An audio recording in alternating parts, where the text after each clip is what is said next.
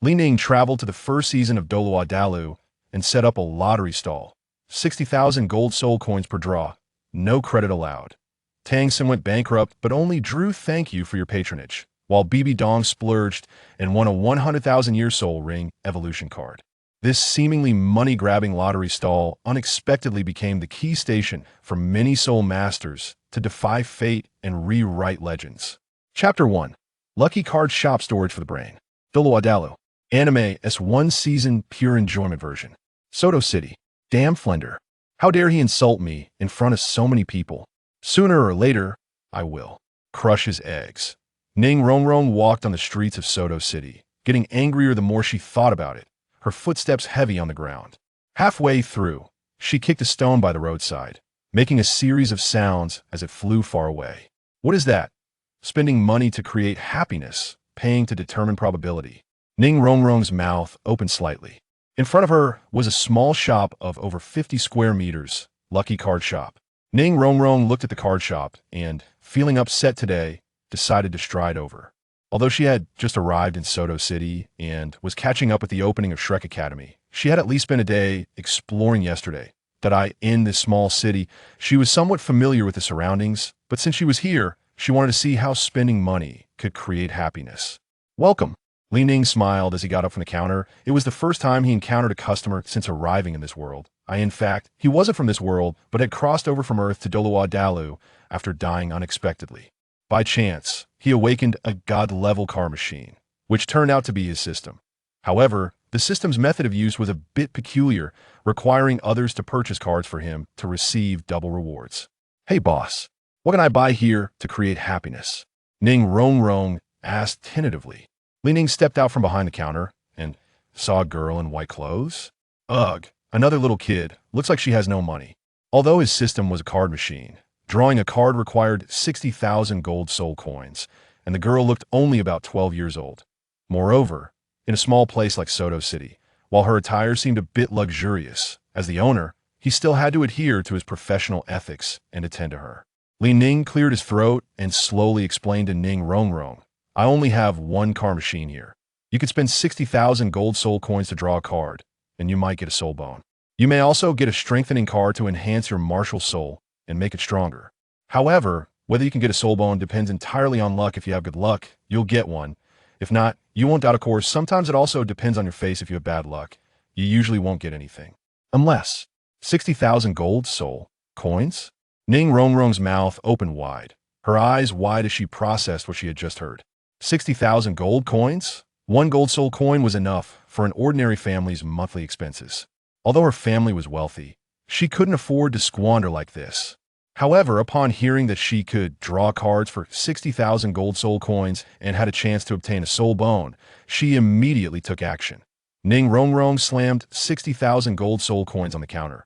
Boss, I want to draw a card. Li Ning's eyes widened in surprise. A little girl actually had such wealth. She was no ordinary girl, but a little rich girl. All right, forgive me for my earlier misjudgment.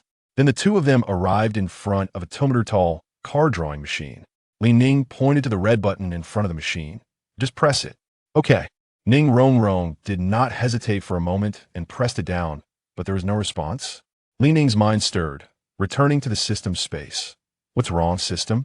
Why is there no response? The host needs to place the gold coins into the card machine's coin slot to draw a card. So that's how it is. Ning came back to his senses and placed all the gold soul coins on the table into the card machine slot. Clang, clang. With a clanging sound, 60,000 gold soul coins were quickly deposited. All right, you can press it now. Hearing this, Ning pressed the red button on the card machine again. Shine, shine, shine, shine. After a dazzling flash of black light, an epic card fell down into the drawer. Huh, something dropped? Ning bent down to reach into the drawer of the card machine and pulled out a black card. Boss, what is this? A palm-sized card? You charged me 60,000 gold soul coins for this? Are you kidding me? What the heck, an epic card? Amazing. Seeing the card, Ning explained. The cards in this machine are categorized as common, rare, epic, legendary, and mythical. The corresponding colors are yellow, purple, black, red, and gold. So, this black card you have is a treasure. Item, strengthening card. Level high. Type, epic. Description, Place it on your martial soul to strengthen it, allowing your martial soul to undergo transformation, even mutate to become stronger. Li Ning looked at the system panel in front of him, calmly looking at Ning Rongrong. This is an epic card.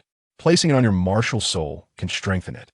It allows your martial soul to undergo transformation and mutation to become stronger.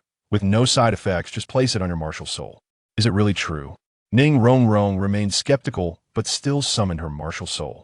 7 treasures turned into glazed tile. With a shout, a 7-story glazed tower appeared, gently held in her palms. The glazed tower emitted a colorful glow, illuminating the entire lucky card shop. Li Ning suddenly felt an overwhelming brightness in front of him. But soon, he recognized that the martial soul in front of him was the 7-treasure glazed tile. At the moment he saw the martial soul, he thought of a person and looked up and down at the girl in front of him, basically concluding that the girl before him was indeed Ning. Rongrong, only such a rich girl could take out 60,000 gold soul coins at once. Congratulations on your successful enhancement. Hearing the voice in her mind, Ning Rongrong involuntarily looked at her martial soul. 1, 2, 3, 4, 5, 6, 7, 8. 8 treasure glazed tile? My martial soul really evolved. Somewhat incredulous, confused, helpless, excited, and thrilled, various emotions appeared on her face. In the next moment, she retracted her martial soul. Ning Rongrong quickly took a few steps forward and kissed Li Ning on the cheek, then lightly stepped back. Thank you so much, boss. A few seconds later, the girl's face showed a hint of shyness. My name is Ning Rongrong. Nice to meet you. Can I continue to draw cards? My name is Li Ning. You can call me Boss Li, of course. As long as you have money, but to prevent addiction, you can only draw up to 10 times a week. This was also a limitation of the system when Li Ning first learned about it. He felt it was just a yellow room card machine for drawing cards. He just didn't know if he could apply for a refund for minors, considering Ning Rongrong was only 12 years old. Chapter 2. Life is too competitive? Why not relax with some card draws? What? Only 10 draws a week? But I still want to draw more. What should I do? Ning Rongrong suddenly panicked, feeling completely at a loss. Subconsciously touching her storage soul guide, Ning Rongrong opened it to find only 40,000 gold soul coins. Oh no, I only brought 100,000 when I ran away from home. It's not enough. Thinking of her 8 treasure glazed tile, if she could get another enhancement card, it would be quite glorious. I have to say, the small workshop really delivers. It's terrifying. Boss, can I buy on credit? Ning Rongrong looked at Li Ning with hopeful eyes. I don't accept credit here. That if you don't have money, you can use the items on you as collateral. That's great. I brought quite a few accessories with me. Ning Rongrong thought happily. She wasn't greedy, she just needed one more enhancement card. Bang, bang, bang. Items from her head, waist, and hands, even those in the soul guide, were placed into the card draw machine. 60,000 gold soul coins, alright. You could draw again. Thank you so much, Boss Li. Ning Rongrong smiled broadly. These accessories were just external possessions to her. In the 7-treasure glazed tile sect, she had enough for 2 rooms. This was the extravagance of the richest sect in the world. Ning Rongrong approached the card draw machine and pressed the red button again. Flashed it on the 42-inch screen in front of the card draw machine. Various items spun wildly, and suddenly a white light shone. Clanging down, something fell. Item, recovery potion. Type, auxiliary.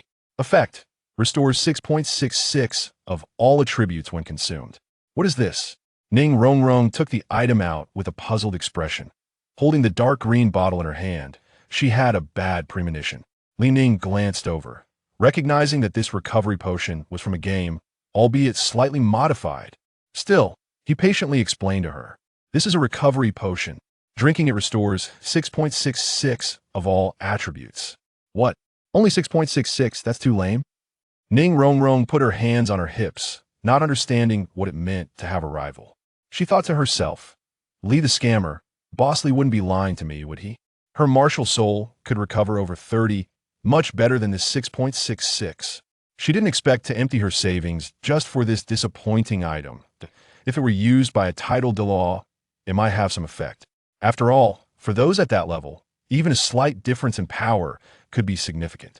But for lower-level soul masters, the auxiliary effect was indeed weak. Seeing Ning Rongrong's somewhat dark expression, Li Ning comforted her.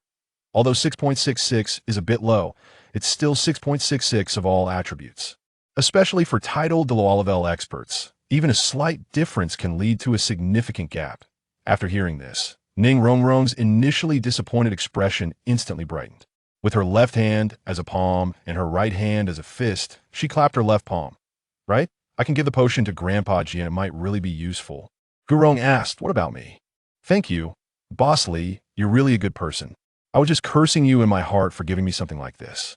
Ning Rongrong awkwardly scratched her head. Li Ning. I thought it was something serious. I'm quite generous. It's a pity you still have 8 chances left.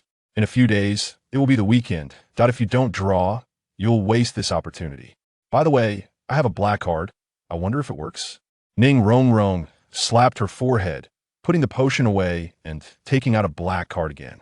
This system is universally applicable. Any currency or item can be exchanged. The system modification panel displayed another prompt. Li Ning looked. Of course the black card works, but don't get too carried away. Ning Rongrong was thrilled to hear this, her heart racing. Her trembling hand couldn't contain itself. She approached the card draw machine, looking around, and indeed found a slot for the black card. Holding her black card in her right hand, she inserted it, and the card draw machine emitted a prompt sound. Your current balance is 12 million gold soul coins. You could draw 200 times. Yay! I knew there would be something in the family treasury's black card. Dad doesn't know I've secretly taken it out. Once I draw something, he'll surely understand. Ning Rongrong saw the interface of the card draw machine, showing multipliers, and curiously clicked. Flash, flash, flash.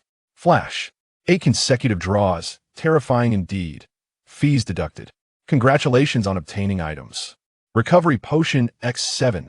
1 red task card. Item, Recovery Potion. Type, Auxiliary. Effect, restores 6.66 of all attributes when consumed.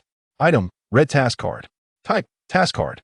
Description, the day before yesterday, after being scolded by Flander, you felt upset. Please take revenge. Upon completing the task, gain the title Outlaw. After obtaining the title, there's a chance during battle that the enemy's soul skills will miss. Completing all tasks rewards a 24-hour Storm Dragon King experience card, granting the power of a divine beast, comparable to a 95-level title Douluo. After completing all tasks, soul power increases by 3 levels. 7 recovery potions and a task card drop from the drawer of the card draw machine. Ning Rongrong squatted down to gather all these items in her hands, using her soul power to levitate them in midair for observation. Disappointing? She was a bit confused, looking at the recovery potions, which were weaker than her own amplification ability.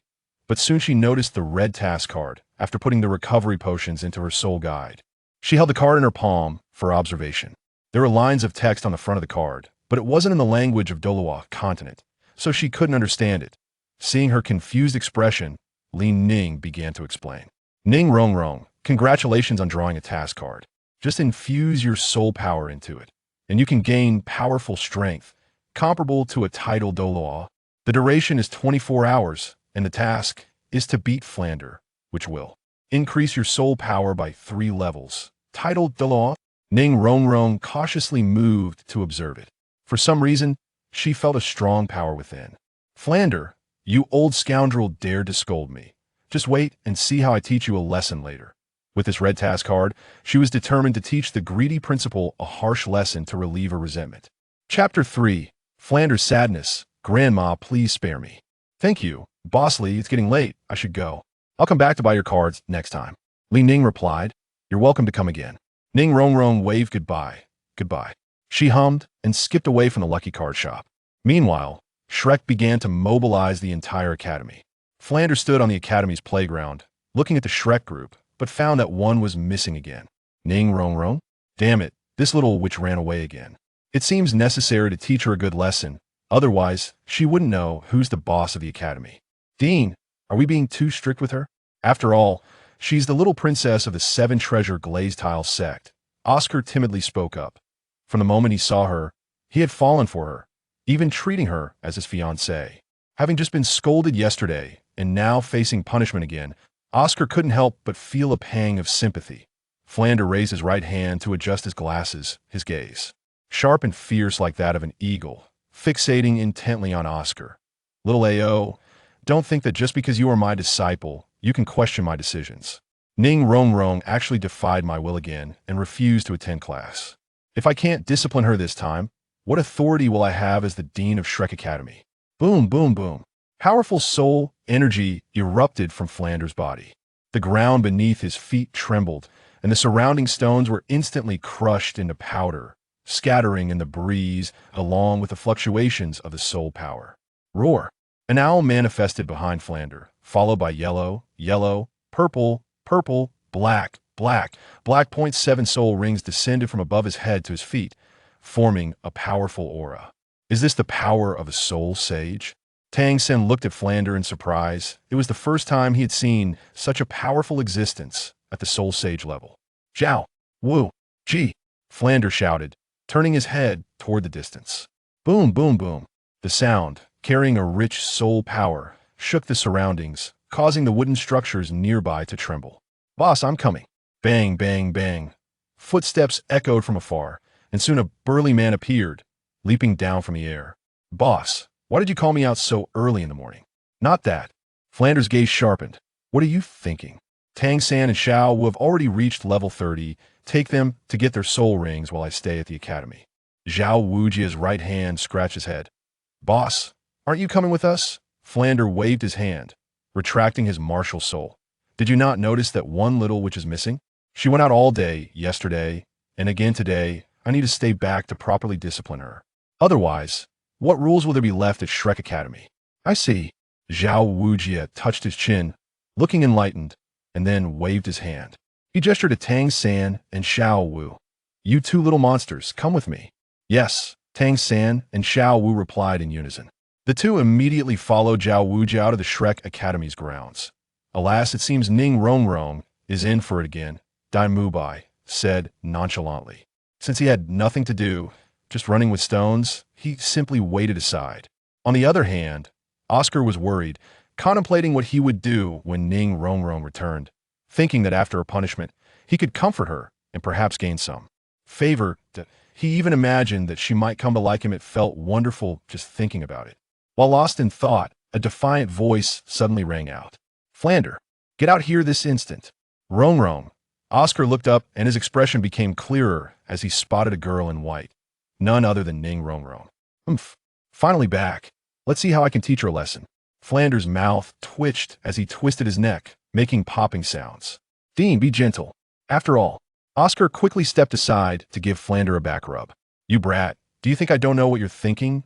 Don't worry, I'm creating an opportunity for you after things go well. You can comfort her, and maybe you'll succeed.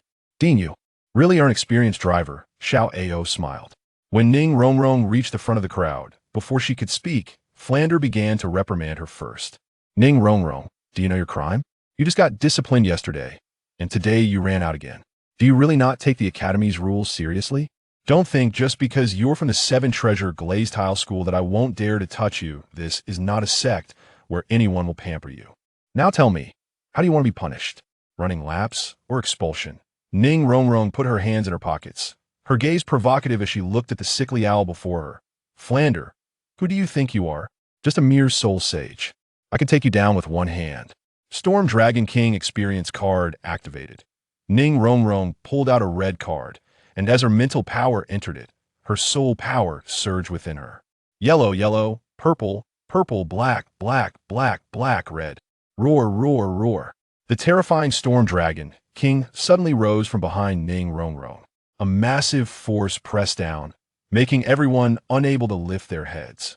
A 12-meter tall blue dragon appeared in the sky, with wings outstretched and eyes sharp, surrounded by whirlwinds and thunder. IT seemed like the ruler of nature, born to control the powerful elements of wind and lightning. So terrifying. Flander took a few steps back, even his eyes squinting. What is this? A title Douluo? Title. Douluo? Oscar, Ma Hongjun, and Dai Mubai echoed in unison. Ning Rong felt her power was wonderfully strong. With her hands on her hips, she extended her right index finger towards Flander. Yesterday you scolded me. My father has never scolded me. If I don't teach you a lesson today, you won't know why the flowers are so red. Gulps. Flander swallowed hard. Ning Rong, don't act recklessly. I am your teacher. Haven't you heard that once a teacher, always a father? Are you really going to betray your teacher? Pa. Pa. Pa. Flander, you said it yourself. A soul master who doesn't dare to cause trouble is not a good soul master. Ning Rongrong's lips curled up. So I've decided to give you a good beating. After years of boomerangs hitting their mark, Flander never expected that the words he said, based on his own strength, would end up coming back to hit him on the head today, leaving him with a lump. Chapter 4. Cat, Eagle, Martial Soul. Please spare me. I'm just a sick cat. Storm's fury, Ning Rongrong shouted angrily. The storm dragon king in the sky immediately opened its mouth and released a tornado. With the 7th soul skill, Cat, Eagle, True Body, Flander wouldn't just sit back and wait. Although he felt he couldn't win, what if he succeeded? Boom! A tremendous force pressed down on Flander's body, causing him to kneel on one knee on the ground. The originally smooth surface instantly cracked with large fissures. Before he could react, a tornado controlled his body. This was a single target control skill. Flander struggled to lift his head. Just yesterday, I was a great spirit master, and today I've become a titled Douluo. As he spoke, he glanced over at Xiao Ao, not far away. The latter understood and immediately shouted, Rongrong, quickly help him. We are all from the same academy. It's not good to hurt feelings. Hurt feelings? Ning Rongrong's face instantly turned red with anger upon hearing those words. Just yesterday, this old schemer had claimed in front of so many people that he had never considered being polite. Now, kneeling on the ground, he suddenly remembered to be polite. Ning Rongrong walked step by step in front of him. Flander, I told you, you're just a little soul sage. Do you know how powerful our 7-treasure glazed tile school is? From now on, you're not allowed to speak to me so loudly. If it weren't for my father sending me here, do you think I would want to come to your broken academy? I've already bet with my father that I will stay here for a semester. During this time, if you don't know your place, I will turn you into a sick cat. And since you said that a soul master who doesn't cause trouble isn't a good soul master, then today, I will give you a good beating to fulfill your teaching philosophy. Bang! Flander could no longer bear it and collapsed to the ground, his hands supporting himself. He knew he was destined for a beating today and could only awkwardly suggest, Little lady, can you not hit my face? After all, Ning Rongrong's lips twitched into a smile. You didn't say it, but you reminded me. I'll hit your face. Her fist came down. With Ning Rongrong's strike, Flander flew directly out, crashing into a dilapidated wooden house.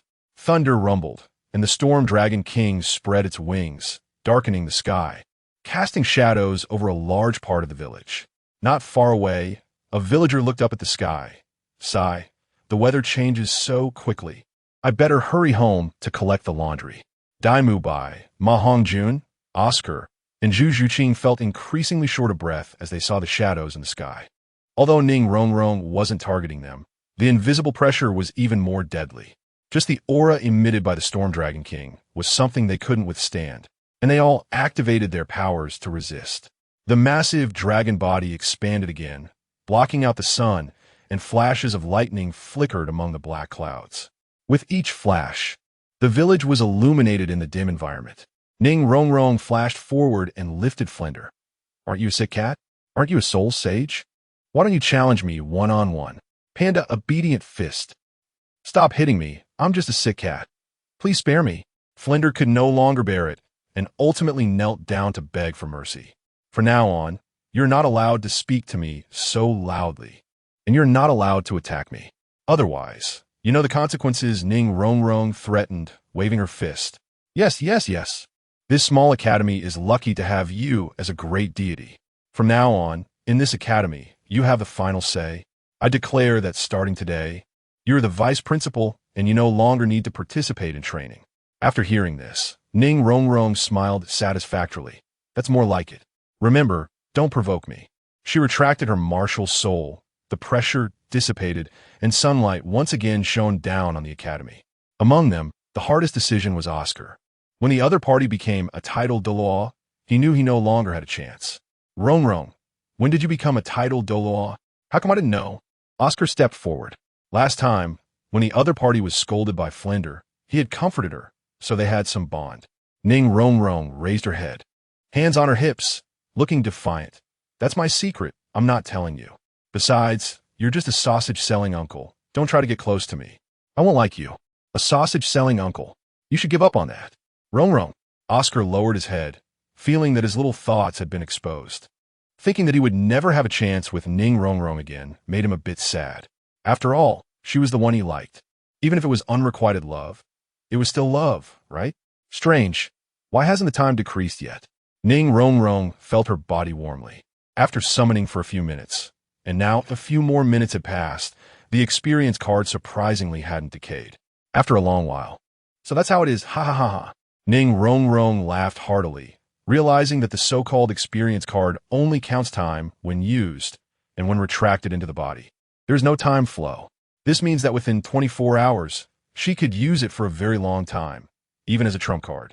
After all, battles among powerful beings usually only take a few minutes to determine the outcome, unless it was evenly matched. Otherwise, they wouldn't remain in a stalemate for long.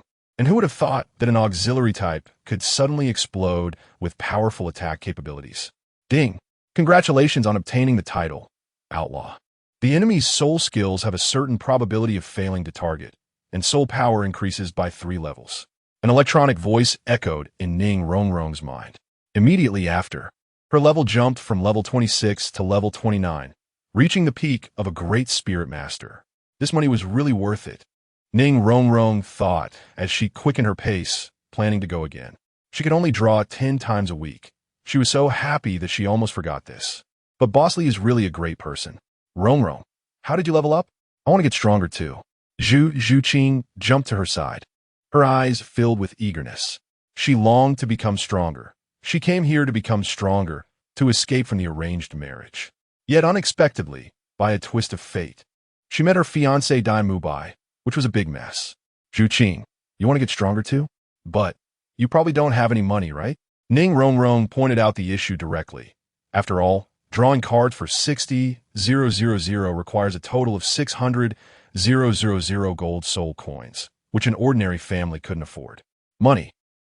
Does getting stronger require money? Zhu Zhuqing was puzzled. She didn't have any money. She had originally fled from the Star Luo Empire. Simply put, she was here seeking refuge, and she didn't even have a single gold coin on her. Chapter 5, Zhu Zhuqing. Of course, money is needed. Drawing a card costs a whopping 60,000 gold soul coins. Ning Rong Rong thought for a while. Anyway, if I want to become stronger, I need a lot of money. Moreover, Boss Lee is a great person. As long as you have money, the chance of drawing a reinforcement card is quite high. If you don't believe it, look at my martial soul. Ning Rong Rong directly summoned her 8-treasure glazed tower. The 8 treasures spun out with glazed colors, an 8-layer, 8-colored 8-treasure glazed tower. Red, blue, yellow, green, purple, orange, pink, and white, 8 different colors of light shining brilliantly. Gradually, it transformed into a glazed tower, held in the palm of Ning Rong Rong's hand. Beautiful and mysterious. The different colored lights made it look even more noble. Zhuqing, now you see clearly, yesterday I was still the 7-treasure glazed tower, and now I have evolved into the 8-treasure glazed tower. Zhu Zhuqing widened her eyes and carefully examined the beautiful little tower. It really is the 8-treasure glazed tower. How is that possible? Just one day has passed. How could you? She was a bit incredulous, but the facts were right in front of her, and she had no choice but to believe it. After a long time, she finally digested the information. At this moment, Zhu Zhuqing's brows furrowed tightly, her mood both excited and exhilarated, her hands trembling slightly, her heart beating more fiercely than ever. Her chest heaved violently. If this were true, then Zhu Zhuyun would not be her opponent. Although the Yuming Spirit Cat martial soul is powerful, it is still not a divine-level martial soul, so there's still plenty of room for improvement. 60,000 gold soul coins? But my entire family fortune adds up to only about 2,000. Zhu Zhuqing felt a bit dejected. If I return to Star Luo Empire, 60,000 gold soul coins would definitely not be a problem. But now, suddenly, Zhu Zhuqing looked at Ning Rong Rong seriously, her eyes fixed on her, her brows tightly knitted. Ning Rong Rong was a bit frightened by Zhu Zhuqing's sudden sharp gaze. She quickly covered her shoulders with both hands and murmured, Zhuqing, you're not a lesbian, right? I don't like you. Misunderstanding. I meant to ask if you could lend me some money. I was in a hurry and didn't bring enough money. Zhu Zhuqing was afraid the other party would disagree and added, "Don't worry, I will definitely pay you back later." Ning Rongrong patted Zhu Zhuqing's shoulder. "Sure, it's just a little bit of money, right? My family has plenty of money, and although I use money, I'm not interested in it." When it comes to money, her expression showed no hesitation, her face still confident and relaxed.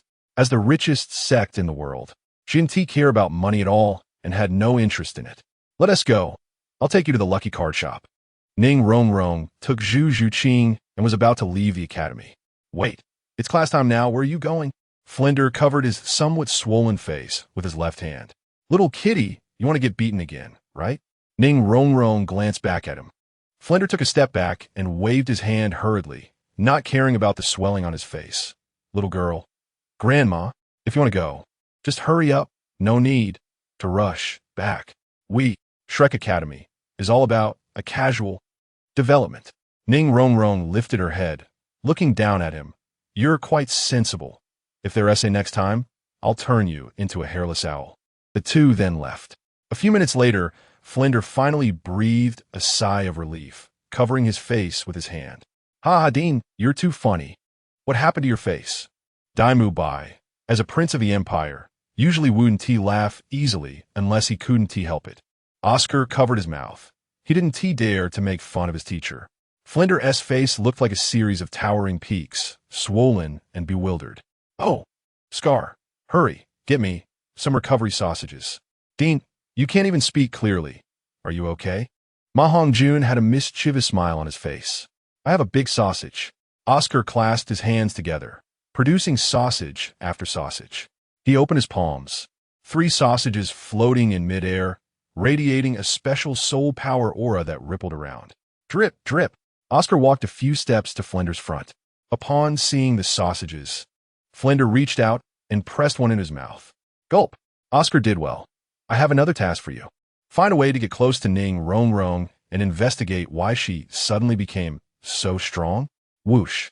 A strange light rose on Flinder's face, gradually. His originally swollen and bewildered face returned to its usual shrewd and harsh appearance. "Oscar, what is wrong?" "It's difficult." Flinder patted Oscar on the shoulder. Speaking earnestly, Oscar raised his head slightly, his gaze firm. "Dean, don't worry. You've endured so much humiliation. I will definitely investigate this matter thoroughly." "Ha ha. As expected of my disciple. This little hardship is nothing." Flinder was very happy. He had been stuck at Soul Sage for many years, unable to progress. If he could become stronger, then even being a title wouldn't be out of consideration. In fact, he had already thought of a name. He would be called Cat Douluo, spending money to create happiness, and spending money to determine probabilities? Yes, this is the place. Ning Rongrong looked at the lucky card shop with great anticipation. Zhu Zhuqing raised her gaze and also saw the conspicuous title. "It's south an interesting place. I hope you won't let me down." The two walked in together. They didn't expect that they would only be able to settle the card draws at midnight. Li Ning lay listlessly on the counter. During the day, Ning Rongrong had already drawn 10 cards, and with double rewards, she had 20 cards. But the system informed her that settlement could only happen at midnight. So she couldn't draw cards during the day and could only sell cards. "Boss, we're here." Ning Rongrong's voice was loud, echoing both inside and outside the shop, instantly lifting Li Ning's spirits. "Welcome. Why are you here again?" Li Ning was a bit confused. Logically, she shouldn't have had the chance to draw cards. Ning Rongrong's mouth twitched into a grin. "Boss, I brought my friend to draw cards. Her name is Zhu Zhuqing." As soon as she finished speaking, a girl in black slowly walked out, looking around and noticing that the surroundings were empty. Other than a special machine and a counter, there was nothing special. Zhu Zhuqing? As a fan of Douluo, Li Ning had been watching Douluo content since childhood, so he naturally knew that this was one of the important characters in the book. However, seeing the real person today was quite a big beauty. Sooner or later, he would also write a book to experience the joy of writing a harem story. But for now, this matter was temporarily shelved by Li Ning. Chapter 6. Is Zhu Zhuqing addicted? Li Ning said, "Same old rule, 60,000 gold soul coins for one draw. Pay the money and you're good to go. Zhuqing, follow me." Ning Rongrong skillfully led her to a machine more than 2 meters tall. With a swipe of the black card, the machine immediately activated a 10 draw, spinning 600,000 gold soul coins without batting an eye. Flashing, clang clang. Items: 1 loaf of bread worth 500,000 marks, 2 rare soul ring cards, 6 strange elbows, and 1 left leg bone of the nether spirit cat, 10,000 years old. Were these things? Zhu Zhuqing took out all the items she had received. A total of 10 cards were held in her palm, and it was clear she didn't know how to use them. Seeing Zhu Zhuqing's novice appearance, Ning Rongrong couldn't help but smile. Zhuqing, you need to infuse your soul power into them to reveal the items. However, some items will drop directly without needing to be used. Just see how it goes. If you don't know how to use them, just go find Boss Li. He'll tell you. Oh, I see. Zhu Zhuqing suddenly understood and hurried to the counter with her items. Li Ning explained on the spot according to the system's prompts. Zhu Zhuqing, you drew a loaf of bread worth 500,000 marks, a 10,000-year soul bone, and 2 rare 1,000-year soul ring cards. As for those 6 strange elbows, eating them has a chance to restore your condition, but there's also a chance they might poison you and last for a few seconds. Li Ning found it strange. Isn't this something I get from many monsters? How did it end up in the card machine? Poisoned? Gone? Zhu Zhuqing stood there somewhat at a loss, looking at the cards in her hand. Zhuqing, what's wrong with you? Ning Rongrong nudged her with her elbow. Rongrong, I can't be mistaken. I drew a soul bone, Zhu Zhuqing said, somewhat excited and thrilled, grabbing Ning Rongrong's shoulders. Ning Rongrong thought for a moment. From what Boss Li said, you must have drawn a soul bone, but I don't know what quality it is. Zhu Zhuqing no longer hesitated and quickly infused her mental energy into the card with the soul bone pattern. Whoosh! The left leg bone of the nether spirit cat gradually emerged, hovering above the counter. The unique brilliance and power of the soul bone instantly captivated the 3 of them. Li Ning, Ning Rongrong, and Zhu Zhuqing couldn't take their eyes off the soul bone. Zhuqing, you were so lucky to have drawn a soul bone. Ning Rongrong seid somedhat enviosly. As the little princess of the 7 treasures glazed tile school, she had heard of such treasures but had never possessed one herself. Zhu Zhuqing, you really are a lucky cat, Li Ning smiled. Since her luck is so good, mine surely won't be bad either. Maybe I could consider it 10,000-year soul bone. Li Ning looked at the soul bone in her hand and the system's prompt before slowly explaining. Zhuqing, this is the left leg bone of the nether spirit cat. 10,000 years old. After you absorb it, your soul power should break through level 30, and carrying a soul bone is quite dangerous. Hurry up and absorb it, otherwise, you'll definitely face troubles in the future. Thank you, Boss Li, you're really a good person. Zhu Zhuqing nodded in appreciation. Buying a 10,000-year soul bone for 600,000 gold soul coins was indeed a huge profit. If it were put up for auction, it could fetch at least 1 million or even a few million. Sitting cross-legged, she began to absorb it. The soul bone hovered for a moment before landing on Zhu Zhuqing's left leg. 30 minutes later, her soul power leveled up to 30. Zhu Zhuqing's eyes suddenly lit up. Recalling that she still had a soul ring card, she decided to take one out. Boss Li, Zhu Zhuqing stood up, her eyes filled with enthusiasm. May I absorb this rare soul ring card? What year is it? It will provide the best age based on your body's capacity. So there's no fixed year, Li Ning explained. Zhu Zhuqing understood. Oh, I see. Infusing mental energy. The card gradually disappeared, transforming into a purple 1,000-year soul ring. Amazing. Watching this soul ring card actually transform into a soul ring, Ning Rongrong couldn't help but be a bit surprised, as it was her first time witnessing this. In the minds of soul masters, soul rings could only be obtained by hunting soul beasts. She had never heard of a way to obtain soul rings without hunting soul beasts. Yet, such an outrageous event happened in a small shop today. Zhu Zhuqing sat cross-legged and began to absorb her soul ring. 3 minutes later, it was actually 5,000 years old. Zhu Zhuqing stood up excitedly. As a noble from a star Luo Empire, she had learned about soul rings multiple times. The 3rd soul ring of an ordinary soul master is at most 760 years, but she absorbed one of 5,000 years, and there were no side effects on her body. Perhaps it was because she absorbed the soul bone. Her body's resistance was far beyond that of an ordinary person. No wonder every soul master's ultimate dream is to possess a 10,000-year soul bone. The enhancement it provides is incredibly powerful. If one had 6, wouldn't he advancing to title Douluo be a breeze? Boss Li, you really are a great person. A glimmer of light rose in Zhu Zhuqing's cat-like eyes.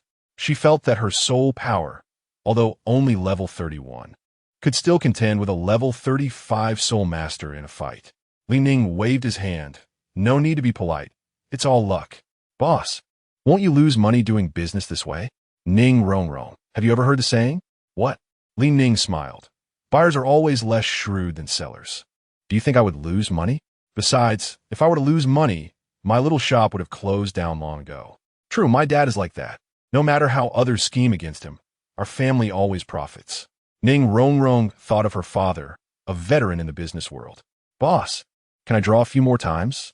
Zhu Zhuqing's eyes were fixed on him. I think I can handle it. Ning looked confused. What? You can't handle luck. Besides, you can only draw 10 times a week, didn't you know? Ning certainly wanted her to draw more cards, but the system's rules were like this. Zhu Zhuqing felt a bit disappointed, but didn't give up. Boss, please, just one more time. This feeling is really addictive. I swear this will be my last time today. No addiction allowed. Ning crossed his arms in front of him, making a big cross. Chapter 7. Innate Level 3. Terrifying indeed. Well, Zhu Zhuqing felt a bit disappointed, but the rules of the small shop were like this. One could only draw cards 10 times a week. This was also to prevent the shop from being overcrowded, with everyone blocking each other, or from drawing all at once, which would suddenly lower demand, both of which were not conducive to the shop's development. 10 draws a week could ensure customer flow and give those drawing cards some time to buffer, achieving 2 goals at once. Boss, look how familiar we are after I've come here twice. Can you make an exception just this once? Ning Rongrong pleaded from the side.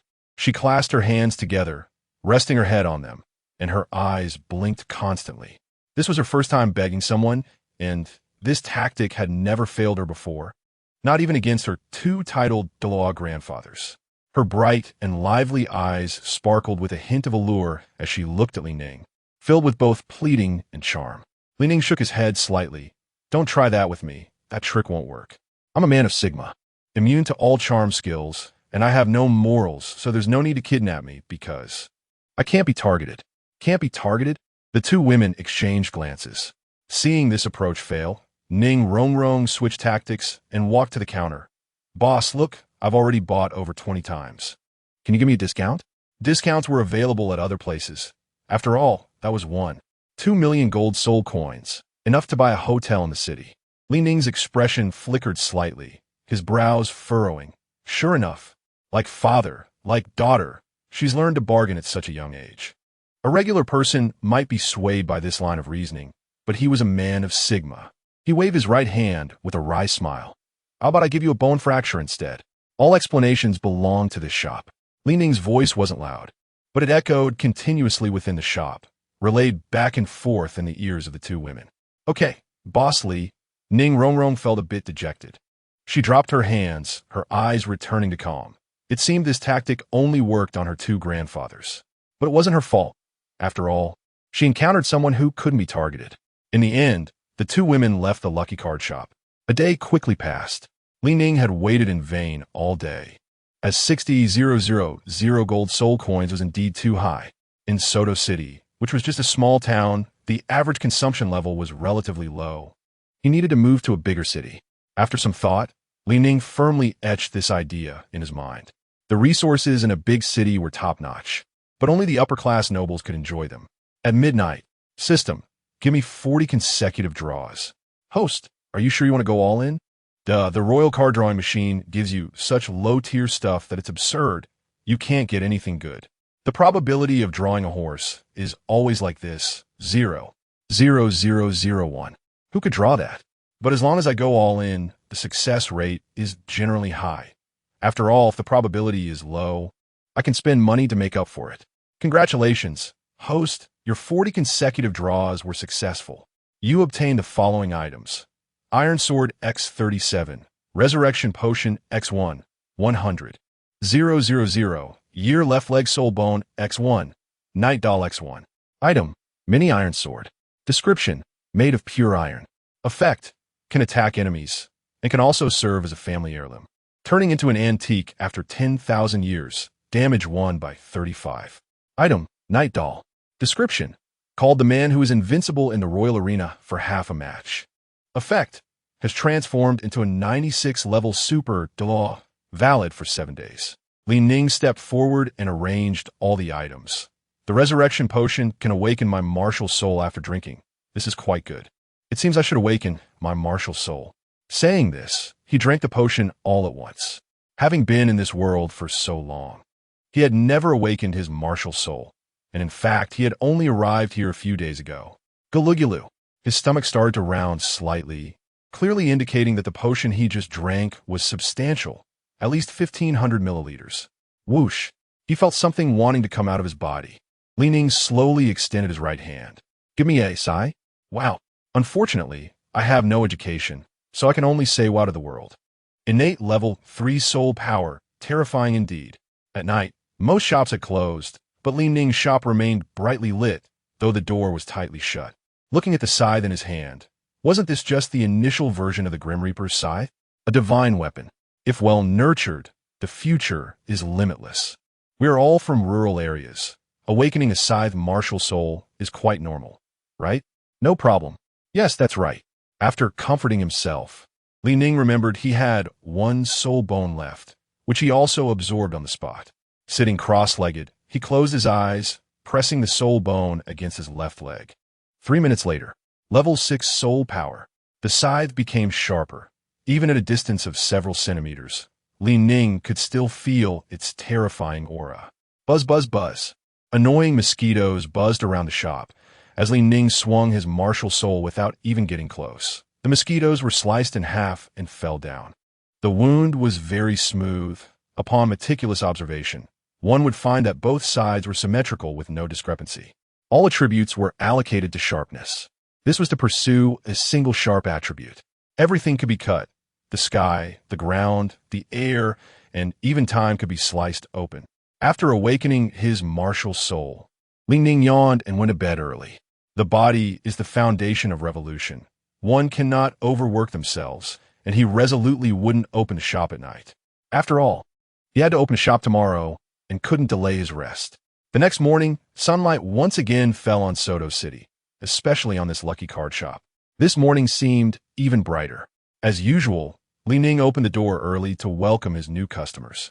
Before long, a person entered with 2 attendants. Lucky card shop. Spending money creates happiness. Spending money determines probability.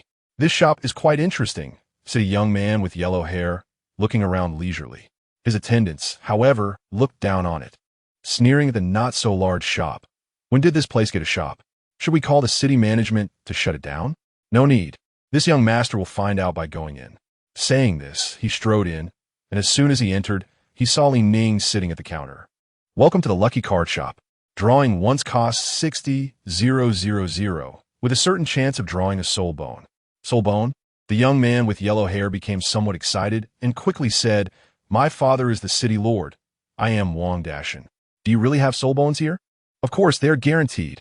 Ning's mouth twitched as he smiled slightly. There was no need to worry about the other party getting angry if they didn't draw anything. After all, the knight was known as the man who was invincible for half a match. To be safe, he summoned the night doll. A middle-aged man with a sexy yellow mustache, holding a sword, appeared. Terrifying indeed. He walked out from the corner of the shop, with metallic armor laid over his body, forming a transparent shield. However, the shield had already retracted, becoming part of the armor, looking as if he had already awakened. Chapter 8. The Lucky Card Shop is booming? Wang Dashin focused his gaze, his eyes darting away, and he immediately took a few steps back, his body trembling slightly, unable to help but exclaim, What a sexy little yellow mustache. The knight snorted coldly, glanced at him, and a terrifying power surged forth, causing the shop's entrance to rattle. Thud! The other party knelt halfway to the ground, unable to move. Young master. The 2 servants hadn't even finished their words before being blasted away. So strong, my father isn't even that strong, Wang Dashin sighed. All right, old knight. What does a titled Douluo have to argue with a junior for? Just let it go. Ning slowly spoke. Yes, master. After saying that, the knight opened his mouth to add, no one can comment on my mustache except for the master. Unless you want to die? As the soul power suppression was lifted, Wang Dashan managed to stand up, shaken but unharmed. A chill ran down his back as he brushed past death. At this moment, he no longer dared to underestimate the lucky card shop.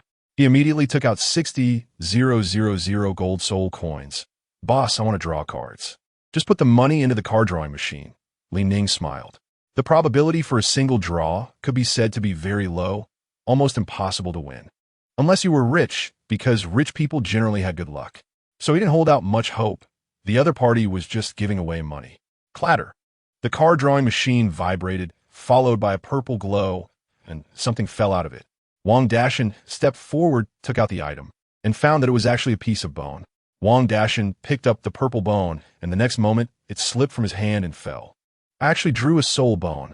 Wang Dashan was instantly overjoyed, crouching down gently to pick up the soul bone. Meanwhile, the system voice reminded Ning. Item, 900-year soul bone. Description, Wild Boar King head soul bone, no additional enhancements. Effect, grants the ability of the Wild Boar King's head, enhances smell, allows for rooting in the ground, and increases soul power by 1 level. Ning looked at the description and thought the age enhancement was too low. Not even worth a dog. But he wanted it. This was a Wild Boar King soul bone. Absorbing it could increase soul power by 1 level. And its age should be around 900 years. Boss, you're really a great person. By the way, I still don't know your name. Just call me Boss Lee. Ning replied. Wang Dashan's eyes were filled with tears of gratitude. After securing the soul bone, he stepped forward and tightly grasped the other person's hand. Boss Lee, you're truly a great person. This soul bone must be worth at least 100,000 gold soul coins, and you sold it to me for just 60,000. I must promote you well. I can't let you lose out. Then I thank you. Ning was worried about lacking free promotion. How could he not get rich now? The reason he stayed in Douluo City was also a requirement from the system. After all, this place was a gathering spot for beginners. Can you let go of my hand now? Ning frowned. Why was a grown man being so sentimental? Wang Dashan realized and quickly lowered his head, saying sorry. Boss Lee, I got too excited just now. I need to tell my father about this and help you promote it. What are you standing there for? Hurry up and promote it. Ning reminded him. Right. Wang Dashan recalled he still had something important to do. Boss Lee, I need to go home and absorb the soul bone, so I'll take my leave now. As for the 2 servants at the entrance, I'll take care of them. After saying that, he walked out directly, arriving at the entrance where he found the 2 servants who had been knocked out. Bang, bang, bang. He kicked them awake. You 2 get up now. It hurts. Young master, are you okay? The 2 instantly stood up. Wang Dashan glared at them angrily. You 2 are really hoping something happened to me, aren't you? Young master. Of course, we don't hope so. The city lord is a soul emperor. If he finds out we didn't protect you well, we could lose our heads. It's good that you 2 are sensible. I really like this lucky card shop. You need to help promote it. The 2 servants' eyes lit up, and they instantly became enthusiastic, pounding their chests in assurance. Young master, do you want us to go back and gather people to take over this shop? We'll handle it right away and make sure it's under control, they said. Wang Dashan was somewhat annoyed and punched one of them in the face. One covered his face, lying on the ground, feeling his already swollen face. You fools, I want you to promote it. This lucky card shop only requires 60,000 gold soul coins for a chance to get a soul bone. He clenched his fist, pointing at the other servant. If you dare to misunderstand me again, next time it won't be so simple. I understand, we'll go do it now. Help the shop promote, they replied. Go. Wang Dashan's lips curled up in satisfaction.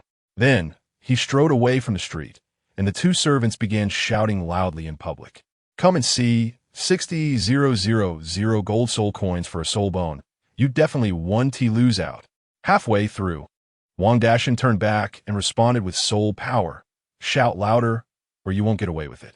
60,000 gold soul coins for a soul bone. Clearance sale. Today, only 1/10 the price. Number 999. Hurry and pre-order. 3 minutes later, Ning's lucky card shop was surrounded by onlookers. 60,000 gold soul coins. That's too expensive, right? A man in gray clothes said angrily. Yes, yes. It's a scam. This is daylight robbery. Everyone come and report him. The crowd clamored. Ning didn't explain, but shouted. Old Knight. Whoosh, whoosh, whoosh. Yellow, yellow, purple, purple, black, black, black, red. Title Douluo, terrifying indeed. Yellow, purple, black. And red lights intertwined. The knight undoubtedly became a god in everyone's hearts. As the invincible man of the half-field, he had returned. Title Douluo, among the crowd. Some who had seen recognized the powerful pressure immediately. Everyone quieted down. No one could act recklessly in front of a titled Douluo. It's important to know that there was only one titled Douluo in the entire Tiando Empire, surnamed Poison, named Gubwa. And the emperor of the Xingluo Empire was surrounded and killed in Shilu City, without a titled Douluo to protect him. The crowd in front of the shop began to feel tense. In the Tiando Empire, it's not illegal for a titled Douluo to kill. Therefore, no one wanted to stick their neck out. Seeing the atmosphere tense, Ning smiled and served. Old Knight, put away your sword. Come back into the shop and keep an eye on things. Then he spread his hands. Everyone, there's no need to panic. Today is our grand opening. 60,000 gold soul coins for a chance to win a soul bone or soul ring. Hurry and pre-order. Chapter 9. Mini Red Power Potion. You deserve it. The knight collected his power and returned to sit inside the Lucky Card shop. As a titled Douluo left, the crowd's hearts calmed down a bit. A man in a red robe in his 30s boldly walked in, followed closely by Ning. The onlookers continued to swirl around, watching from a distance. Inside the Lucky Card shop, there was a simple counter, a card-drawing machine, and a space of over 50 square meters. The knight stood solemnly beside the red counter, seemingly ready to take action if anyone caused trouble. The moment the red-robed man saw the knight, his body began to tremble involuntarily. After all, that was a titled Douluo, a top-tier powerhouse in the Spirit Master world, a rare sight in a century.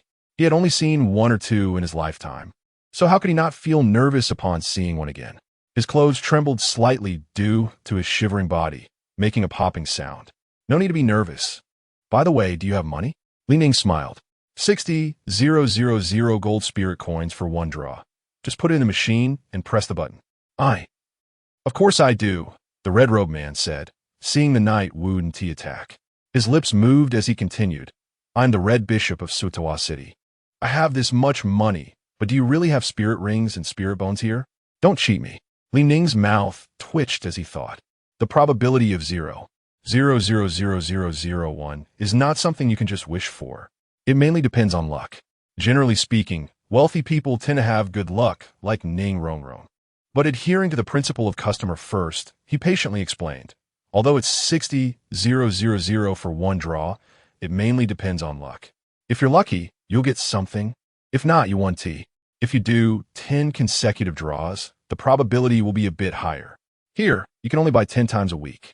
If luck isn't enough, you can spend more money to make up for it. But as long as you press the button, you'll generally get some items. I see. The red-robed man nodded slightly, understanding the rules. He immediately walked to the 2-meter-high card-drawing machine and started putting in gold coins. The coins poured down like a waterfall. What is that? That is the smell of money. The red-robed man didn't expect that his 60,000 gold spirit coins weren't enough. The over 2-meter-tall card-drawing machine, which was only a little over 2 meters wide, was still not full. Ding! He pressed the button, and the screen in front of the card-drawing machine began to spin continuously. 1 second, 2 seconds, 3 seconds. Yellow light. An item appeared. At the same time, Ning received information about an item in his mind. Item: Mini Red Power Potion, 500 milliliters.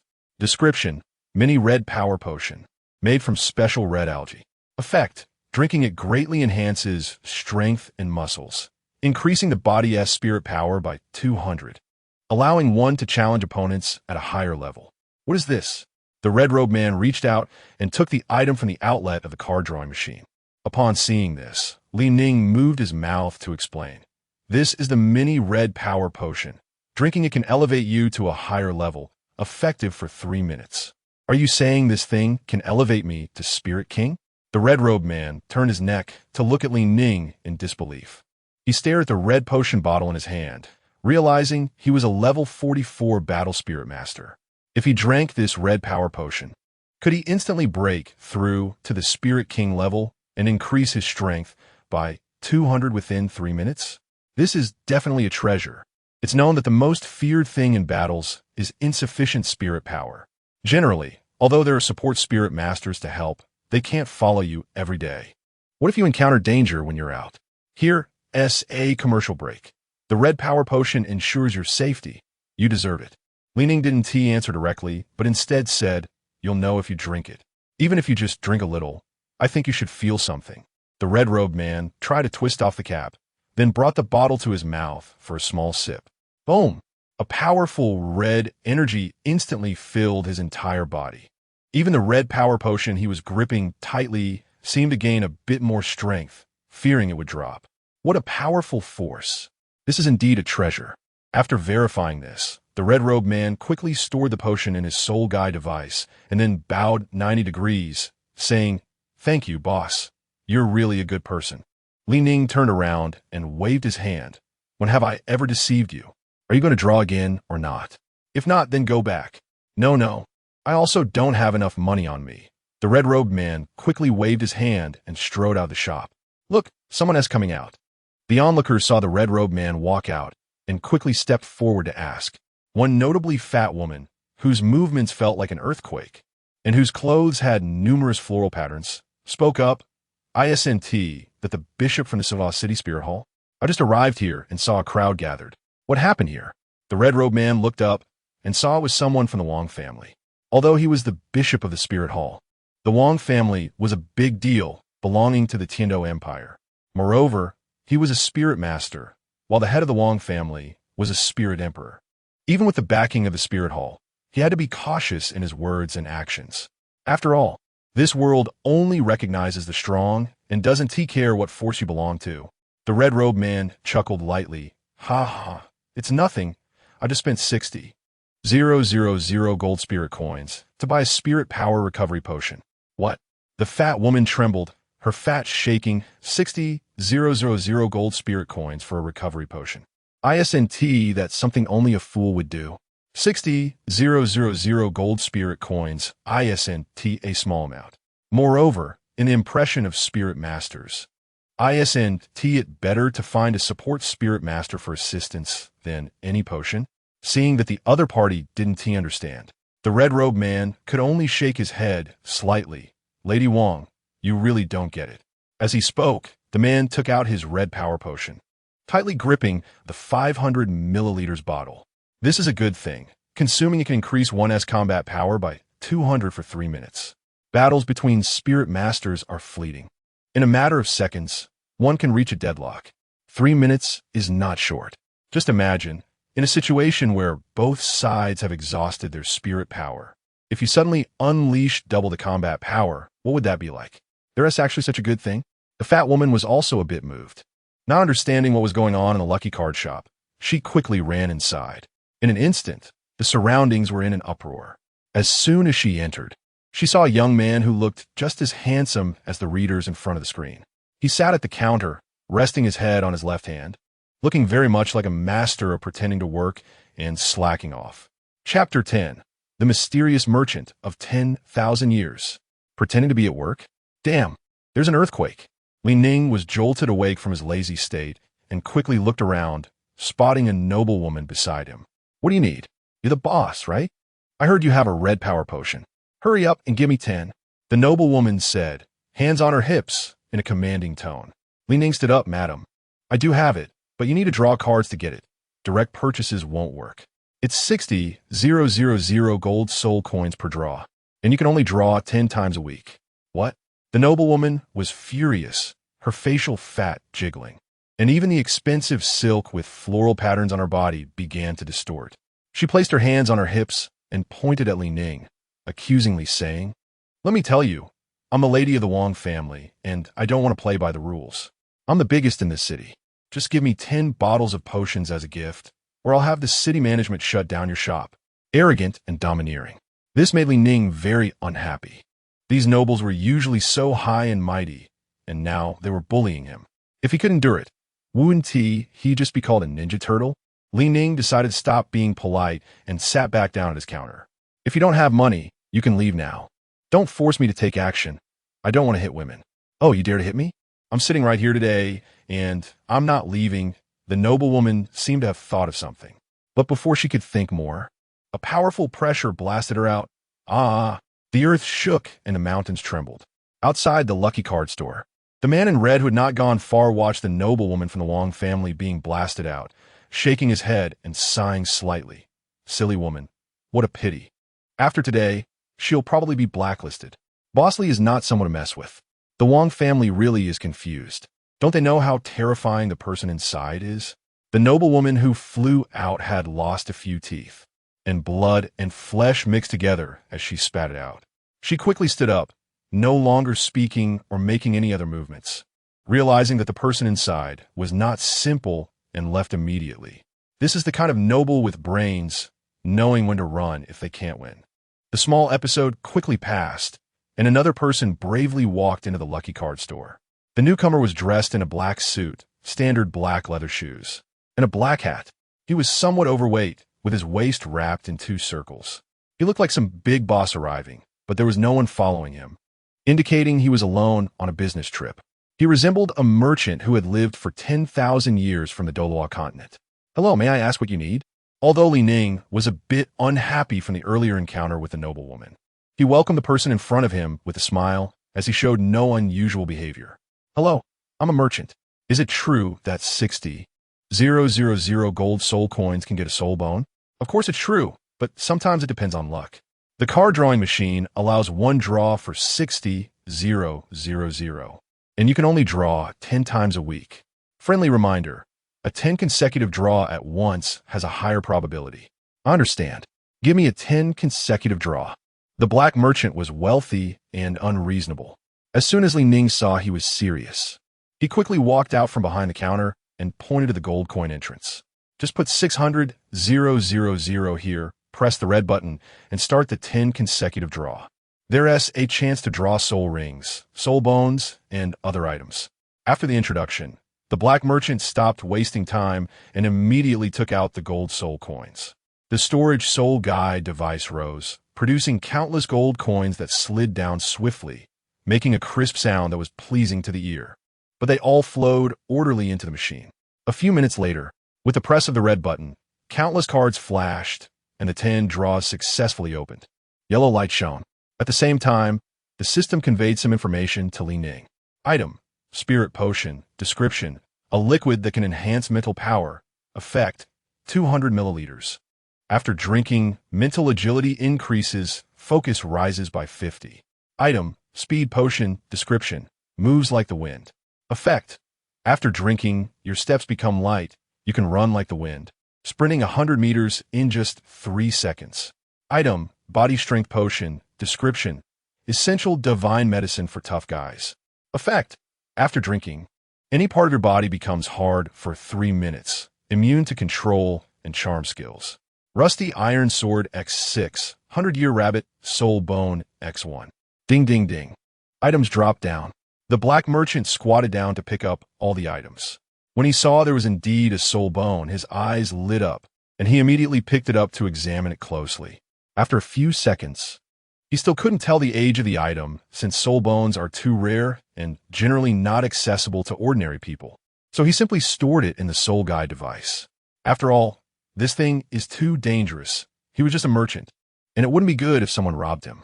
Looking back, he found there were also rusty iron swords and some unknown potions. Boss, what are these things? Facing the black merchant question, Ning patiently explained, pointing out, spirit potion, speed potion, body strength potion. They all have 200 milliliters after drinking. Your mental power and speed can both be enhanced by 50. The body strength potion can grant immunity to control for 3 minutes. As for the rusty iron swords, you can keep them as family heirlooms. Is it a loss? Not at all. As a merchant, I naturally understand what these 3 potions represent. He quickly stored them in the soul guide device. The black-clad merchant thought to himself, left hand on his chin, they're actually such good items. If I take these 3 potions to auction, I can at least make a big profit. And this soul bone is priceless. This is a guaranteed win. Boss, you're such a good person. Can you give me 10 more draws? I want to draw cards again. Li Ning shook his head as he returned to the counter. 10 times a week, you've reached the limit. The rules of the shop cannot be changed. You can only come back next week. The black merchant felt a bit reluctant, but still sighed.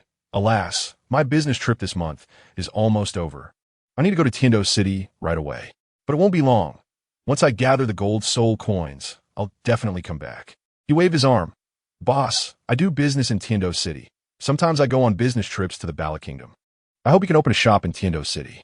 The people there are the wealthiest and will definitely satisfy your card draws. I have things to do, so I'll leave first. Li Ning smiled. Okay. I appreciate your kind words. I'll definitely go someday. The black merchant left the lucky card store in great strides. As soon as he left, the onlookers quickly gathered around. So what good things did you draw? 3 potions with a 50 enhancement, plus 1 piece of a 10-year soul bone.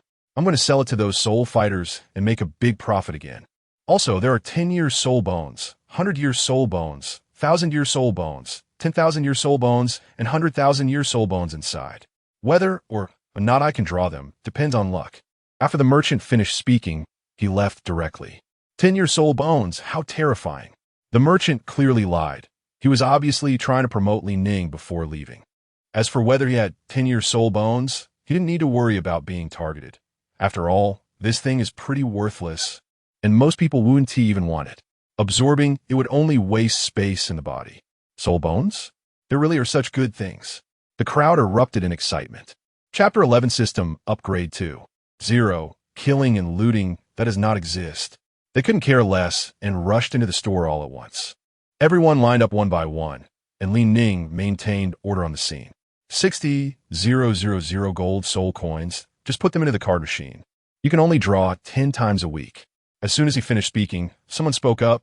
Boss, 60,000 is too expensive. Can you lower it to 1,000? Li Ning shook his head. No, this is the rule of our store. If you don't have money, then leave. The crowd fell silent.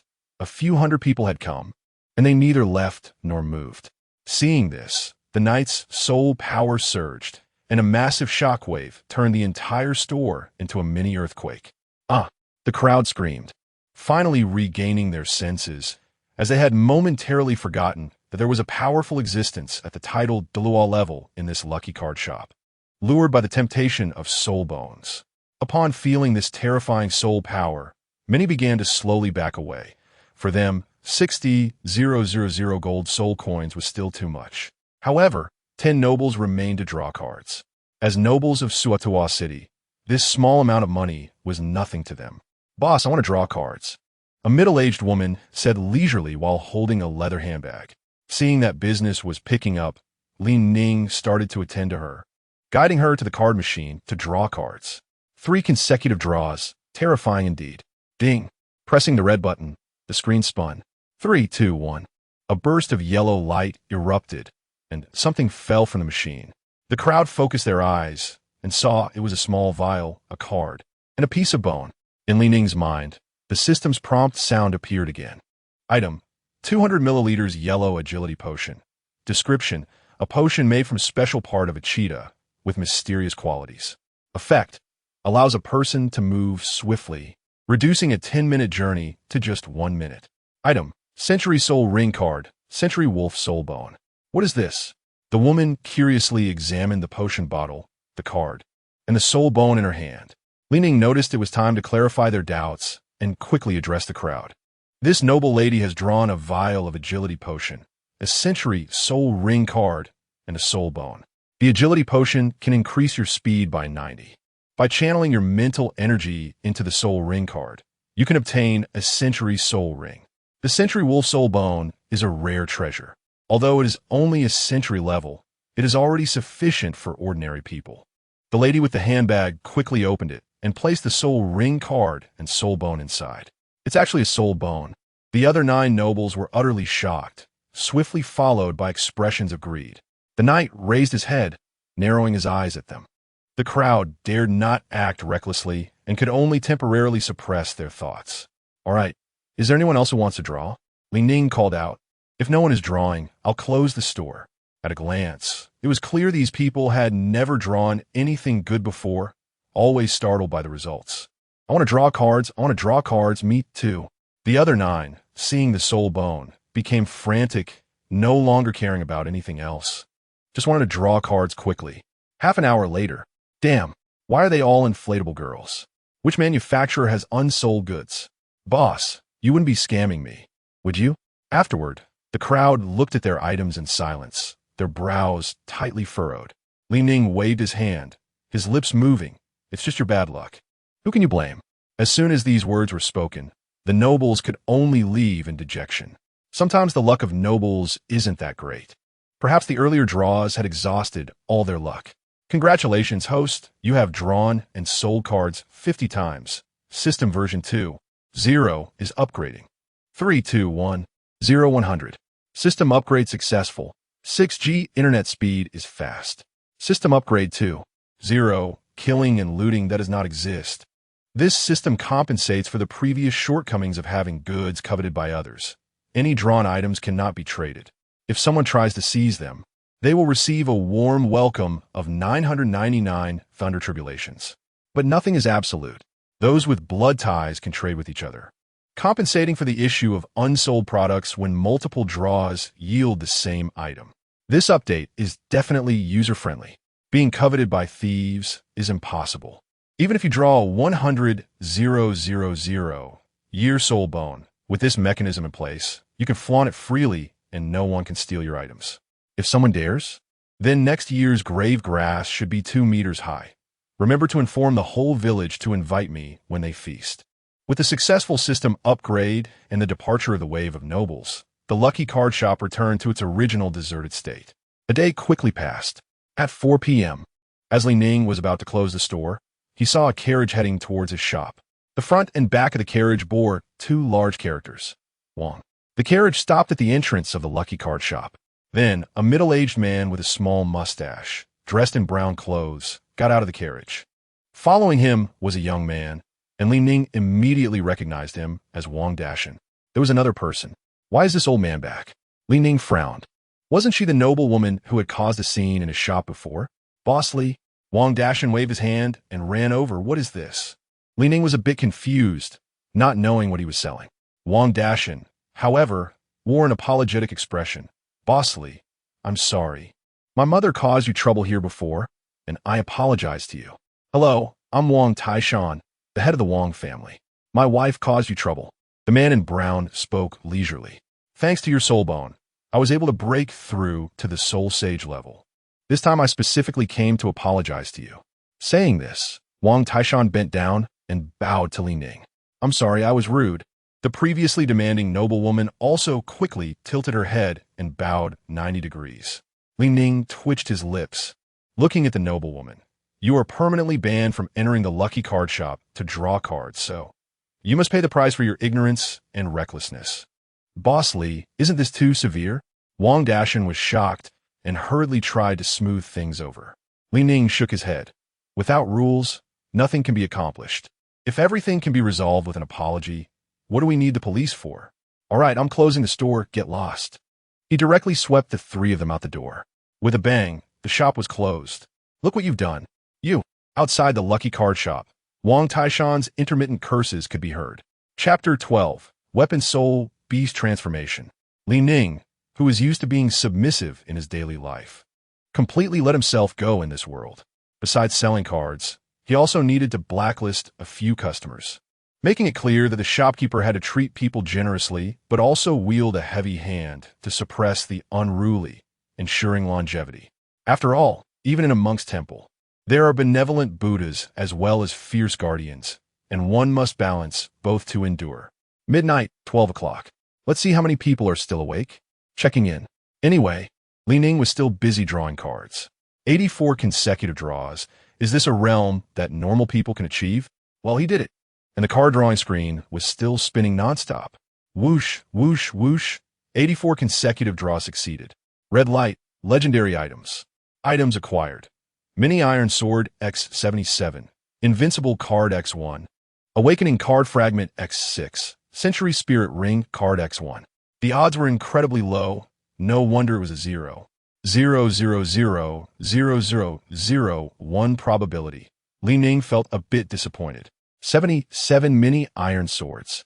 It seemed he really had to treat it as an expert treasure, passing it down through generations. It was indeed different every day. This card drawing machine was dark and shady.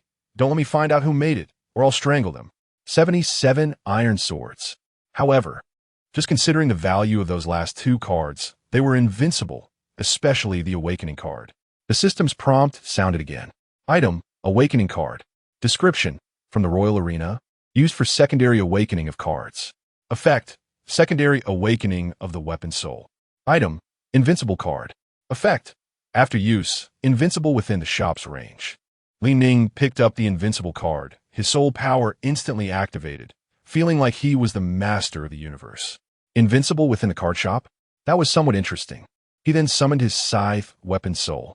Using the Awakening card for enhancement, the card emitted a beam of light and then merged into the Scythe weapon soul. The entire Lucky Card store instantly darkened.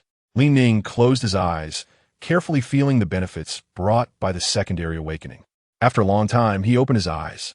The scythe in his hand was gone, replaced by a 2-meter-tall giant scythe. A pitch-black light enveloped his whole body, and then a soul ring emerged from the center. Soul power breaking through to level 11, a 900-year half-life soul ring with the attribute of sharpness. Ning examined his soul ring. He remembered that the highest limit for the first soul ring seemed to be 423 years, proposed by some master. And his soul ring started at 900 years. Didn't that break the rules? Wait, there seems to be something else. The Grim Reaper. A black shadow appeared behind Ning. A chilling aura swept in, freezing everything. It froze the entire Lucky Card store, causing the people inside to gradually tremble, perhaps due to the cold. He tightly wrapped his arms around himself. So cold. The second awakening of the weapon soul brought about the accompanying effect. Grim Reaper. Weapon soul beast transformation. Only by reaching the title Douluo level and possessing a special weapon soul can one achieve this effect. Ning, who was only level 11, had already attained the Grim Reaper transformation. With black eyes, he wore a heavy black robe and a mask that obscured his features. The robe was slightly tattered, with several holes at the edges, making a crackling sound as it swayed with soul power. Terrifying indeed. With a wave of his hand, the Grim Reaper's scythe swung, firmly gripped in his hand. The Grim Reaper's scythe appeared in the Grim Reaper's hand, as if merging into one. This wonderful feeling gradually led Ning to a moment of enlightenment. Sitting cross-legged, he began to comprehend this rare power. This comprehension, who knows when he could open the shop again? 2 days later, Shrek Academy was experiencing a storm. A mischievous little girl from a certain family was mimicking a scene, running around joyfully. Chapter 13. Stinky Bear Don't Run. Stinky Bear Don't Run. Ning grong grong sopted loudly. Her voice so powerful that it startled the birds around the village, causing flocks of them to scatter in panic. They were fleeing like Zhao Wujia at that moment, who was in a state of disarray. This steel man ultimately couldn't hold his ground. A few hours earlier, he had just helped Tang San and Xiao Wu hunt for spirit rings. Upon hearing that Flinder had been beaten, he was furious. Upholding the bond of brotherhood, he decided to avenge his big brother. After all, he could handle anyone below the title Douluo level. We heard that it was Ning Rongrong who did it. He was even more determined. The silly little bear didn't think too much. He charged forward without hesitation.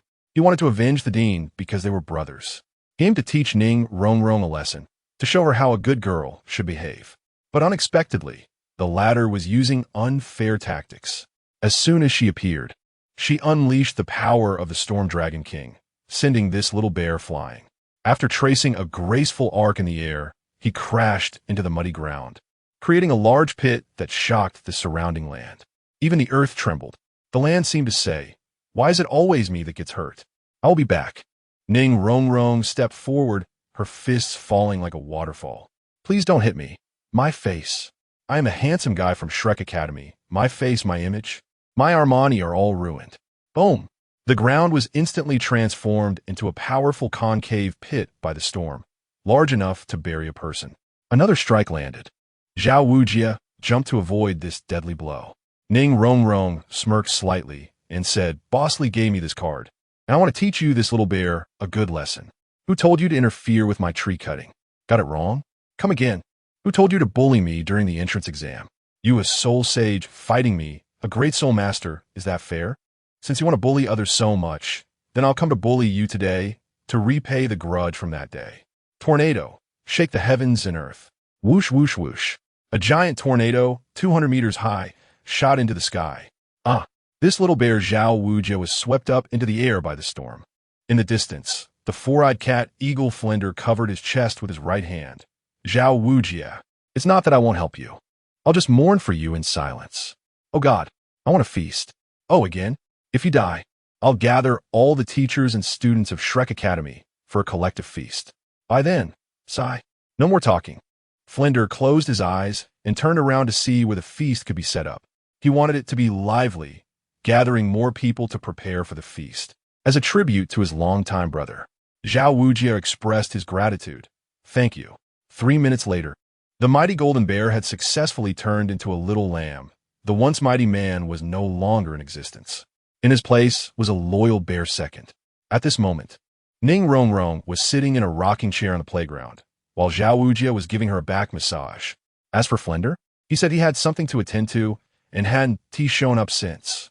Little lady, I'm a little bear. Is this strength okay? A bit lacking. Ning lay on the rocking chair, closed her eyes, and quietly enjoyed the sunshine and the massage. The sunshine and air were truly wonderful. In a few days, she would go find Boss Li to draw cards. Chapter 14 Master Yu Xiaojiang. Aren't you just useless? Finally arriving here. A man of medium build with short black hair stood at the entrance of Shrek Academy, looking to be in his 40s.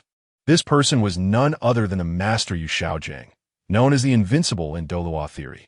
The sound of his footsteps crunching against the ground echoed, each step seeming heavy and urgent. Was Yu Xiaojiang in a hurry? He quickly walked to the entrance of Shrek Academy, glancing left and right until he spotted Zhao Wujia.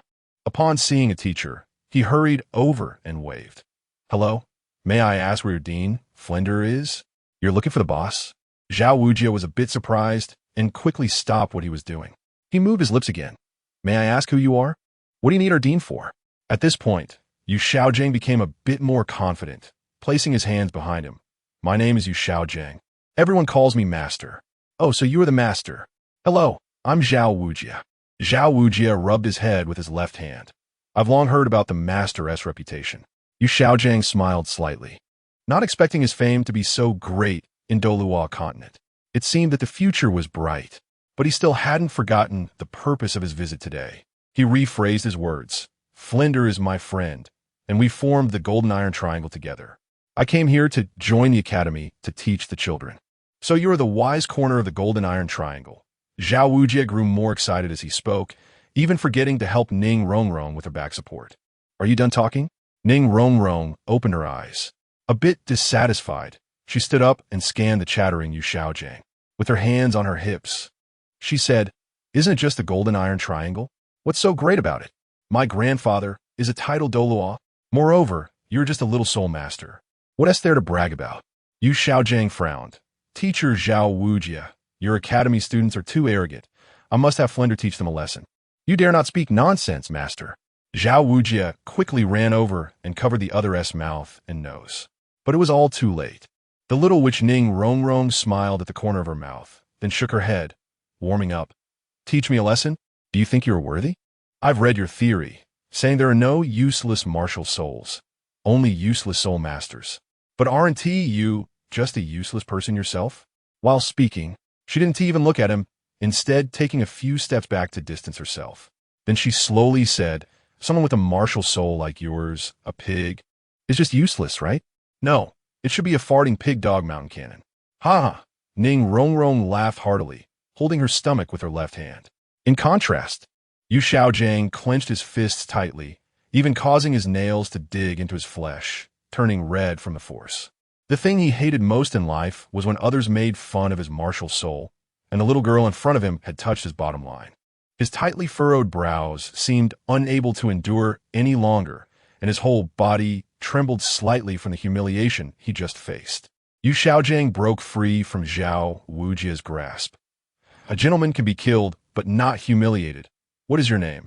Ning crossed her arms in front of her chest, tilting her head slightly to the left, still disdainful of looking at him.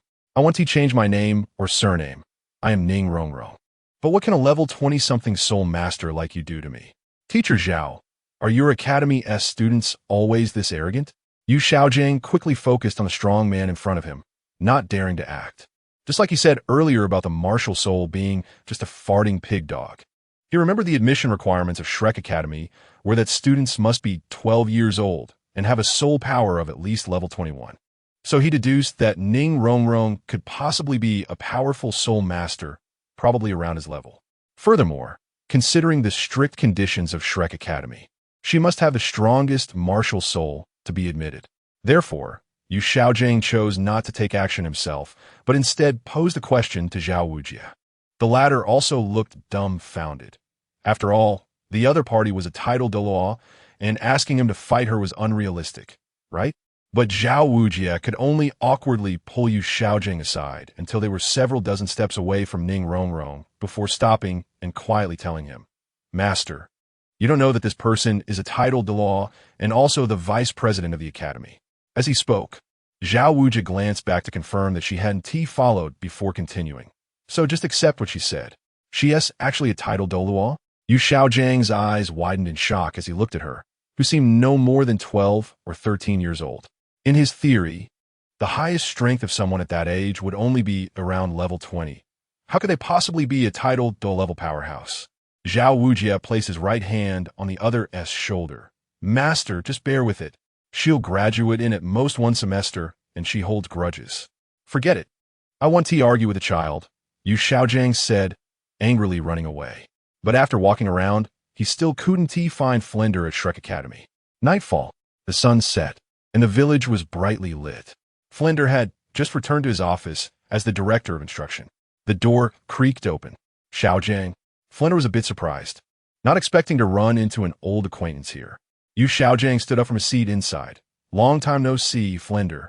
I didn't expect you to have founded Shrek Academy. Upon hearing this, Flender smiled, finally adjusting his glasses. Of course, I am now the dean of Shrek Academy. One day, I will make Shrek Academy famous throughout the continent. Yu Xiaojiang's mouth twitched upon hearing this. Such words were better left unsaid. In his impression, even the Tiando Royal Academy did not have such high influence. It was fine for a small academy to boast, but he shouldn't take himself too seriously. All right, I support your idea. I came here this time to help you. Ha. As expected of my brother, Flender placed his hand on the other's shoulder. Subsequently, the two exchanged ideas for an entire night, until the next morning. Flender woke up from his sleep, satisfied as he adjusted his pants and stretched his back. Ouch. My back. I'm getting old. Not as good as I used to be. I wonder how Xiaojiang is doing. After all, so much happened yesterday. It must have been very hard on him. I don't know if Oscar figured out the reason. I need to ask. Flender got out of bed and headed toward the student dormitory. Chapter 15. Lucky Card Shop? Such a miraculous thing exists. After a long time. Oscar, is what you said true? Flender was overjoyed. His eyes widened in disbelief as he stared at Oscar, trying to find a flaw in his words. Seeing that the other party didn't believe him, Oscar helplessly shrugged. Dean, do you really not trust me? I went through a lot just to get this information. Promising Ning Rongrong to be her sidekick for a month. Do you know how much I sacrificed? Saying this, Oscar cried out with snot and tears. Boo-hoo. Dean, given how hard I've worked, can you waive my tuition for this semester? Flender was a bit dumbfounded. After a few seconds of pause, he finally reacted and pointed at Oscar. You little rascal, starting to save money so soon? Hey! Oscar's little scheme was exposed, and he could only respond awkwardly. The key is that the stuff in the Lucky Card Shop is too expensive. A full 60,000 gold soul coins. It's simply outrageous. I can't afford that much like Ning Rongrong, but once I win her over, her money will be mine too. Flender stepped forward and placed a hand on Oscar's shoulder. You kid. Keep it up. The dean supports you. I'm off. As he spoke, he transformed into a whirlwind and dashed out the door. Boom! The door was violently slammed open, and half of the wooden door fell off. At that moment, Flender could no longer wait and just wanted to hurry to the place Oscar mentioned. Seeing how anxious he was, Oscar quickly chased after him, cupping his hands around his mouth to shout, Dean, the Lucky Card Shop is in Suatuwa City. Don't go the wrong way. Got it. Flender disappeared into Shrek Academy, heading towards Suatuwa City. Half an hour later, He walked down the street, looking around. Strange, according to what Oscar said, Boss Lee's shop should be nearby. Spend money to create happiness, and the odds depend on how much you spend. A bright title caught Flanders' eye, and he instantly brightened up. It seems this is the place. After confirming the title, he strode inside. Someone is coming? Ning raised his head from the counter. He saw a middle-aged man wearing glasses, who looked somewhat like a schemer just from his appearance. However, adhering to the principle of customer first, he still got up to attend to him. Approaching him, he asked, "Hello, what can I do for you?" Flander adjusted his glasses and moved his lips to speak. "Can I draw cards here?" Ning replied. "Of course, it's 60,000 gold soul coins for one draw, and you can only draw 10 times a week. As for what you can draw, it all depends on luck. However, if it's a 10 consecutive draw, the items you can get will be a bit better.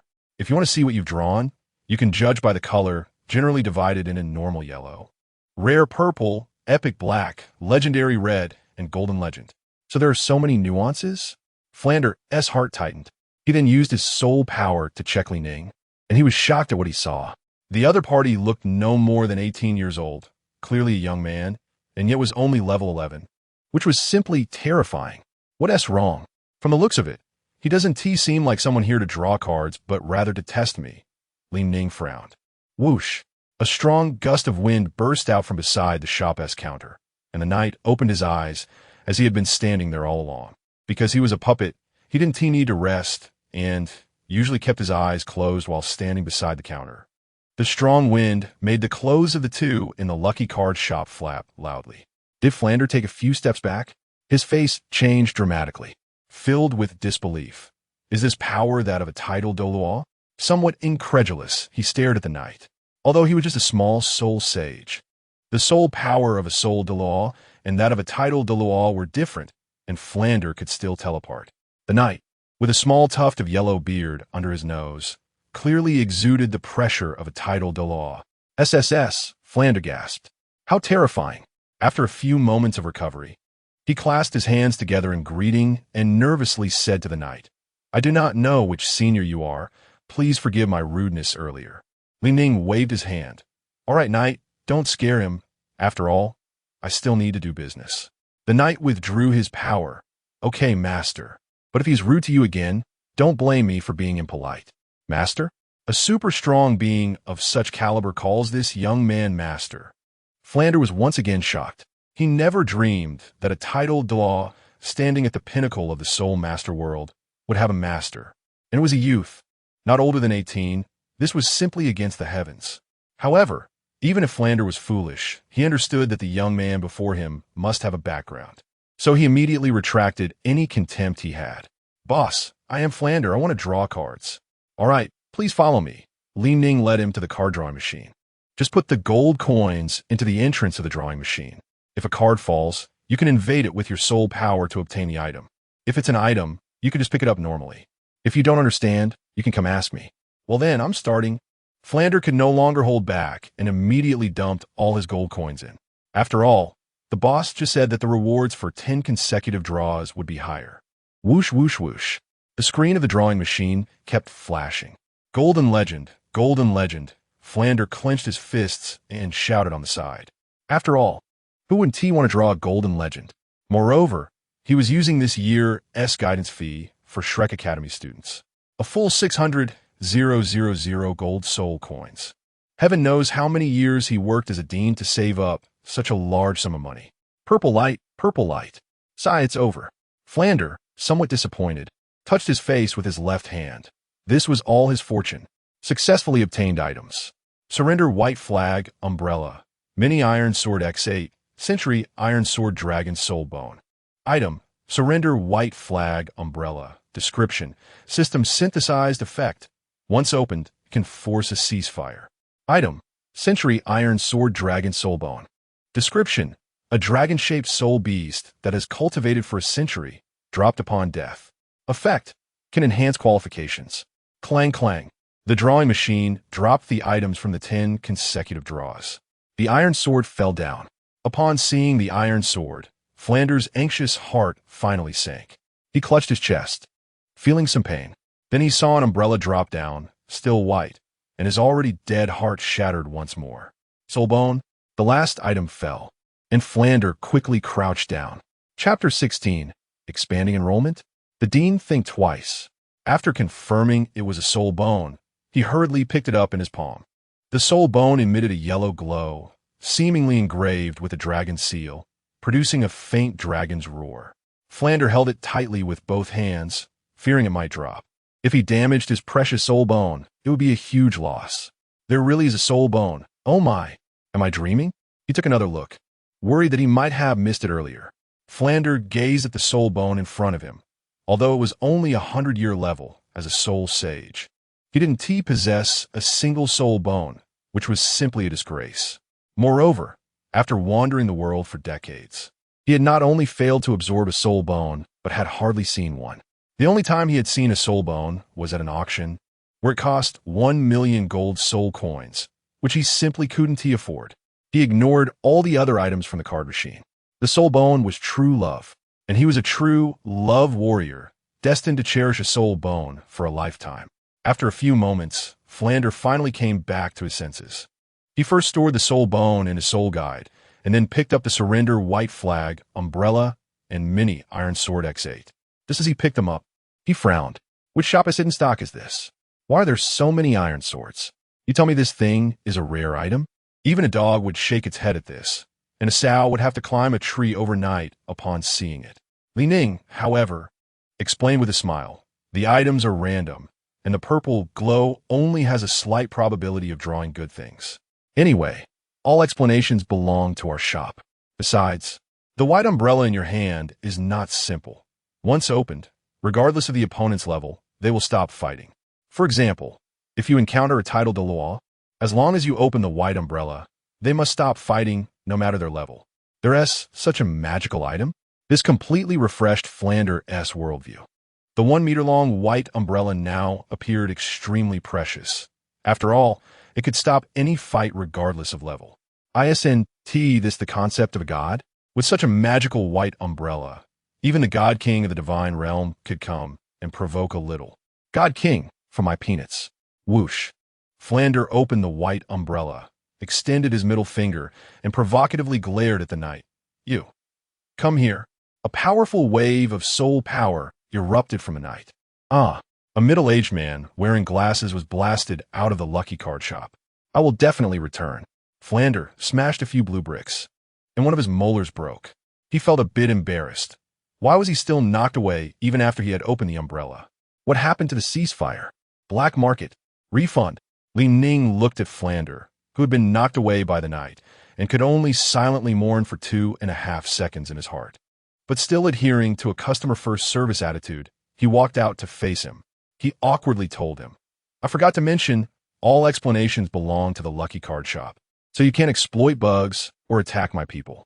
Flander got up from the ground, looking as if he had eaten a fly. All explanations belong to the lucky card shop. Good lord, I can't even target. He regretted a bit. Why did he attack the other party? Bossly, I apologize for my reckless behavior just now, Flander continued, raising his head. You let me draw a soul bone. How can I repay you? I'm really not a good person. The key is that you didn't let the knight deal with me. Bossly, you're truly a good person. Ning moved his feet, then turned around to face away. I'm feeling generous. If you have no money, you can. Just leave now and go back to nurse your wounds. Upon hearing this, Flander was completely stunned. He immediately stretched out his hand in front of his chest. Palms open, no. Bossly, let me continue drawing cards. Although I have no money now, can I just owe it for now? Flander thought, just that one soul bone is worth a lot, enough to offset my 600,000. If I could get a few more, it would be a guaranteed profit. So he began to circle around Ning, looking at him with pitiful eyes. Seeing Flander's somewhat pitiful gaze, Ning casually offered a suggestion. By the way, let me point you to a bright path. Ning suddenly became interested and turned around to face him. I heard you were the dean of Shrek Academy. If you really have no money, you could expand enrollment, charging each student 10 gold soul coins as an admission fee each semester, plus monthly exam paper fees, monthly meal costs, and the soul ring costs for hunting soul beasts. In this way, within 3 years you'll be rich. Is that really possible? I feel like you're trying to scam me. Flander stroked his beard. However, he thought, maybe this really could work after all. The teachers at Shrek Academy are still too expensive. If I could reduce their salaries to 1 gold soul coin a month, wouldn't that bring in money? Ha ha. Flander laughed, then bowed to Ning to express his gratitude. Boss Li, I really don't know how to thank you. Ning smiled slightly. If you want to thank me, just come draw cards every week. Boss Li, you are truly a philanthropist. Once I have money, I'll come every day, Flander said as he quickly left the city of Soda. As he walked away, he didn't forget to shout at Ning, I will definitely come back. In just a few breaths, the other party had disappeared from sight. Ning looked at the departing Flander, then returned to his lucky card shop. He sat down at the counter and began to mutter to himself. I wonder if Shrek Academy will really expand enrollment after he goes back. After a long time. At Shrek Academy, with the surrender white umbrella, Flander completely restrained Ning Rong, turning the tables and no longer having to worry about her going berserk. Neither side could do anything to the other, and they could only agree to a ceasefire. At noon, all the teachers and students of Shrek gathered in the open space. Flander walked at the front, looking at everyone, and cleared his throat. Ahem, all faculty and students, from now on, I will expand enrollment. Dai Mubai stepped forward and immediately said, expand enrollment? Dean, think twice. Our Shrek Academy has always recruited monsters, not ordinary people. Isn't that your principle? If the conditions are really relaxed, then is this still Shrek Academy? Flander glanced to the left. Mubai, this is the result of my discussion with Teacher Zhao. So it's settled. Flander thought to himself, this is all for drawing cards. If I can get more soul bones, what has to worry about returning to the investment? Chapter 17, What is Shrek? Joining means becoming a monster. Zhao Wujia. When did I agree to that? Speak for me. Flander clenched his right fist and coughed a few times into his hand. All right, classmates, teachers, this matter is settled. Ma Hongjun raised his left hand and scratched his head. Strange. Why did the principal suddenly want to expand enrollment? Does he want to make a fortune and visit brothels? Thinking of this, a knowing smile appeared on his face, as if understanding something between men. In the open area, Xiao Wu whispered to Tang San, Brother, didn't they say Shrek Academy only recruits monsters? How is it different from what we know? Tang San shook his head. I don't know either. Maybe the principal has his own plans. As students, we can only obey orders. Having more classmates might be beneficial. Oscar seemed to see something. His expression was somewhat helpless. It seems the principal has already spent all the money. I hope he doesn't charge extra fees. After all, I don't have much money left, and I can't afford to let him waste it. Flinder, I have something to say to you. Yu Xiaojiang stepped forward first. He then waved his hand, signaling the other party to enter the principal's office for a detailed discussion. The latter saw the gesture and quickly shouted, all faculty and students, disperse and go train. After speaking, he walked down and headed to the office with Yu Xiaojiang. Soon after, inside the office, Flinder sat down in his rocking chair, as usual, while Master Yu Xiaojiang stood. At this moment, he had no mood to sit, slapping his hands on the surface of the desk, bang. Yu Xiaojiang's angry voice roared, Flinder, are you crazy? Have you forgotten the purpose of Shrek Academy? What you're doing will ruin the entire academy. Don't you remember that we could become Viscounts immediately after graduation? While speaking, he pointed at Flinder. There should be limits to greed. No. Flinder shook a finger. What is Shrek? Joining means becoming a monster. Our current purpose is to give everyone a chance to become a monster. He stood up, looking serious, and said, Shrek belongs to everyone, not just me. To provide a warm home for many children, I, Flinder, am willing to bear these criticisms. Yu Xiaojiang, were somewhat speechless upon hearing this. Could this really be something that the greedy businessman Flinder would say? It's simply outrageous.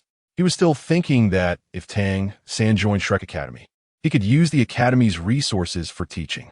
But unexpectedly, the other party directly played a card of expanding enrollment, taking away all the little resources the academy had. For example, if Tang San wanted to break through level 40 and hunt soul beasts, he would probably have to wait months just to arrange for a teacher to accompany him. However, he quickly calmed down, thinking to himself that the other party might have his own reasons. Flinder, are you hiding something from me? Yu Xiaojiang questioned. The latter smiled and adjusted his glasses. Xiaojiang, nothing can be hidden from you. Indeed, I have my reasons for doing this. Yu Xiaojiang was somewhat confused, What reasons? Feel free to say it. Flinder's mouth twitched as he leaned back in his teacher's rocking chair. I encountered a lucky card shop in Soto City. A shop? What's so strange about that? There are shops all over Soto City. Yu Xiaojiang was even more confused. He thought to himself, has this guy lost his mind? Encountering a shop made him go crazy. Ha ha. Flinder stood up from his seat, walked to the door with a smile, closed it, then used his soul power to check that there was no one around before sitting back down and taking out a soul bone. Swish, swish. The soul bone shone with waves of light illuminating the surroundings. If the doors and windows weren't tightly closed, the students and teachers outside would probably be startled. Yu Xiaojiang took a few steps back. Is this a soul bone? He was momentarily stunned and then rubbed his eyes, widening them to see a soul bone that continuously emitted different colored lights. Red, yellow, blue, green, cyan, blue, purple, illuminating both their faces. Seeing the surprise and shock on the other person's face, Flinder smiled. Now you understand why I want to expand enrollment, right? Where did you get this from? Yu Xiaojiang retorted, reaching out to touch it. He felt a similar pressure emanating from the soul bone, as if it was telling him that absorbing it would allow him to break through level 30 immediately. But just as his hand was about to touch it, the light vanished. Flinder withdrew it, grinning mischievously, showing the face of a scheming businessman. The soul bone he took out was the century-old Iron Sword Dragon soul bone. He had spent 600,000 gold soul coins to finally draw this treasure. After putting away the soul bone, Flinder said seriously, this soul bone cost me 600,000 gold soul coins. Moreover, not long ago, Ning also drew a titled Douluo experience card, which allowed her to act arrogantly at Shrek Academy. If I hadn't drawn the surrender white flag umbrella to counter her, the entire academy might have been torn apart by her. While speaking, Flinder stood up again and opened the surrounding doors and windows. Xiaojiang, don't you know there's a lucky card shop in Soto City? 60,000 gold soul coins per draw, and you can only draw 10 times a week. There's a magical card drawing machine there, and I drew this soul bone from it. How could there be such a magical shop? Flinder, are you trying to trick me? Xiaojiang was very angry. The consequences would be serious. He was originally staying at the Nodding Junior Soul Master Academy, which was just a freeloading bum. Where would he get gold soul coins? Even if there really was such a magical shop, he wouldn't be able to draw anything. Flinder seemed to see the other party's embarrassment and casually pointed out a clear path. Xiaojiang, although you don't have money now, you could go back to your family to borrow some. With the blue electric Tyrannosaurus family's background, would it be hard to give mere several 100,000 gold soul coins? Wang Xiaojiang spread his left hand and punched his right hand on his left palm. Slap. Right. Flinder, how did I not think of that? This is indeed a case of care causing chaos. Since you were able to draw soul bone, then my luck shouldn't be bad either. After all, I am quite famous on the Douluo continent. I'm leaving right now. Saying this, Yu Xiaojiang turned around and left. Sigh. Another gambler has been added to this world. Flinder watched the hurried figure and sighed. At the same time, he prayed that the other party wouldn't draw anything strange, especially the mini iron sword. Am I weak with the mini iron sword? Speak for me. Chapter 18. Theory of Soul Evolution. Boss Lee, are you serious? A week later, Yu Xiaojiang finally borrowed some money. During this time, after returning to the blue electric Tyrannosaurus family, no one was willing to host him. It was only a few family disciples who were relatively close to the patriarch, seeing Yu Enjin's face, that led him deep into the sect. Upon seeing his father, Yu Xiaojiang was not excited, but instead reached out to ask for money. The other elders scoffed at this, but under Yu Enjin's strong attitude, they agreed to lend him the money. However, the elders were not fools.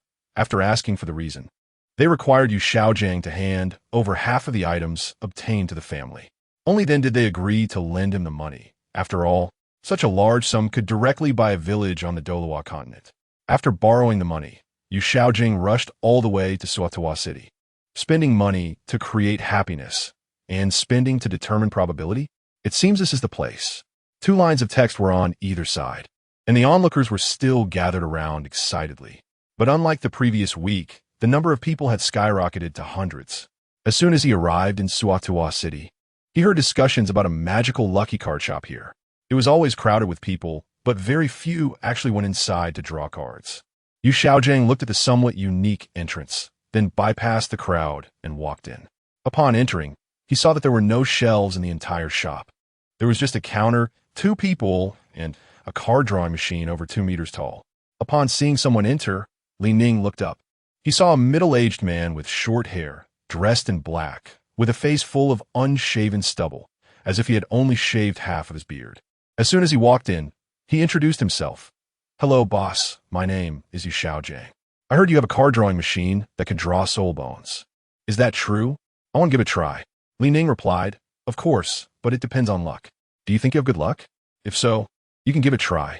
As for the rules." Yu Xiaojiang couldn't wait any longer and interrupted. "I know the rules. You can draw 10 times a week, 6,000 gold soul coins each time. Since you understand, let's go."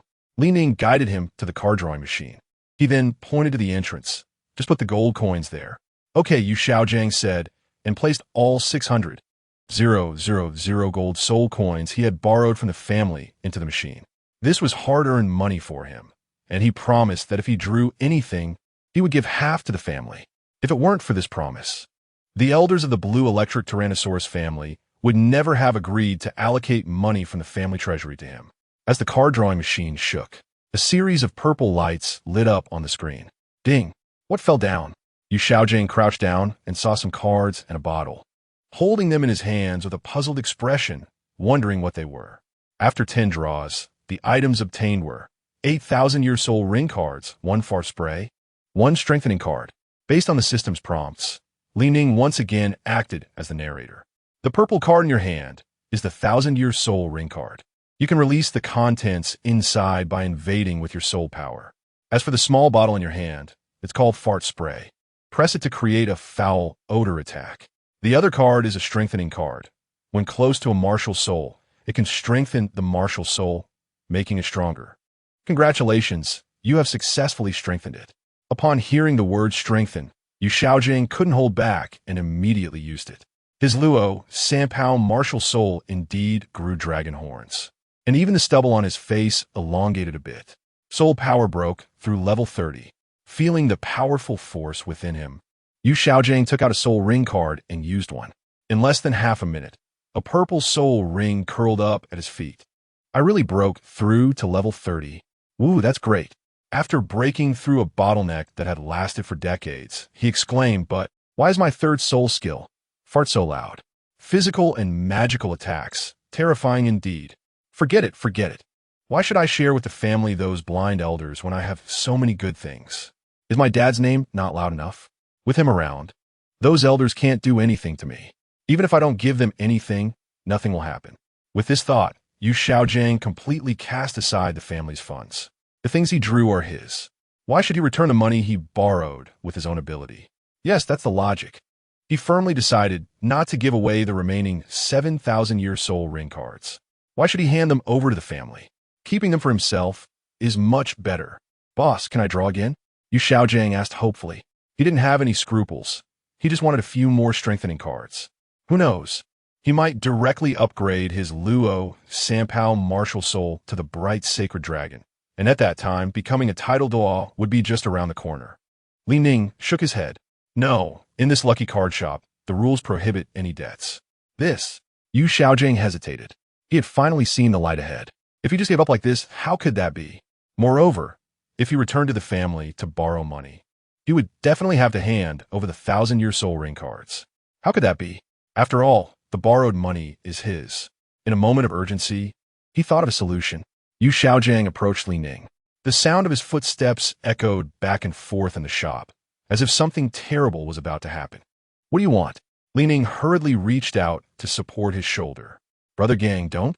He thought a bit too much, but what Yu Xiaojiang said next left Ning speechless. Yu Xiaojiang clasped his hand behind his back. "Boss Li, I've inquired all the way here and heard quite a few things about you. But you might not know my reputation. My name is Yu Xiaojiang. I once founded the theory of the 10 great martial souls, and I am the wisdom corner of the Golden Iron Triangle. Thus, people on the Douluo continent respect me as master. So, can I guarantee with my name that I can owe you for 1 draw?" "Haha." Ning chuckled, his facial muscles twitching. "The theory of the 10 great martial souls? That's just a joke. You haven't even figured out the theory of martial soul evolution and are showing off in front of me? How dare you? The more ignorant a person is, the more inexplicable confidence they have. Theory of martial soul evolution. Boss Li, are you serious? Yu Xiaojiang frowned. He had never heard of such a thing and quickly asked the other party. Boss Li, what is the theory of martial soul evolution? You don't even know this? Li Ning looked at him as if he were an idiot, saying he was a master. Yet he didn't even know the most basic Darwinian evolution theory. Your martial soul is a pig dog, right? Yu Xiaojiang awkwardly scratched his head. Indeed, it's called Luo Sanpao. Chapter 19, no problem? Gome. If there's no problem, why don't you take a couple of steps? Li Ning returned to his seat, resting his hands behind his head. He closed his eyes and leisurely spoke. As far as I know, your martial soul was originally the blue lightning tyrant dragon, but it has mutated into something akin to a pig or a dog. Later, through the martial soul fusion technique of 3 people, it transformed into the golden saint dragon.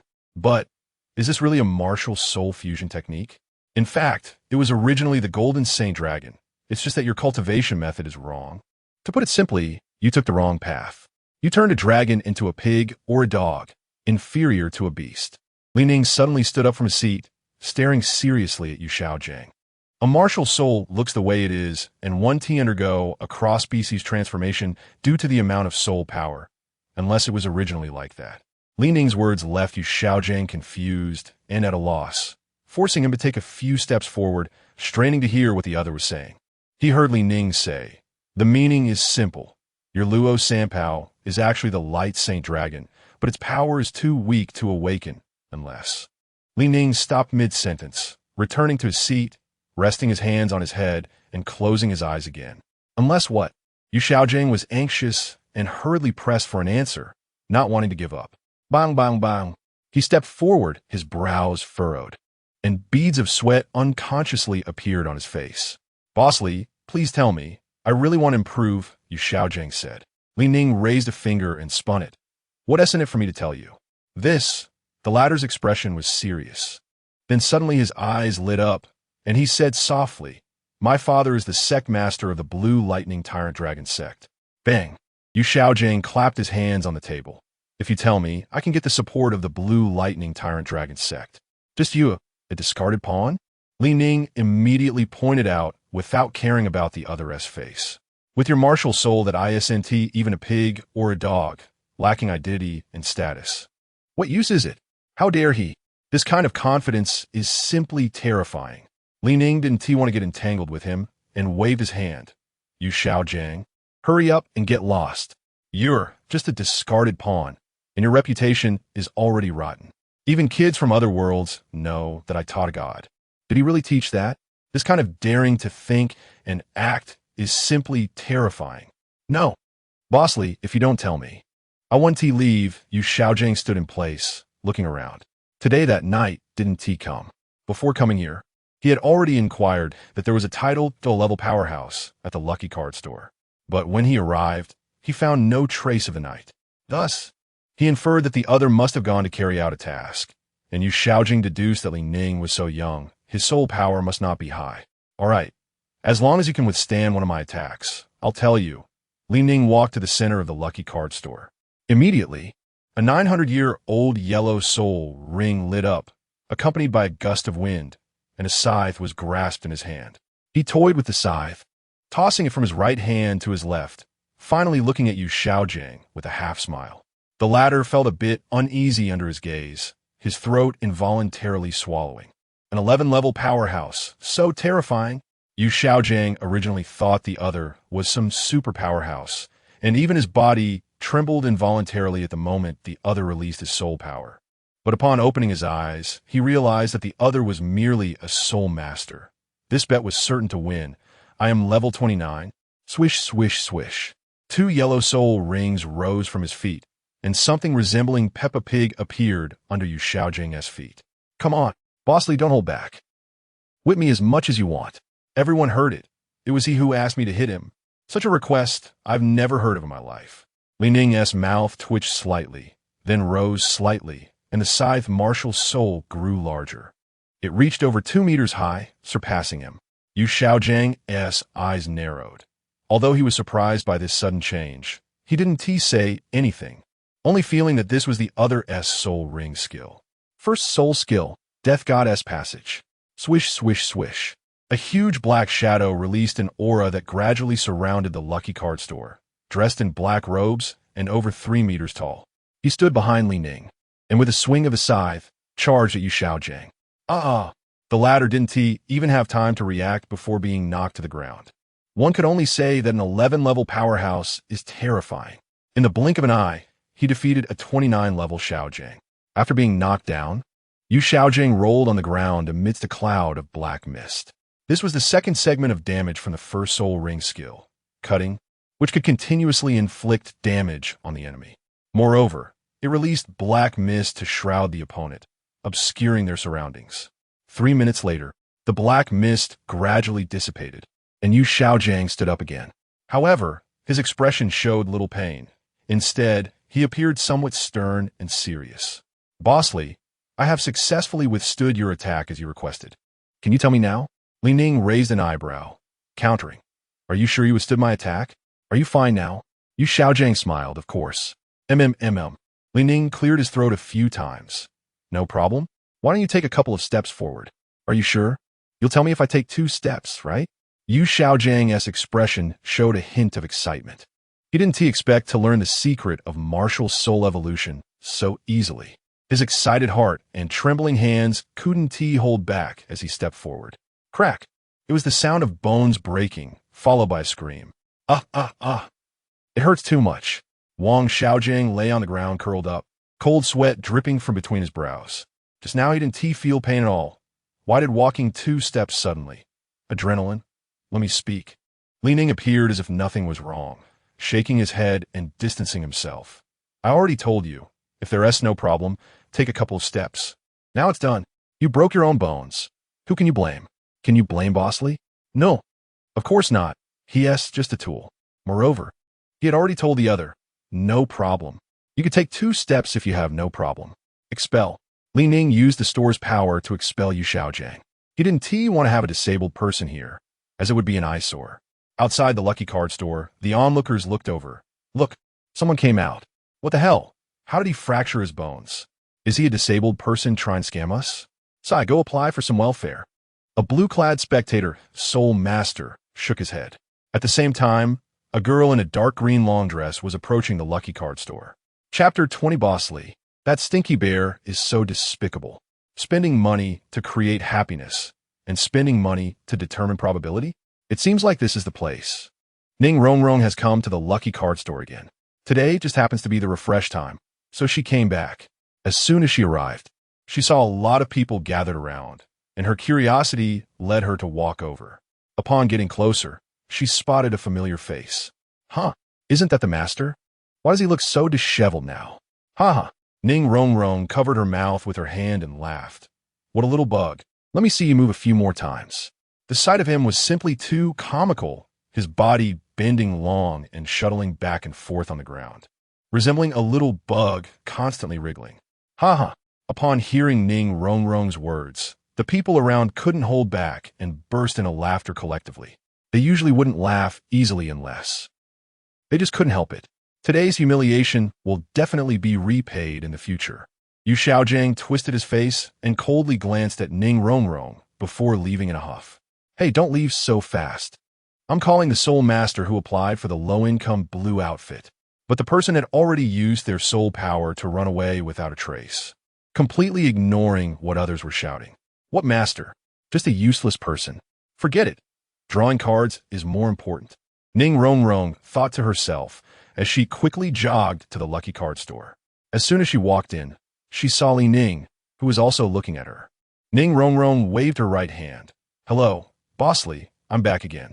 I understand the rules. I'll do 10 draws. However, that little bear Zhao Wujia is simply too despicable. He agreed to be my follower, but after being lectured by Flender, he refuses to be my follower anymore. What a stinky bear, a rotten bear, a dead bear. Zhao Wujia, you little bear." Ning Rongrong placed her hands on her hips. "Bossly, I want to draw something even more powerful, at least stronger than Flender." Ning took a deep breath. "I have faith in you. After receiving the shopkeeper's blessing, Ning Rongrong's confidence soared. After all, she had money, so no matter how many draws she did, she wouldn't lose anything, especially since her family had mines. Moreover, she had never used money before and wasn't interested in it. She usually just swiped her card. Ning Rongrong approached the card drawing machine and inserted her black card. The screen shook with a swish. What sound is that? That's the sound of money. The machine made an extremely enticing sound due to the card draw, instantly igniting people's blood. At the same time, Li Ning's mind heard the system's voice again. 10 consecutive draws successful. Yellow light shines, black light shines. Items: chicken dinner Molotov cocktail, peace smoke bomb, 10,000-year soul ring card X6, 1,000-year soul ring card X1, awakening fragment card X1. What are these? Ning Rongrong took out all the items she had drawn. She had 10 cards in her hands, each the size of a palm. Li Ning stepped forward to explain. The purple one is the 1,000-year soul ring card. The black one is the 10,000-year soul ring card. And the colorful one is the awakening fragment card. It's worth noting that as long as you collect 6 colorful awakening fragment cards, they can be transformed into a real awakening card. Placing it on your martial soul will enable a second awakening of your martial soul. For example, your 7-treasure glaze tile will instantly transform into a 9-treasure glaze tile. Upon hearing this, Ning Rongrong immediately tightened her grip, fearing the awakening fragment would disappear. She first stored the other cards in her soul guide, and then unfolded the awakening fragments. She looked at Li Ning with wide eyes. Bossly. Is what you said true? Of course, Li Ning replied. Whoosh! Upon hearing this, Ning Rongrong quickly stored the awakening fragment cards, thinking that once she collected 6 pieces, she could exchange them for an awakening card. At the same time, she thought to herself, Dad's martial soul is the 7-treasure glaze tile. I need to give him a surprise. However, she didn't realize how difficult it would be to collect 6 fragments. It would take a lot of effort. Bossly, you're such a good person. Once I gather all the fragments, I'll treat you to a meal. Ning Rongrong smiled happily, as this little bit of meal money was still affordable for her. You're really brave, but you probably won't be able to gather them in just a few months. Li Ning shook his head. It's not that he looked down on her. It's just that the probability of the card drawing machine was too low. Without enough luck, you need to spend money to draw. It's a pity. You can only draw 10 times a week. See you next time, Boss Li. After Ning Rongrong finished speaking, she left directly. As soon as she stepped outside, the crowd instantly surrounded her tightly. Little girl, what good treasure did you draw? A soul master asked on the spot. Nothing much. I just drew an awakening fragment card. Once I collect 6, I can make my martial soul undergo a second awakening to become even stronger. Awakening fragment card, what is that? The surrounding people immediately buzzed with excitement. Several unkind glances were cast her way. Oh, I can't talk to you guys anymore. I have to go back. Ning Rongrong hurriedly walked towards the Shrek Academy outside Soto City. Outside Soto City, on a road, Ning Rongrong took out the colorful awakening fragment from her soul guide, holding it up to her eyes. So beautiful, it's colorful like a rainbow, and it can reflect sunlight, generating different colors like red, yellow, blue, green, cyan, purple, etc. It's simply a rainbow card. A gust of wind suddenly attacked Ning Rongrong. Who stole my stuff? Ning Rongrong shouted angrily, realizing that the fragment card in her hand was gone. That was the most precious thing. It wouldn't just disappear like that. Who would feel good about it? Not far away in a tree, a cold voice came out. Awakening fragment card? I didn't expect such a good thing. Little girl, hand over what you have. A man in black jumped down from the tree. Boom! A powerful wave of soul power erupted from the man, causing the ground to sink under his feet. The stones beneath his feet turned to powder, scattering everywhere. It was clear that the opponent was not low in level and was probably targeting Ning Rongrong. Thunder rolled in the sky. A bolt of lightning struck down. Flash! The man in black was electrocuted into a fool, now lying on the ground, smoke billowing from him, with smoke coming out of his 7 orifices. Even his clothes had turned to charcoal, and he looked half-cooked. Struck by lightning? Ning Rongrong stepped forward to retrieve the awakening fragment. This was a treasure she had worked hard to draw. She couldn't let it slip away. Otherwise, she would suffer a huge loss. What she didn't know was that this was the upgraded 2. zero version of the Lucky Card store, and the anti-theft system was impressive. With this anti-theft mechanism in place, there was no need to worry about others stealing your things anymore. Of course, any malicious intent would trigger a lightning strike, while non-malicious actions would not. In short, all explanations rest with the Lucky Card store. Chapter 21. Hot Enrollment. It's over. The place is filled with Shrek. After a long time, Ning returned to Shrek Academy and took a look.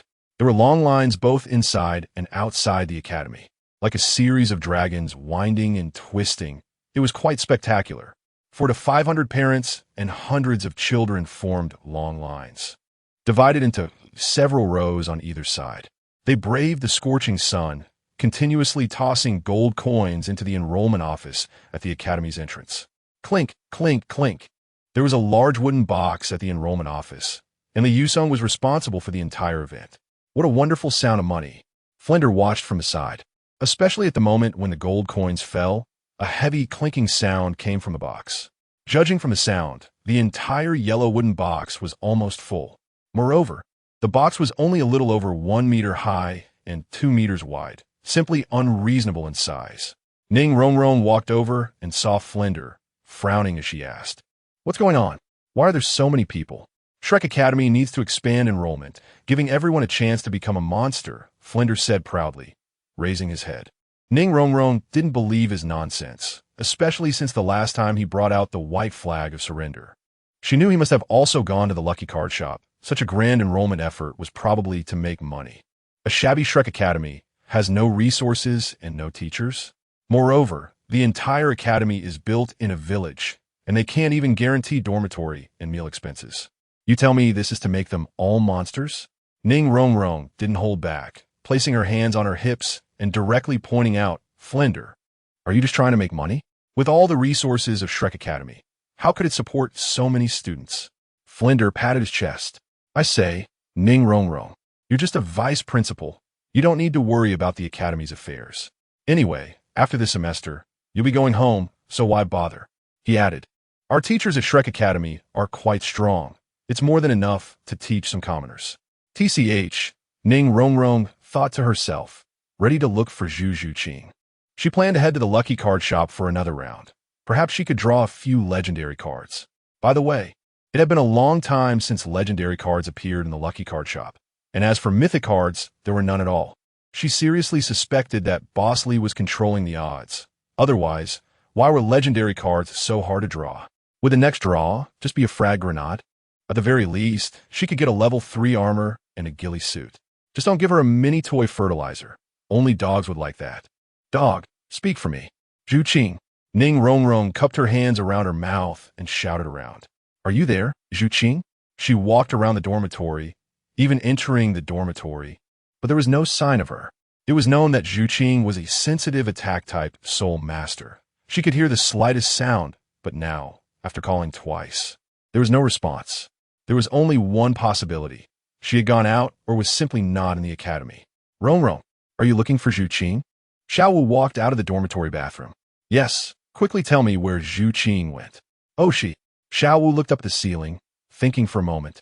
"I think she went to the Soto City Great Soul Arena for training." Moreover, the entire academy was noisy now, so she simply returned to the dormitory to have some peace and quiet. At this point, Xiao Wu's mood sank like a stone into the sea. Who would have thought that when she woke up, Shrek Academy would be filled with students, and there was no end in sight? Others who didn't know might think it was a market day, with so many elderly people and countless children everywhere. Soto City. Ning raised her right hand, resting her chin in thought. Was it still possible to go to Soto City now? No. She had no intention of going back again. Instead, she looked at Xiao Wu. "Do you know if my martial soul has been strengthened?" And she knew why Flender wanted to expand enrollment. After saying this, Ning returned to her bed, swinging her legs restlessly as if playing with the air. The principal was just like that. If he didn't expand enrollment after drawing cards, where would the money come from? Would he go compete? Or to the Soto City Great Soul Arena? Xiao Wu also returned to her bed, her rabbit ears gently swaying as she tried to listen more intently. Rong, do you know why Principal Flender is so crazy about enrollment? I feel like the academy is about to burst at the seams. Ning smiled slightly, her lips curling up. Isn't it just because of greed? The more students he enrolls, the more tuition fees he collects. Ever since Flinders spent all his savings and received guidance from Master, he had the idea of expanding enrollment. It was simply a way to attract wealth, with hundreds of people each paying 10 gold soul coins, plus additional fees for materials and others. Wouldn't that just cover the expenses? Xiao Wu was shocked and incredulous upon hearing Ning Rongrong's words. She had never thought that the result would be such. It was all just for the sake of greed to enroll so many students. This was simply ruining people's futures and misleading students. How was this different from Swindler? Indeed, he's a big swindler, Xiao Wu said angrily, her body trembling. But before she could angrily curse him out, a noise came from the entrance. Creak! The girls' dormitory door was pushed open. Immediately, a middle-aged woman's figure came in. Oh, finally can enroll. Graduating will make me a noble viscount. A parent walked in from outside the dormitory door. She was a rural woman, looking like it was her first time sending her child to school, and in front of her was a girl dressed in homespun clothes. From the outfit, she seemed to be a true farmer. Mom, there are two older sisters over there. The little girl in plain clothes pointed at Ning Rongrong and Xiao Wu. How terrible. This old bastard is even enrolling those without soul power? Xiao Wu clenched her fists. Her brows furrowed tightly, and the anger within her reached its peak, causing her delicate face to turn slightly red. This was her first time coming to the human world, and she was this angry swindler. How despicable. Drip, drip, drip. A large number of footsteps sounded at the entrance. Dozens of parents brought their children in one after another. They were all wearing different farmers' clothes, with some mud and dust on them. Although they couldn't compare to Ning Rongrong's luxurious dress, they looked to be around 12 years old, just meeting Shrek Academy's enrollment age. However, in terms of soul power, they all seemed to be ordinary people with 1 or 2 levels of soul power. In just a moment, the girls' dormitory at Shrek Academy erupted with a shortage of beds. Originally, there were only a few dozen beds, but now hundreds of students had poured in, making the entire dormitory nearly impossible to navigate. Chapter 22 Help. The dormitory is packed like a sardine can. The entire dormitory has become uninhabitable, with people everywhere. Originally a dormitory for 12 people, it is now crammed with 36. This is even worse than the black market in COC.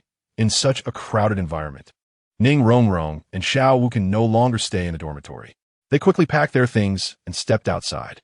Both are soul masters, so the distance to Suatawa City isn't far. As soon as Ning Rongrong came out, she reached out to Xiao Wu and suggested, Xiao Wu, why don't we take our luggage and go stay in a hotel in Suatawa City? This Shrek Academy is really unbearable. It's too crowded here.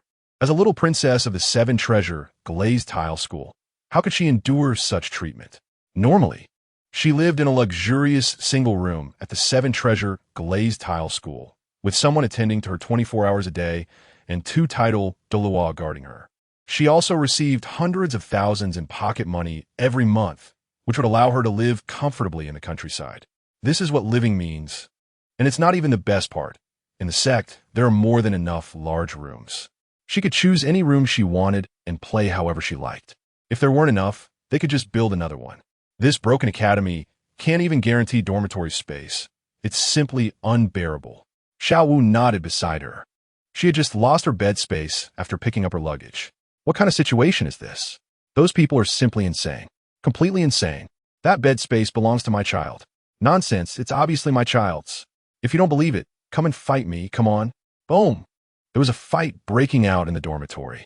As they stepped outside, those inside had already started fighting. The sounds of punches, curses, physical and magical attacks were all at full throttle. Ning Rongrong and Xiao Wu could only be thankful they ran fast, watching as more and more people entered the dormitory.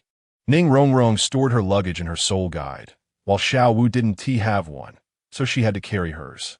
Let's stay in Suatawa City for a long time. Ning Rongrong immediately proposed.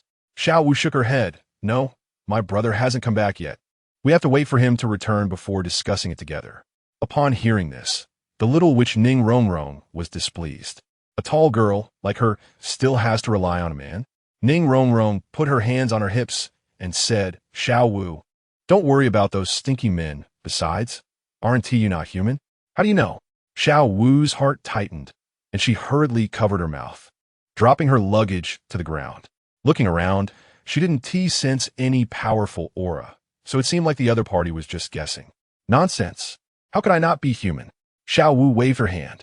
She gripped her luggage tighter, and her heartbeat quickened many times. Thoughts began to swirl in her mind. What is going on? How do you know I'm a soul beast? Could it be that a powerful figure from a seven-treasure, glazed tile school has arrived? But that's impossible. I would definitely sense it if someone powerful came. Xiao Wu carefully recalled her experiences over the past few days, and indeed, didn't feel any particularly strong aura. Suddenly, her expression stiffened as she looked at Ning Rongrong in disbelief. A few days ago, this person defeated Flender and Zhao Wujie, successfully becoming the vice president. Could it be? This mysterious powerhouse is Ning Rongrong? Impossible, impossible. How could a child be a title Douluo? Xiao Wu quickly shook her head, feeling that she was overthinking. She was originally a 100,000-year soul beast, though she didn't need to cultivate for 100,000 years to become one. She had only cultivated for a few thousand years. However, her experiences over these thousands of years made her understand that even the most talented geniuses usually have to be in their 30s or 40s to become title Douluo. For someone of this age to become a soul master is already impressive. Ning Rongrong noticed that Xiao Wu was denying it and frowned, her hands on her hips. The power of the storm dragon, King, erupted, and a terrifying aura spread around. Just 2 seconds later, Xiao Wu sensed it. Ning Rongrong. You? She was a bit surprised, not expecting the other party to truly be a super powerhouse. Now can you come with me to stay in a hotel? I also want to take you to a good place. Ning Rongrong thought bossily. He is a great person who not only upgraded his martial soul, but also gave her a title Douluo experience card, granting her the ability to protect herself and absolute confidence when facing powerful opponents. Although being level 95 is quite standard, there are still many who can defeat her. But the number of title Douluo is pitifully small. There are only a few on the continent, and as long as they don't provoke them, there usually won't be any issues. Most importantly, he also helped her draw an awakening fragment. That's right, an awakening fragment. As long as she gathers 6, she can perfectly awaken her martial soul, allowing it to evolve without any side effects, specially prepared for her Ning Rongrong. Otherwise, how could she get it so easily? Spending money makes me stronger. What? Good place. Xiao Wu felt a bit fearful. She is a soul beast. The so-called good place wouldn't be a slaughterhouse for her, right? But now she had no choice but to go with her. At least the situation wouldn't be worse than it is now. Seeing that Xiao Wu was a bit nervous and her body began to tremble, Ning Rongrong was speechless. Am I really that scary? Clearly, I'm a beautiful girl loved by everyone. Even a pig would sing a sad song upon seeing me. Why? Because the charm of roasted suckling pig is irresistible. Upholding the demeanor of a good person, Ning Rongrong still comforted her. You don't have to be so scared. I just want to take you to draw cards. Moreover, she also wanted to see what else was in the lucky card shop. Anyway, I have money, and I can exchange things for value, so I'm not afraid to draw as much as I want. The most important thing is that my family has a mine. Is it that simple? Xiao Wu picked up her luggage.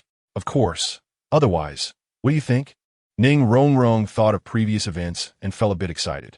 She had done so much, but only the legendary card and myth card hadn't appeared. She had a premonition that those things must be more precious than soul rings and soul bones. Moreover, she already had a 10,000-year soul ring card, which was an epic reward. If it's legendary, it might even be 100,000 years. If it's a myth card, it might be 1,000,000 years.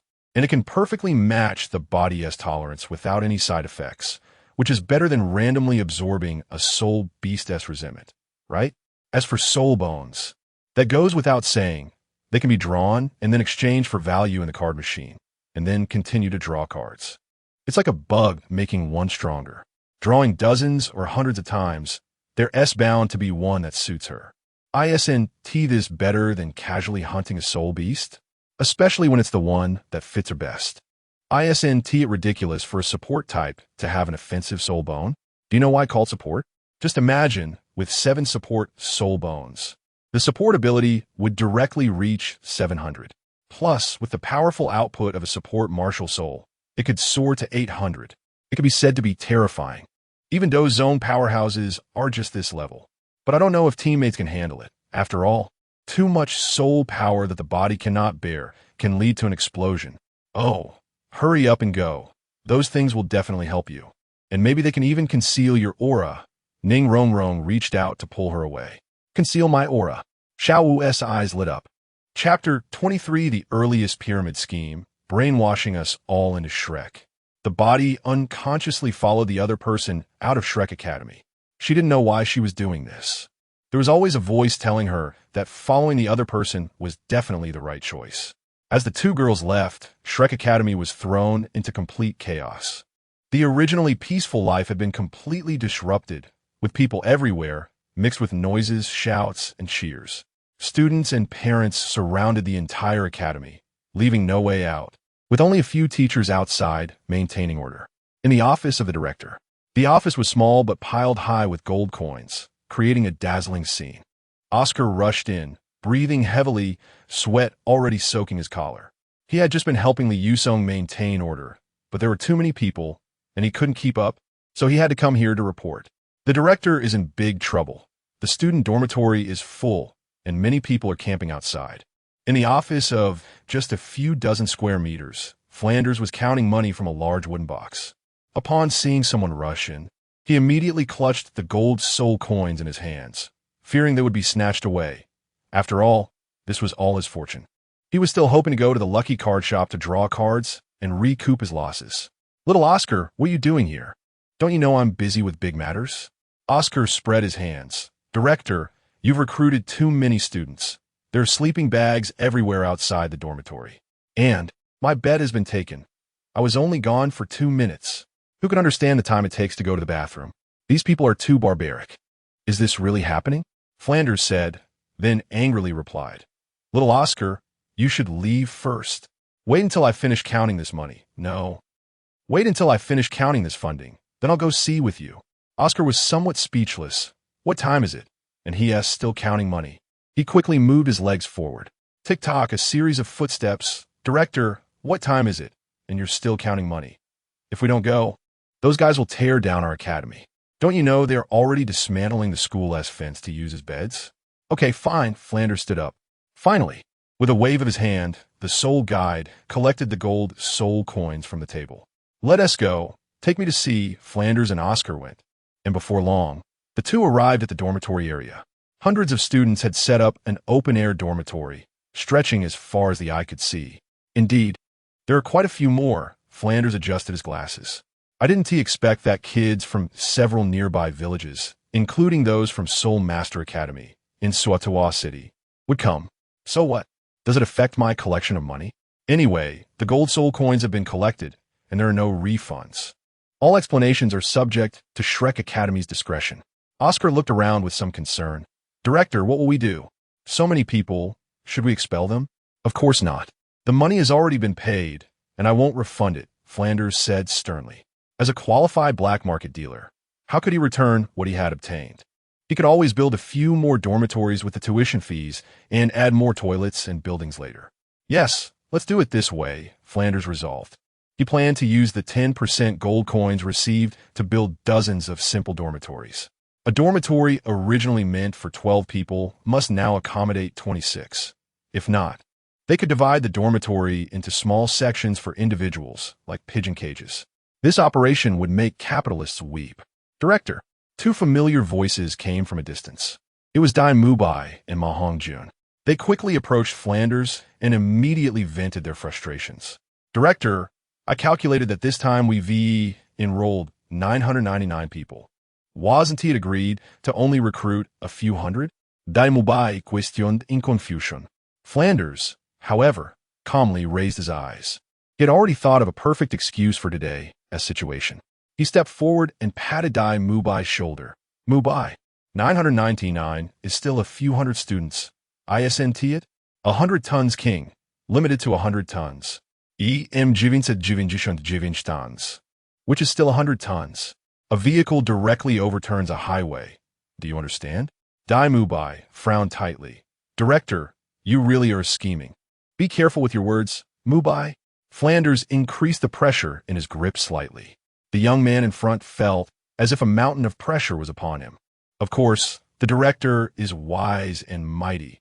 999 people are still a few hundred, right? Ma Hong-jun hung his head low. It's over. It's completely chaotic. Enough. This matter is settled. I'll have someone build a few more dormitories. Flanders comforted everyone. After all, the village was relatively close to the forest. Building the dormitory buildings in the forest would solve the problem. Then, Director, you need to hurry, Dai Mubai said, pinching his forehead with his left hand. Right now, it was hard to even breathe in the academy. If it weren't for being enrolled, he would have wanted to run away. After a long while, Shrek Academy held its first all-staff and student meeting. Over 1,000 teachers and students gathered in a large field for the first meeting.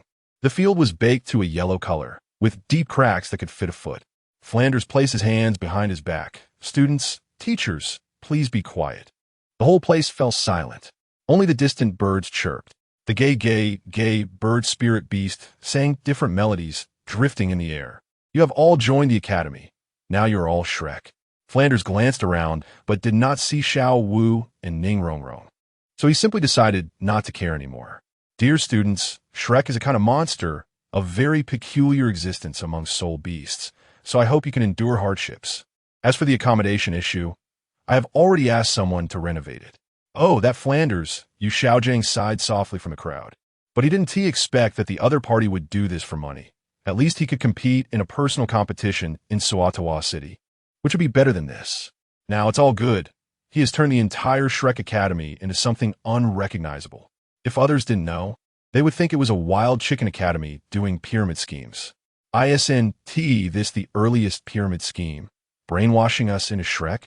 In the end, Flanders made a summary. Students, come back after the dormitory renovations are done.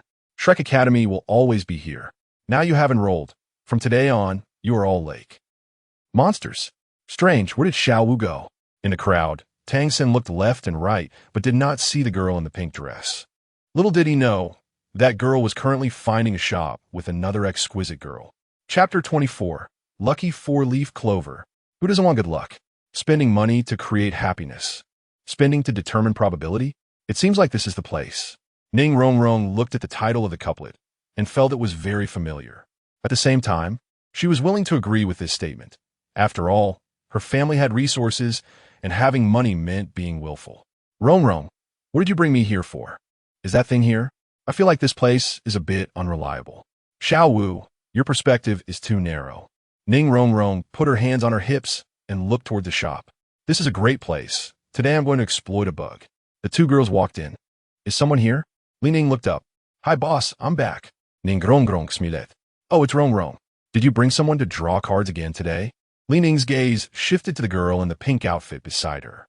Ning Rongrong noticed the expression on the other person's face and smiled. This is Xiao Wu, the one who dances. So it's the female lead. Li Ning thought to himself, curious, and took a couple more glances. But in Xiao Wu's heart, a bad impression had already formed. Sure enough, apart from her brother, all other men are wolves in sheep's clothing. Come over here to draw cards. Li Ning explained. She stood up and approached the card drawing machine, opening her mouth again. From today on, all items you draw will not be stolen. So you can take soul bones out with peace of mind. If anyone dares to touch them, they will suffer the punishment of natural disasters. Ning Rongrong's eyes lit up. So that's how it is. I was wondering how someone dared to steal my awakening card fragments last time and got struck by lightning. Listening to the shopkeeper's explanation, everything made sense. The two girls no longer hesitated and quickly stood in front of the card drawing machine. Xiao Wu seemed to be seeing the world for the first time, looking up and down at the machine in front of her. This was the first time she had seen such a large machine that was even taller than herself, with a 42-inch screen in the middle. Ding dong. Startup successful. The card drawing machine lit up as if it had caught the scent of money. It was now eager to start harvesting, ready to take advantage of the situation. Bang. Ning Rongrong put all her soul ring cards into the machine. All right, now I should be able to draw what I want, right? She grinned, as if she had already envisioned the beautiful outcome. Sorry, items incompatible. The card drawing machine emitted a series of red alarm sounds, as if it was. Li Ning's mind received the system's voice. Warning, someone is exploiting a bug to become stronger. Is it broken? Xiao Wu poked it with her hand. Ning stepped forward and took out all the soul ring cards from inside the machine. Then she walked in front of Ning Rongrong. You can exploit bugs to become stronger, so put away the items. Don't try to be clever. Reluctantly, Ning Rongrong took back the soul guide device. She sighed, feeling a bit dejected. How could this happen? It was supposed to collect items. But why want to take my stuff? Ahem. Ning cleared her throat a few times before finally reminding Ning Rongrong. All explanation rights belong to this store. All right. Ning Rongrong placed the black card on the machine. Swish. Congratulations, your card swipe was successful. The card drawing machine emitted an electronic sound. Whoosh, whoosh, whoosh. The electronic screen began to spin, and soon there was the sound of items dropping. Red light. Congratulations, host. You have drawn cards 10 times. This time you obtained Awakening Card Fragment X2, Soul Ring Removal Tool X1, 100,000 Year Soul Ring X1, Gem, Right Arm Soul Bone. Mini Poop X4. 1 cost Skeleton Soldier Cosplay Outfit, Expanded Backpack. Ning Rongrong squatted down to pick up the items, her eyes widening. Soul Bone? Awakening Card Fragment? That's great. She trembled as she touched the colorful card. As long as she collected 3 more, she could obtain a complete Awakening card. Gotta grind. Still have to grind. The luck of a big spender usually isn't bad. There's nothing that can't be solved with a single swipe of 648, and if there is, then it's 2 swipes. What is this? Ning Rongrong looked at the soul ring removal tool in her hand. As for the other cards, she had drawn them before, so she recognized them. It looked like a crab claw, entirely red. Ning explained, this thing is called a soul ring removal tool. It can cancel any of your soul rings, allowing you to absorb a new one instead. As for the expanded backpack, it can increase your soul guide's capacity.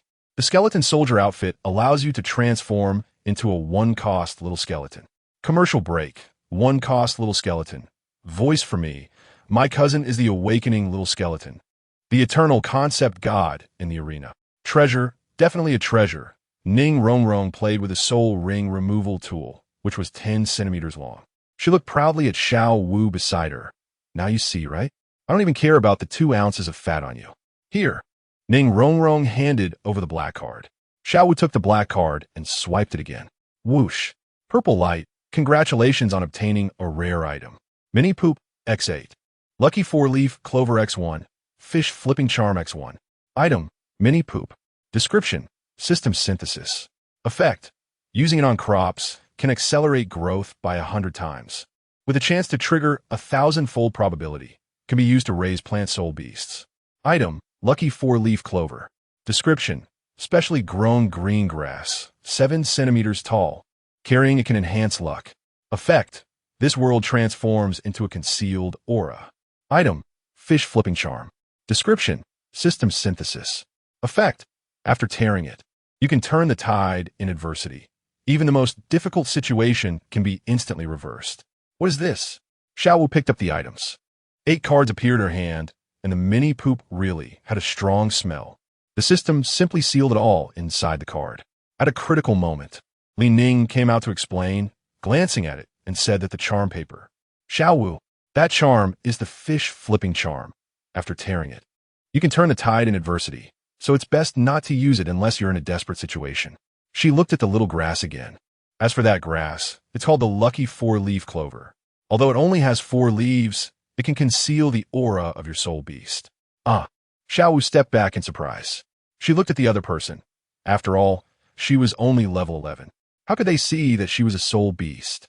Zhao Wuji's level had already risen to 31 after taking her to hunt soul rings. Xiao Wu thought to herself that the other person couldn't be pretending to be weak. Could they? One could only say that an 11-level powerhouse is terrifying. Ning Rongrong smiled and stepped forward to pat the other person's shoulder. Don't be afraid, Xiao Wu. Boss Li is a great person. I just drew a 100,000 year soul ring and also got a soul bone. So the 2 ounces of meat on you are not even worth his attention. Xiao Wu was speechless, but at the same time, she felt relieved, recalling in her heart, could it be that Boss Li is really a good person? However, with this grass, my aura has indeed disappeared. Feeling the disappearance of her soul beast aura, Xiao Wu was still very satisfied, so she hid the grass in her bosom, cherishing it. Chapter 25, Through Storms and Rain. I want to draw cards too.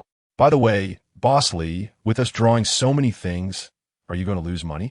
Ning Rong asked curiously, setting aside the recovery potions and titled Douluo experience cards. Just the value of that soul bone far exceeds 1,000,000 gold soul coins.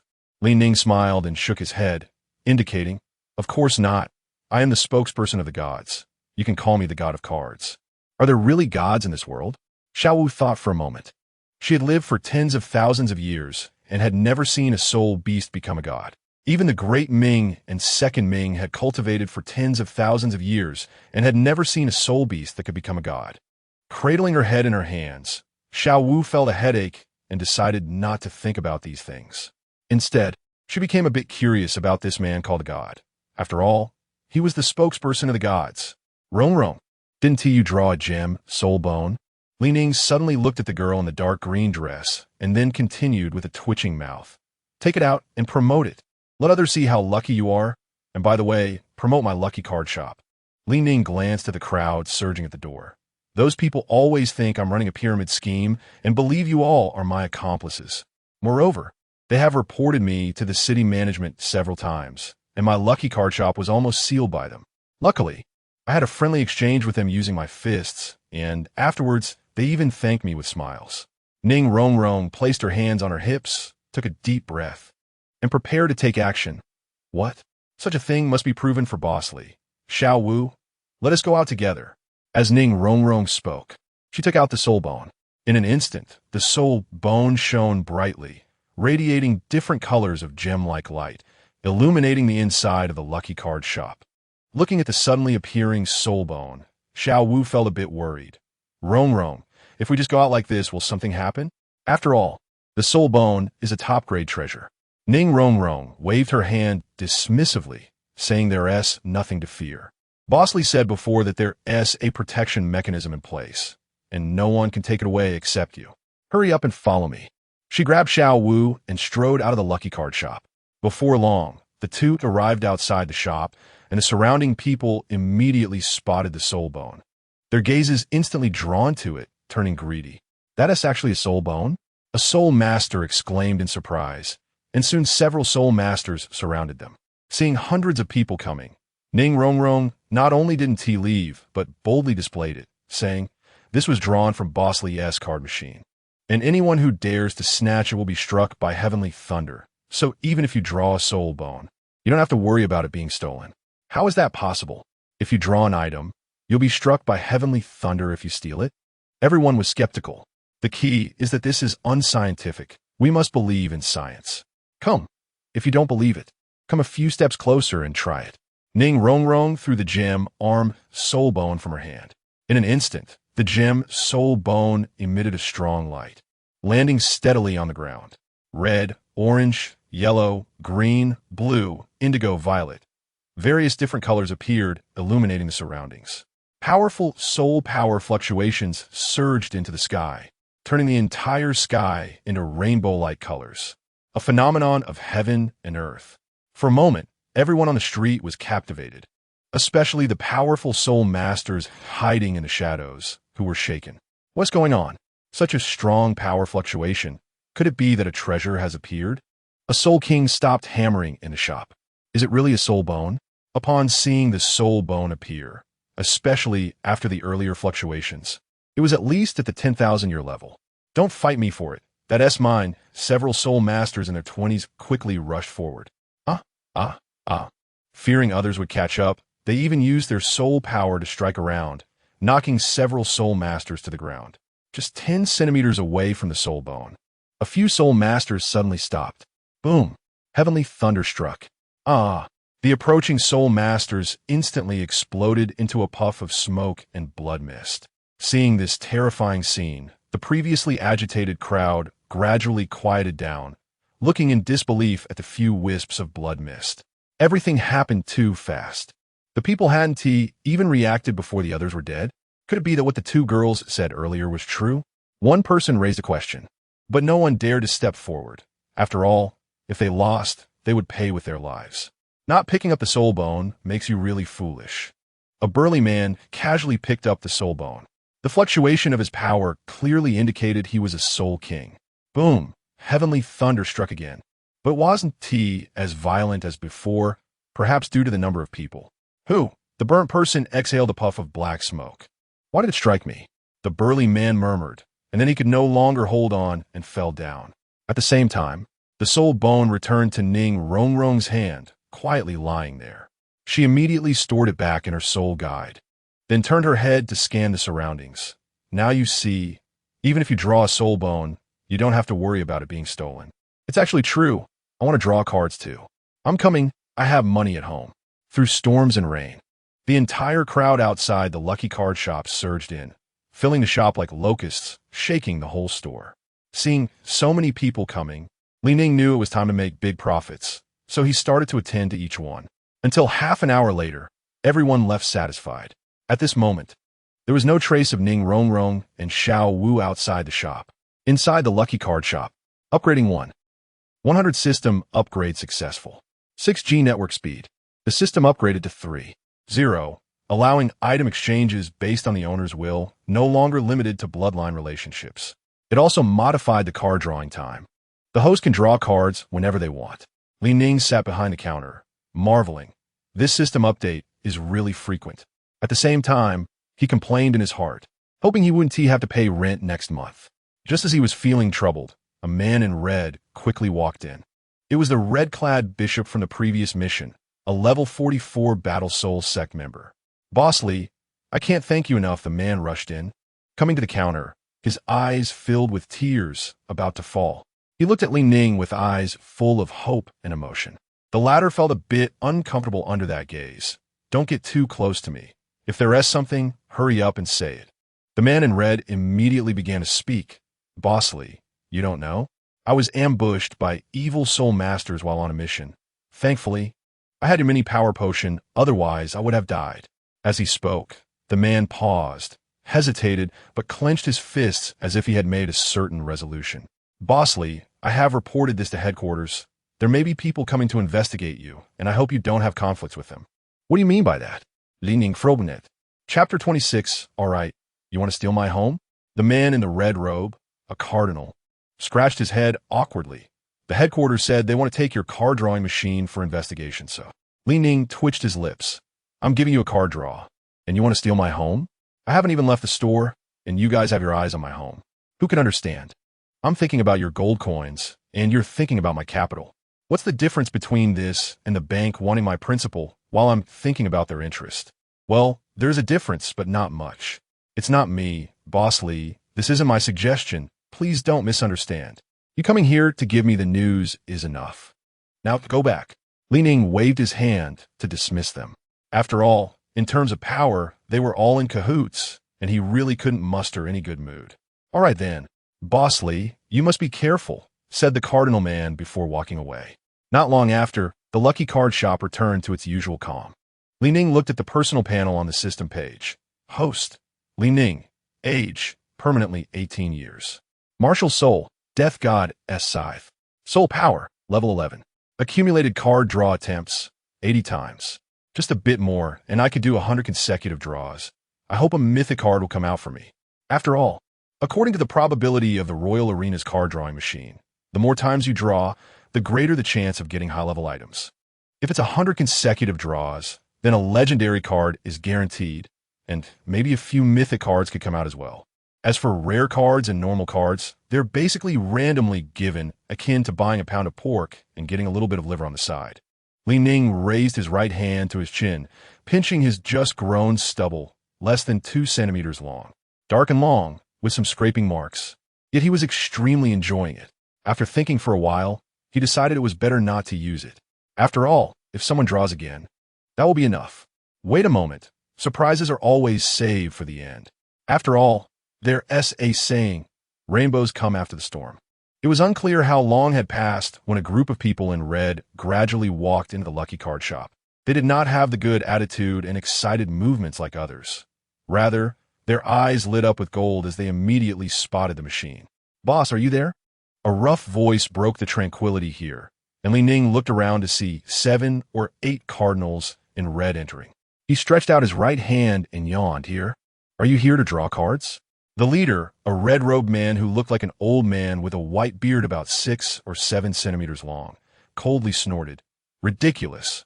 We don't have that much spare money. Wouldn't it be better to save it for free? Not here to draw cards, just here to cause trouble. Ning rolled up his sleeves, ready to send them flying with a punch. At the same time, a sharp aura emanated from him, and his soul power surged, stirring up a whirlwind at his feet like a storm from the Black Sea. After all, with such a group of people, if you were to fight them one by one, when would it end?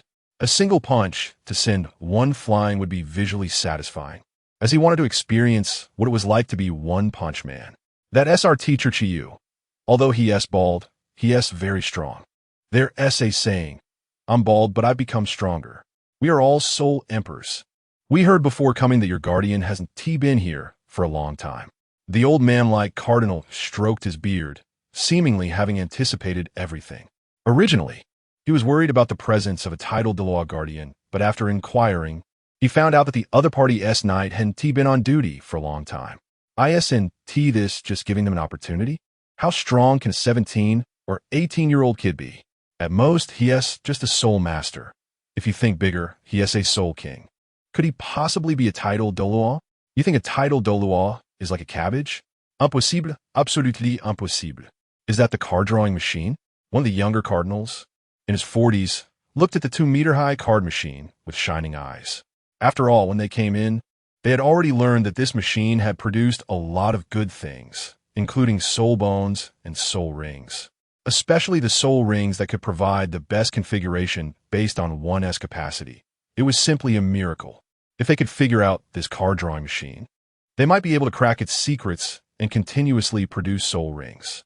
As for the young man, Ning in front of them, the cardinals only thought he was lucky enough to stumble upon this machine, thus becoming the shop owner. Get to it. Bring the card-drawing machine back, commanded the leader. They couldn't move, frozen in place. Ning sat on the stool behind the counter, smiling. A bunch of ants. As he spoke, he waved his arm. His left hand flicked outward lightly. Swish, swish, swish. The cardinals who had entered instantly turned to sand, scattering with the wind. They then transformed into specks of starlight and vanished on the spot, leaving only one person standing there, unable to move. Ning still showed no intention of getting up, but coldly stared at the remaining person. At the same time, his soul rings began to flow. Whoosh, whoosh, whoosh. Those were 9 red soul rings, along with a golden soul ring wrapped around his feet. The terrifying power caused the entire card shop to undergo a spatial shift. In the blink of an eye, they arrived in another space. Who exactly are you? The remaining person spoke. Within the lucky card shop, Ning was an invincible presence. He not only possessed the power of a peerless Douluo, but could also distort the surrounding space and use energy to make himself a god. However, once he left the confines of the lucky card shop, he would revert to an ordinary person, merely an 11-level powerhouse. Terrifying indeed. I am a god. Ning's body expanded to 1,000,000 times, and he gazed down lightly, as if a giant from the heavens was looking down on an ant. Tell those above not to bother me again. Otherwise, do you know why I left you behind to report? Thank you, great God, spare my life. The young red-robed cardinal quickly clasped his hands together and knelt down to plead for mercy. Bang, bang, bang. His head kept knocking on the ground. Even if blood oozed out, he dared not stop until he stained the ground red. His legs also knelt down, his eyes glistening with tears that fell continuously, as if truly expressing his emotions. It's no wonder they know how to handle situations so well. They are adept at adapting to the wind. Go back. Ning distorted the surrounding space and teleported him out. When the young red-robed cardinal reappeared, he was already outside the lucky card shop. He looked at the couplet on the shop. Spending money creates happiness. Spending money determines probability. At this moment, there was no longer any happiness, only a deep sense of fear. Unconsciously, he was drenched in cold sweat and immediately ran back, tripping over himself. Ouch, that hurts! Ignoring the pain in his legs, he immediately ran back, only wanting to escape this place as quickly as possible. Chapter 27. Tang San is shocked. Is there such a thing? Outside Shrek Academy. In a small forest. Xiaowu, are you saying this is real? Tang San was taken aback, a glimmer of light flashing in his eyes. Of course it's real. If you don't believe it, look. A mini poop card appeared out of thin air, and immediately, The blue-silver grass in Tang San's hand was unconsciously released. The entire blue-silver grass started to move erratically, seeming eager to absorb the poop in front of it. At the same time, Tang San tried hard to control the blue-silver grass, but found that his martial soul had slipped out of his control. Knowing that he had already broken through level 30 and with the power of Shintian Gong, it was impossible for him to lose control of his martial soul. Therefore, it was evident that the card in front of him had a problem. It seemed that the blue-silver grass wanted to absorb the poop to enhance itself. Xiao Wu, can you give me a card? Tang San was a bit excited. If this was true, then his martial soul could level up again. Of course, my things are yours. Brother. Xiao Wu handed over the card.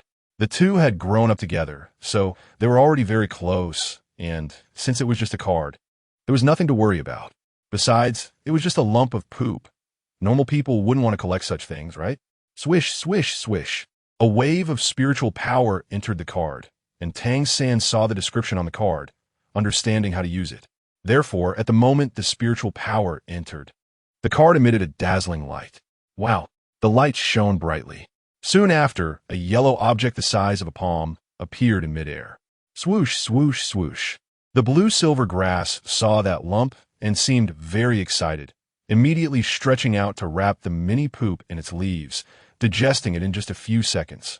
My soul power has increased. Tang San was a bit shocked, then closed his eyes to feel it. Suddenly, he opened his eyes again and asked Xiao Wu if she could give him all the cards. He wanted. Xiao Wu nodded, of course. This stuff is useless to me.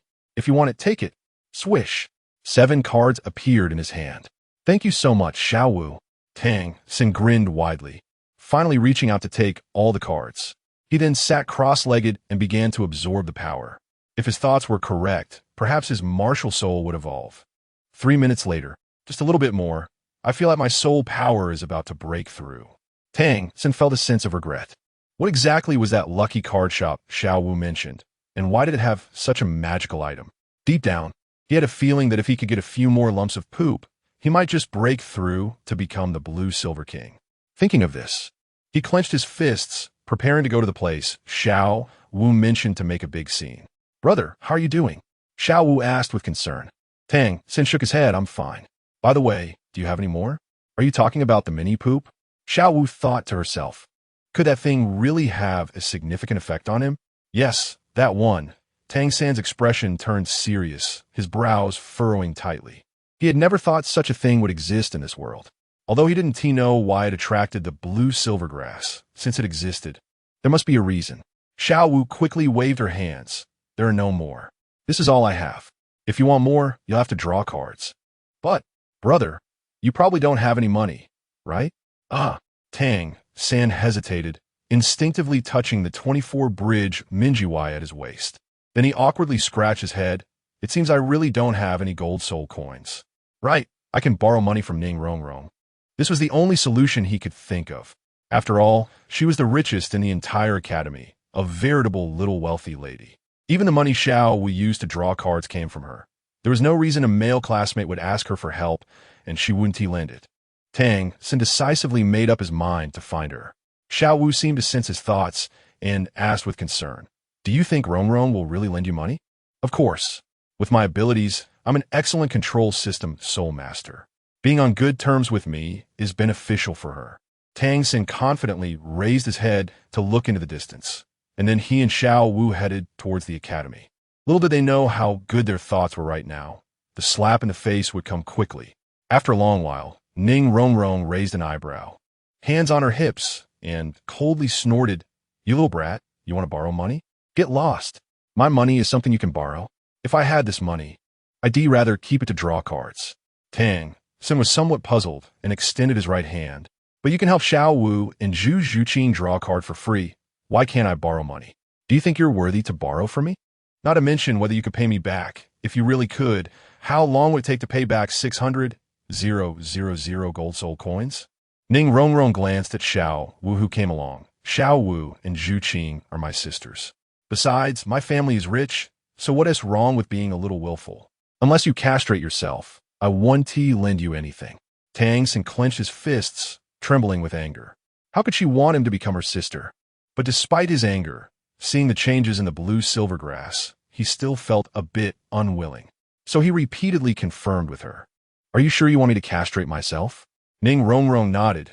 Yes. You can't be a brother unless you agree to be my sister. Ha ha. Tang San covered his face and laughed. All right. I'll remember this humiliation today. You want me to castrate myself? Impossible. Absolutely impossible. After saying that, he pointed at her. You're just someone with a rich dad. In front of me, you're just a spoiled princess with a bad attitude. People like you, no matter how rich you are, have limited prospects in the future. And your arrogant and domineering demeanor is no different from a street thug. How dare you insult me? Ning Rongrong glared at him fiercely, her eyes seemingly spitting fire. She had never been insulted like this before. The power of the title Douluo surged out as she kicked him right in the groin. Tang San covered his groin, feeling an indescribable pain wash over him. He and T even reacted to her movement before it was completed in an instant. Is this something a person can do? He and T even noticed she would do this. Tang San fell to the ground, rolling in agony, blood oozing from his lower body. Big beads of sweat emerged from his forehead, and his body began to tremble. He cried out in pain, his hands holding the place that was injured, turning into a pair of bloodied hands. It hurt. It hurt so much. If it weren't for having broken through level 30 and having an external spirit bone, he might have already fainted. Chapter 28. Tang San becomes a woman. Have we become sisters? Brother, how are you? Xiao Wu reacted quickly and hurried forward to support him. He squatted down, and as soon as he touched her, a foul stench hit him. He instinctively covered his mouth and nose with his hand, trying to block the terrible smell. Xiao Wu raised her eyebrows and saw the red blood below, instantly realizing that her happiness for the rest of her life was gone. However, as long as she could live, nothing else mattered. At least if her brother couldn't be with her, they could still be sisters. Xiao Wu, don't worry about me. Just go out and let me be alone. Tang San yelled almost in anger, his eyes blood red. If she wanted to, he really wanted to violate and then kill Ning Rongrong first. Rongrong, quickly use your spirit to heal him. Xiao Wu stood up and looked at her sister with a pleading gaze. Seeing the teary-eyed Xiao Wu, Ning Rongrong's expression was one of pride. No. Who told this little brat to deliberately provoke me? I've never been bullied before in my life, but fine. For your sake, I'll help him. It hurts, huff huff. Tang San gasped for breath, activating his blue-silver grass spirit to wrap around the injured area. The pain did not lessen at all, but the bleeding had stopped. At this moment, he held his lower body, not daring to move. Although he knew that area had become a mess, he still held onto a sliver of hope. What if it was still there? Ning Rongrong looked at Tang San, who was pale and on the verge of death. She hesitated. After all, she had never killed anyone in her life. As a pure and carefree young girl, she didn't want to carry a life on her conscience. Seeing Xiao Wu's tear-streaked face, she softened a bit but maintained her fierce demeanor, hands on her hips. All right, I'll save him. But Xiao Wu, you must not approach him for 3 days, or I will still take action. Upon hearing this, Xiao Wu immediately nodded. Rongrong, please save my brother. He is in so much pain. 8 treasures turned into glazed. Swish, swish, swish. Red, orange, yellow, green, blue, indigo, violet, black. 8 different lights shone on Tang San. His curled-up body instantly improved, but the 2 tails of rotten flesh below remained unchanged. At this moment, he had completely transformed into a third sister. Well, he was still half a man, but it was getting close. 3 minutes later, Tang San stood up, and when Xiao Wu came to support him, he shrugged her off. Don't come near me. I want to be alone. Brother, are you okay? Even though you've lost something, we can still be sisters. Tang San, I really do thank you. He gritted his teeth, trying to suppress his inner turmoil. Ning Rongrong, hands on her hips, acted as if this matter had nothing to do with her. Tang San, didn't I just treat you? You should thank me quickly. After all, I usually don't treat people, especially men. He crossed his arms over his chest, looking up at the ceiling, seemingly not even glancing at her. Ning Rongrong. Thank you, Tang San said through clenched teeth. His hands were tightly clenched, and due to the excessive force, some joints cracked. Although the redness in his eyes had diminished somewhat, the root cause of all his woes was still her. His own eggs had been broken, and he still had to thank her. It was a tremendous humiliation. However, given her strength, he could only do this. Otherwise, he didn't know what she would do next. Ha ha! Ning Rongrong laughed wildly, completely disregarding Tang San's feelings. After that, she left with Xiao Wu until a wave of energy crashed against the dormitory window that night. Ning Rongrong, come out here. A deep voice from a middle-aged man, obviously a powerful figure, echoed. The moonlight illuminated the surrounding darkness, making the entire village look no different from the daytime. Although the road was still dim, it was possible to see clearly thanks to the moonlight. Ning Rongrong woke up from her bed, rubbed her eyes. Which old bastard dares to call me? Swish, swish, swish. A wave of soul power shot towards her, shattering even the tenant's windows. Boom! The window shattered into pieces, and Ning Rongrong frowned, exhaling a breath of anger. Let me see who's so bold. She used her power to turn into an afterimage and chased forward. Soon, she caught up to a small grove and saw a middle-aged man standing 50 meters ahead. Ning Rongrong asked first, "Who are you? Why'd you lure me out?" The middle-aged man frowned, his eyes filled with anger, and he walked towards her with clenched fists. Finally, his soul rings pulsed. 2 yellow, 2 purple for black, and 1 red. It was clear that he was a titled Douluo. When all the soul rings lit up, he slowly spoke. My name is Tang Hao, title Haoyan. Ning Rongrong flicked her thumb against her nose. So you're the center of the Haoyan sect. What do you want with me? Is title Douluo Haoyan that scary? In the face of absolute strength, you're just a nobody. Besides, his Storm Dragon King experience card hadn't expired yet. That was a Dragon King, and in terms of quality, it could crush Haoyan Hammer. Today you injured my son and ruined his manhood. I'm here for revenge. Tang Hao spoke with great vigor, his tone causing even the leaves around them to flutter down. Obviously, even after falling from grace for over a decade, his imposing aura had not diminished. Ning Rongrong just rested her chin on her hand, thinking it over before realizing the reason. So that little brat is your son. By that logic, aren't you a big brat too? Ha ha! As she spoke, her hands were on her hips, showing no fear. I heard my father say that you were severely injured back then. You probably haven't recovered yet. With a sharp gaze, Tang Hao thought. So she is from the 7 Treasure Glazed Tile School, but so what? He wasn't afraid. Ning Rongrong was very angry, and the consequences would be serious. Swish. Yellow, yellow, purple, purple, black, black, black, black, red. A massive Dragon King appeared behind her, and a fierce wind swept up the surrounding leaves, forming one tornado after another that wrapped around her. 9 soul rings pulsed, clearly indicating another title Douluo. How is this possible? Tang Hao was somewhat puzzled, surprised as he took a step back. What he didn't know was that when Ning Rongrong caused a ruckus at Shrek, he happened to be out. Therefore, seeing her soul rings was so shocking to him. Enough nonsense. You injure my son. I don't care who you are. Tang Hao wanted to end things quickly. His injury wasn't healed yet, and prolonged combat would certainly not be beneficial to him. So he wanted to gather strength for a single strike to test the waters before using the great Sumura hammer. His body flashed, and Tang Hao disappeared from his original spot. When he reappeared, he was already behind Ning Rongrong. Chapter 29. Can the Hammer Pope be the same as the Hammer Little Girl? Swish! A few fallen leaves rose at Ning Rongrong's feet as Tang Hao threw a punch at the opponent, but it hit nothing. Only a residual shadow gradually dissipated around his fist. In no time, it transformed into points of starlight, disappearing from the spot. In contrast, not far away, a tornado lifted the fallen leaves, rising to 3 or 4 meters high, shaking the surrounding trees violently. The leaves rustled, and the trunks bent low, looking as if they would break. Even the bird spirit beasts resting atop the nearby trees flapped their wings and flew away. Ning Rongrong stood in the middle of the tornado, slowly appearing, her left hand on her hip, looking relaxed. With a mocking expression, she called out, "You old fossil. How shameless to sneak attack a little girl like me. What incredible speed, able to move in a second." Tang Hao frowned.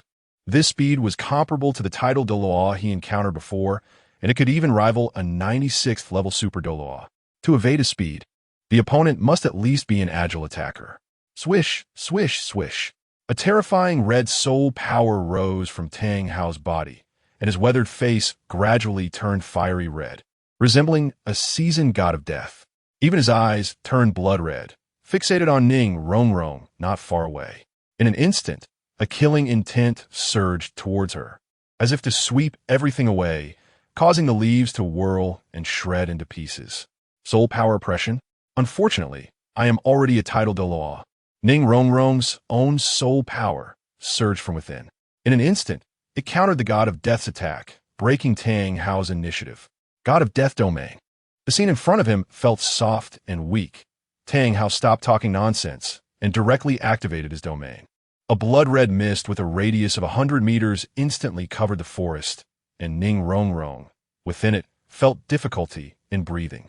Although Tang Hao had wasted decades, his current soul power level was sufficient to match a 96th level Super Douluo. From the perspective of soul power, as long as he used the Great Sumura Hammer, he had at least an 80 chance of defeating his opponent. 7th Soul Skill, True Body of the Dragon King. Ning Rongrong's eyes emitted a golden light that shot into the sky. In just over 2 seconds, she transformed into a storm dragon king several dozen meters tall. Swish, swish, swish. As she used her martial soul's true form, the trees in the forest were instantly uprooted and blown into the sky. The surrounding area turned into a coffee-colored plain due to the storm. Boom! The God of Death domain was instantly shattered. Ning Rongrong felt her strength peak. The suffocating domain dissipated in an instant. What can a small domain do to me? She said proudly. As an auxiliary soul master, having such combat power was indeed explosive in the entire soul master world. An adult storm dragon king soared into the sky, its eyes fixed on the person below. Oomph. So what if he got bigger? Tang Hao snorted coldly, feeling that his injuries had not been affected. He relaxed and focused on the enormous dragon form in the air. Bang! The Haotian shield. Tang Hao jumped in place, causing the ground beneath him to instantly sink, dirt flying everywhere. After calling out his soul skill, he shot into the sky like a cannonball. In an instant, he was in front of Ning Rongrong, and then he swung the Haotian hammer down onto her forehead. Ning Rongrong wouldn't foolishly take it head-on. She flapped her wings and used her dragon claws to meet it. Bianjun, only I dare to head-on clash with the sea god S trident. Everyone cheer for me. Boom, boom, boom. At the moment of collision, a terrifying energy transformed into a storm of light and shadow, tearing a massive chasm in the ground beneath them. How is this possible? Tang Hao, holding the Haotian hammer, found that he couldn't strike down. Can the Hammer Pope be the same as the Hammer Little Girl? Moreover, he hadn't even recovered to his peak. Tang Hao's figure quickly retreated, while Ning Rongrong remained steady in midair, only her hands feeling a bit numb. Through that last strike, although he only hit her dragon claws, the injury sealed for over a decade within him erupted like a wellspring. He knew this was no longer a simple confrontation. If this continued, his old injuries would resurface, and he would eventually exhaust himself. Great Sumura Hammer, the ultimate skill of the Haotian sect. Feeling his old injuries worsening, Tang Hao decided not to waste more energy and went straight for a big move. The red Haotian hammer gradually grew larger, covering half the forest. A terrifying power surged with the appearance of the hammer, and a thunderstorm roared in the sky. Boom, boom, boom. One thunderbolt after another, as thick as a barrel, streaked across the sky, roaming through the clouds, generating electricity through friction. When a Haotian hammer became sufficiently enormous, it came crashing down towards Ning Rongrong. The hammerhead released waves of energy like ripples spreading outwards, and the crimson Haotian hammer seemed to gather astonishing power. The surrounding space vibrated violently, and the thunder in the sky continued to flash. The entire night was illuminated by blinding white light. 9th Soul Skill, Annihilation Dragon Tornado Wave. Ning Rongrong watched as Tang Hao unleashed his ultimate move, and she didn't dare to be careless.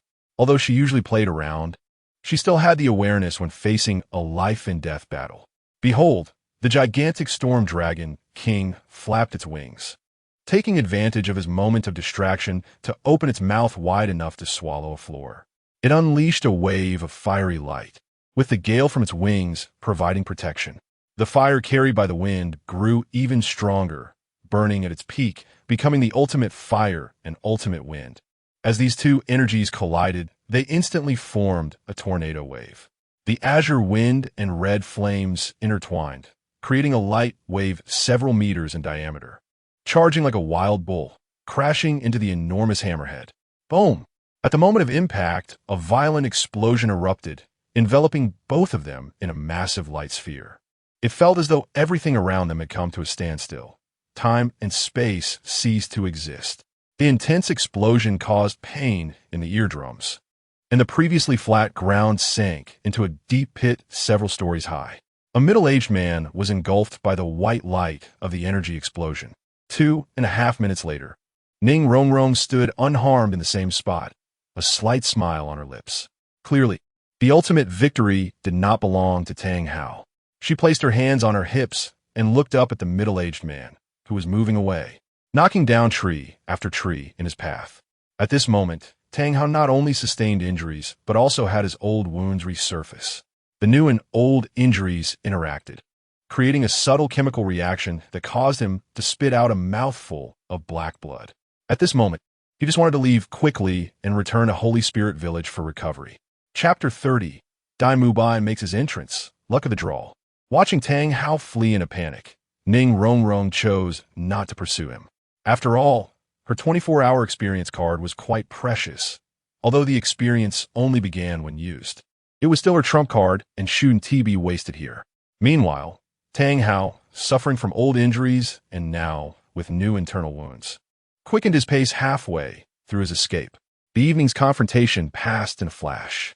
Until the next morning, Shrek Academy was bustling with activity. But Dai Mubai was nowhere to be seen. City of Entrustment. Lucky Card Shop? It seems this is the place. Dai Mubai raised his eyes and found himself in front of a shop. He also noticed a couplet at the entrance. Spending money creates happiness. Spending money determines probability. As the Prince of a Star Luo Empire, I, Dai Mubai, am not short on money. Speaking as he walked in with large strides. He also noticed many eyes around him. However, he didn't pay much attention and went straight into the Lucky Card Shop. Someone else here? Li Ning looked up and saw a young man in white with a graceful demeanor. Notably, the young man had yellow hair, looking just like a little yellow-haired boy. Boss, I want to draw cards, Dai Mubai shouted. He had already inquired with Oscar before coming. As long as he drew cards, he could become stronger. Li Ning guided him step by step to the card drawing machine, finally beginning to explain, 60,000 gold soul coins for one draw, a maximum of 10 draws per week. When you draw, it will emit light, categorized in a normal yellow, rare purple, epic black, legendary red, and mythic gold. The items are random. In short, the stronger the light, the more powerful the item, but there are exceptions. Even a rare purple can yield incredible items. Dai Mubai stroked his chin, listening to the explanation and suddenly understanding. He had never thought that drawing a card could have such intricacies. If he had known earlier, he would have asked Oscar for more details. But it wasn't too late, since he was already here. If he didn't draw a couple of cards before going back, it would feel like something was missing. Coins continuously popped out of the Soul Guy device in Dai Mubai's hand, all of them going into the card drawing machine. Whoosh, whoosh, whoosh. After a burst of yellow and black light, 10 cards all popped out at once. They floated neatly in the air before slowly coming to rest in front of Dai Mubai. What is this? He picked one card up. Upon closer inspection, he saw an introduction on the back and quickly understood its function. This was a teleportation card. By infusing it with his mental power, he could unlock a special ability. The holder of this card could teleport to any place they wished to reach. However, there was a prerequisite. They must have some memory of that place to teleport successfully. Otherwise, it would fail.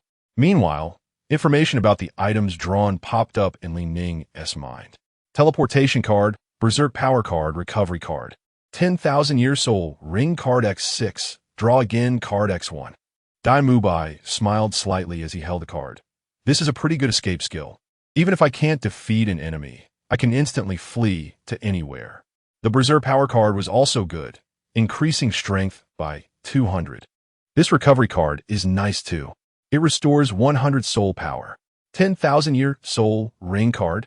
Dai Mubai looked at the black card, his brain momentarily crashing. He saw the text on the back that seemed hard to believe. The 10,000 Year Soul Ring card, when used, can generate the maximum limit soul ring that a soul master can bear, which can be 10,000 years, or even 99,999 years. Dai Mubai had been taught from a young age that to obtain a soul ring, one must hunt soul beasts. But today, he saw a way to obtain soul rings without hunting soul beasts. If this could be widely promoted, it might even break the traditional cultivation methods. He carefully stored the soul ring card in his soul guide device and turned his attention to the last card, unable to help but smile at the introduction. Ha ha ha. I truly am favored by luck. Dai Mubai's gaze was drawn to the draw again card. According to the text on the back, using it would allow him to draw 10 more times. This meant that this card broke the previous limit of only being able to draw 10 times a week. Moreover, based on the slogan outside the lucky card shop, it seemed that spending money determined probability. As long as one spends enough, probability becomes a joke. Dai Mubai took the draw again card and put it into the card drawing machine. Whoosh, whoosh, whoosh. Sorry, network line 360 draws, failed X9. Congratulations on successfully drawing card. You have obtained an epic item, White Tiger Left Arm Bone X1. As the card was successfully drawn, a system panel appeared in front of Ning. Item, White Tiger Left Arm Bone Level. Epic card, 10,000 year level. Description. After equipping, it grants the effect of the White Tiger's aura, providing certain suppression against all beast martial souls. And it possesses the soul skill, White Tiger's Annihilation Claw. A black card flew out from the card drawing machine and landed in Dai Mubai's hand. He looked closely and recognized it as a soul bone card. Left arm soul bone. This card is quite good. With this soul bone, let us see who says I can't defeat Davis. Davis, little brother, you still need to train. This thought arose in Dai Mubai's mind. Since birth, he had been suppressed by that so-called older brother for many years. These years had been unbearable, making it hard to breathe, which is why he escaped the empire. The succession to the throne of the Douluo Empire was too cruel, and Davis was simply a prodigy. With various self-created soul skills and absurdly strong combat techniques, he could only escape to Shrek Academy to seek greater breakthroughs. Determined to return one day and firmly establish his identity as a prince, even becoming the emperor of the Douluo Empire was not out of the question. After all, the rule of succession was, only the strongest prince could inherit. Infusing mental power into it, the soul bone card slowly activated, revealing its original form. A white bone appeared before him. Not only Dai Mubai, but even the onlookers outside the lucky card shop couldn't help but lean in to see the light within. Whoosh! The soul guide device directly absorbed the soul bone. Dai Mubai wasn't foolish. Such a treasure couldn't be seen by others, or would easily attract deadly trouble. Seeing Dai Mubai's cautious actions, with his tightly furrowed brows and head turning left and right, Ning smiled and explained, "No need to be so nervous.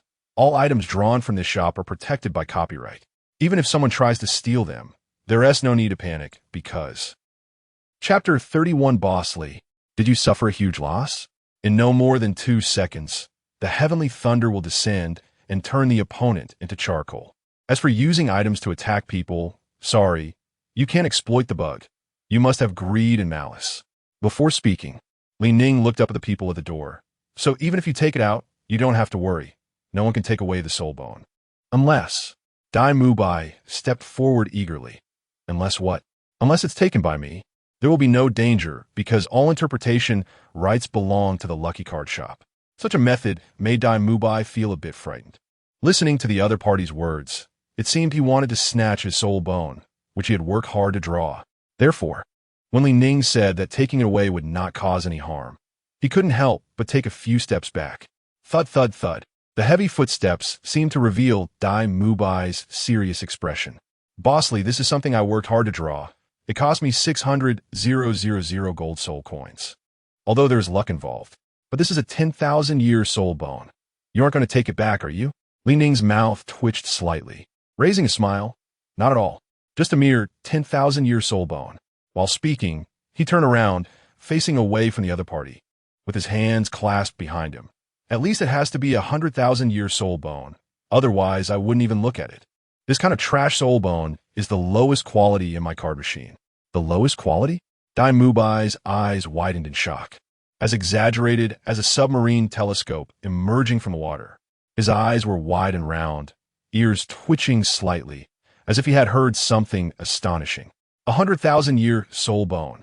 That is an existence he wouldn't even dare to imagine. Listening to the other party's tone, it seemed Dai Mubai also had a chance to draw a 100,000-year soul bone. That's right, you also have a chance to get a 100,000-year soul bone. Ning turned around and pointed to the other party's forehead with his right hand. Spending money makes me stronger. Everyone is a money spender. Young man, invest well. Every soul ring of 100,000 years will not be a dream. Our store has a soul ring extraction device, which is a special item. As long as you can draw it, you can freely replace your own soul rings. The premise is that you have to be able to handle it.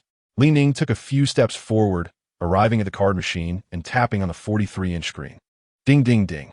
Not long after, the card representing the soul ring extraction device appeared.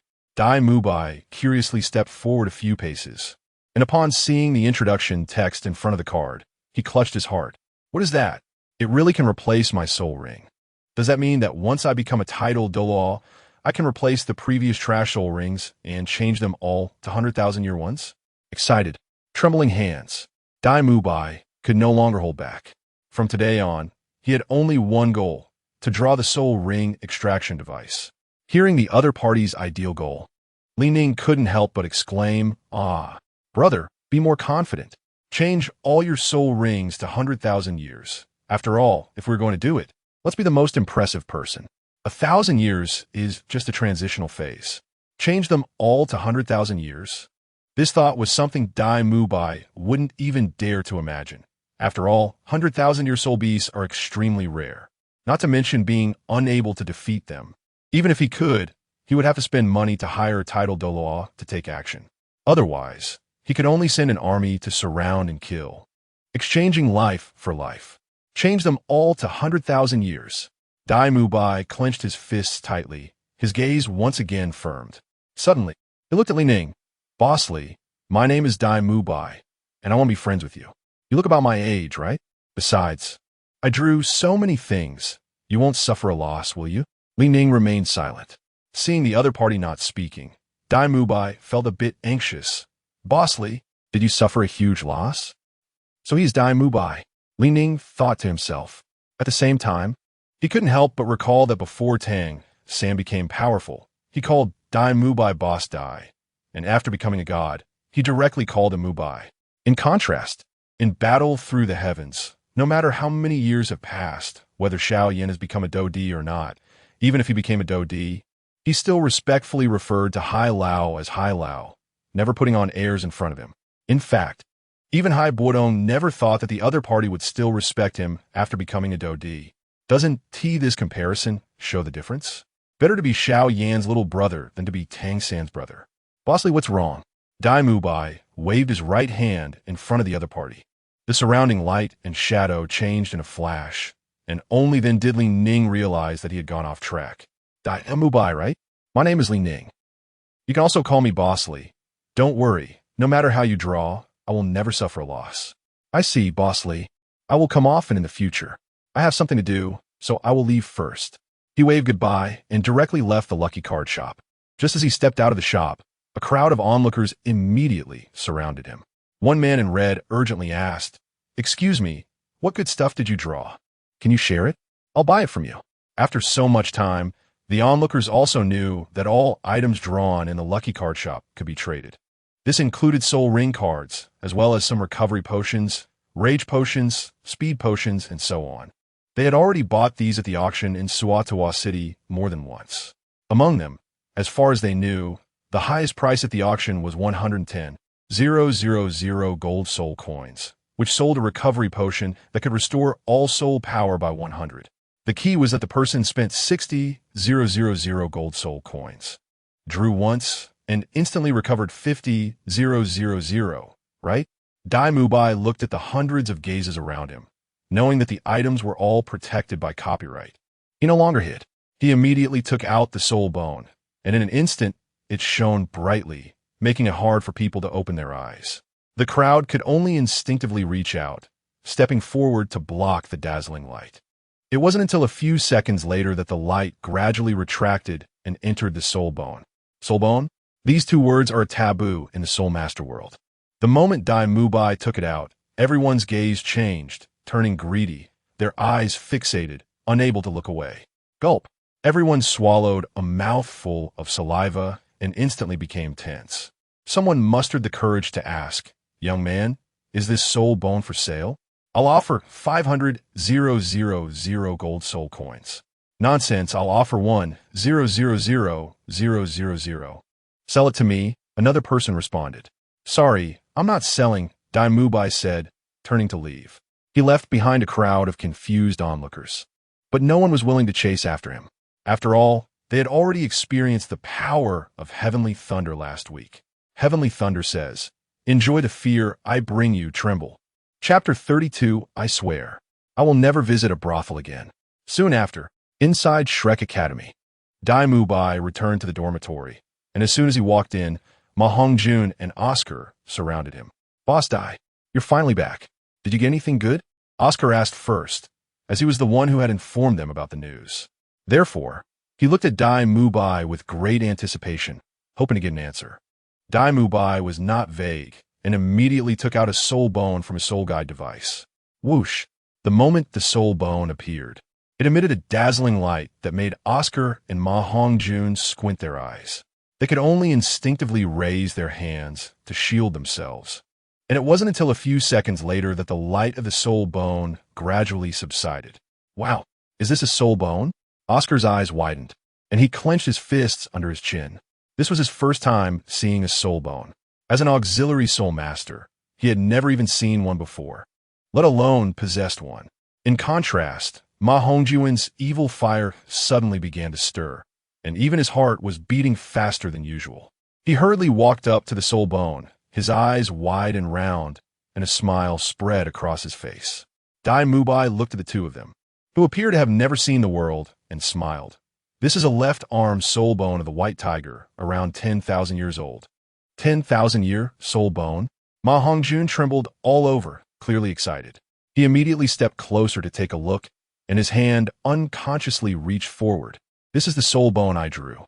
If you want one, you could draw for yourselves," Dai Mubai said as he put the soul bone back into the soul guide device. After all, this thing was too precious and needed to be absorbed in a safe place. Dai Mubai cleared his throat. He looked at the two, who seemed unsatisfied. "I say, fatty, you don't need to let your evil fire stir so much, do you? Use the money you spent at the brothel to draw cards. It's enough for you to draw several times. It's only 60,000 gold soul coins. If you put in some effort, you can still draw twice. If it really doesn't work, just go to the Soul Arena in Suatawa City and play a dozen matches. Boss Dai, 60,000 gold soul coins is nothing to you. You single-handedly support the entire academy," Fatty said, his eyes shining, and the evil fire calmed down. Instead, he came to Dai Mubai's back and started to knead his shoulders. Thump, thump, thump. "Boss Dai, how's that strength? You can support Shrek Academy all by yourself. If it weren't for you, the academy would have closed down last year. Why don't you lend me some money?" Ma Hongjun said hopefully, grinning while kneading Dai Mubai's shoulders. Since the other party could draw soul bone, his luck surely wouldn't be bad either. After all, he couldn't save the money spent at the brothel. It had to be 3 times every 3 days. Otherwise, what would happen if the evil fire erupted? Wouldn't he burn himself to death? As for kidney deficiency, that was impossible. A man couldn't have kidney deficiency, nor could he say he was incapable. Bang! Dai Mubai swung his arm and pushed him away. "Don't come at me with this, fatty. I still don't know what you're capable of. My money isn't much either. Why don't you go to the Soul Arena in Suatawa City and play a couple of matches? Maybe you can earn it back." Another match. Ma Hongjun made a bitter face, his head drooping. The last time Dean Flinder ran out of money, he made him go compete. On the surface, it was to train the students, but in reality, it was just using him to make money. Sometimes he had to play dozens of matches in a day, leaving him utterly exhausted. Bang! Dai Mubai stepped forward and grabbed Ma Hongjun's shoulder. "You dead fatty. You won't even go earn some money. You still want to draw cards? What are you thinking? Stop visiting brothels and take the money to draw cards." While speaking, Dai Mubai seemed to remember something, his eyes turning as he continued. "Maybe you can draw a new item and get rid of your evil fire." "Boss Dai, you're not joking with me, are you?" Ma Hongjun raised his hand to scratch his head, smiling bitterly. He had been tormented by the evil fire for over a decade. And now you suddenly tell me it can be eliminated? This happiness came too suddenly, right? Ning said, "Come here. Watch me give you a pile of shit." "Oh no, I mean give you a pure card." Ma Hongjun loosened his shoulders and broke free from Dai Mubai's grasp. He then walked to the side, clenched his right fist, and made a cheering gesture in front of himself. "I swear, I will never visit a brothel again. I want to draw cards from now on. Soul bones are my goal." Oscar looked at him and gave him a thumbs up. "Fatty, I support you. But are you sure you won't go? Usually, you go 3 times a day. Is that something you can say?" Ma Hongjun frowned. "No, I didn't say anything. You continue." Oscar shut his mouth, knowing very well about his explosive temper. Moreover, he was just an auxiliary soul master and couldn't fight against such a perverse fire phoenix. In contrast, Dai Mubai had no such worries and said with a lewd smile, "Damn, Fatty, I didn't expect you to be more perverse than I am. I usually just play with twins, but you go 3 times a day?" Seeing that the conversation was getting more absurd, Ma Hongjun stepped forward, gesturing with his hands. "Boss Dai, do you have to insult me this much? That's a flaw in my martial spirit, not something I want. Besides, I have a girlfriend. She just ran away.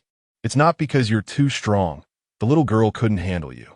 Dai Mubai crossed his arms and spoke in a melancholy manner.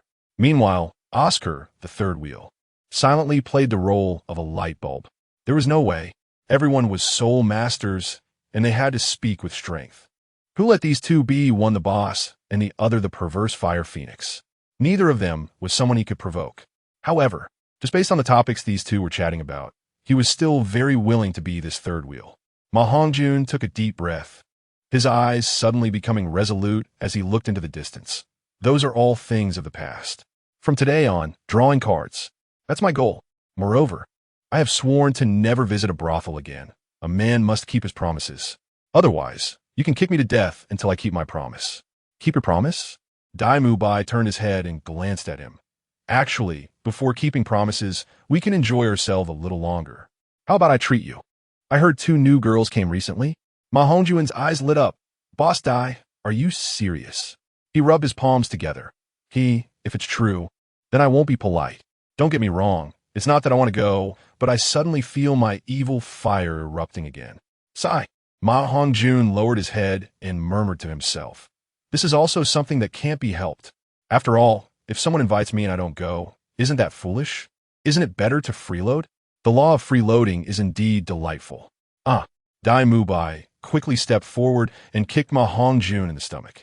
Ma Hongjun cried out in pain and instantly fell to the ground, performing a dramatic dog-eating shit act.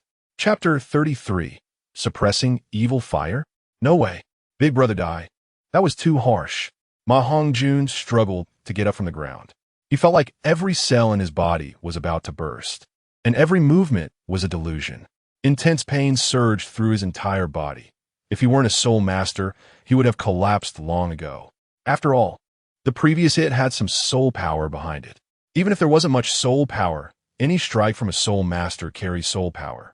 It just might not be felt sometimes. Dai Mubai crossed his arms. Didn't you say that if I came at you again, you'd kick me? I had no choice. Such a request was something he had never heard of in his life, and naturally, he had to fulfill it. As the saying goes, a good person goes to the end, especially since kicking someone is a simple request that many people would be willing to do. Dai Mubai immediately rolled up his sleeves, as he surely sensed that the evil fire in Ma Hongjun had not been extinguished. One should do things to the extreme, do them well. If it doesn't work once, then come back a few more times. The flames must be suppressed to prevent a recurrence. If that doesn't work, he could go to Fire Mountain and borrow Princess Iron Fan's banana fan to blow the fire away. The more you do it, the more likely you are to succeed. Fatty, isn't it just suppressing evil fire? Let's spar a bit. Maybe your flames will disappear, and besides, doing that kind of thing is quite energy-consuming for you. So let me help you wear yourself out. No, Big Brother Dai, my little body can't handle your antics. Ma Hongjun shook his head like a rattle drum. He didn't want to provoke a soul master who was a whole rank higher than him. Wasn't that purely looking for abuse? Not to mention that the opponent's soul power was inherently higher, and its quality was not weaker than his. A white tiger and a phoenix are both top-tier existences. And with such a huge soul power gap, how could they fight? It would be a complete crush. And it was a crushing defeat with no way out. If they were of the same level, then they could at least have a fight. After all, in a situation where soul power levels are equal, the only factors that can determine the outcome of a duel are the opponent's experience and combat skills. Dai Mubai didn't care about all that and turned his head to Oscar. Aren't you going to hurry up and leave? The next part is going to cost money. Okay, I'm leaving right now. Oscar quickly slipped away. He couldn't bear to watch such a once-in-a-century scene. Only Ma Hongjun and Dai Mubai were left in the dormitory. Dai Mubai clenched his fists, and due to the force, a crisp sound was made. Crack, crack. Fatty, let us get intimate. Bang. The door was slammed shut by a wave of soul power, leaving only a crack for Oscar's eyes to peek through. How could he miss out on such a spectacle? He had to observe carefully. Whoosh. Dai Mubai darted past. Soon after, the sound of a pig squealing came from Ma Hongjun. At least 3 minutes passed before the sounds inside gradually stopped. Dai Mubai walked out of the room, casually adjusting his pants. That felt great. Ma Hongjun lay on the ground with a mask of pain. The light in his eyes had disappeared, leaving only emptiness. At the moment he pushed the door open, Oscar fell down to the ground. He quickly got up. Big brother Dai, I didn't see anything just now, you continued. After saying that, he left directly, kicking up a cloud of dust. Dai Mubai rubbed his forehead. My reputation. This kid runs away so fast every time, making it impossible for me to make a move. The most miserable one is obviously me. Ma Hongjun walked out of the room. He had a head shape resembling that of Buddha, not knowing whether this would cause karmic repercussions. He yelled loudly at Oscar, who had long since disappeared. My little sausage, my recovery sausage. At least give me one more before you go. Those who usually called him brother ran away when something happened, leaving him with no way out. Fatty, do you still need me to help you suppress the evil fire? Dai Mubai's mouth twitched. I wasn't done yet, and now that the place is spacious, it's just right for a big battle. I must say, it feels great not to use my martial soul to hit people. Ma Hongjun shook his head. No. Big brother Dai, if you keep thinking like that, I'm going to die. Just now in the room, the other party was really going for it. Fists and kicks came at him like they were free. Although he had said earlier that he could kick freely, it was still a joke. How could he not understand that? Dai Mubai looked at the bumps all over Ma Hongjun's head and cleared his throat. Let us call a day this time. If the evil fire appears again next time, remember to come find me. I've got things to do, so I'll be leaving now. After saying that, he directly left the dormitory, preparing to find a quiet place to absorb his soul bone. He believed that before long, his soul power would be enhanced again, and he would break through to level 40. Perhaps he could also comprehend a completely new skill at once. In a certain forest, Dai Mubai sat cross-legged, preparing to absorb his soul bone. He exhaled a breath of foul air from his mouth, and then a white soul bone slowly emerged, which was the left arm soul bone of the white tiger. As soon as the soul bone appeared, it triggered an anomaly around it, with countless rays of light bursting forth from bone. Following that, under the guidance of soul power, it landed on Dai Mubai's left arm. Afterwards, he successfully absorbed and fused this soul bone. Dai Mubai immediately stood up, his eyes fixed on a 5-meter-tall tree. White tiger left arm soul bone skill. White tiger destruction claw. He extended his left hand, and his original arm instantly transformed into a tiger's claw, with the claws alone being 10 centimeters long. 5 white rays of light extended from the tips of each finger, followed by a giant tiger appearing behind him. The tiger was over 5 meters tall, standing behind Dai Mubai. Although it was just a phantom, its imposing aura had already stirred the fallen leaves around, making them swirl like a whirlwind. Gathering energy, he struck forward, and the energy shot off like an arrow released from a bow. Then, it accurately hit the big tree, and white light engulfed the tree. Boom! A loud noise erupted as the tree fell in response, kicking up countless leaves and dust that scattered in all directions. The whole trunk was torn to powder by the tiger's sharp claws, and terrifying energy exploded forward. In an instant, a 1-meter-deep pit was created, and the surrounding birds flew away in panic. At this moment, the forest was eerily quiet, with no signs of life within a radius of 10,000 centimeters. White Tiger Destruction Claw. It looked quite powerful. Dai Mubai gazed at the tree that had been completely shredded to powder. If this strike hit a person, the consequences would be unimaginable. Moreover, the soul bone effect also had penetration, increasing the attack power by 100. Chapter 34. Forest Training. After practicing for a while, Dai Mubai returned to Shrek Academy with satisfaction. On the other hand, at the Lucky Card Shop, although there were many onlookers, there were only a few who had money. Until the next morning, Ning did not open the door. He decided not to do business today and prepared to train in the Stardew Forest. After all, staying in that small shop every day was driving him crazy. It was better to go out for a walk to clear his mind. So early in the morning, he set off and comfortably arrived in the forest after a few hours on a horse-drawn carriage. In a vast and boundless primitive forest, Ning walked alone, with weeds growing everywhere, making it hard to venture deeper. Unlike Earth, some of the surrounding trees were hundreds of meters tall and occasionally seemed to be watching him. It felt as if he were walking alone on a narrow path, with pairs of eyes watching him from behind, giving him chills and making his back feel cold. However, he was a soul master, a terrifying existence at level 11. With a god-level martial soul, walking on such a path was not difficult for him. The trees here had truly become sentient. Ning looked up, surrounded by greenery. The tall trees instantly obscured his figure.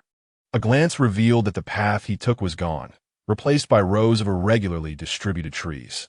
It was evident that a few plant-type soul beasts had blocked his view, but he intended to enter the forest to train, so these were minor issues. Half an hour passed. As a rank 1 soul master, Ning gradually found it difficult to continue. Sweat dripped from him like rain. The key was that there were no paths in the surrounding terrain. All he could see was the dense primitive forest. Not to mention entering, even walking was challenging. The so-called path forward was carved out by him using the death scythe, each slash creating a new way. While walking and using his martial soul consumed a lot of soul power. In just an hour, he was left with very little soul power. Boom! A large tree fell with a crash. There was a complete cut in its middle, and the scythe was retracted. Ning looked at the yellow stump he had cut and sat down heavily. The tree, for damaging the forest, a fine of 50. This forest was exceptionally quiet, with only distant roars of beasts. If Ning hadn't become a soul master, he probably wouldn't even have heard the faint sound of a needle dropping to the ground. What the hell? After walking for over an hour, he hadn't even seen an ant, let alone a soul beast. Where was he supposed to find someone to fight? Suddenly, a strange sound emerged, accompanied by a rustling footstep. Who's there? Ning suddenly woke up, his head spinning around, trying to see the other's movements. This was the most dangerous Stardew forest. One careless move could lead to being eaten without knowing it. In terms of horror, it was far from the domesticated forest that could be trifled with. Suddenly, a huge black shadow, over 3 meters tall, appeared behind him. Ning stood still as he saw the shadow on the ground, his brows furrowed in a shape. He immediately summoned his martial soul, preparing for battle. With a scythe over 2 meters tall in his hand, the black blade, reflecting the weak sunlight filtering through the partially covered sky of the forest, sparkled. A long, forked tongue appeared beside Ning. From its size, just the protruding tongues were as tall as a person, not to mention the size of this soul beast. Ning's sixth sense told him there was danger behind him. He gathered strength and jumped forward, instantly dodging an attack. Bang! The ground where he had been standing caved in, kicking up clouds of dust. Fallen leaves were sent flying everywhere, creating chaos around him. At this critical moment, the system's voice sounded again. Detected an invincible 1,800-year-old Kwai snake. Please flee immediately. Ning smirked. A real man. How could I run away at your command? With my god-level martial soul, plus the 100,000-year soul bone in my left leg and my first soul ring skill, Death's Passage, I might really break through its defenses. After all, this is the Death Scythe. On the surface, although Ning's soul power was only at level 11, in terms of combat strength, he was already comparable to a level 30 soul venerable. After all, a level 30 soul master doesn't have a 100,000-year soul bone and a god-level martial soul. He observed carefully as the opponent extended its tongue. It turned out that earlier there weren't 2 tongues, but rather a forked one, which is characteristic of snakes. This was mainly to collect information from the air and detect the scent of its unique venom. It's observing me. Ning tensed up instantly, gripping the death scythe tightly. If it were an ordinary mindless soul beast, he wouldn't be this tense. But the 1,800-year-old Kwai snake before him showed no intention of attacking. Instead, it was observing him. Its eyes were wide, and its entire body was covered in black scales, reflecting the sunlight, indicating that it was definitely a highly venomous snake. After all, Ning had seen its power on Earth. One bite from it could lead to serious consequences, and this Kwai snake was at least 12 meters long, with a body as thick as a barrel. Who knows how many hundreds of years it had cultivated? Russell, the opponent, made its move. It directly sprayed a jet of venom at him. Ning immediately jumped away from the spot, quickly climbing a tree. Damn, this stupid snake has its sights set on me. It won't give up until it eats me. Swish! The Kwai snake moved its body and whipped its tail against the trunk with great force. Ning had no choice but to leap down to the ground and then activated his first soul skill. He caressed the scythe with his left hand, gripped it tightly with his right hand, and murmured, "First soul skill, Death's Passage." Whoosh! A stream of black energy suddenly appeared around Ning, forming a small whirlwind at his feet to protect his body. Immediately afterward, a phantom of a robed man, standing 5 meters tall, appeared behind him. The man swung the scythe, and even the originally over 2-meter-high scythe transformed into a 7-meter-long weapon. As the soul ring skill activated, the death scythe slashed fiercely at the Kwai snake. A bloody gash appeared on its over 10-meter-long body, with blood gushing out uncontrollably. After merging with the soul bone, the sharpness and power of the soul skill were greatly enhanced, allowing it to easily cut through the defenses of 1,000-year soul beasts. Roar! Another cry echoed. But at this moment, the Kwai snake did not attack. Instead, feeling the power of the attack, it chose to retreat. Chapter 35. Meng Iran felt wronged. Why is someone stealing my soul beast again? The 1,000-year soul beast has a certain level of intelligence. Upon sensing the sharp light from the opponent, the Kwai snake chose to retreat, waving its giant body of over 10 meters long and fleeing into the distance. How could Ning let it go? He continued to harass it from behind, not giving it a chance to recover from its previous wounds. Roaring, but after a while, the Kwai snake let out a miserable cry and fell to the ground, its entire body wrapped in blood, looking from afar like a bloodied bandage. This was thanks to the sharpness of the second ring skill of the Death God's scythe. Once hit, the opponent would continuously bleed until death. Coupled with Ning's relentless pursuit, it was directly drained to death. Swish! A 1,000-year soul ring emerged, a faint purple color. Ning took a few steps forward to the Kwai snake's side, unconsciously gripping the Death God's scythe as it absorbed the opponent's soul. Why is someone stealing my soul beast again? A startled voice came from the forest. With that, a figure landed, and a girl dressed in a snake's scale-patterned outfit slowly walked out. Behind the girl was an old woman with a face full of wrinkles. The girl approached the Kwai snake, looked at it, and her eyes revealed a hint of purple. Her previously calm expression instantly turned angry as she fixed her gaze on Ning. Where did this stinky kid come from? You stole my soul beast. Ning looked at the warm corpse on the ground. This is yours? Do you have any evidence? Moreover, the soul beasts in the Stardew Forest are originally unowned. The girl angrily accused him. That soul beast has our attack marks on it. You can see it at a glance, Iran. It seems we'll have to find another one with your grandfather. The old woman, leaning on her cane, stepped forward first. Meng Iran, the legendary couple of the dragon and snake. I didn't expect to encounter them here. Ning curiously sized up the girl. Upon seeing that the other party dared to look at her, Meng Iran immediately swung her snake staff and struck at him. Iran, don't kill him, Chao Tianxiang shouted. In this dangerous Stardew Forest, a boy actually dared to appear here alone. This meant there must be someone powerful behind him. It would not be wise to act rashly. Moreover, Long Gong Meng Shu had not yet found a suitable soul beast, and with just the two of them being old, weak, sick, and disabled, it was indeed inappropriate. Meng Iran responded, Don't worry, Grandma. I'm just going to teach him a lesson. That's good. Chao Tianxiang immediately breathed a sigh of relief.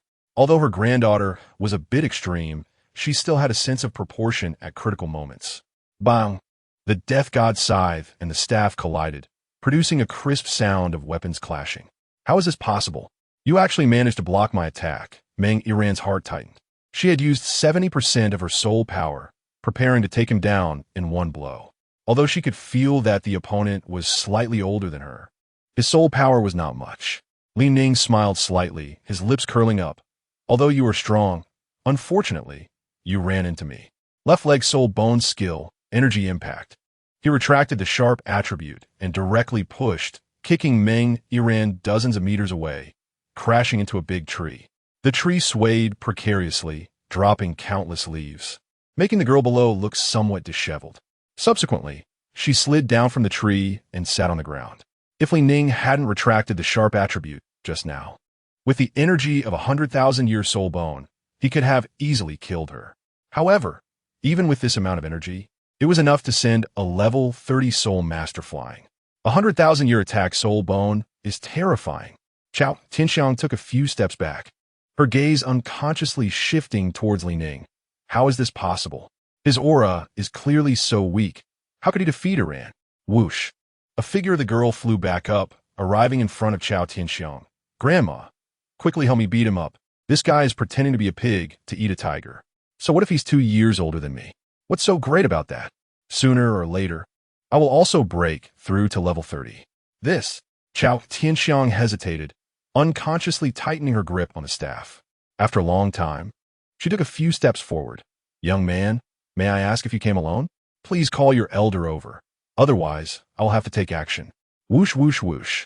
The soul rings vibrated, 2 yellow, 2 purple, and 2 black, a total of 6 soul rings clearly. The opponent was a soul emperor. 6 soul rings? Seems not bad, but unfortunately, my night puppet is gone. Ning retracted his martial soul. He wasn't an unreasonable person. Since he had unintentionally stolen the other party's prey, he would just find another one, as he needed to train in this forest anyway. Looking back, he saw that the Kuei snake's body indeed had a few marks from the staff's attacks. Huh. Ning adjusted his breath and walked unpretentiously to Chao Tianxiang. It's just a soul beast, right? I can accompany you to find another one. My elder is a titled Douluo and went after the soul beast 3 minutes ago. Moreover, if I'm not mistaken, you are the legendary dragon and snake, right? You actually recognize us? Chao Tianxiang raised her head, and her eyes suddenly brightened. Ning smiled. There is no one on the Douluo continent who doesn't know you too, and your outfits are so distinctive. Both are staffs, and just now you call that girl by name. It's hard not to guess. Meng Yiran, since you need a soul beast, how about I help you find another one? I just happen to want to train. Meng Yiran sized up Ning. Just based on you? You're just lucky. Otherwise, how could that snake have been killed by you? Ning shook his head, looking at the stubborn girl. Was it also luck that I defeated you just now? My luck is just too good, but unfortunately, your luck isn't that great today. Meng Yiran, furious, pounded her chest, and quickly approached with her staff raised. You brat. I'll fight you. After having her soul rings stolen twice by the Shrek people, her anger had reached 100, and she was just looking for a place to vent. Chao Tianxiang saw that things were not right, and quickly stepped in to control the situation. She first looked at her granddaughter. Yiran, don't make a scene. Grandma, is it just going to end like this after he killed my soul beast? Chao Tianxiang shook her head. From what Ning implied, his elder was a titled Douluo. Even if she and the old man combined couldn't defeat him. Yiran, you also heard that the other party has a titled Douluo backing him. We can't afford to provoke him. Meng Yiran crossed her arms. Grandma, maybe he's just bragging. How could there be so many titled Douluos? While speaking, she pointed her staff at Ning. Hey, stinky kid, if you have the ability, call him out. If you can't call him out, then it's not true. We will not let you go. Swish! An old figure appeared quickly, and Meng Yiran was startled, feeling someone behind her. She turned around, and her face instantly lit up with joy, exclaiming in surprise, Grandpa! Chapter 36. The Legendary Man? It's been a long time since you last drew cards. Do you want to do a 120 consecutive draw? The system voice sounded. Ning suddenly remembered that he had indeed not drawn cards in a long time. Trying to save up for 100 draws. Draw cards, I'm all in. Congratulations, host. You have successfully drawn cards 120 times. Obtaining items. Bait ball that attracts soul beasts when thrown. Biological summoning scroll that summons creatures from the balanced time and space for battle. Obtain an epic item, Pikachu God, which permanently generates a golden Pikachu of strength comparable to a 99 level Super Douluo. Obtained a legendary item, Angel External Soul Bone, which can grow. Obtained a legendary item, Zizai Ji Gong. Draw failed X. Thank you for your patronage. Is there a failure rate for this thing? Ning looked at the illusory electronic panel in front of him, feeling a slight tightness in his heart. After all, this was the 100 consecutive draws he had worked hard to accumulate, and it just failed like this. But what the hell is Zizai Ji Gong? ISNT, that Wukong's technique? Our teacher Chiyu inexplicably got beaten up by Sun Wukong. Let Zizai Ji Gong reach its maximum. Hey, are you mixing up the Dragon Ball here? Whoosh. 5 cards slowly fell into Ning's hands, and he quickly grasped them tightly. In contrast, Meng Yuan on the other side was aggrieved, hugging Meng Shu. Grandpa, my soul ring was stolen again. Meng Shu frowned. A surge of soul power erupted, and the surrounding trees shook instantly, countless leaves falling hurriedly. Who dares to steal my granddaughter's soul ring? Is it because they think the old man can't wield a knife? Or do they think I'm too old to fight? Meng Yuan released Meng Shu and pointed at Ning. It's him, Grandpa. As she spoke, the girl stared at him with a face full of resentment. Meanwhile, Ko Shangxiang walked up to Meng Shu's ear. Her lips moved slightly, not knowing what she said that made the latter's eyes twitch. Then Meng Shu examined Ning with a completely new attitude. After a while, he slowly spoke. Kid, are you sure your elder is really a titled Douluo? You can't be guessing you're old, right? Ning also scrutinized the other party. The gray hair and full white beard highlighted the traces of time. If the other party weren't a soul Douluo, he probably wouldn't be able to move anymore. Haha. Meng Shu laughed heartily, holding the dragon's staff. Today someone actually doubts that he can't move or lift a knife. ISNT that ridiculous? A title Douluo's lifespan of hundreds of years. Even if he is a soul Douluo living to 100, ISNT, it's still easy for him? Don't be fooled by his age. In reality, he's only in his 80s. If nothing unexpected happens, he can still live for several decades. During this time, toppling a few soul saints is not a problem at all. After Meng Shu's wild laughter, he didn't forget what had just happened. Kid, what's your name? Before you die, I can still erect a monument for you. Ning twitched his mouth. I said, old man, you're quite nice. Let us drink a few cups when the opportunity arises. Meng Yuan's displeasure instantly dissipated, pointing at Ning with her snake staff. Kid, with my grandpa making a move, if you don't call for help now, you won't have another chance. Moreover, my grandpa may be old. But let us not say you. Even an average strong soul Douluo wouldn't dare to take it lightly. Oh, so your grandpa is still quite strong. Ning looked at the old man beside Meng Yuan. If placed on Earth, he would probably be 6 feet under by now. Soul masters are indeed a magical profession. Cultivating soul power not only grants powerful strength, but also extends one's lifespan. There is really no difference between an 80-year-old and a 50-year-old. Boom! Meng Shu didn't want to waste time here. He wanted to search for soul rings, so he simply shook the dragon staff in his hand, instantly breaking the originally balanced scene. I didn't want to fight with the younger generation, but you can sever an arm. Otherwise, I, the old man, never know how to hold back. It won't just be an arm, and although I'm old, I can still wield my cane. Since you all said so, listen well, my name is Ning. When you're old, just go home and enjoy your retirement. The times have changed. Do you know that, Meng Shu? Meng Shu's brows tightened. Kid, you dare to call me by name? All right, it's been decades in the soul world, and no one has dared to call my name directly. Even titled Douluos have to show some respect to the old man, but what do you count as? Daring to say my name? The dragon staff pointed at the opponent. Today, you are the first to call my existence directly as a junior. And you will also be the last. Because today I will make an exception and let you feel what it means to respect the old and love the young. Meng Shu slowly walked forward, and at the same time, his soul rings danced with 2 yellow, 2 purple, and 4 black. Another soul Douluo. At the moment the soul rings appeared, the soul power fluctuations kept getting stronger. Ning took out the big Pikachu and tossed it into the air. A golden figure descended from the sky, followed by the soul rings lighting up. Black, black, black, black, black, black, black, black, gold. 9 soul rings slowly emerged, and then a figure clad in golden armor, wearing an unknown mask, Pikachu Superman, descended from the sky. Stop! A voice with a powerful soul power wave reverberated, shaking the trees in the forest low, as if they felt some terrifying pressure. They had to bow their heads in respect to preserve their roots. Ning felt the golden figure in the sky descending continuously, and his mood couldn't help but become excited. That was the Royal Arena, known as the Invincible Man in the whole field. No one, no army could match him. Even I, the electromagnetic cannon god, would have to think twice before firing at the golden Pikachu. Electromagnetic cannon. If one shot doesn't solve it, then let us fire a few more shots. Boom, boom, boom. Pikachu Superman landed on the ground, and the soul rings on him completely stunned Meng Shu and the others. Whether it was Meng Shu, Ko Xingxiang, or Meng Iran, they all widened their eyes, looking at this scene in disbelief.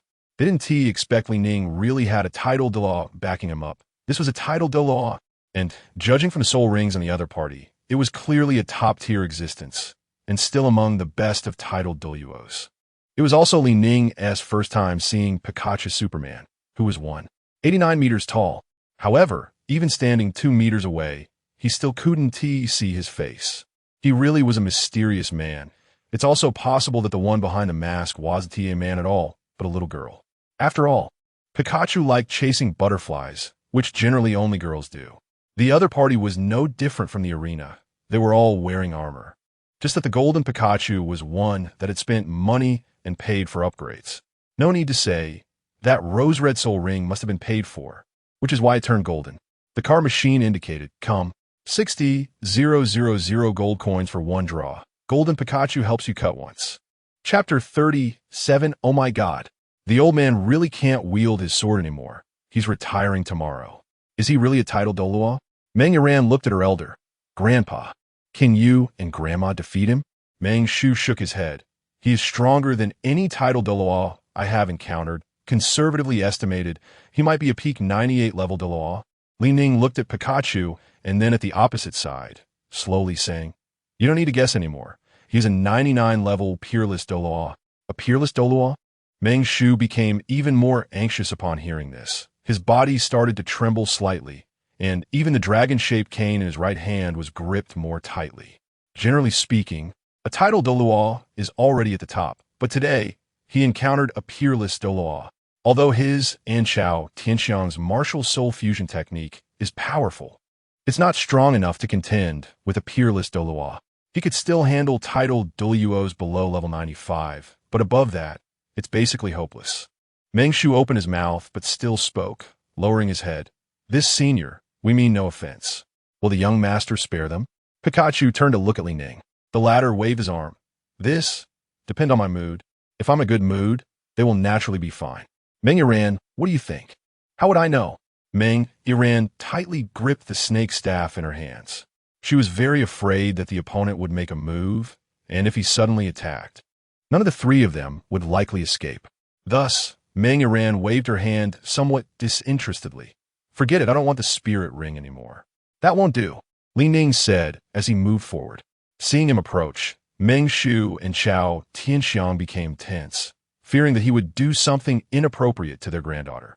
She is their only granddaughter, and she cannot die here, so they were ready to act at any moment. Even if they couldn't win, they would still fight. Just as the two were about to act, Ning stopped. He stood straight, less than a meter, in front of Meng Iran. Aren't you going to get your 3rd spirit ring to break through level 30? Come on, I'll take you. Meng Iran was a bit confused. What? Are you saying you want to help me hunt spirit beasts? Ning turned around and walked. Didn't we agree that I would help you hunt a spirit beast and give you a spirit ring? What are you dawdling for? Let us go. What is going on? Meng Shu was a bit bewildered by this scene.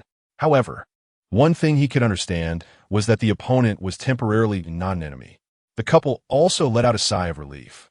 Looking at Ning no longer with hostility, their brows relaxing. Ning slowly walked to Pikachu and then took out his bait ball, throwing it into the sky. Boom! A puff of smoke exploded in the air. The entire bait ball was about the size of a soccer ball, and the smoke that erupted immediately spread around. In an instant, the area was enveloped, reaching as far as 100 meters. Roar! Within just 30 seconds, the roars of spirit beasts came from not far away. It was as if they had been stimulated, starting to rush towards this direction, and the ground began to tremble violently. Meng Shu looked into the distance and thought, could it be? What was that thing just now? Such a strong fluctuation. Could it be a beast tide? He felt the ground shaking more and more obviously. His sixth sense told him that if they didn't retreat, they might die instantly. Meng Iran shook her head, looking around at the yellow smoke surrounding them. What is that? Why is there such a strange fragrance? It smells quite nice and lingers in the air. Hiss! Within less than a minute, a long snake slithered in. It began to frantically absorb the surrounding smoke, trying to enjoy this great delicacy all by itself. Swish, swish, swish. In just 2 bites, the snake's body began to change, its original scales transforming. It became shinier, and judging by its length, it was clearly a python, all black, with a waist as thick as a barrel, and most importantly, its head had obvious features. Titan python. Meng Iran immediately recognized this spirit beast. Moreover, just from its size, this Titan python was at least 20 meters long and had already reached 2,000 years of cultivation. In terms of both spirit beast age and species, it was the most suitable for her. Meng Shu looked at the attracted Titan python and nodded with satisfaction. This was even more precious than the phoenix-tailed coxcomb snake and the human-faced demon pearl. However, he also knew that the Titan python in front of them was so strong, its cultivation had long reached 1,000 years. Moreover, this Titan python was not an ordinary existence. Even at the 1,000-year level, it could fight with 10,000-year beasts. Even ordinary 10,000-year spirit beasts would not dare to provoke it easily. Iran, your spirit beast has appeared. It is your 3rd spirit ring. Meng Shu raised his cane and pointed at the Titan python. He was a soul, duh. Dealing with a 1,000-year spirit beast was not a problem at all. However, Ning first instructed Pikachu to take action. Slash. Pikachu extended its golden blade, and with just one strike, it unleashed a golden airwave that instantly cut the Titan python in half. The ground also formed a trench over 1 meter deep, filled with golden soul power, emitting a dazzling golden light, showcasing the dominance of that strike. However, no spirit ring emerged. The python's soul power and vitality were generally very resilient. Pikachu's strike did not hit the opponent's heart, so even though it was cut in half, it could not end the Titan python. Ning signaled the opponent to stop, then looked at Meng Iran. What are you waiting for? Hurry up and finish it off. If you miss this chance, I'll want to help you again. Move quickly. Its weakness is in the heart. Meng Iran was slightly taken aback, leaning forward, realizing, I understand. She stepped forward and lightly jumped in front of the spirit beast. To be safe, Ning had Pikachu secretly suppress the Titan python's movements to prevent it from counterattacking or self-destructing its soul power in desperation. Snake Blade. Meng Iran raised the snake staff and struck down heavily toward the front, hitting right at the heart. Puff! The python's heart instantly turned into a mist of blood. Immediately after, a purple spirit ring emerged, a 2,000-year spirit ring. Seeing this, Meng Iran hurriedly sat cross-legged to absorb it. She didn't want to miss this opportunity again. If someone else snatched it away, it would be even more of a loss, especially since this was already the 3rd time. Half an hour later, an excited voice came. Meng Iran walked up to Meng Shu. Grandpa, my 3rd soul skill, Death Entanglement, you definitely wouldn't have expected it can summon 3 creatures. Moreover, it can be enhanced with my spirit ring, and at most can summon up to 9 Titan pythons comparable to 10,000-year spirit beasts. But for now, I can only summon 3,000-year level ones. Is this a group control attack skill? Meng Shu instinctively responded. He didn't expect his granddaughter to possess such a powerful 3rd spirit ring.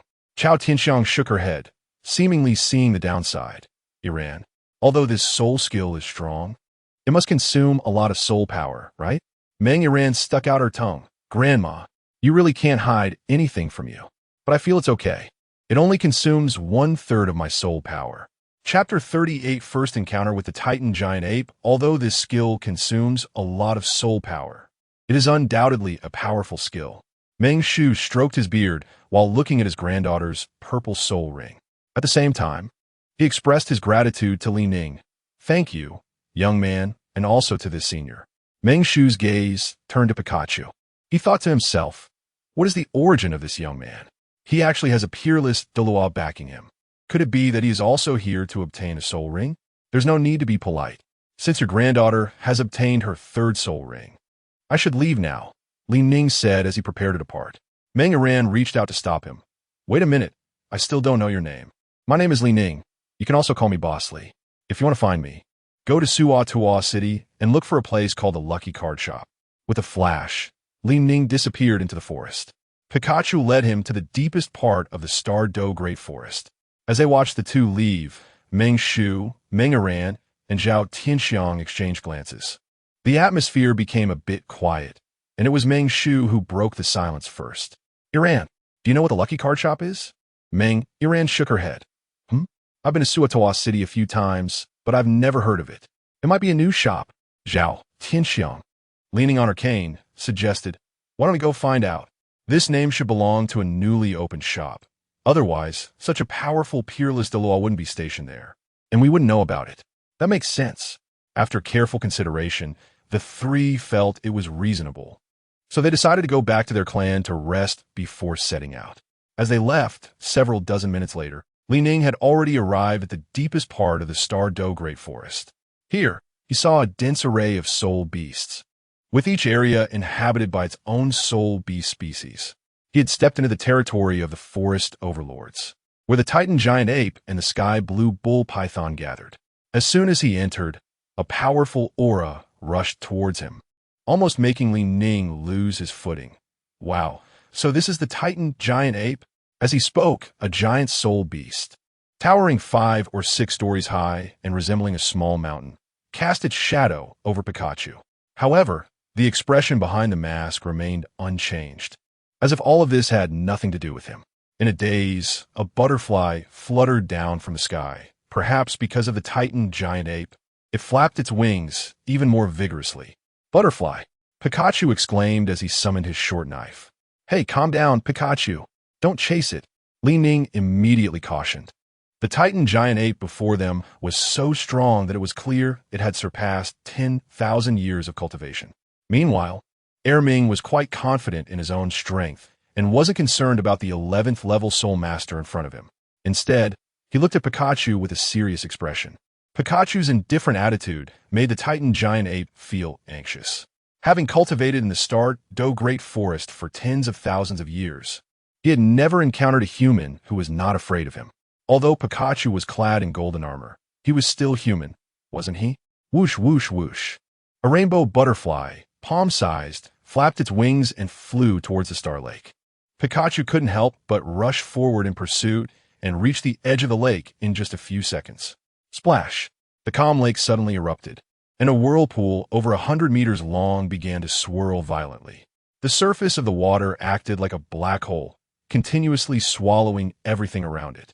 If one were to take a boat to the center of the lake, they would experience the sensation of being flushed down a toilet. Boom! The surface of the lake exploded, and a python emerged. This python was over 100 meters long, and unlike others, its head was as large as a bird's nest, resembling a bull's head. The sky blue bull python opened its eyes, which were as tall as a person, and shot out 2 beams of light. Human, your cultivation is not easy. Leave here. Pikachu slowed down and looked up at the python. Get out of the way. Humans, leave here. The sky blue bull python repeated. Water continuously dripped from its body, creating wave after wave of ripples on the water surface. Seeing that the other party refused to leave, it had to resort to some means. Earlier, it felt a powerful force protecting the human, which is why it hadn't acted immediately, but now it had no choice. Sky Blue Claw. The sky blue bull python opened its mouth, and its body trembled. A wave of blue soul power spread out like ripples in water. Pikachu felt his body stiffen, but soon he broke free and continued to chase. No one could stop him from pursuing the butterfly, because he was Pikachu, the invincible man. Big brother, I'll help you, the Titan giant ape said as it charged forward. It waved its small hand, which was as large as a truck, at Pikachu. Boom! A crimson gold soul ring emerged, instantly suppressing the two soul beasts. With a loud crash, they fell heavily to the ground, unable to move. The Titan giant ape was pinned to the ground, unable to budge, even though it was within 5 meters of the pressure. It frantically compressed its soul power, trying to break free from this strange force. But no matter how it struggled, it could not escape the oppressive feeling brought by Pikachu. Ming, the sky blue bull python roared in a low voice. At the same time, a feeling of frustration reached its peak, and even it could not break free from the surrounding aura. How could there be such a powerful human? The more it thought about it, the more chills ran down its spine. Could it be that this human was here to hunt them? This thought surfaced in the minds of the two soul beasts, and at this moment, they even felt a hint of death approaching. Truly worthy of being Pikachu, Ning marveled. Just as he was about to call out to him, he was surprised to see Pikachu catch the butterfly. However, as soon as he opened his hand, the butterfly flew away again, prompting him to stretch out his right hand and call out regretfully, "Butterfly." At that moment, the system's voice rang out once more. "Dear host, this system is about to upgrade to version 4.0. Expected time, 3 hours. Please return immediately to the Lucky Card Shop in Suwa City and wait for the update. If you exceed the time, then this system will explode, taking the host along to be reborn in the Western continent, reincarnating in the cycle of OD Biola Banana. Who doesn't he know me? Just watch the world eat bananas. Ning, bananas. Pikachu, hurry and take me away. Let's head to Suwa City." Upon hearing this, Pikachu, who was watching the butterfly leave, came to his senses.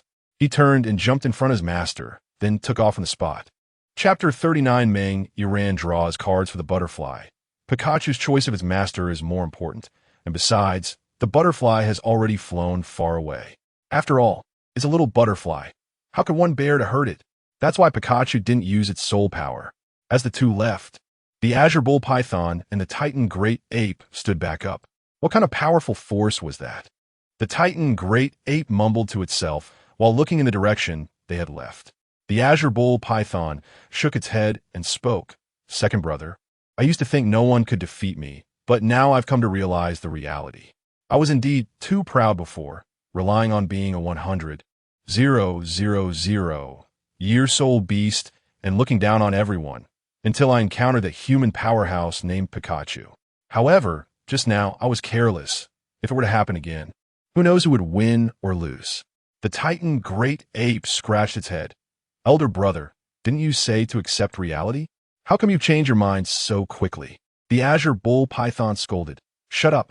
I want to continue my training back in the lake. Don't disturb me if there's nothing important." Bang! The Star Lake returned to calm again. The massive python's body vanished without trace. "I have to speed up my training as well," the Titan Great Ape resolved.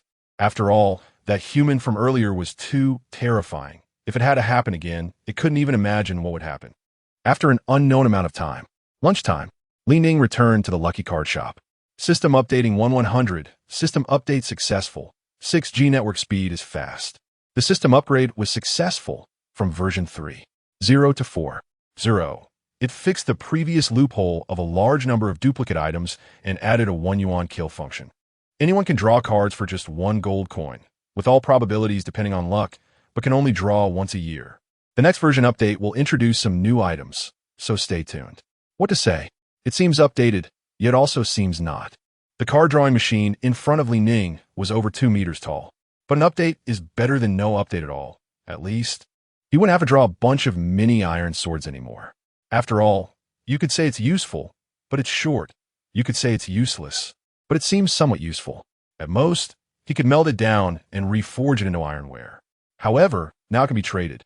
Selling it to others could earn some profit. It goes without saying it's a blacksmith shop. It seems this is the place. Meng Yiran searched for 9 streets before finding it. Spending money to create happiness. Spending money decides probability? Meng Shu was curious back then. A group of 3 walked in at a leisurely pace. "Boss Li, you're indeed here." As soon as Meng Yiran entered, she saw Ning. The latter reacted. "Oh, it's you guys. Hurry over and try this 1 yuan kill." "What is a 1 yuan kill?" Meng Yiran hurried to the card draw machine. In simple terms, you could draw a soul ring, soul bone, or awakening card for 1 gold coin. Ning explained. Meng Yuran was somewhat confused. What is an awakening card? I know about soul rings and soul bones, but what is this awakening card? I want to know too. Meng Shu, leaning on his cane, walked over. This old man seemed to always need a cane. Who knows if he's just gotten used to it?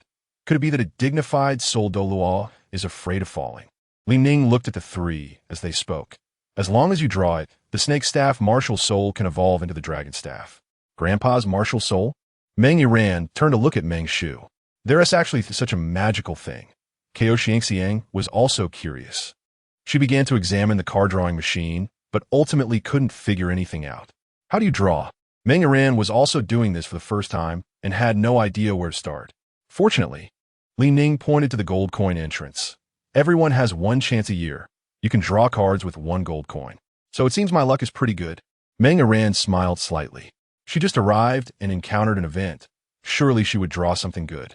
She took out a gold coin and dropped it in. With a ding sound, a perfect parabolic path hit the gold coin entrance with a crisp sound. Clatter. The 42-inch big screen of the card drawing machine instantly activated, and a virtual row of boxes shook continuously on the screen. Seeing such a large screen, Meng Shu and the others were not surprised. After all, having traveled around for decades, they were already accustomed to soul-guiding devices. There was one at the ticket office of the arena in Suatoa City. You should know that even the lowest-level cities have similar things to computers. Moreover, in places like Spirit City, the Heaven Do Empire, and the Star Luo Empire's imperial capital, it goes without saying that they are definitely more advanced than Suatoa City. Whoosh! A burst of intense green light flashed, causing people to instinctively close their eyes. When they opened them again, a card floated out, hovering in mid-air. Meng Yuran reached out to grab it, her little eyes curiously inspecting it. On the back of the card, there was a string of text. Inner Dan card, after absorption, can generate an inner Dan. Meng Shu took a few steps forward and saw the string of text. His old eyes instantly brightened. His body trembled a bit, and his hand reached out. Yuran, quickly give it to Grandpa. Grandpa. Meng Yuran hesitated, just about to hand it over when a shout came from behind. Forcibly giving it will trigger lightning and strike your grandpa dead. Ning looked at Meng Shu. I tell you, Meng Shu, don't think I don't know what you're thinking. If the giver is not sincere, even if you use it, it won't work. Upon hearing this, Meng Shu suddenly understood. Yuran, this card is very useful for Grandpa. It might even help me break through to Title Douluo. Are you willing to give it to me? Can break through to Title Douluo. Meng Yuran covered her mouth, her right hand tightly gripping the card. She never thought that her grandpa, who was almost at the end of his life, could actually break through to Title Douluo in his lifetime. Does this palm-sized card really have such great effects? Regardless of whether it's useful or not. After all, there is only one grandpa. And besides, if Meng Shu becomes stronger, their family will also rise to a new level. Who would dare to look down on her, Meng Yuran, in the future? Although she was the captain at the Beast Academy, she also knew that geniuses are as numerous as carp crossing the river. And if her grandpa breaks through to Title Douluo, the cultivation resources he would enjoy would be much more. Not to mention anything else. Just the various forces sending gifts after hearing the news would keep their family busy for a while. Meng Yuran handed the card over. Grandpa, here you go. Hurry and break through. I also want to see what this is. Anyway, our family still has money. If worst comes to worst, we could draw a few more later. Good. Good granddaughter. Yuran, after Grandpa breaks through, you will be the great contributor to the family. Chapter 40. Meng Shu breaks through to Title Douluo. Meng Shu took the inner Dan card with slightly trembling hands. He looked at the text prompt on it, unable to contain his excitement, and immediately sat down to absorb it. In an instant, a dragon coiled around him, protecting him within. As his mental power entered, the card transformed into a beam of light that entered his body. Ning glanced at the two women left, and then at Meng Shu before slowly saying, He's generating a Dragon Ball. He probably won't be up for a few hours. You should sit for a while. Meng Yuran, still somewhat confused, couldn't help but ask, What is a Dragon Ball? Isn't it an inner Dan? How to put it? It can be understood as an inner Dan as well. Ning replied.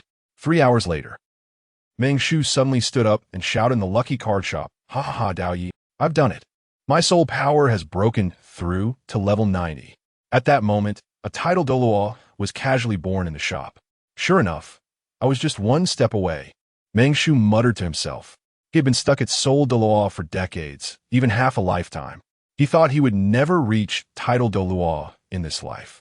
But unexpectedly, he refined a Dragon Dan, and his cultivation surged instantly. Even his understanding of his martial soul improved dramatically, all accomplished within a single day. If this were to be told, no one would believe it was true. Old man, your soul power has broken through? Chao Tianxiang, originally a soul emperor, couldn't see the other's level. Although she couldn't tell at first, she could at least sense the aura. However, the oppressive feeling that Meng Shu exuded now was unmatched. Even 10 people from before couldn't compare. After the excitement, Meng Shu finally revealed the truth to his 2 granddaughters. Iran, Grandpa's soul power has broken through to level 90, and he has refined a Dragon Dan. All he needs is to obtain a soul ring to break through to level 91 and become the supreme title Douluo. All of this is thanks to you. You are the family's great benefactor. Upon hearing her grandfather's words, Chao Tianxiang was slightly stunned, not expecting the card to have such a great effect. It could actually allow a soul Douluo to break through to title Douluo, knowing that Meng Shu's potential had already been exhausted. In this lifetime, it would have been impressive to break through to level 89, let alone the fact that there were no more than 50 title Douluos on the entire continent. Meng Yiran smiled, as long as Grandpa is happy. But, are we going to announce this to the world now? Meng Shu waved his left hand and said, no rush, let's draw a card first. 60,000 gold soul coins for 1 draw, and you can only draw 10 times a week. As for what you can draw, it all depends on luck. Ning explained the rules to them. That's so expensive. I only have 120,000 in total, Meng Yiran said as she touched her soul guide device. This was all her savings. If she spent it all, what would she do? After all, she was a girl, and she still needed to buy some clothes. There were also small items and various decorations, which added up to quite a bit of expense. But thinking about how she drew the inner Dan card that allowed her grandfather to break through to title Douluo, from this perspective, the future was also limitless. Drawing once shouldn't be a problem. Yes, that's decided. Meng Yiran, being from a small family, didn't have as much money as the large families like the 7 Treasures glazed tile school. So, she invested all her savings, getting a total of 2 chances to draw. Swish, swish, swish. The card drawing machine flashed, and soon a row of rainbow boxes appeared on the screen. Flash. At the same time, information about the items entered Li Ning's mind. Item, gold coin talisman. Description, synthesized from the system. Using it will yield 100,000 gold coins. Effect, by infusing your soul into it, you can obtain a large amount of gold coins. It's recommended to prepare a bucket in advance. Item, holy water. Description, comes from the underground of the ancient magic forest, where endless holy water is contained, only obtainable with a special pumping machine. Effect, transformed into a recovery potion for this world. 500 milliliters will restore 100 of all states after use. It's out. Meng Yiran was a bit excited. What good items would this time bring? In front of her was indeed a card stone and a purple card. She picked up the card and carefully looked at the introduction on it. Meng Shu and Chao Tianxiang gathered around, wanting to see what good items had come this time. 100,000 gold coins? I've broken even. Meng Yiran stared at the card description of the gold coin talisman, somewhat dazed. She didn't expect that after spending money to draw a card, she would break even right away. If she could get a few more times, wouldn't she be able to get something for free from Li Ning? Why not take a few more draws? What if I win big, recovering 100 of all states? What a powerful support skill. Meng Shu's eyes were fixed on that purple card. He was about to advance to title Douluo. If he could drink such a recovery holy water in a battle against other title Douluos, then within the same realm, he would be almost invincible. Why can I say that? Let me give you a simple example, and you'll understand. If both are title Douluo at level 91, and in the middle of the fight, both sides have exhausted their power, then suddenly you fill up all your blue and health bars. What kind of expression do you think the opponent will have? Unless the opponent has a supporting soul master, otherwise within the same realm, you are almost invincible. Meng Shu, with a beaming smile, leaned closer to his granddaughter, Iran. Grandpa wants it. Grandpa, no. Meng Iran stepped back a few paces, tightly clutching the card. Grandpa, this is what I drew, and I need it too. You're already a titled Douluo and the family head. You could draw more times, right? Why didn't I think of that? Meng Shu felt enlightened. Just now. Seeing the introduction of the holy water was so overwhelming that he almost forgot that he could also draw cards. Li boss, I also want to draw cards. Meng Shu stepped up to the card drawing machine, pouring down his 600,000 gold soul coins. Bang, bang, bang. The coins jumped up, and it wasn't long before they stopped. Swish, swish, swish. The card drawing machine screen began to move, and soon it spat out the items. Strange potion, drink to gain any attribute. Weakness potion, drink to be severely ill for 3 days. Coke X1. Thank you for your patronage X7. When all the items appeared, 4 cards flew out together. Meng Shu stepped forward to grasp them, examining them closely. At the same time, his mouth moved. Drinking Coke will be very refreshing. The strange potion grants any attribute, and the weakness potion causes severe illness. Meng Shu thought for a moment and already had a plan in mind, preparing to clear the internal system of the family. Chapter 41. Restoring Youth? You tell me, what did you draw from the 10,000-year ginseng? Grandpa, what did you get? Meng Iran stepped forward. Meng Shu quickly shook his head. His plan couldn't be known by a second person, not even his own granddaughter. He smiled wryly and said, I'm already old and frail, but you young people still have your charm, and your luck is far beyond mine. Crack! A bottle of cola opened. Meng Shu took a swig. Refreshing. He gulped down a few more mouthfuls. The several hundred milliliters were quickly finished, but Meng Shu still felt a bit unsatisfied. He asked Kao Xiang, old man, what did you draw? So mysterious that you can't even tell me? Meng Shu smiled bitterly. This was his wife, and, facing her questioning, he certainly wouldn't give in. A man should have his own opinions, so he immediately responded, Tianxiang, this matter is of great importance, and I can't answer you for now. However, no matter what happens in our family in the future, don't panic, just trust me, Meng Shu. What are you talking about? Why suddenly say such things? Kao Xiang was quite puzzled. Even if she racked her brain, she couldn't think of it. Since she couldn't figure it out, she decided not to think about it and prepared to take a draw herself. She tossed in a gold coin, and the 1 yuan flash sale began. Swish, swish, swish. Items dropped. The 10,000-year ginseng flew out of the draw machine and landed in front of Kao Xiang. Looking at the gleaming ginseng before her, Kao Xiang's breath quickened. Her trembling hand slowly reached out, and once she grasped it, she held it tightly in her hand. She felt that as long as she consumed it, she could at least extend her life by 100 years. 10,000-year ginseng. Meng Shu immediately became excited. He didn't expect his wife to have such good luck. He had drawn 10 times without getting the 10,000-year ginseng. However, thinking that he still had one chance left, he decided to step forward and draw a card as well.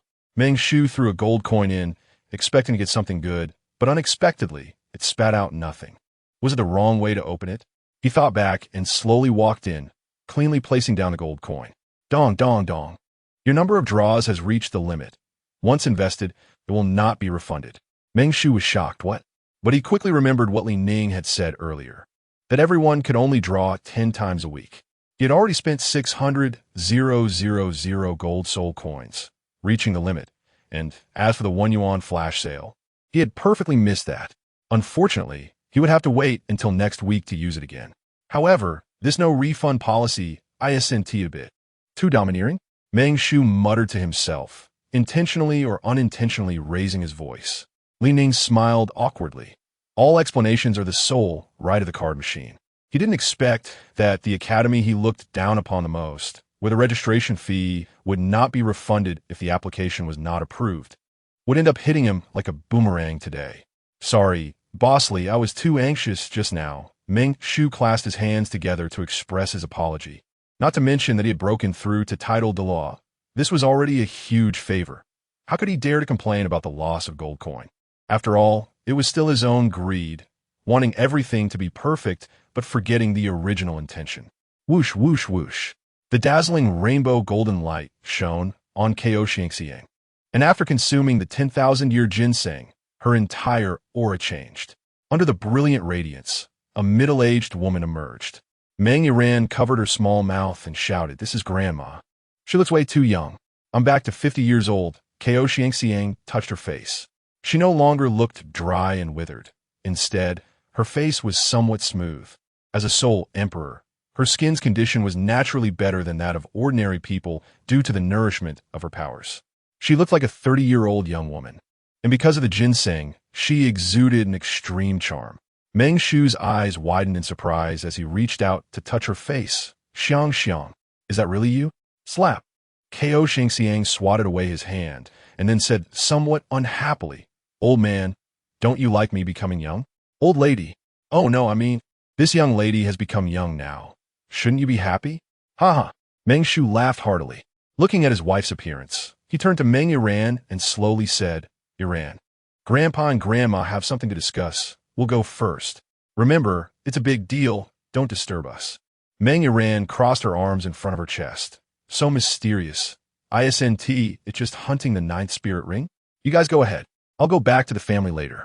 Meng Shu nodded in satisfaction and pulled Ko Xiangxiang away, quickly leaving the lucky card shop. Meng Yiran watched the two leave. They're in quite a hurry. The old man just can't keep his cool. Bossly, I'm leaving first. I'll come back next time, and I'll bring more money to draw more. In fact, with the gold coin talisman, Meng Yiran could definitely draw a few more times. However, she believed that luck is sometimes about chance. She had already drawn quite a few good items. And if she continued drawing, she might end up with nothing. Just like the 10,000-year ginseng and inner Dan card, such things couldn't be available every day. So she planned to come back after a while. By then, she hoped to have good luck again, so for now, she would recharge her luck and wait for the blue bar to fill up before deciding. Moreover, as a girl from a noble class, she couldn't allow herself to be without pocket money. Thus, Meng Yiran chose not to spend all her resources. Goodbye. Li Ning waved to bid farewell. As soon as she walked out, Meng Yiran was surrounded by onlookers. Little girl, how was it? Did you draw anything good? Step aside. Or don't blame me for being rude. Meng Yiran wasn't in the mood to share with them. After all, most of the people around were men. Their gazes like wolves and tigers, as if they wanted to devour her. This kind of attention made her very uncomfortable, as if she had gone to some foreign country. However, among the crowd, there were also some Soul Sect members. Upon hearing Meng Yiran's arrogant attitude, they immediately rushed over. A burly man with a beard jumped out, pointing at Meng Yiran and speaking harshly. Although I can't steal your items, you can't use items to attack me either, so if you don't want to get hurt, I advise you to obediently tell me. Swish, white, yellow, purple, a total of 4 spirit rings. Swish. Meng Yiran immediately summoned 3 spirit rings. Damn big guy, you want to come? Bring it on. Who is afraid of who? My 3rd spirit skill is still collecting dust. It's just right to test its strength. Chapter 42. 1 yuan instant kill. Ordinary people can also reverse their fate. 3rd soul skill, Deathbind. Meng Yiran would not show courtesy before striking. She took the initiative to attack and summoned 3 pythons. The burly man was quite confident, and upon seeing her level, he immediately laughed. With just 3 soul rings, why seek your own destruction? Roar! A pig phantom appeared, clearly indicating that the burly man's martial spirit was a wild boar. What a coincidence! Pythons are specialized in hunting wild boars. 1 Deathbind could easily take you down, and indeed, that was the case. Moreover, that was a Titan Python's soul ring, the king among snakes. Although wild boars do eat snakes, this was a Titan Python. How dare it provoke? Hiss. The 3 pythons summoned by Meng Yiran quickly suppressed the opponent's martial spirit, while another giant snake confined the burly man. The last giant python moved alongside Meng Yiran, slowly approaching the burly man. Squeeze. The Titan python continuously constricted its body, and with a loud bang, the opponent's martial spirit was instantly shattered. The burly man was not much better off. The backlash from the destruction of his martial spirit turned his face pale. He clutched his chest with his left hand and quickly shook his head. Impossible, he is just a level 30 soul master. How could he defeat me at level 41? Meng Yiran waved her staff. Dare to have designs on me? Hiss. The Titan python continued to constrict, its scales making a cracking sound, causing the surrounding crowd to flee in haste. With a thunderous sound, the python's body exploded into a plume of smoke. However, it did not affect the surrounding buildings, only knocking off a few tiles at the entrance. After all, this was the entrance to the Lucky Card Shop, and she did not want to cause too much commotion that would ruin Boss Lee's storefront. As for the third Titan Python Phantom behind Ning, it remained intact. Once the smoke cleared, the burly man collapsed weakly to the ground. The higher level of soul power allowed him to withstand the previous attack. Go! Ning called out, and the last giant snake, 10 meters long, bit down hard on the burly man. Bang! With his body devoured, the Python Phantom transformed into brilliant fireworks. As the soul skill was released, Ning had only consumed 1/3 of her soul power. However, the people around were completely stunned. They did not expect this seemingly small girl to be so decisive, as cold as her martial spirit, killing without even a blink. Indeed, Ning secretly rejoiced. This attack was strong and benefited from the opponent's martial spirit being her food. If it weren't for the perfect counter, victory might not have been so easy. However, with the presence of holy water, even if she couldn't defeat him, she could wear him down. The little episode at the shop in trance quickly ended, and as Ning left, everyone had even moved their beds to the shop entrance. Until Ning came out, looking at the crowd, he calmly spoke. Starting today, the Lucky Card Shop is launching a 1 yuan instant kill event. You can draw cards for just 1 gold soul coin. However, you can only do it once a year, so those who want to draw cards should hurry. Moreover, they recently added holy water that can restore all statuses 100, soul ring cards, martial spirit cards, and more. 1 yuan instant kill? Did I hear that right? A young man in a white robe shook his head, looking somewhat bewildered. He did not expect happiness to come so suddenly. A gold soul coin could also be used to draw cards. If he could draw a soul ring card, wouldn't he make a fortune? Selling a 100-year soul ring would definitely yield a big profit, as it could generate the maximum age based on a user's capacity. It could also produce the most suitable soul ring skill. Just this point would surpass most 100-year soul rings. With this mechanism in place, why hunt soul beasts? Isn't it better to just draw cards and relax? Moreover, everyone has at least dozens or even hundreds of chances for 1 yuan instant kills in their lifetime. If they draw a soul bone and resell it, they could absolutely make a fortune. Some might say, why not absorb it themselves instead of selling it? One could only say, the perspective is too small. Absorbing it means you still need to save money to continue drawing cards. If you sell it, you at least start from 1 million. You could draw 12 times, and if you could draw soul bones each time, wouldn't that be double happiness? Even if luck is really bad, soul ring cards and recovery potions are still guaranteed, right? Sell them, and wouldn't the fun be back? When the time comes, if you draw something suitable, you can use it yourself, forming a perfect closed loop. It's not that you can't afford it now. It's just that drawing cards is more cost-effective.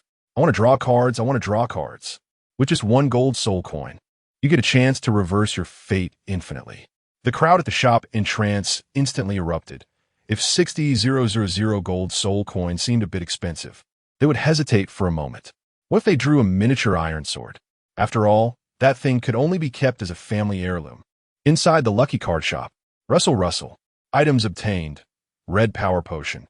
Increases strength after drinking. Can easily defeat opponents of the same level. Mental Potion. Increases mental acuity after drinking. Focus like a level 41. Speed Potion. Instantly increases speed by 100 after drinking. Berserker Potion. Grants immunity to control after consumption, transforming into a steel warrior. Agility Potion. Greatly enhances agility after drinking. Strange Potion. Grants any attribute after drinking. Weakness Potion. Causes a severe illness lasting 3 hours after drinking. After several dozen minutes, the crowd gradually dispersed, and Ning closed the shop door. He summoned the system to check the number of draws. Current converted to double draw count is 213. Do you wish to go all in? Ning went to the shop's restroom, first turning on the faucet to wash his face. Refreshing. Now I shouldn't have bad luck, right? After muttering to himself, he began the 213 consecutive draws. Beep. Flash. Congratulations, host. You have obtained 20,000-year soul ring cards, 20,000-year soul ring cards, 10,000-year soul ring cards, 100,000-year soul ring cards, and 133 holy waters. They're all cards, but why give me so much life-saving holy water? Ning looked at the rows of bottles in front of him. Inside were 500 milliliters of purple holy water, which could fully restore all statuses as long as there was still a breath left. However, if missing arms or legs, that wouldn't work. You could only stitch up the wounds. Overall, it was still good. There were 20 10,000-year soul ring cards. If sold, they could at least earn millions. And it wasn't impossible for a 10,000-year soul ring card to be sold for 5 million. Forget it, forget it. Let's absorb the angel's soul bone first. Ning immediately made up his mind. Since returning from the Stardow Forest last time, he hadn't had time to cultivate. Chapter 43, Second Master. Aren't you going to uphold martial ethics? As a result, I'm still stuck at level 11. So, I sat cross-legged and adjusted my posture. The system's storage space is infinite. So Ning summoned the Angel Soul Bone with a thought. The legendary item, the Angel External Soul Bone, is God level and can grow. Looking at the description, he absorbed it without hesitation, and the double wings soul bone slowly settled on his back. Why double wings? Because it's the initial state of the soul bone, and as the level increases, it will evolve step by step, eventually becoming 12 wings. Even 24 wings angels are not out of the question. Whether it can break through to 36 wings depends on luck. It feels a bit cool. Ning frowned, waiting for the pain to come. But it seemed there was no pain, only a bit of warmth and comfort. Is this the power of a legendary item? The fusion was painless, and instead, he was surrounded by light. From a distance, Ning looked like Ultraman sitting on the ground glowing. 3 minutes later, congratulations, host, soul bone fusion successful. Soul power increased by 8 levels. Host, Ning. Age, forever 18. Household registration, male, Huaxia nationality. Activated the system upon sudden death and descended to Douluo continent with his physical body. Level 19 Soul Master. Martial Soul, Death God Scythe. Item zoned. Mini Iron Sword X114, 100,000. Year Left Leg Soul Bone X1. 1 book of free and easy skill. Biological Summoning Scroll that can summon beings willing to balance time and space after use. Epic Level Item Pikachu God, which generates a golden Pikachu superhero permanently after use. With strength comparable to a 99 level Peerless Douluo, with 8 black and 1 gold soul rings. Legendary item Angel External Soul Bone God level that can grow. 100-year soul ring cards X20 1000. Year soul ring cards X20 10,000. Year soul ring cards X20 100,000. Year soul ring cards X20 purple holy water 500 milliliters X133. My soul power has broken through, Ning shouted, only feeling much more comfortable in his body. Having already broken through level 19, why not break through to level 20? So he began to cultivate in the store, not knowing when the door would open again. On the other side, Meng Shu, he had just pulled Ko Xiangxiang out of the Smallwoods. Finally, with an unrelenting speed, he returned to his family in just 3 hours. Weakness potion after drinking it. One would suffer a severe illness for 3 days. Done. Meng Shu made up his mind and gulped it down, and soon felt dizzy. Then, he collapsed to the ground, feeling weak all over. Half an hour later, Snake Valley, an astonishing news came, stirring up a wave of blood and wind. In a small gorge lived a family, the Meng family. As the family head and a soul Douluo, Meng Shu's injury from encountering the Titan Great Ape in the Stardow Forest quickly spread. In an instant, everyone in the family was in a state of panic. A day later, Meng Yiran returned to the family. As only a 3-ring soul zone, she was a bit slow on her way back. In just one day, many unfamiliar figures appeared around the entire Snake Valley. They were looking around as if searching for something or confirming something, but still dared not approach. After all, Meng Shu was his soul Douluo, and together with Ko Xiangxiang, they could become a title Douluo-level powerhouse. If they misjudged, they would die, so they hesitated. In a large mansion within the gorge, covering hundreds of square meters, Meng Yiran entered the central building and opened her mouth. Grandfather and grandmother, I'm back. Yiran.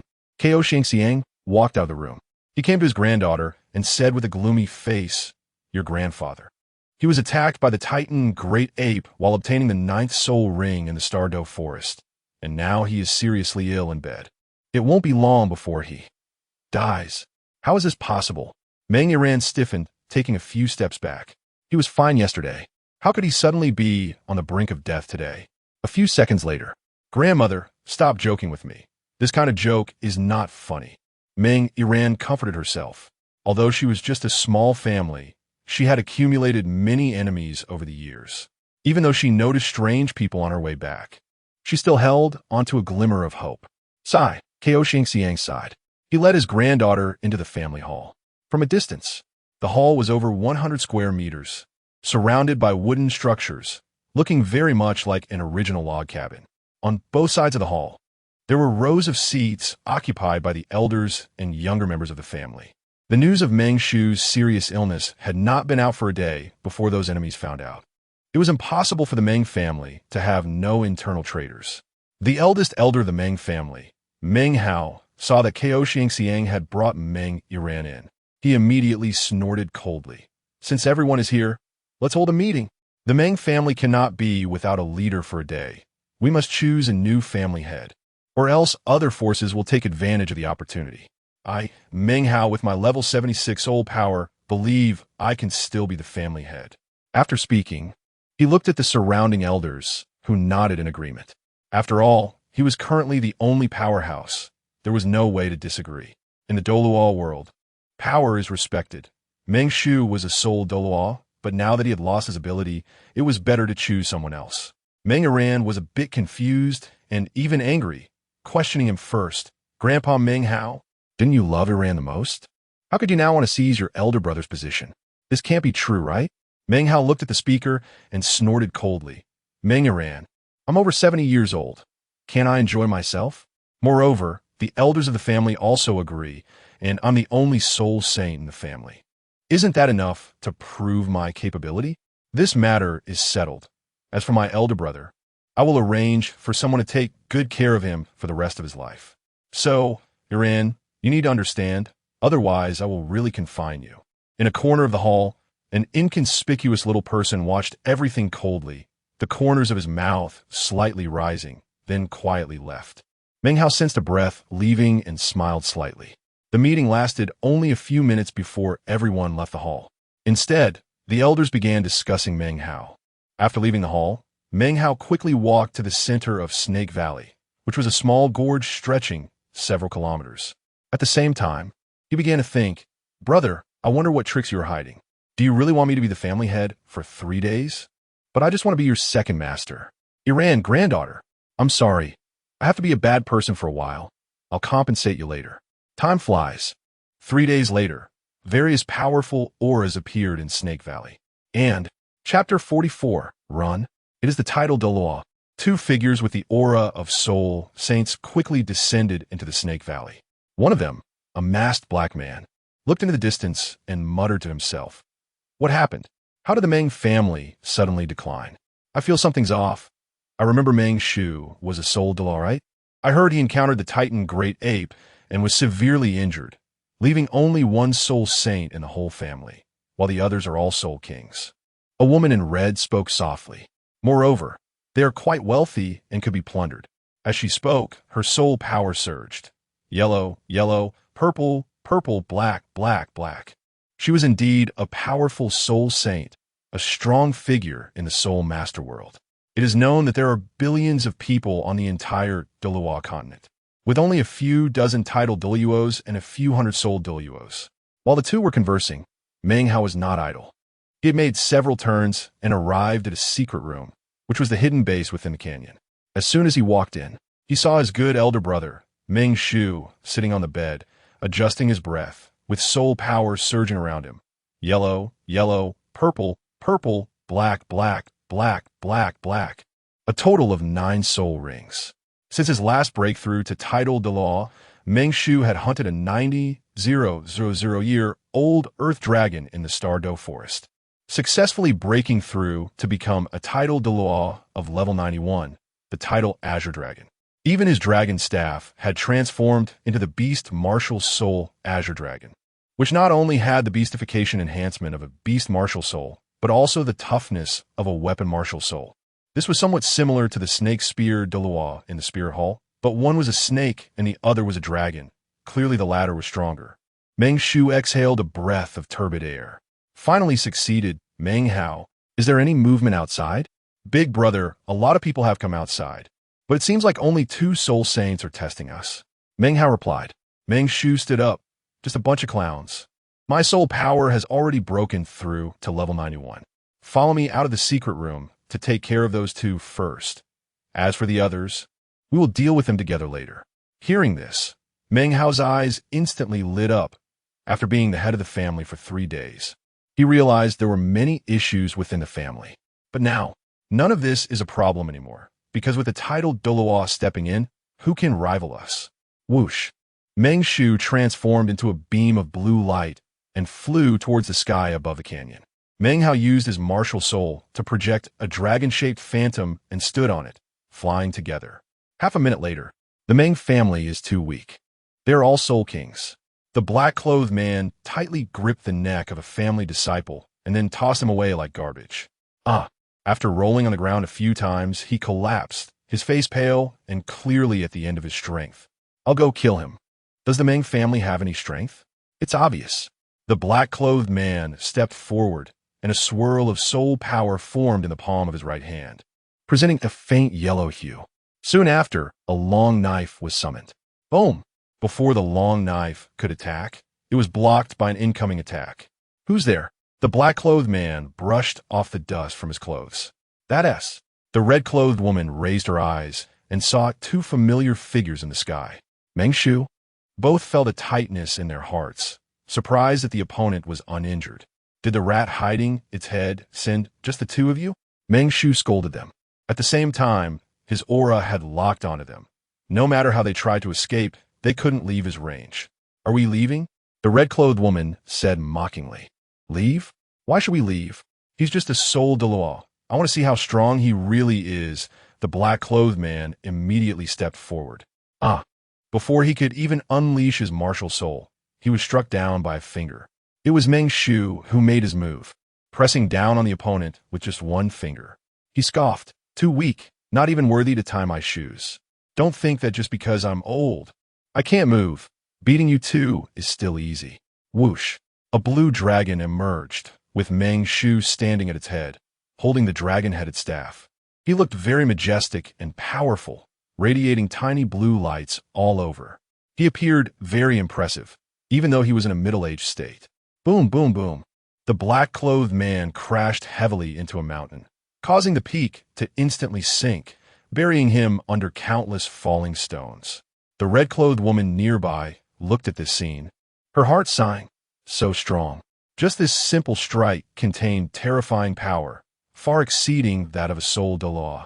After all, being able to knock a soul saint away with a finger means the opponent is at least a title Douluo. Ordinary soul Douluos can't do that. Damn! The black-clothed man crawled out from the mountain, looking very disheveled and covered in dirt. Meng Shu is actually a title Douluo. He was astonished. Wanted to leave this place as soon as possible. After all, the opponent was a title Douluo. What could he do? Want to leave? Not a chance. Meng Shu quickly walked in front of him, delivering a blow with his dragon-headed staff to his head. Bang! The skull instantly exploded, releasing a cloud of blood mist that lingered in the air for a long time. Is this the power of a title Douluo? So powerful. Meng Hao felt extremely excited at this scene. His family was finally going to have a title Douluo. If they participated in the competition for the 7 major sects, they could at least rank in the top 4. Of course, that's all for later. As for now, aside from those top-tier forces, the Meng family had already entered the ranks of powerful forces. Looking across the entire Douluo continent, they were also among the top existences. Just because today there is a title Douluo-level powerhouse in the family, this alone is enough. Roar! The red-clothed woman summoned a red bird to jump on her back and quickly sped away into the distance. But before she could get far, she was suppressed by an overwhelming aura, unable to move. Her body couldn't move. Could it be? She wanted to move, but couldn't at all. This was the absolute suppression from a higher-level soul master over a lower-level soul master. How to say? When the difference in soul power is not significant, this sense of suppression does not exist. But when it exceeds a large realm, like between soul Douluo and title Douluo, or between Soul King and Soul Saint. Absolute suppression will occur. Just try to test your soul skills. Meng Shu's eyes emitted a blue light, and he shouted, "Ninth soul skill, Azure Dragon Soul." Roar! He transformed himself, and a 100-meter-long Azure Dragon appeared in the air, spiraling with an incredibly dazzling light. Azure Dragon Flame Wave. Meng Shu roared, opening his mouth to unleash a beam of light that shot towards the distance. The red-clothed woman spread her arms and slightly opened her mouth. Seventh soul skill. Martial Soul, True Body. Ming. A giant redbird cried out and then flew towards Meng Shu's light wave. Boom! The two instantly collided. Meng Shu increased his output, instantly obliterating the opponent. Chapter 45. Shrek Academy. Reported collectively. With a violent explosion, the opponent was completely reduced to ashes. Meng Hao stepped forward to ask, "Big brother, what should we do next?" Meng Shu's eyes flashed with determination. "Of course, we need to settle accounts with the people from before, especially those wandering around." 3 days later, under Meng Shu's leadership, the Meng family dealt with internal strife and external threats, and today, countless people presented gifts to the Meng family. They had all heard that Meng Shu had become a title Douluo. Meanwhile, at Shrek Academy, a small incident occurred. Thousands of students surrounded the academy, shouting for refunds. Among them were middle-aged men and elderly women, completely blocking the academy, and even Flander did not dare to take action lightly. After all, with so many people, if he really used his martial soul to resolve it, he might end up with a lot of trouble himself. Refund. Refund. You Shrek Academy are clearly a scam. My son went to study there. Not only did he not receive any resources, but he also lost his life to a soul beast. An elderly woman, supported by a cane, pointed her finger at Flander's nose and cursed. She hugged her body. With every step forward, her body trembled, as if she would fall at any moment. This all started 3 days ago. Her grandson was the only child in the family. Living in Suotawa City, after hearing about Shrek Academy's enrollment criteria, he rushed to apply. After all, this academy could lead to becoming a viscount upon graduation, a status in the nobility, who wouldn't want to change their fate. Thus, upon hearing that the enrollment criteria had been lowered, he hurried to enroll. In the end, under the power of money, he successfully registered as a student. His soul power had just reached level 10, and he was originally excited to obtain a soul ring. But unexpectedly, 3 days later, the academy notified the elderly woman that her grandson had died, killed by a soul beast in the forest. Moreover, according to the subsequent investigation, dozens of people had gone on that outing. To save time, Flander had gathered them all together, thinking it would be a quick resolution. However, he didn't expect to suffer a total annihilation, as the dark devil god tiger began its buffet. Although it didn't eat humans. A little dessert now, and then was nice. This led to today's scene. The elderly woman, leaning on her cane and trembling, stepped forward. Your academy has no resources. Your slogans are deafening, but looking at the results, it's simply murder. If we don't get an explanation today, we will report to the Spirit Hall and ask them to seek justice. You dare? Flander frowned. But unexpectedly, with one careless mistake, he caused a total wipeout. This performance was indeed eye-catching. It could rival the achievements of Xuanzang 1,000 years later. A peak 98 level title Douluo leading a team ended up either heavily injured or nearly wiped out every time. There was a serious suspicion that the opponent was an undercover evil soul master. It must be said that student deaths have a hereditary pattern. This claim has some basis. For example, Dai Mubai once mentioned it. When he introduced Tang San and the others, he stated that Shrek Academy had a total of 42 students enrolled. But over these years, only 12 had graduated. The graduation requirement was simply to reach the Soul Master rank, and all they needed were 1,000-year soul rings. Excluding those 12, at least 30 could not graduate. Some couldn't cultivate to level 40, while others died hunting soul beasts. It's known that they only needed 1,000-year soul rings. Could it be that Shrek's teachers couldn't even defeat 1,000-year soul beasts?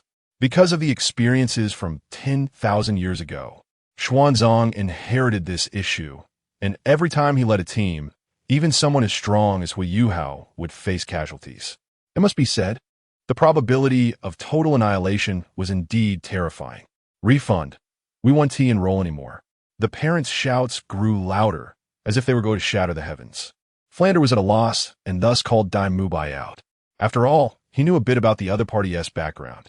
He was the richest in the entire academy. Soon, Dai Mubai arrived at the entrance, looking at the countless crowd, feeling his scalp tingle. It's all the director's fault. If you can't handle such a large number of students, and if the people from the Spirit Hall find out I'm the prince of the Star Luo Empire, won't they kill me? He hadn't even stayed here long enough. He couldn't expose his identity and could only take out his small fortune as compensation to fill the gap. The next steps were much simpler. Through friendly communication between all the teachers and students of Shrek, they successfully calmed down the angry crowd and the students' parents through forceful means. In this world where strength is respected, life is the least valuable. They understood this principle. If they reported to the Empire, no one would care. Even if they did, it would just result in Shrek Academy distributing a bit of gold spirit coins to settle it. To take it a step further, with the Pope's decree from Xiaojiang, even if they killed all these people today, they wouldn't face any consequences. An hour later, Dai Mubai entered the office of the director of the Education Committee. Director, you owe me a huge favor. Flander's mouth twitched, and he smiled slightly. Indeed, a small mistake. Just a small scene. In this world, where do people not die? How many die in an earthquake or a natural disaster? Have they ever complained to the heavens? I merely sent them down early. They should be thanking me. Dai Mubai's lips twitched. Director, you really are cunning. I just don't know if I'll get bagged when I go out. Flander patted the shoulders of his collar. Clap, clap, clap. His clothes made a rustling sound. Mubai, it's just the lives of some commoners. Why bother? Besides, given our identities, who would dare touch us? Moreover, the master is from the Blue Lightning Tyrant Dragon family. Those officials in Suatawa City wouldn't dare to arrest us, would they?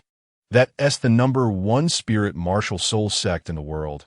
Not to mention Suatawa City, even the royal family would have to weigh their options. Dai Mubai shook his head. I say, Director Flander, you should quickly disband the remaining people. I'm afraid if you keep this up, they will eventually be wiped out too, and my wallet won't be able to take it anymore. Do you know how much I've spent to support Shrek Academy? I've lost tens of thousands of gold spirit coins. Upon hearing this, Flander raised his eyes. Tens of thousands of gold spirit coins? That won't do. Compensating each person 100 should be enough. After all, they're just ordinary people. Why care about them? If it weren't for fearing the situation would escalate, I would really want to kick them all out. Chapter 46. Ma Hongjuan's Demon Card. All right, the matter is resolved, so let's hurry and leave.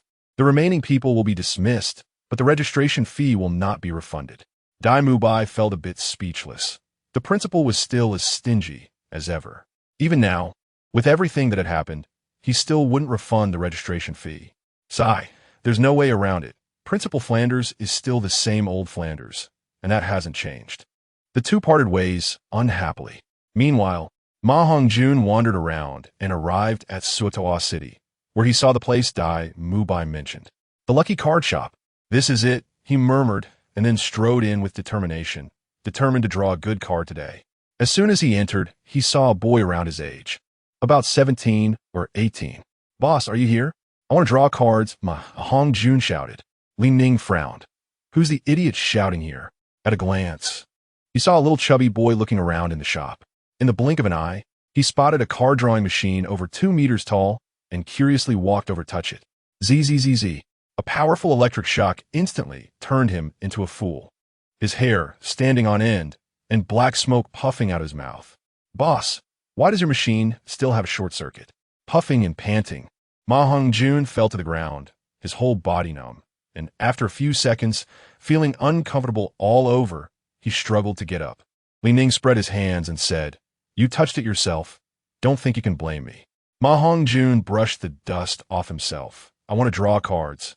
Here are my 60,000 gold soul coins, and I heard there's a 1 yuan flash sale event before I came here. Although he was a little chubby, he wasn't stupid. After hearing Dai Mubai's explanation, he made his way to Suatawa City. Along the way, he had also inquired about various things from the people around him. In fact, he didn't even need to ask. Almost everyone in the city was talking about it. Naturally, he used his strength, combined with some friendly exchanges, to learn about the 1 yuan flash sale event. Just put the coins at the entrance, Ning casually mentioned. Though he didn't know where this chubby kid came from. Dressed in red, he felt a strange familiarity, as if he had seen him somewhere before. Forget about it. Drawing cards is more important.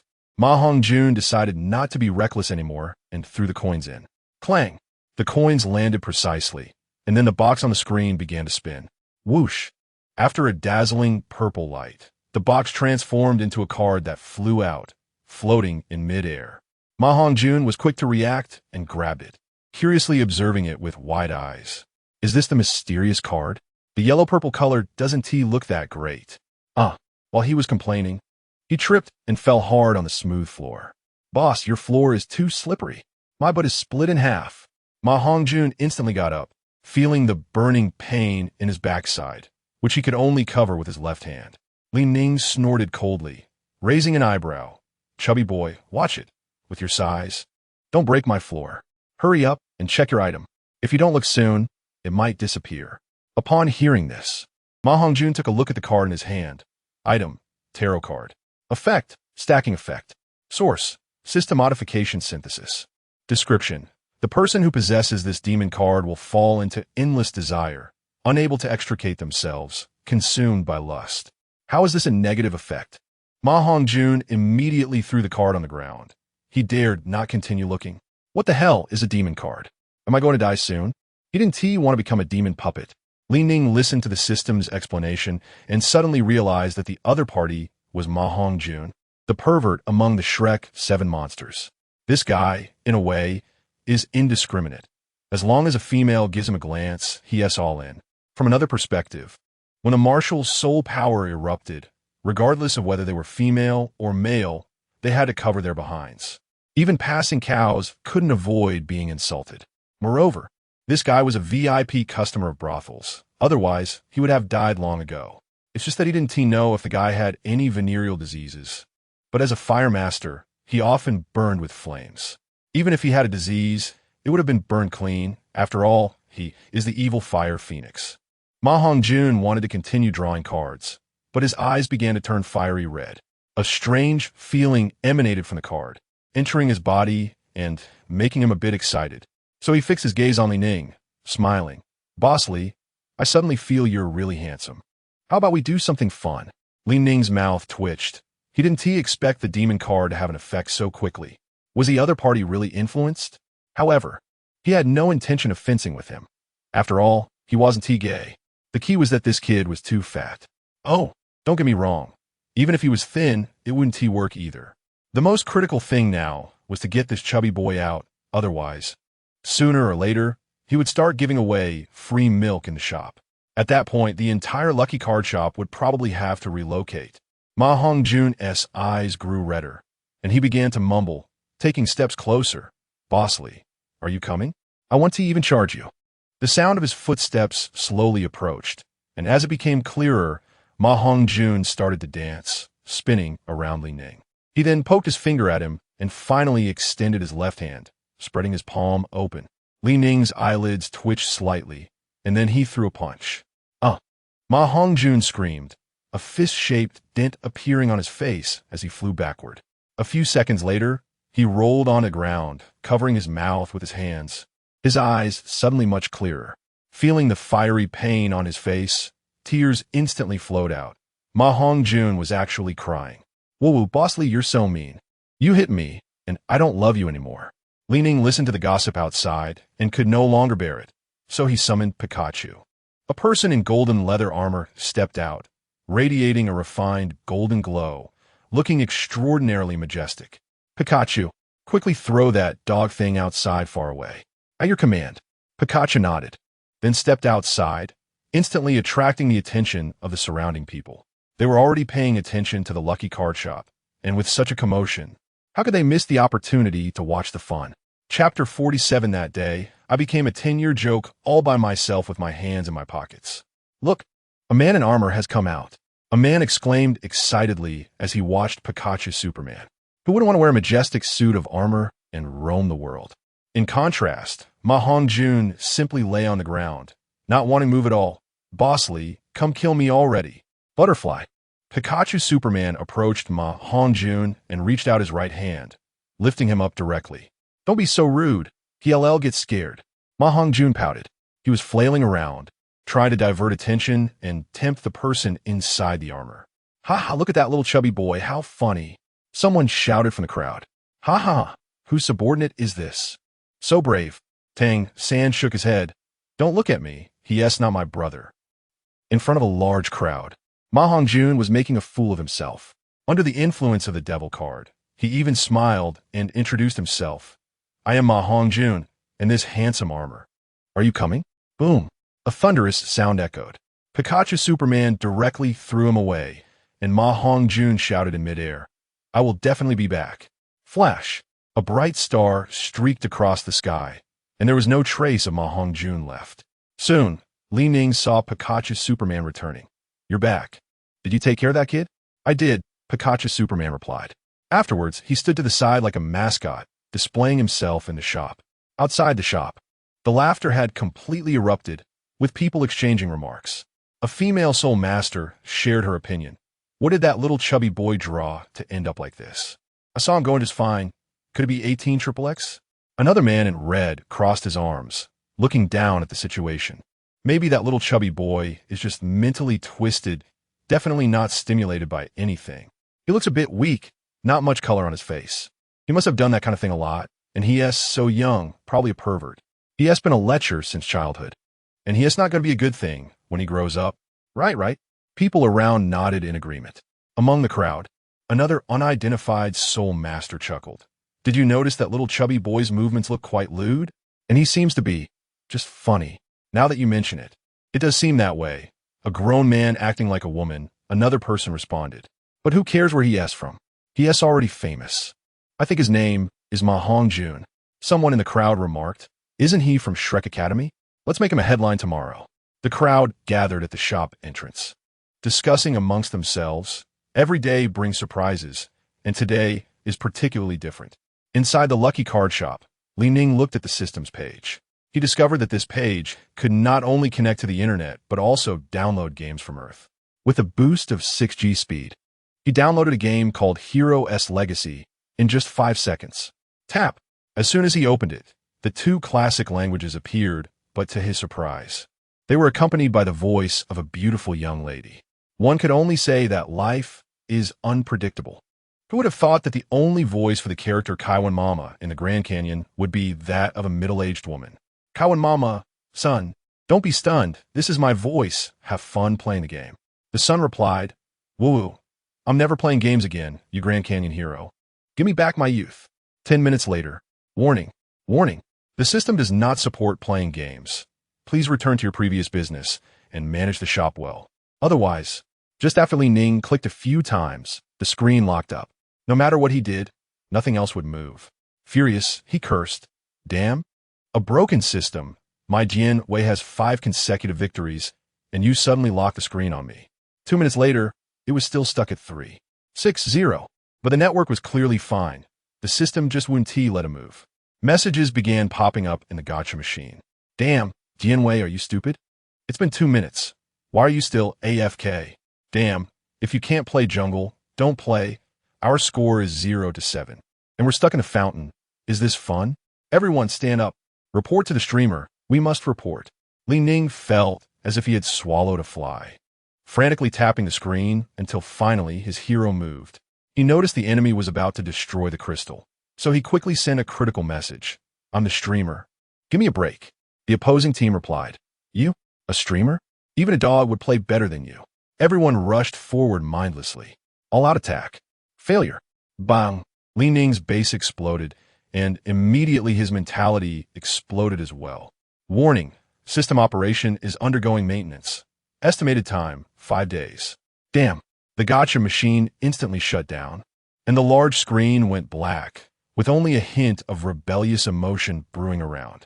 6G network. Just a few taps since down? Ning looked at the black screen of the electronic display. It was just a game. How did it crash? What if it can't be fixed? I'm anxiously waiting online. Since the system has gone AFK, it's time to obtain the second soul ring. Although the system's soul rings are the best, they cannot stack special attributes. It's like if your martial soul is a tiger. The system's soul ring will only give you a tiger spirit beast soul ring. The so-called special attributes like water, fire, ice, time, space, and laws are all absent. That's why Ning wanted to leave here and look for special attributes, as his death scythe martial soul was merely sharp. It couldn't immunize against water, fire, wind, thunder, or electricity. If he were to encounter a control-type elemental soul master, he would be led around like a kite. Tick-tock. The sound of footsteps gradually walked out, and as Ning stepped out, he slammed the door of his lucky card shop shut. "What is going on? Boss, why did you close the door?" a curious onlooker asked. Ning scanned the crowd. "Not doing business today, and, of course, you all can't sneak in. Otherwise, the consequences are yours to bear. I believe you already understand, I'm not someone who likes to kill." After saying that, he slowly left the crowd, leaving only a long silhouette behind. Watching the boss disappear into the distance, no one dared to enter the lucky card shop. At the same time, no one knew where he had gone. Ning slowly vanished. On the other side, Ma Hongjun was having a tough time. The effect of the devil card had not worn off, and his inner desires remained strong. As soon as he entered the academy, he ran into Tang San. Chapter 48. Ma Hongjun, I really made the headlines. Third brother. Long time no see. I'm really anxious right now. Can you give me a hug? Fatty, what are you talking about? Tang San looked at Ma Hongjun's inexplicable behavior with displeasure. But the latter wouldn't give up this rare opportunity. Under the influence of the demon card, he even took a step closer. Swish. The 8 spider lances emerged, looking particularly eerie outside of Tang San's body, resembling a humanoid monster with spider legs. Fatty, I'm here to help you with your illness, he said, and before he could finish, the spider legs pierced into the other's arm. Ah! Ma Hongjun screamed in agony, collapsing to the ground unconscious due to the poison. It wasn't until the next morning that he slowly woke up in the dormitory. Ma Hongjun rubbed his head. Oh no, what happened? Why is my shoulder so sore? Feeling the heat radiating from his shoulder, he struggled to recall that he had lost control the day before. Big brother Dai, why are you here? He saw Dai Mubai looking at him from across the room. It felt strange, but he didn't pay much attention and prepared to get up. As soon as he sat up, he noticed Tang San and Oscar both staring at him. Ma Hongjun, what were you thinking yesterday? Tang San said discontentedly. If it were anyone else making such lewd gestures, they would have been beaten up long ago. Rubbing his head, Ma Hongjun felt something was off about third brother's words. Why do I feel like there's something wrong with what you just said? Forget it. It doesn't matter. If I provoke him again, he might give me another shot. Haha. Dai Mubai couldn't hold back his laughter, and Oscar was also laughing hysterically. The two looked at Ma Hongjun in unison. Fatty, you made the headlines in Suatowa City. Upon hearing this good news, Ma Hongjun instantly became excited. Big brother Dai. What headlines? I'm famous now. I told you. Although I, Fatty, am unprecedentedly handsome, I still can't resist this damn charm. Haha. Oscar laughed heartily. I said, Fatty, you're too confident. You dressed as a woman and flirted on the street yesterday, didn't you know? Now the whole Suatowa City is discussing this. And I heard someone even dug up that you were a student of Shrek Academy. Now even the dean is considering you. Ma Hongjun retorted. Considering what? Dai Mubai crossed his arms, his mouth moving slightly as he slowly said, Of course, considering how to expel you. The dean wants you to pay a hefty sum for damaging the academy's reputation. After all, you tarnished our academy's image. You should compensate. Upon hearing this, Ma Hongjun felt as if he had swallowed a lump of dung, his face darkening instantly. He also recalled what happened yesterday. He indeed acted lewdly on the street. But that was all in the past. Why couldn't they let it go? To put it another way, he merely drew the demon card, amplifying his inner desires. Setting aside the facts, didn't Bosley do anything wrong? He was a victim too. Why didn't they understand? Fatty, take a look for yourself. Dai Mubai pulled out a newspaper from his pocket and handed it over. Ma Hongjun took it and glanced at it. Suatowa City, shocked by a cross-dresser. The little chubby in red is actually a student of Shrek Academy. Beware when going out. If you encounter a boy in red, leave immediately. His name is Ma Hongjun. What the hell is this? That's not me. Ma Hongjun immediately tore the newspaper into shreds. At the same time, due to the influence of the evil fire phoenix, his excitement caused his face to slowly turn red. In the room, Tang San, Oscar, and Dai Mubai saw this situation, and their expressions changed instantly. They quickly stepped back and raised their hands in front of themselves, as if preparing to defend against an attack. Seeing this, Ma Hongjun was confused and asked, "What are you guys doing?" "I'm just angry. I'm not going to hurt you." Dai Mubai's gaze sharpened. "I said, fatty. The headline also said that you turn red when you're about to get aroused. We don't want to be the objects of your desires, so you understand." "Big brother Dai, I'm really wronged. It's all that demon card's fault. I'm still a virgin when it comes to marriage."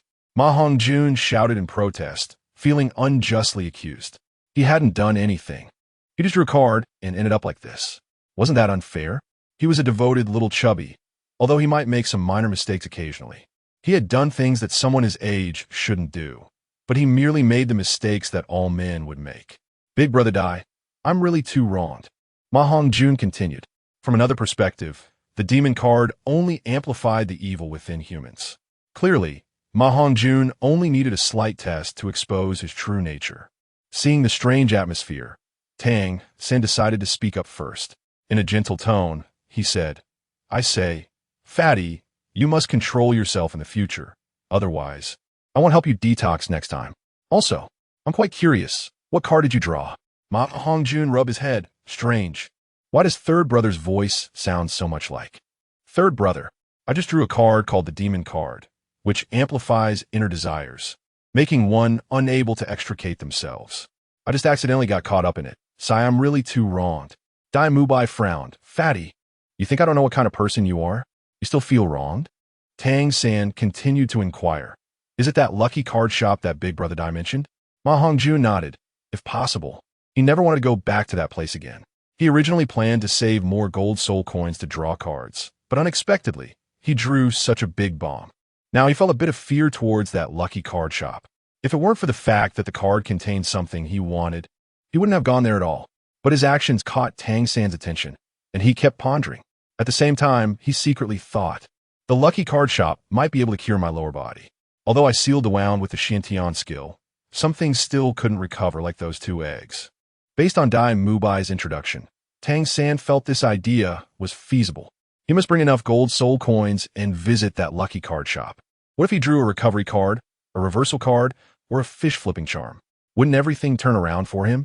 Previously, Tang San had asked quite a few people about the information regarding the lucky card shop, including Xiao Wu and the items Xiao Wu had drawn. Among them, there was one absolutely domineering and incredibly heaven-defying item. Chapter 49, Soulbone Exposure. If I had known earlier, it's the turnaround charm. According to Xiao Wu's introduction, as long as it's torn apart, one can turn the tide. Yes, I must draw that turnaround charm. This thought gradually solidified in Tang San's mind. Boss Dai, let me explain. Ma Hongjun desperately tried to explain. However, Tang San didn't want to listen and immediately left the dormitory. Phew, finally out. I wonder if that shop has what I want. Sengo, are you okay? Xiao Wu's voice suddenly appeared, slowly approaching him. Tang San looked at her with some disgust. She clearly had the turnaround charm, but didn't want to give it to him. After so many years of friendship, it couldn't compare to a single item. How despicable. If it weren't for the knowledge that forcibly robbing someone would bring down divine punishment, he would have wanted to snatch it from her immediately. But how could Tang San know that Xiao Wu was a 100,000-year-old soul beast? Without that turnaround charm, if discovered, she would never escape and would be treated as prey, either kept captive or hunted down. Drawing this item was a stroke of luck, which is why Xiao Wu refused to give it to Tang San. Not good. I need to go draw cards now. Don't follow me, Tang San said as he slowly walked towards Suatawa City, leaving Xiao Wu alone in the wind, feeling disheartened. She tightly clenched her hands, looking at Sanga not far away. I'm sorry, brother. This item is too important to me. Although she knew there was a small rift between them, she always believed that time would mend everything.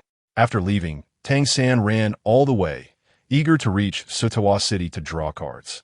But he had no idea that the shop owner had already closed up. After a while, he arrived at Suatawa City and, after asking around, finally reached the entrance of the lucky card shop. Strange, why is it closed? Tang San wondered, stepping forward to knock on the door. Knock, knock, knock. Is anyone there? Boss, open the door. He knocked a few more times, but there was still no response from the shop. The onlookers nearby didn't stop him. They too wanted to see the consequences of forcibly entering. Since you're not here, don't blame me for being rude, Tang San thought to himself. He immediately used his soul power and slammed it against the door of the lucky card shop. Boom! After this strike, the originally clear sky suddenly turned dark. Countless thunderbolts rolled above the door, then whooshed down, striking Tang San. Phew! A puff of black smoke was expelled from his mouth, and he was charred black all over. He looked like he was about 5/10 done, but since he was a soul master, his back revealed a soul bone. And it was an extremely rare external soul bone. This sudden appearance instantly widened the eyes of the onlookers. One person shouted loudly, "Look, that's an external soul bone." Another replied, "There's actually such a treasure. It's rarer than a soul bone." Shining eyes appeared around him, amounting to hundreds. All their attention was focused on the soul bone. The external soul bone was only second to the head soul bone and trunk bones in strength. As long as one possessed it, it was equivalent to having a not-so-weak external aid. Who in T wants such powerful abilities? Damn it! I didn't pay attention and it came out. Tang San thought to himself, realizing the gravity of the situation. The soul bone was a hot potato. If it weren't absolutely necessary, he really didn't want to showcase it in front of so many people. After all, such things were too attractive. If he encountered a powerful being, he could be assassinated, and that would be a huge loss. Meanwhile, not far away, Tang Hao sighed slightly. Sigh. Why is this child so impulsive? Now that the soul bone has appeared in front of so many people, what should we do? He thought. Forget it. No matter what danger arises, I'll just watch over him. This child really doesn't let me rest easy. I should have just put him against the wall back then. It would have saved so much trouble, and now I have to protect him in secret, like I'm something to be hidden. Sai-in, look at your good child. Not only did he lose his lifeline, but he also got electrocuted into a fool, and now he's exposed his soul bone. I really don't know what troubles await him in the future. Tang San saw that the crowd around him was growing, and he felt uneasy. The 8 spider lances had automatically protected him, which he had no control over. Since he had already been exposed, the wisest choice was to leave this place quickly. Gotta go. I need to hurry, he muttered to himself and walked toward the distance. In the blink of an eye, he disappeared into the crowd, but a few people still stubbornly followed him. Their aura was far above Tang San's, clearly not at the 3rd ring level. Time passed, and he finally left Suatoa City. Tang San let out a sigh of relief, walking along a small path, feeling that no one was following him. He could finally return to Shrek Academy with peace of mind. But what Tang San didn't know was that on another small path, a man in black had already stopped several soul masters. Get lost. We need to find that kid in blue with the soul bone. Stop wasting time with him. If we keep talking, that kid will run far away. Hurry up and kill him. Yes, kill him. Tang Hao made his move. Just as their thoughts surfaced, he struck first, and with the aura of a titled Douluo, it was a one-sided slaughter. In just a few flashes, he took down one opponent after another. After 5 seconds, this man had settled everything in place of Tang San. He even had time to complain, a bunch of trash. How dare you covet my son's treasures? How dare you? Whoosh. Tang Hao left, disappearing down the small path. Meanwhile, Tang San returned to Shrek Academy, feeling dejected. Brother, did you draw the turnaround charm? Xiao Wu immediately came up to ask. Tang San frowned. Xiao Wu, give me yours or else. He stopped halfway, feeling something was off. Xiao Wu quickly shook her head. Brother, it's not that I don't want to give it to you. This thing is really very useful to me. I love you forever, but I really can't give it to you. But I can promise to take you with me next time to draw cards. Tang San was speechless.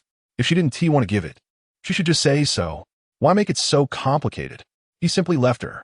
He went off to train alone, while Xiao Wu could only sigh helplessly as she watched him walk away. Chapter 50. The Far North. So, where exactly has the owner of the Lucky Card Shop gone? The Far North. Here, snow stretches for miles, a continent that experiences perpetual ice and snow. The soul beasts produced here are all ice attribute, with only a few special soul beasts living in this area.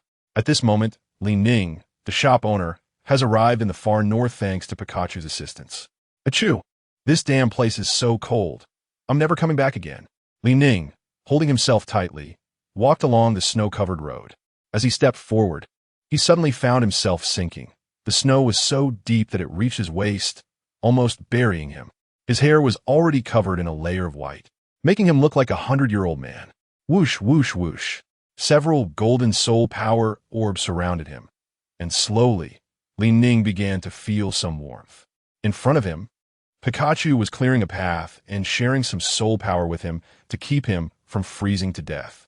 With the protection of a peerless Douluo's soul power, Ning gradually lowered his arms and returned his hair to its natural black color. Finally not cold anymore, he thought about finding the mirror image soul beast. This goal was slowly planted in his mind. The last time he watched the anime, he learned that Oscar obtained the mirror image sausage here. This place is the frozen forest.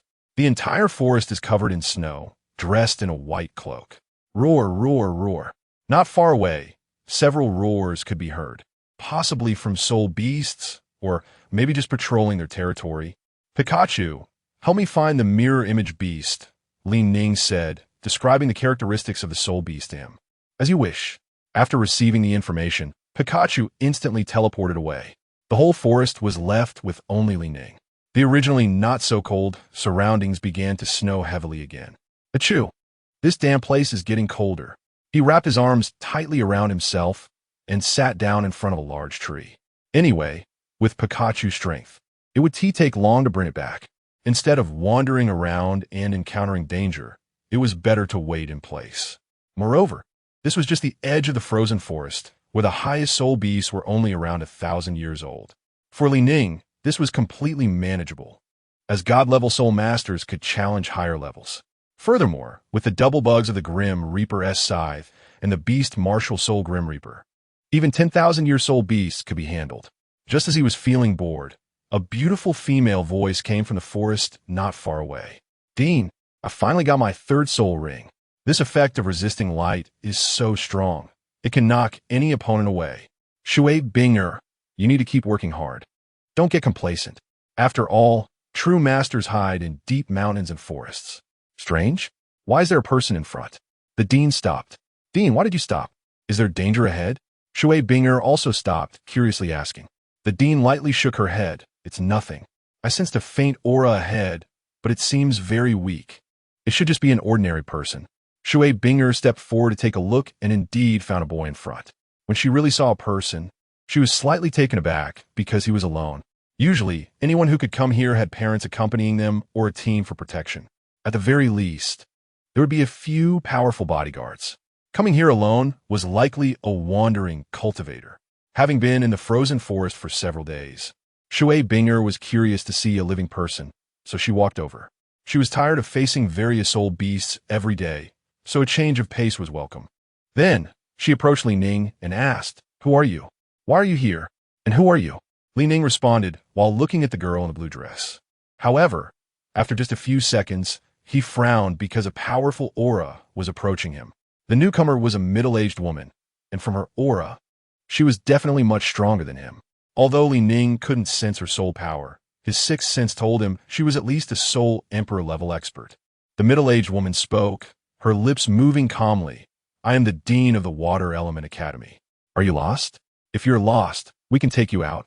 Just consider it as bringing someone along to relieve our boredom." Ning shook his head slightly. "I'm waiting for someone." After saying this, he glanced at the girl closest to him. "But you must be Shui Binger, right?" He pointed at the blue-dressed girl, who was taken aback and froze in place. Clearly, she didn't expect to be exposed. After all, she hadn't said anything when the Dean spoke. A strange thought flashed through Shui Binger's mind, and then she smiled, her lips curling upward. "So you're my admirer. You've been peeking at me outside the academy. Haven to you? You even followed me to the forest." She crossed her arms in front of her and looked at Ning with a smile, as if she could see through everything. Ning twitched his mouth, thinking, what is all this? I'm just waiting for Pikachu. Why is she imagining so much? However, he quickly responded, the only one in the Water Element Academy who could break through level 30 at the age of 12 is probably Shui Binger, right? After all, her talent is the highest among everyone, and her top-tier Ice Phoenix martial soul is indeed impressive, just a bit lacking in proficiency. What a pity. What a pity. If I could get that thing, it should be able to evolve into the ultimate Ice Phoenix. Do you know what the ultimate ice is? The dean beside them exclaimed in surprise. She had seen those 4 words in the Academy's ancient texts, but there was no detailed description, just a brief mention that it was very powerful. Once awakened, it would far surpass soul masters of the same element and even reach a new height. To think that this boy, who looked no more than 18, actually knew about ultimate ice, and he seemed to know how to awaken this special ability? How could that not excite the dean? Of course, my talent is beyond doubt. Shui Binger proudly lifted her head. And I've also obtained my 3rd soul ring. Capable of knocking away any opponent I encounter, it's simply a divine skill. Now, being praised by a stranger made Shui Binger feel even better. She smiled, hands on her hips, even starting to fantasize about how he would admire her later. After waiting for several seconds, however, there were no words of admiration as she had imagined. Instead, something fell off. A powerful aura was rapidly approaching them. Soul Beast. Shui Binger and the others were instantly alerted, their bodies tensing up as they began to look around nervously, as if facing a great enemy. They could sense that the approaching aura belonged to a soul beast with cultivation over 10,000 years. Chapter 51. Mirror Shadow, Beast Emperor. Something is rapidly approaching, and it is powerful, likely a soul beast over 10,000 years old. The dean said this and immediately summoned her martial soul. Woo! A loud cry quickly spread around the forest. Her martial soul was an unknown blue bird, beneath which 7 soul rings appeared. Clearly, she was a powerful soul saint, a rarity among women. What dazzling light is that gold? The dean closed her eyes. Shui Binger lowered her head, afraid to look that way, fearing her eyes would be blinded by the pure 24K gold. It's Pikachu, Superman returning. Ning looked at the armor not far away. Moreover, a blue soul beast was hanging from the opponent's shoulder. It was massive, towering 5 stories high, with a loud crash. Pikachu Superman threw the mirror shadow beast onto the ground, and then walked briskly in front of Ning, respectfully saying, "Young master, I have completed the tasks you assigned." Ning quickly walked to the soul beast, his mouth twitching. "Pikachu, you are indeed a good assistant. This is a 10,000-year level soul beast. How can I absorb it?" The mirror shadow beast emperor? The dean looked at the blue soul beast, somewhat in disbelief. Shui Binger lowered her head, staring at the giant corpse. "Dean, that seems to be..." The dean nodded. "Indeed, that is a mirror shadow beast, and it is the top-tier mirror shadow beast emperor among them. Generally, such a soul beast has a cultivation level of around 70 to 80,000 years, meaning the opponent might be a soul Douluo.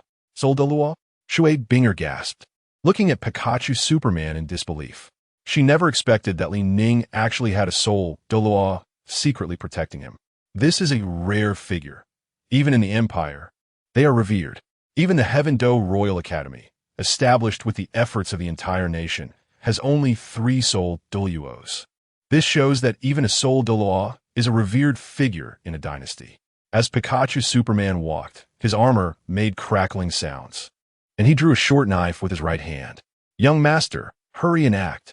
There's a soul bone." Ning took the short knife from him and walked up to the mirror shadow beast emperor. "It seems I can only do this. I hope you can grant me a suitable skill." A spray of blood erupted, instantly staining the white ground red. Whoosh! A black soul ring emerged from the mirror shadow beast emperor's body. Ning couldn't absorb this soul ring and could only wait on the corpse. Swish! A soul bone emerged, shining with a blue gem-like brilliance. It looked like a massive gem, incredibly dazzling. "It's a soul bone," Shui Binger and the other girl exclaimed in unison, knowing this was an extremely rare treasure. Ordinary people not only never see it, even seeing it once in their lifetime would be fortunate. As a soul saint, the female dean immediately had the thought of seizing it. After all, it was too tempting. Very few people can face such a treasure without being moved. If they can, it means they don't care. "Insolent!" Pikachu Superman shouted angrily, sensing the other's intentions, and the armor on him crackled with anger. Swish!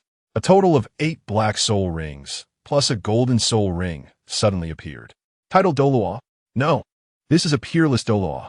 The female dean stepped back a few paces, instantly retracting her martial soul and her soul rings. Faced with such a super strong opponent, she could no longer muster the heart to resist. "Greetings, Senior. My name is Ning," the female dean introduced herself. In front of a strong person, the only thing she could do now was to make a good impression. Otherwise, if the other party sought revenge later, it would be disastrous. Ning extended his left hand. "Enough, Pikachu Superman. Withdraw your soul power. Don't scare the young lady. It would be bad if she ends up lying on the ground, pretending to be injured." Pikachu Superman withdrew his power and walked in front of his young master. "What is pretending to be injured?" Ning smiled helplessly and said, "Let me put it this way. I used to drive a BMW, but now I ride a bicycle, and I just help someone." "Forget it. No need to mention it. Those are all embarrassing past incidents, full of bitterness and tears." Although he couldn't absorb the Mirror Shadow Beast Emperor's soul ring, he could use the soul bone, and, considering its age of 70 to 80,000 years, it was pretty good. Whoosh! With the death of the soul beast, Ning's death god, martial soul, automatically emerged. He immediately walked in front of the Mirror Shadow Beast Emperor and began to devour something. 3 minutes later, Ning successfully absorbed the soul bone and consumed a 100-year soul card with an age of 999 years. His cultivation level successfully broke through to level 21. A head mirror simulation soul bone seems pretty good. Feeling the name of the soul bone within his body, Ning couldn't wait to try it out. "Should we have a match?" Ning said, simultaneously glancing at Shui Binger. The opponent had broken through to level 30, while he was only in his 20s. But with the soul bone, his level had been significantly reduced. "Did I hear you right? You want to fight me? I'm a level 31 attack type soul master." Shui Binger was somewhat surprised, not expecting him to say that. If she hurt him, would that mysterious person in armor take care of her? After careful consideration, she felt it was a risk she shouldn't take and politely refused. "Sorry, your soul power is too low compared to mine. I don't want to bully someone weaker than me. And if I accidentally hurt you, want to your people come after us?" Ning waved his hand, "Pikachu Superman. Just watch from the side. No matter what happens, don't interfere with us. Unless I die, don't act, understood? At your command, young master." Pikachu Superman moved to the side and waited. "This is fine, and with the soul bone on my head, you might not even be able to defeat me." Ning beckoned with his finger, signaling her to come at him. "All right, since you're so arrogant, I'll give you a lesson." Shui Binger waved her hands to summon her martial soul, the Ice Phoenix. Woo! Accompanied by a crisp whistle, a large blue bird flew out. The top-tier martial soul, Ice Phoenix, upon appearing, made the surrounding ice and snow heavier, as if the Phoenix was the true ruler here. "You better be careful. First soul skill, Ice Seal." Shui Binger moved her small hand, and a wall of ice quickly approached Ning. But just as the ice wall was about to reach him, it was cleaved apart by a scythe. First soul skill, Death God's Passage. Ning wielded an elongated scythe, and his body vanished from the spot. When he reappeared, he had transformed into a shadow, standing behind Shui Binger. Not good. Second soul skill, Ice Ring Armor. Chapter 52. The power of the soul bone of the mirror image beast with 10,000 forms and icy armor appeared on Shui Binger. These pieces of armor seemed to be embedded on her body. From a distance, she looked like an icebound war god, only that she was a female warrior. Overall, the battle armor sculpted from ice blocks was quite striking. However, equipped with the armor, Shui Binger was preparing to launch an attack. But before she could react, she was sent flying dozens of meters away, her body crashing heavily onto the ground. Instantly, it left a dent in the snow, her hair and collar covered in snowflakes, looking somewhat disheveled. Thanks to the protection of her second soul skill, she did not suffer much damage and quickly got up, spinning in the air before landing on the ground. Her lips quivered, her eyes wide open, and her originally calm expression turned to anger. "How dare you sneak attack me? Unforgivable. First soul skill, Ice Seal. The same skill won't work against me." Ning swung his scythe, attempting to break through the ice binding. A surge of black soul power filled the area around his body, but before he could move, he was encased in a block of transparent ice. The sunlight fell on the ground, making it easy to see him clearly through the ice. Even the stubble on his face was visible. Shui Binger smiled slightly. "Who told you this was the same soul skill?" This is an instant activation soul ring skill that caught you off guard. I finally comprehended it after much effort, and today, it just happens to be used against you. Break. Multikuting. Ning swung his death scythe and instantly broke free from his bindings. Black power formed a vortex around him, shooting up into the sky. He then activated his skill, the head soul bone skill, Flame Scythe. Swish, swish, swish. Under the effect of the clone simulation soul bone, Ning, who originally had no elemental power, gradually became fiery. He transformed into a fire attribute soul master. The soul bone allowed him to fantasize about real objects he saw. Simpler objects were easier to replicate, while complex ones were more difficult. Flames ignited on the scythe martial soul, and in an instant, the scythe turned black. In the flames, the lowest level was red. Hence, that was the power of the sunspot, the highest ruler of temperature. Although it was the lowest existence on the surface of the sun, but that was the power of a star. Even the weakest was the strongest in Douluo. Although it couldn't compare to the ultimate flame, it was close. Whoosh, whoosh, whoosh. 20 terrifyingly hot scythes flew towards Shui Binger. I seal. Shui Binger raised both hands. 2 segments of white light appearing in her hands. Then she brought her hands together, summoning an ice phoenix illusion. Ming. The ice phoenix let out a cry and flew out from behind Shui Binger, heading towards the scythes. Wherever the ice phoenix passed, the ground instantly froze, while the flaming scythes burned the earth black. Boom, boom, boom.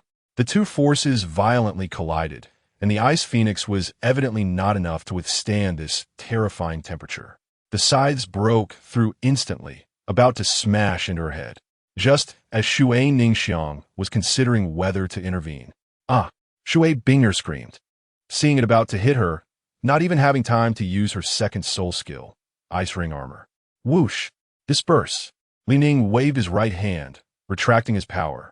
At that moment, his soul power was completely contained, resembling an ordinary person. You lost. The simple statement struck Shui Binger's heart like a hammer. How could this be? She muttered in disbelief. How could an exquisite ice phoenix martial soul lose? Plus, she was a level 31 soul master. How could she not defeat someone who was only level 21? After thinking carefully, Shui Binger walked up to him and asked, "Can you tell me your name? Even if I lost, I would accept it. My name is Ning. You can call me Boss Li. We will meet again sooner or later. Are you planning to enter the Water Element Academy?" Shui Binger smiled as she sized him up. With a title Douluo backing him, it wasn't impossible. After all, rules are meant to be broken. Moreover, he was just any title Douluo, at least a Super Douluo or an Ultimate Douluo. With such a great figure backing him, how could the old fellows in the academy disagree? After all, this world is still about strength. A strong fist is the hard truth. As for rules, they're just meant to bind those without ability. Li Ning shook his head. Not really. However, if you want to evolve into the ultimate Ice Phoenix, it's not impossible. In any case, we'll meet again if fate allows. Saying that, he turned to leave, as there was nothing more to linger on here. Wait, Shui Binger shouted, stepping forward to stop him. I have another question. Are you really only level 21 right now? I remember you just absorbed his soul bone. At a low level, you should have gained 5 or 6 levels, right? Li Ning recalled his actions earlier. Although he absorbed the soul bone, it was also loaded onto his martial soul. He slowly explained, all the energy from my soul bone was added to my martial soul. As for the realm, it will gradually improve. No need to rush. Taking steady steps is the right path. Only with a strong martial soul can a soul master become stronger. There are only useless martial souls, not useless soul masters. Besides, my scythe has a devouring effect. As long as I want to absorb a soul bone, I can break through any time. So how many levels I can break through? Aside from a soul bone, it also depends on my mood. That works too. Shui Binger lowered her head, deep in thought. Reflecting on how she relied too much on levels, she neglected the foundation. Now, she felt her soul power was somewhat superficial. However, she had practiced for over 10 years and still had no soul bone, while compared to Li Ning, who obtained one at a young age, she felt a bit inferior. Thinking of his abilities, Shui Binger felt a twinge of inferiority, but then she remembered her martial soul was an exquisite divine beast. She still had a bright future ahead. Could it really not compare to a scythe? Moreover, if he could cultivate a scythe to this level, didn't that prove the saying that there are no useless soul masters, only useless martial souls? Wait, I still don't know where to find you. Shui Binger looked up, only to find that Li Ning's figure was nowhere to be seen. Not even Pikachu was around. Stop looking. They've already left, Shui Ningxiang said, then added, we should head back too. After all, we've been out for too long. If we don't return, those students will slack off in their training. Bean, let us go back. Shui Binga Vaikatahet. Today she met an interesting person, pondering over his words. They would meet again sooner or later. She decided not to think about these matters anymore, and instead observe how things would unfold. Not long after, Li Ning returned to the Lucky Card Shop in Suatawa City. Chapter 53. Heading to Tiando City to open a shop, a brand new slogan. 9 Clans Stripping Technique. I hope the host takes this as a warning. The next sign-in location, Tiando City, please go there immediately. Has it refreshed so soon? Li Ning returned to the shop and sat down. He looked at the page above. At the same time, he raised his eyes and found that the 2-meter-tall card drawing machine was gone. The machine had been reclaimed by the system. It was of no use to stay here any longer. He might as well pack up and prepare to leave. Boss, I'm back. A pleasant female voice came from the door. Following that, a girl in a dark green long dress swaggered in, as if she was incredibly familiar with the place. Li Ning thought to himself, strange, why does this voice sound so familiar? Ning Rong. Upon seeing the newcomer, a girl in a dark green long dress, everything became clear. After all, she was a rich lady who often came to visit, but today her luck seemed to be lacking. Ning Rong looked around and, not seeing the card drawing machine, asked, Boss Li, where's the card drawing machine? According to the new rules, I want to do a 1 yuan flash sale, plus 9 draws, a total of 540,001 gold soul coins. You have a 1 yuan flash sale activity here, and you didn't even inform me. Ning Rong's expression was serious, carrying a hint of murderous intent. Today, she must draw cards and dominate. If she draws something incredible, she will treat everyone to a meal. Hearing her words, Li Ning could only regretfully refuse. Ning Rong, you came too late. I'm already preparing to leave here. If you want to find me, go to Tiando City. Tiando City? Perfect. I can go home for a bit. Ning Rong thought that she hadn't been home for a while, and since it was nearby, a carriage ride wouldn't take a day. She waved her little hand, goodbye, Boss Li. Then we'll meet again in Tiando City. After saying that, Ning Rong left the Lucky Card Shop. After all, it was still a few days until Sunday, so there was no rush. The system activated long-distance teleportation, and Li Ning issued his command. With a whoosh, a 2-meter-long light ring opened, followed by the system's voice. Long-distance teleportation activated. Destination, Tiando City. 30 minutes later, in a street within Tiando City, Li Ning was bargaining with the shop owner. At most 10,000 gold soul coins. Your shop is a bit remote. Young Master Li, 10,000 is too little, right? This is the Imperial City. At least 50,000, said a fat shop owner in a red outfit, rubbing his hands together. I didn't expect to actually have a fool willing to buy my shop. I can't wait to make a profit off him. The fat owner patted his belly. Look at how nice the environment is here. I've been a real estate boss for so many years, and I'm still quite plump. Plus, this shop is right by the road. The traffic is quite convenient. 50,000 gold soul coins is already a good deal. Li Ning frowned, not expecting the other party to be so difficult to deal with. It seems he needed to pull out all the stops. But before he could do so, a group of soul masters approached. They surrounded the fat owner in an instant. One female soul master, looking a bit angry, said, Chinda, long time no see. You black merchant can't escape today. Chinda's flesh jiggled as he realized the identity of the woman. He remembered a previous incident where he had sold a half-finished building to her for 100,000 gold soul coins, and he had already run away at that time. He didn't expect her to recognize him. Return the money. Were you one get to leave today? Several soul masters surrounded Chinda. If nothing unexpected happened, the next second he would suffer a brain hemorrhage and become a corpse. However, Chinda didn't try to escape. Instead, he walked up to Li Ning. This little brother is quite powerful.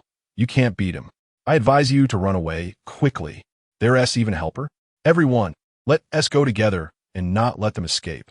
With a swish, Ning was surrounded, but the next moment, a powerful pressure exploded, sending everyone flying. Chinda and the debt collectors were instantly blasted away. Pikachu slowly descended, his 9 soul rings lighting up, revealing him to be a title Douluo. Chinda gasped, "That's a title Douluo! Title Douluo!" This thought arose in everyone's mind. Seeing the opportunity, Chinda quickly said, "This is my helper." Impressive, right? I advise you to leave quickly, or you'll be dealt with together. Ning frowned. Chinda still wanted to use him. He immediately looked at Pikachu. The latter understood and quickly went up, grabbing Chinda and lifting him into the air. It was only then that Chinda realized he had said something he shouldn't have. He began to plead for mercy. "I'm sorry, I was wrong. Please spare me." Ning instructed, "Pikachu, let him go." Chinda grunted, feeling a painful heat in his backside. "1 gold soul coin, I'll take your shop. You have no objections, right?" "Of course I have objections, but..." Chinda agreed. Seeing Pikachu's murderous gaze, his legs trembled, nearly kneeling on the ground. Seeing the debt collectors around, he knelt down and begged Ning, "Hero, look, I sold it to you so cheaply. You can help me settle this." Ning naturally understood what the other party was saying, but debts must be settled with the creditor. This was none of his business. He had no intention of being a saint, slowly walking into the shop and casually slamming the door shut. Pikachu and his master disappeared before everyone's eyes. "It's over, it's all over," Chinda muttered to himself, clasping his hands in a praying gesture. "Now no one is going to help you. Everyone, go together and don't let him escape." Chinda's cries echoed for 800 miles. Ning shivered. "It's quite tragic, but with all that fat, he should be quite resilient, right?"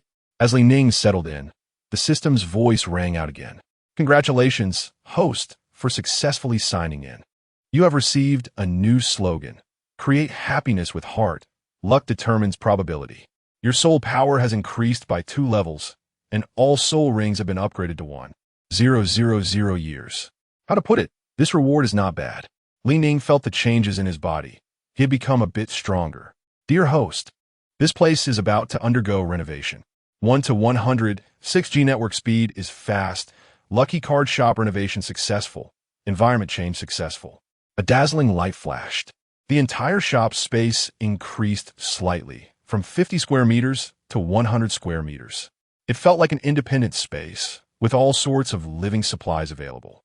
Tables, chairs, waiting areas, sleeping areas, training rooms, desks, and 2 central air conditioners blowing cold air. Newly added items.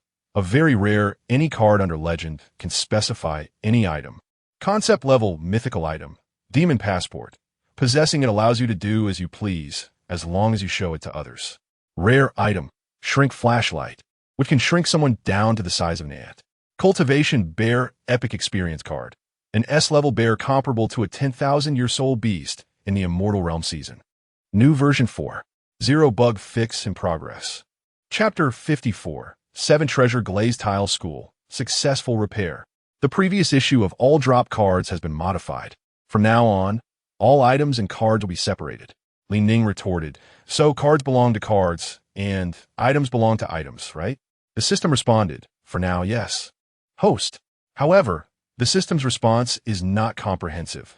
For every bug fixed in this new version, another one arises. Who knows when it will end? But for Ning, who has infinite lifespan, he has plenty of time to fix those bugs. Moving to a new position, Ning began to explore the new store himself. However, he couldn't help but think about when Ning Rong, this little rich girl, would arrive. After all, many of the KTV indicators in the entire store were supported by her. Days passed in the blink of an eye. Inside the 7 Treasure Glazed Tile School. Sword Douluo, Chan Xian looked at the recovery potion in his hand. "Is this for me from Rong?" "Of course, Grandpa Sword, you are my grandpa. This potion can help you recover 66 of all your attributes. If your soul power is insufficient during a duel, it will be very useful," Ning Rong replied. "Then I shall accept it." Sword Douluo took the recovery potion and looked at Ning Rong again with a changed expression. His granddaughter has indeed grown up and understands how to show filial piety. It seems that her trip to Shrek Academy has helped her grow a bit. Initially, he had disagreed with her going to Shrek Academy, and if it weren't for Ning Fengji stopping him, he would have gone to bring her back long ago. After all, the resources within the sect were abundant enough to comfortably support a little princess. Bon Douluo Gurong leaned in. Rong, what about mine? Old Sword has a recovery potion. You can't be biased. Ning Rong covered her mouth with her left hand and smiled slightly. Grandpa Bone, I didn't even know until you mentioned it. Since Rong is back, I naturally prepare a bottle for you too. As she spoke, she summoned the recovery potion and placed it in front of him.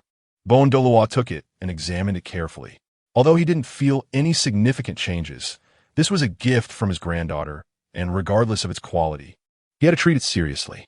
Whoosh! Bon Douluo released a strand of soul power towards the recovery potion.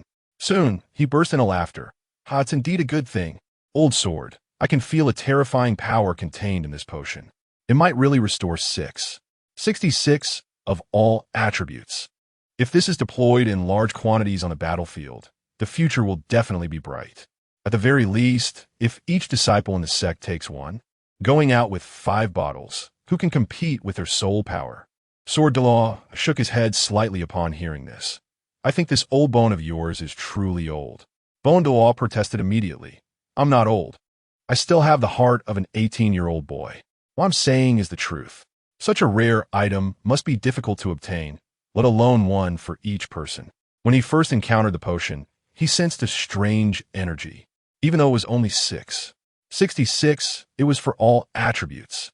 Even a tiny increase can make a significant difference for top-tier powerhouses. That's why he concluded that this item must be hard to get. Otherwise, Ning Rong wouldn't only give one. With the wealth of the 7 treasure, glazed tile school, and her allowance, at least 10 carts would be needed. If each disciple in the sect received one, wouldn't their overall strength increase? Seeing her 2 grandfathers arguing, Ning Rong immediately spoke up. Actually, it's not hard to obtain. I bought it from a shop. It's called the Lucky Card Shop. According to the owner, it should be in Heavendoe City now. We can send someone out to inquire about any new items or shops that have appeared. Sword Douluo stepped forward, patting her head. Our Rong is still smart. I'll have someone check it out right away. If there really is such a magical item, we can collaborate with the owner for a group purchase. That won't work. Ning Rong shook her head and stated, you have to draw cards to get it. You can only obtain items if you win the draw. If you're unlucky, no matter how many times you draw, it won't work. Drawing cards? That sounds like gambling. Bon Douluo frowned, worried that his granddaughter might go down the wrong path. After all, no matter how wealthy the sect is, it can't withstand gambling. Even Sword Douluo, usually calm, began to show slight displeasure. Ning Rong, come out here. A deep voice from a middle-aged man came from the doorway, and then a refined man in white strode in. He was the sect master of the 7 treasure glazed tile school, Ning Fengji. However, he was not in a good mood at the moment, and quickly approached his daughter. Rong, how come you spent millions on your card while at the academy? And one of the black card from the sect is missing. You took it, right? Ning Rong pouted, holding up 2 fingers and twirling them. Daddy, I was forced to do it. If it weren't for the card draw, I wouldn't have spent that money. Card drawing is indeed a frivolous pursuit, and Ning Fengji felt a mix of disappointment and anger. He had sent her to Shrek Academy to temper her character, but unexpectedly, this girl was spending money like water. At this rate, it wouldn't be long before the sect would collapse. What kind of good daughter spends millions in a month? Not to mention millions. A single gold soul coin is enough for a regular family's living expenses for a month. How could he not be furious at the thought of her spending millions in a month? He raised his hand, but thought better of it and lowered it again. After all, with 2 titled Douluo watching, he had to maintain his image. Since she could spend millions, she must have bought many things.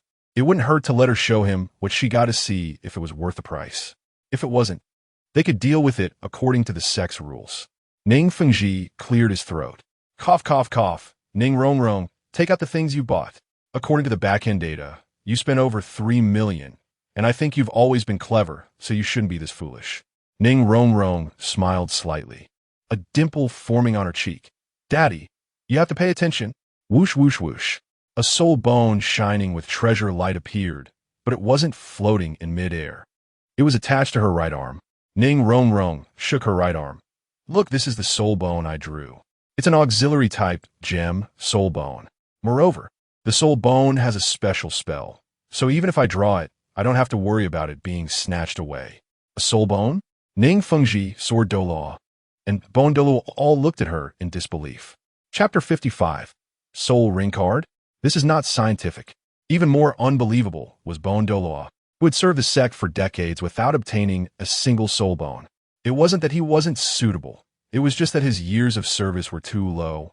And time dragged on until now. Ning Fengji's initially unhappy mood lifted somewhat, but he still felt a bit of pain. Spending a few million to buy a soul bone, wasn't that a bit too cheap? Well, he might as well let her be willful once.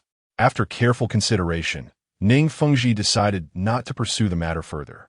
Unexpectedly, Ning Rongrong's next action shocked everyone present.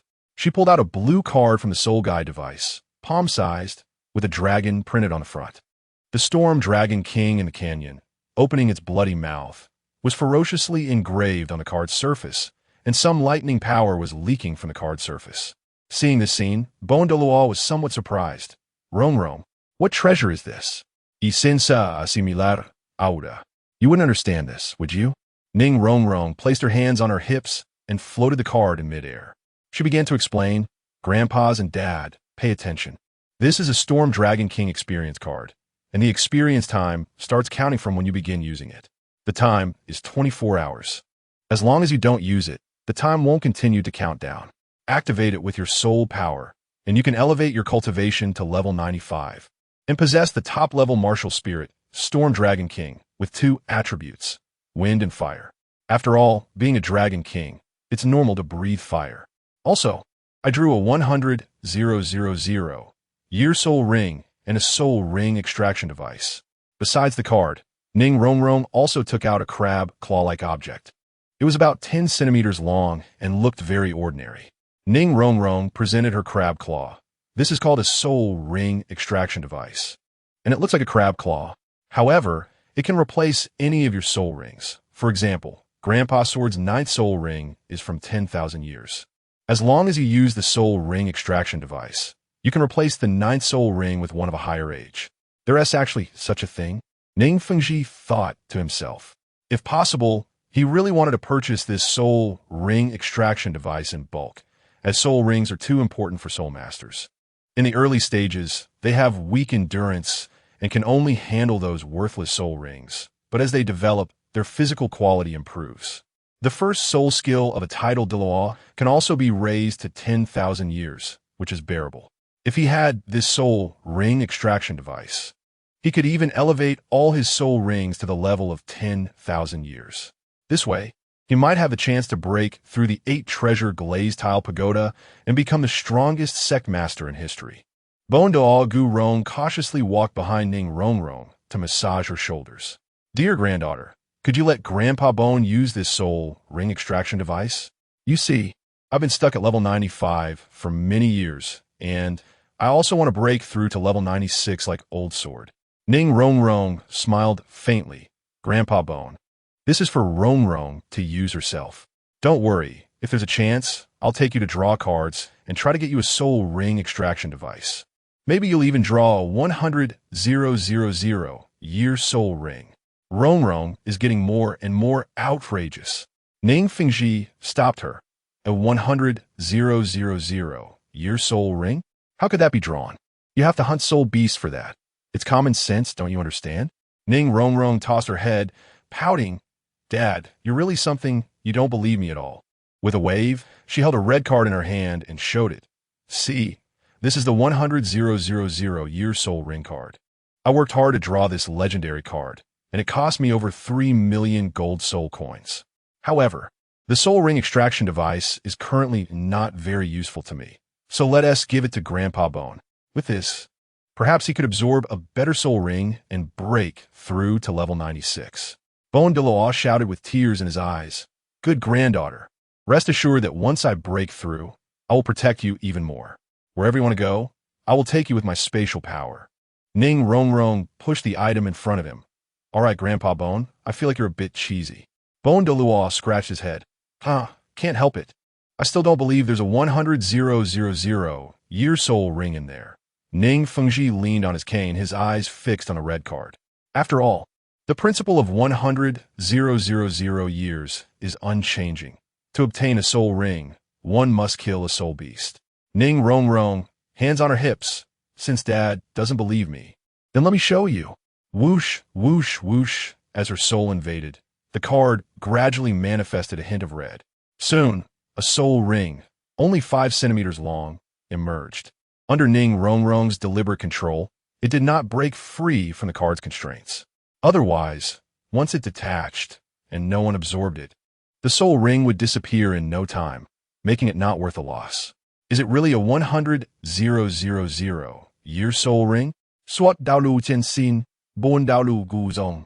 And Ning Fengji widened their eyes, leaning forward to see clearly the red mark. When they truly saw a soul ring light up, their worldview collapsed in an instant. The common sense they had held for decades was turned upside down today. 3 minutes later, they had to accept this reality. Ning Fengji was very happy. Rong Rong, quickly tell Dad where there are such stores. Ning Rong Rong awkwardly scratched her face. Bosley is gone. He said he was in Heavendo City, but I haven't found it yet, so I don't know where he is now. But how about this? Let Grandpa Bone spar with me. I still have the Storm Dragon King experience card that I haven't used yet. It's just right for you to see it. You want to fight me? Bone Douluo Gu Rong was somewhat surprised. He was a level 95 title Douluo. In the entire Soul Master world, that was definitely a remarkable presence. After all, the main force in this world was still the Soul Douluo. Among billions of people, there were only a few dozen title Douluos. This shows how powerful Bone Douluo Gu Rong was, but at this level in the Spirit Hall, it was considered average. Ning Rong Rong nodded. I'm also a level 95 title Douluo. Moreover, my martial spirit is the Storm Dragon King, while your martial spirit is the Bone Dragon. So I might even have an advantage over you. Old Bone, why don't you spar with her? Just be careful not to hurt her. Sword Douluo also wanted to see the power of this experience card. Ning Fengji had no major objections. After all, a title Douluo experience card was simply a fantasy. However, being able to witness it, and both sides were from the same family, no matter how intense it got, there wouldn't be casualties? Why not enjoy it? However, Bone Douluo Gu Rong felt a bit shy at that moment. Facing Ning Rong Rong, he really couldn't bring himself to strike. After all, she was his most beloved granddaughter. How could he lay a hand on her? Instead, Ning Rong Rong excitedly ran outside, waving her arms. Grandpa Bone, hurry up. Chapter 56. PK Bone Douluo. Seeing Ning Rong Rong's happy expression, Bone Douluo Gu Yong felt embarrassed to refuse any longer and immediately walked out. Before long, a large square of the 7-treasure glazed tile school was surrounded by disciples from various generations. As the sect master, Ning Fengji saw that almost everyone had arrived and cleared his throat. Cough, everyone, I am now announcing something. The disciples' attitudes. What is the sect master going to announce? I don't know. Could it be that the little witch got into trouble again? Is she going to move away? I don't want to leave. After all, the treatment here is quite good. Everyone quiet down. Ning Fengji unleashed a wave of soul power. His clothes crackled as if they were announcing a challenge. Although he was just an auxiliary soul master, as the sect master, he naturally had his own authority. As soon as he spoke, hundreds of disciples around instantly quieted down. Only about 10% of the entire 7-treasure glazed tile school had come. The rest had their own patrol duties and could not come to watch the battle. Ning Fengji looked at the puzzled faces of the crowd, and then raised his head to look at his daughter. Ning Rong Rong blinked. Don't worry, Dad, I won't mess up. Sigh, I really can't do anything with you. Ning Fengji finally compromised. Originally, they had agreed to a duel with Bone Douluo, but unexpectedly, this little witch was full of playfulness and insisted on having everyone from the sect come to watch. Did she think everyone in the sect was free? Every disciple had corresponding tasks. It was already great that 1/10 could come. Sword Douluo Chinshin patted Bone Douluo's shoulder. Old Bone, remember to go easy on her later. Don't hurt her. Gu Yong replied. Don't worry, I know how to handle it. I won't let her lose too badly. After all, she is my granddaughter. And with so many people watching, if she loses too disgracefully, she probably won't want to talk to me for the rest of her life. Bone Douluo was under great pressure now. He couldn't win too obviously, nor could he lose too deliberately. Otherwise, it wouldn't be appropriate. What could he do? Who made his granddaughter choose him? Ning Rong Rong stood about 10 meters away, looking at Bone Douluo. Grandpa Bone, you can come now. No matter how you attack, you won't be able to defeat me. My martial spirit is the Storm Dragon King. Swish, the Storm Dragon King experience card was successfully used. A green storm appeared at Ning Rongrong's feet and then spiraled up into the sky.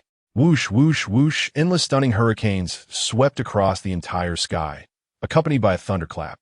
Boom, boom. Lightning broke the sky, turning it black, and the dense thunder illuminated the surroundings in a stark contrast of black and white. Douluo looked up at the sky, and a giant dragon over 10 meters tall appeared. Wow, is that the Storm Dragon King? I wonder how it compares to my ancient dragon. I'll find out by trying. 7th Soul Skill, Martial Spirit True Body. Seeing the opponent summon their martial spirit, Douluo Guyong did not hold back and immediately activated his 7th Soul Skill. Within a radius of several meters around him, a black vortex formed, followed by a bone dragon that was also several dozen meters long emerging. Unlike other dragon martial spirits, this dragon, while possessing the majesty of the dragon clan, had no flesh. It was merely a skeleton. This was the ancient dragon martial spirit, a powerful existence whose defense was second only to top-tier defensive martial spirits. Why say this? No matter how dense bones are, they cannot compare to real metal. Therefore, in terms of defense alone, pure gold attribute martial spirits completely dominate. Grandpa Bone, be careful. Rongrong is about to attack. A glint of lightning flashed in Ning Rongrong's eyes, and then she raised her right hand. A 100-meter tornado appeared behind her, blowing the surrounding disciples off balance. One disciple tightly gripped the railing around them, wondering what kind of power this was. Isn't she an auxiliary system? Stop talking. Just sit down. We're about to take off. 8th Soul Skill, Storm Dragon Destruction. Whoosh, whoosh, whoosh. 9 storms formed a surrounding attack, closing in on Douluo. This energy was no less than my 8th Soul Skill. Douluo furrowed his brow. Looks like I need to respond carefully. Boom. The 9 tornadoes surrounded Douluo and began to slowly close in. Not far away, Ning Fengji, protected by Sword Douluo, saw this scene and was left speechless in surprise. Sword Uncle, am I seeing things? When did Ning Rongrong become a title Douluo? Fengji, it seems what she said is true. There really are such miraculous things in this world. As a super Douluo, Sword Douluo Qinshin could naturally sense the terrifying nature of those 9 tornadoes. They darkened the entire sky, and the clouds violently rubbed together, generating thunder as if it were about to rain. If he had to resist, he would undoubtedly need to use his martial spirit's true body. In contrast, within the center of the storm, Douluo felt that the surrounding tornadoes were not like ordinary winds, but rather like cutting, rotating gyroscopes. His 6th sense told him that if he didn't act soon, he would instantly become a summon for a great-grandmother. To avoid this situation, he shouted, 9th Soul Skill, Bone Transformation Divine Dragon. The Bone Dragon surged forth, soaring into the sky with carefree grace, riding the winds. After reciting the incantation, Douluo's body erupted with bone spikes, quickly filling the space around him. Buzz, buzz, buzz. When the tornadoes swept over the bone spikes, they immediately emitted a buzzing sound. All the bone spikes trembled violently on the ground, and beneath Douluo's feet, an ancient dragon emerged. Unlike the martial spirit true body state, he had completely transformed into his martial spirit. This was 100 times stronger than the effect of the 7th Soul Skill's martial spirit true body, and it was also the ultimate move of all titled Douluos. Bang! The fully formed dragon Douluo broke through the surrounding tornadoes, flying into the sky and waving its wings. Grandpa Bone is so powerful, but I'm not bad either. Ning Rongrong marveled at the opponent's strength. She immediately decided to hold nothing back. Floating in midair, a giant dragon grew out of thin air. Ning Rongrong completely transformed into a Storm Dragon King, and the pressure of being part of the Dragon Clan made Douluo feel immense pressure. He instinctively felt a desire to resist this battle, as if he were about to kneel and submit to the opponent. As the energy drew closer, this impulse grew stronger. This was the pressure from an upper-class being, and Douluo was shocked. Hovering in the air, flapping his wings without making a move, this pressure from an upper-class being was simply too intense. He wanted to attack, but found it impossible to descend, as if he were afraid. What's there to be afraid of in this life? By the age of 80, I can't even be chosen by the country. I can't let old Sword see me as a joke. Douluo immediately flew down, wielding his massive body that was several stories tall, charging head-on into the Storm Dragon King. Chapter 57, the 8-treasure glazed tower appears in the world boom. There were no combat skills, only primitive physical collisions. The energy shock generated by the collisions spread outward in a 360-degree wave. Seeing the situation was not right. Sword Law immediately used his soul power to form a protective shield around him, thus avoiding casualties among the disciples below. In the sky, a voice of surrender echoed. No more fighting, let's call it day. Douluo Gurong retracted his martial soul, returning to its original form, and landed beside Sword Douluo. At the same time, Ning restored her true form and jumped in front of the two-titled Douluo. Gurong turned to Chun Xian and said, "Old swordman, our Rong is so powerful. I'm afraid even you are not her match now." Chun Xian snorted coldly. Of course, the waves behind drive on the waves in front. No matter how powerful she is still my granddaughter. When we meet again, she'll still have to call me grandpa. By the way, how come you, old bone, can't even beat a little girl? Are you floating, or is it that I can't make a move? A surge of black soul power circulated within Gurong, rushing towards the top of his head, appearing as if he was about to unleash a big move. Swish! A white soul power carrying a strong sword intent made people shiver, even turning the small stones beneath their feet into powder. Chun Xian stood within this sword intent, appearing unaffected, as if these sword energies were his own children, warm and comfortable. Ning Fengji watched this scene with a pained expression, leaning on his cane with one hand while holding his head with the other. Sigh. Uncle Sword and Uncle Bone are arguing again. He'd been fighting for decades and still can't come to a conclusion. It's not that Chun Xian can't defeat Gurong. It's just that both serve the sect and don't want to damage their harmony. Otherwise, with Chun Xian's higher soul power output, he could easily overpower the other. But to completely defeat him, he would have to use 100 of his strength. Otherwise, with his compressed 95 level power, it would only end in a draw. It's not that Chun Xian is only 95. He is actually 96. Otherwise, Gurong would have been defeated long ago. And they wouldn't still be fighting now. They just don't want to damage the harmony. Ning Rong approached the two, hands on her hips. Grandpas, stop arguing. I'm still here. Grandpa Bone, you lost and have to unconditionally agree to one of my requests, or else. Ning Rong turned her head to the side. And you, Grandpa Sword, do you want to spar with me? Chun Xian shook his head. Let us forget it. My attack power is too strong, and it wouldn't be good if I hurt you. Plus, my soul power is 96, while yours is 95. We're not even in the same league. If I fought you, it would be bullying, and you lack an understanding of your martial soul. Ning Rong awkwardly tapped her foot on the ground. You've discovered my secret, Grandpa Sword. I indeed lack an understanding of my martial soul, and only have power. If Grandpa Bone's martial soul wasn't a dragon, maybe I would have lost today. So Grandpa Bone is also quite powerful. It was just luck that I won. After saying this, Ning Rong threw a confirming glance at Gurong. The latter nodded with some relief, thinking to himself, as expected of my granddaughter whom I've watched grow up. She really considers my feelings. Our little witch has really grown up. Maybe this is the joy of raising a player. Dad, look. Ning Rong walked up to Ning Fengji and raised her hand, chanting, 8 treasures glazed tower, come forth. 8 layers, 8 colors. The 8-treasure glazed tower slowly formed from her delicate palms. Ning Rong looked at the glazed tower, a dimple forming at the corner of her mouth. See, this is my achievement. My martial soul has evolved into the 8-treasure glazed tower.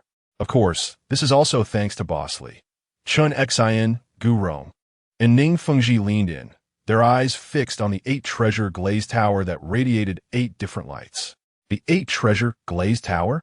The three were somewhat incredulous, especially Ning Fengji, who had been stuck at this level for decades. You suddenly tell me there's an 8th layer to the 7-treasure glazed tower? Look, that seems to be the 8-treasure glazed tower. The surrounding disciples also experienced a strange phenomenon. They gathered around, wanted to take a closer look. When they finally saw it clearly, their expressions became incredibly vivid, filled with joy, helplessness, but mostly desolation. Because their martial souls were all the 7-treasure glazed tower, and they had never heard of anyone having an 8th layer. But today, the most mischievous little witch in the sect, Ning Rongrong, actually had it. Just a few months. And it was thanks to Bosley. Envy, joy, and excitement began to show in the gazes around them. But more than that was envy. This also meant the other could break through to the 8th ring soul Douluo. It's important to note that there were not many 8th ring soul Douluo in the entire dynasty, while the ordinary population was in the thousands or even hundreds of millions. Ning Rongrong held her head high, enjoying the looks around her. At that moment, her happiness seemed to reach its peak, although no one dared to bully her in the 7-treasure glazed sect due to her mischievous and quirky personality. Her reputation was somewhat poor. She often caused trouble for those disciples, making them miserable. As a result, some disciples thought Ning Rongrong was just lucky, and although they didn't dare to retaliate, they still secretly pointed fingers. But now, those who looked down on her had all turned into envy. With a boom, the 8-treasure glazed tower disappeared, and Ning Rongrong retracted her martial soul. My martial soul evolved because I drew a strengthening card. She turned her head to look at the surrounding disciples. You can try it too. It won't be long before Tiando City goes online. Upon hearing this, a disciple's eyes brimmed with tears. Princess Rongrong is actually willing to tell us? Woo. I won't say she relies on her family background anymore. Ning Rongrong said, no need to doubt, I rely on my family background. Ning Fengji had already received a lot of information today. He needed to digest it alone. However, before that, he still needed to disperse the crowd and let them go train. Everyone disperse. Stop crowding around and go train. Ning Fengji issued the order. The surrounding disciples dared not disobey and could only leave one by one. Once he saw that most people had left, Ning Fengji took Ning Rongrong's small hand and said, quick, tell Dad what is going on. What kind of miraculous treasures does the lucky card shop have? What are the rules? Ning Rongrong led Ning Fengji towards the living room. Dad, let us find a quiet place to talk slowly. I just broke a sweat and am really tired. Grandpa Bone is quite strong too. Haha. Chun Xan, Gurong, and Ning Fengji smiled as they walked steadily toward the living room, slowly explaining about the lucky card shop. Chapter 58, New Customers. At this moment in the lucky card shop, it was the grand opening celebration of Li Ning, but no one in the entire Heavendo City believed him. 60,000 gold soul coins for a single draw. That's simply a scam. What's so good about drawing a card? A man in green said indignantly. 60,000 gold soul coins is not a small amount. You could buy a designer handbag with that. The crowd was buzzing with discussion, but no one dared to approach and draw cards. Just then, a girl with purple hair and green eyes stopped in her tracks. She turned to her male companion and said, Tianheng, this shop seems a bit interesting. Creating joy with care. Luck determines probability? What do you think? Yinzi, I feel this shop is a bit of a scam. I just heard someone say it costs 60,000 gold soul coins to draw once. That's enough gold to fill a small room. I'd better save some money. Haha, Tianheng. As Dugu Yin spoke, she couldn't help but tease him a bit. You're not saving money to marry a wife, are you? Yu Shenheng awkwardly scratched his head. Of course not. I just don't want to be scammed. Seeing that he was not backing down, Dugu Yin immediately declared, I'm the granddaughter of the poisoned Douluo. Who would dare to scam me? Come on, let's go take a look. Anyway, we won't lose anything. If he dares to trick us, we'll just shut down this shop and rid the world of a menace. Well, okay. Yu Shenheng couldn't argue with her and had to slowly walk into the shop. As soon as they entered, they were shocked by the scene inside. From the outside, it looked to be only over 50 square meters, but once inside, there was actually several hundred square meters of space, as if the world itself was transforming. This is spatial power. Both Dugu Yin and Yu Shenheng thought of this term simultaneously. As nobles, they were well-informed and naturally knew about one of the guardians of the 7-treasure glazed tile school, Bon Duo Gurong.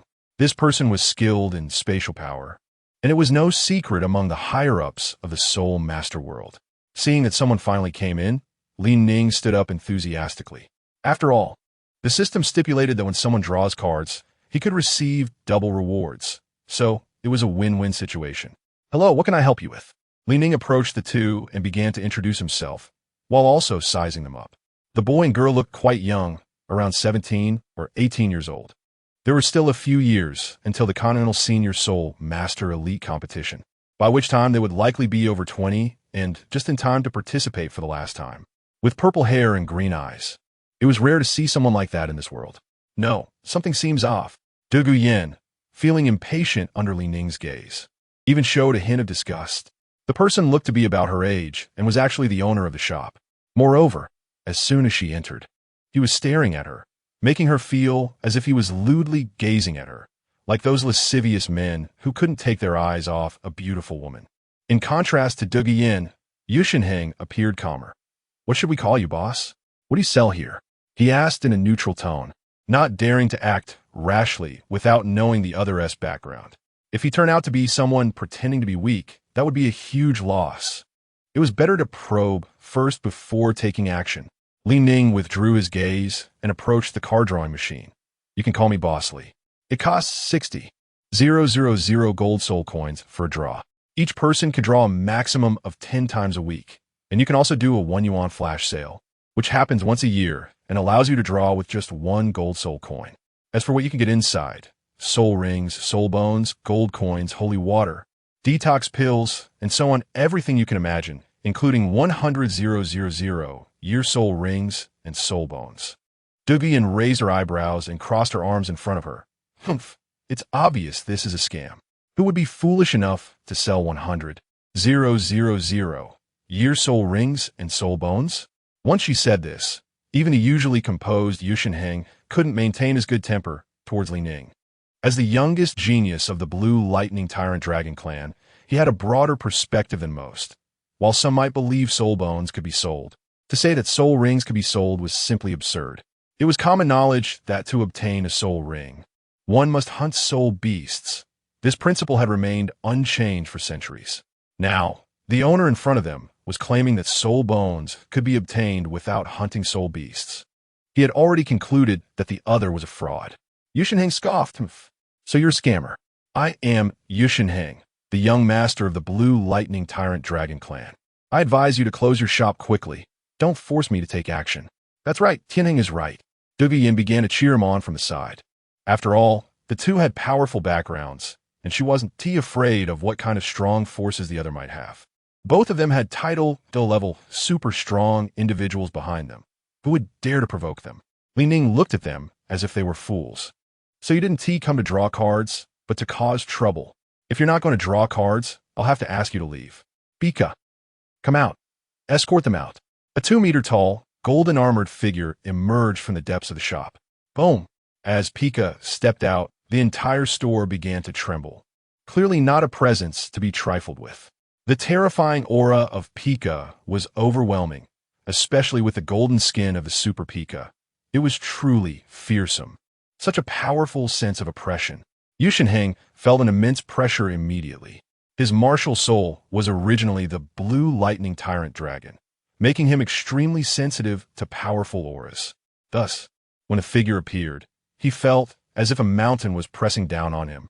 He wanted to move, but his legs felt as heavy as if they were filled with cement, unable to budge. Could be a tidal Douluo? This pressure was something he could only feel from his grandfather. Douluo Yin was slightly surprised. She raised her head, trying to see clearly, but all she saw was gold and couldn't even make out the person's face. After a few seconds of pause, Yusheng was the first to concede, shouting loudly, "Boss Lee, we know we were wrong. Let your person back down. We really came to draw cards. I admit our voices were a bit loud just now." Douluo Yin, sensing an aura similar to her grandfather's, also had to lower her head. Yes, that's right. We really came to draw cards. If not, then give me 10 consecutive draws. And I'm Douluo Yin, the granddaughter of Poison Douluo. My family has plenty of money. Pika, come back. Don't scare the kids. Ning waved his left hand. After all, they looked to be only 17 or 18, just coming of age. Pika obediently returned and stood by, acting like a dedicated bodyguard.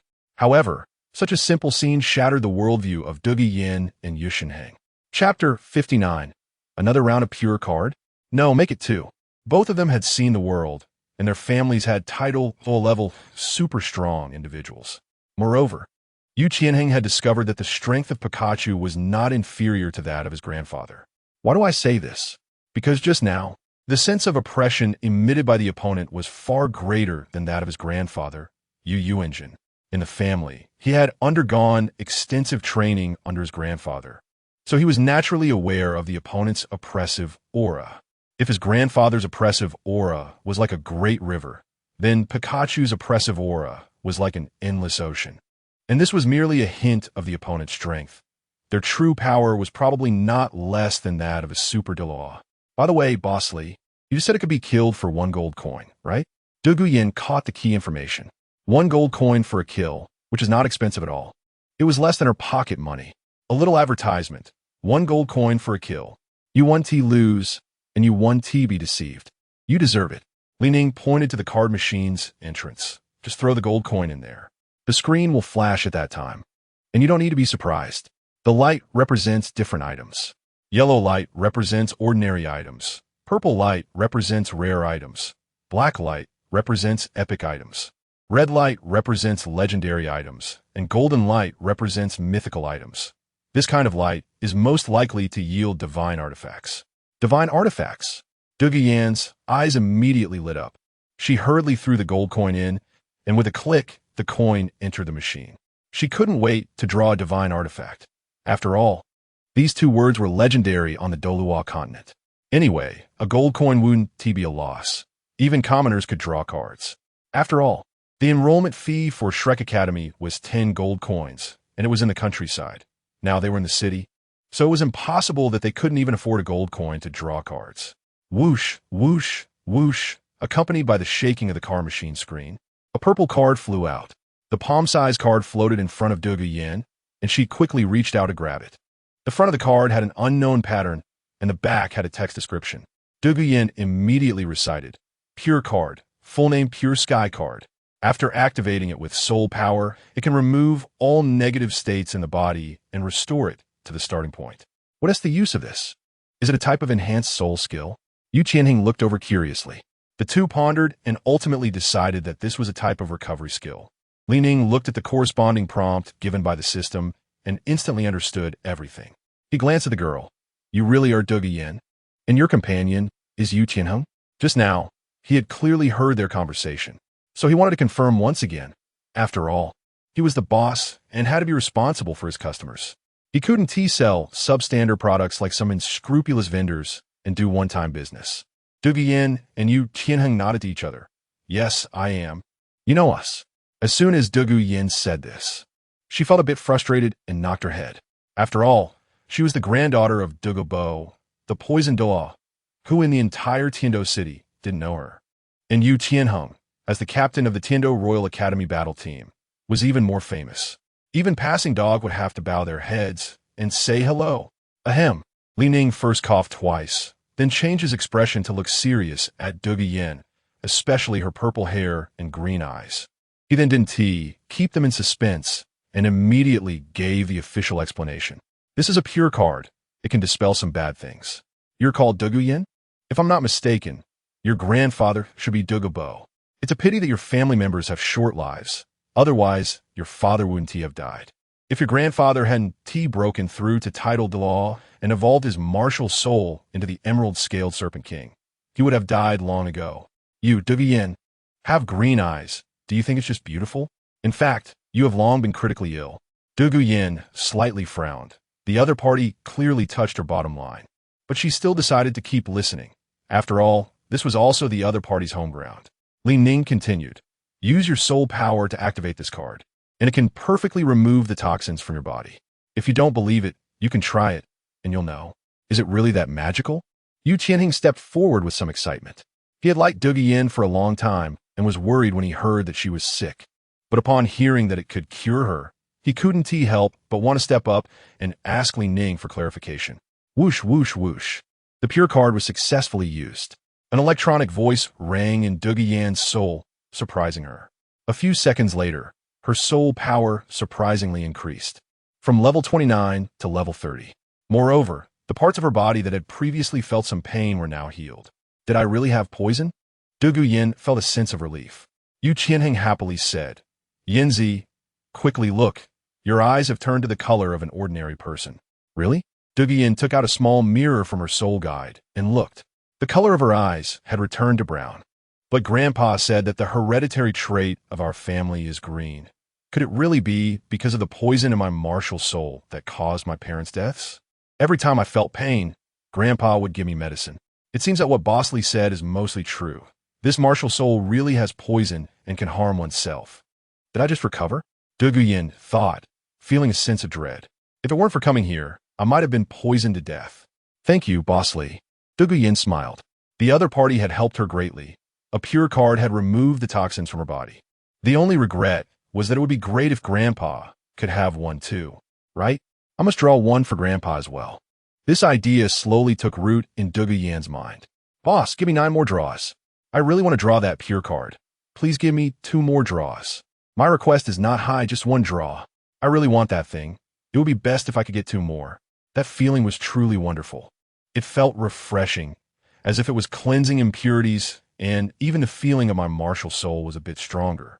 Ning shook his head, indicating, the probability of the card machine is not something I can control. Whether you can draw it depends on your luck. After all, here we create happiness with heart, and luck determines probability. But as long as you draw cards often, I believe you will eventually get it. There's a saying, heaven does not disappoint those who work hard. Bosley, you are really a good person. Dugu Yin smiled and immediately took out the gold coins from her soul guide. I've decided to go all in for 9 consecutive draws. Ning said, we have a big client here. We must definitely take a big cut. No, I mean smile and serve. I hope you don't draw the mini poop. No, isn't that just a pile of dung? Tang San's blue silvergrass says, I like to eat. Eating shit makes me happy. Chapter 60, Starting a Farming Life. Swish, swish, swish. A successful 9-card draw yielded the item, large miniature manure. Dugu Yin listened to the sound of the card machine and saw 9 cards floating towards the entrance. She felt a bit happy and immediately grasped the cards in her hand, then began to examine them closely. At the same time, corresponding information appeared in Li Ning's mind. Large miniature manure can make plants grow 10,000 times faster. Dugu Yin, after reading the description on the back of the card, disdainfully threw it on the ground. She had spent 540,000 gold soul coins to draw this item. How could it be a pile of dung? Moreover, its effect was only to speed up plant growth. She wasn't a plant, so it seemed unnecessary. Dugu Bo said, give it to me. My immortal herb seeds are just right. Yin, you drew a pile of dung. Yu Qianheng instinctively covered his mouth and nose, looking at those cards. But since they were sealed inside the cards, there was no smell. Bosley, why do you seem a bit like a shady merchant? Dugu Yin complained after drawing the dung. Li Ning shook his head slightly at this scene.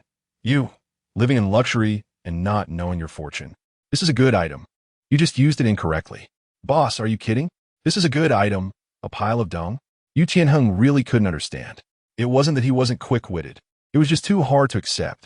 He wondered if activating the dung with soul power would emit a strong, irritating smell. Li Ning floated the cards in the air with soul power. If you have an immortal herb seed, using 1 card can accelerate its growth speed by 10,000 times. And if you use 2 cards, it's 20,000 times. That's equivalent to 1 day being 27 years, lasting for 7 days. If you use all 9 cards together, 1 day would equal 243 years. If planted in the medicinal field, wouldn't it take off? So, you all need to work hard with dung. Dugu Yin and Yu Qianheng need to broaden their horizons. So that's how it is. Dugu Yin immediately grasped the card again, hiding it like a treasure. At the same time, she didn't forget to express to Li Ning, I admit my earlier reaction was indeed a bit loud. Please forgive my shallowness. Yu Qianheng supported his chin with his right hand. By the way, Bosley, can 1 card satisfy all the plants in a piece of land? If it can only satisfy 1, then with 9 cards, it can only satisfy 1 plant, right? Good question, Li Ning said as his soul returned to the system. The system was shut down. Damn. Ruthless Li Ning couldn't sense the system's existence. Looking at the hopeful eyes in front of him, he immediately clenched his right fist to his mouth and snorted. That should be possible. After all, this is a large version. Ning added, you just need to put it in water and sprinkle it evenly over the entire field, so hurry up and try it. Young people. It seemed there was no other way, so Yin stored the card in her soul guide. She then prepared to leave to buy some ginseng seeds and give it a try. Yu Qianheng was originally thinking of drawing cards, but when he saw those 9 dung cards, he immediately dismissed the idea. He didn't want to work hard with them. Goodbye, Boss Li. Yin waved her arm as she left the lucky card shop. As soon as she came out, Yu Qianheng tentatively asked, Yin, are you really going to buy seeds to try? Of course I am. Why not? Yin retorted. After a long time, in the family courtyard, Yin was sweating profusely, fiddling with her flowers and plants. Yu Qianheng was in charge of fetching water and quickly filled a bucket. Yin, it's ready. Qianheng, bring the water over. I'm going to pour it. Yin, your water is too much. Want to drown them? Stop talking nonsense. Hurry up and come in. I need tupu. Yin placed her hands on her hips. Watering flowers requires water. Pour more. Don't be afraid. Hut. All 9 cards were placed in the water and activated with soul power. Whoosh, whoosh, whoosh. A shining yellow light covered the water, followed by a strange fragrance spreading out, causing the freshly planted plants to peek out slightly. Yu Qianheng focused and indeed saw the herbs they had just bought grow a bit. Is it really effective? Yin felt the joy of planting for the first time. She jumped to the water bucket, using her soul power to blow the water onto the newly bought herbs. Swish, swish, swish. Soon, the water in the bucket was completely gone, and then a purple light fell from the sky.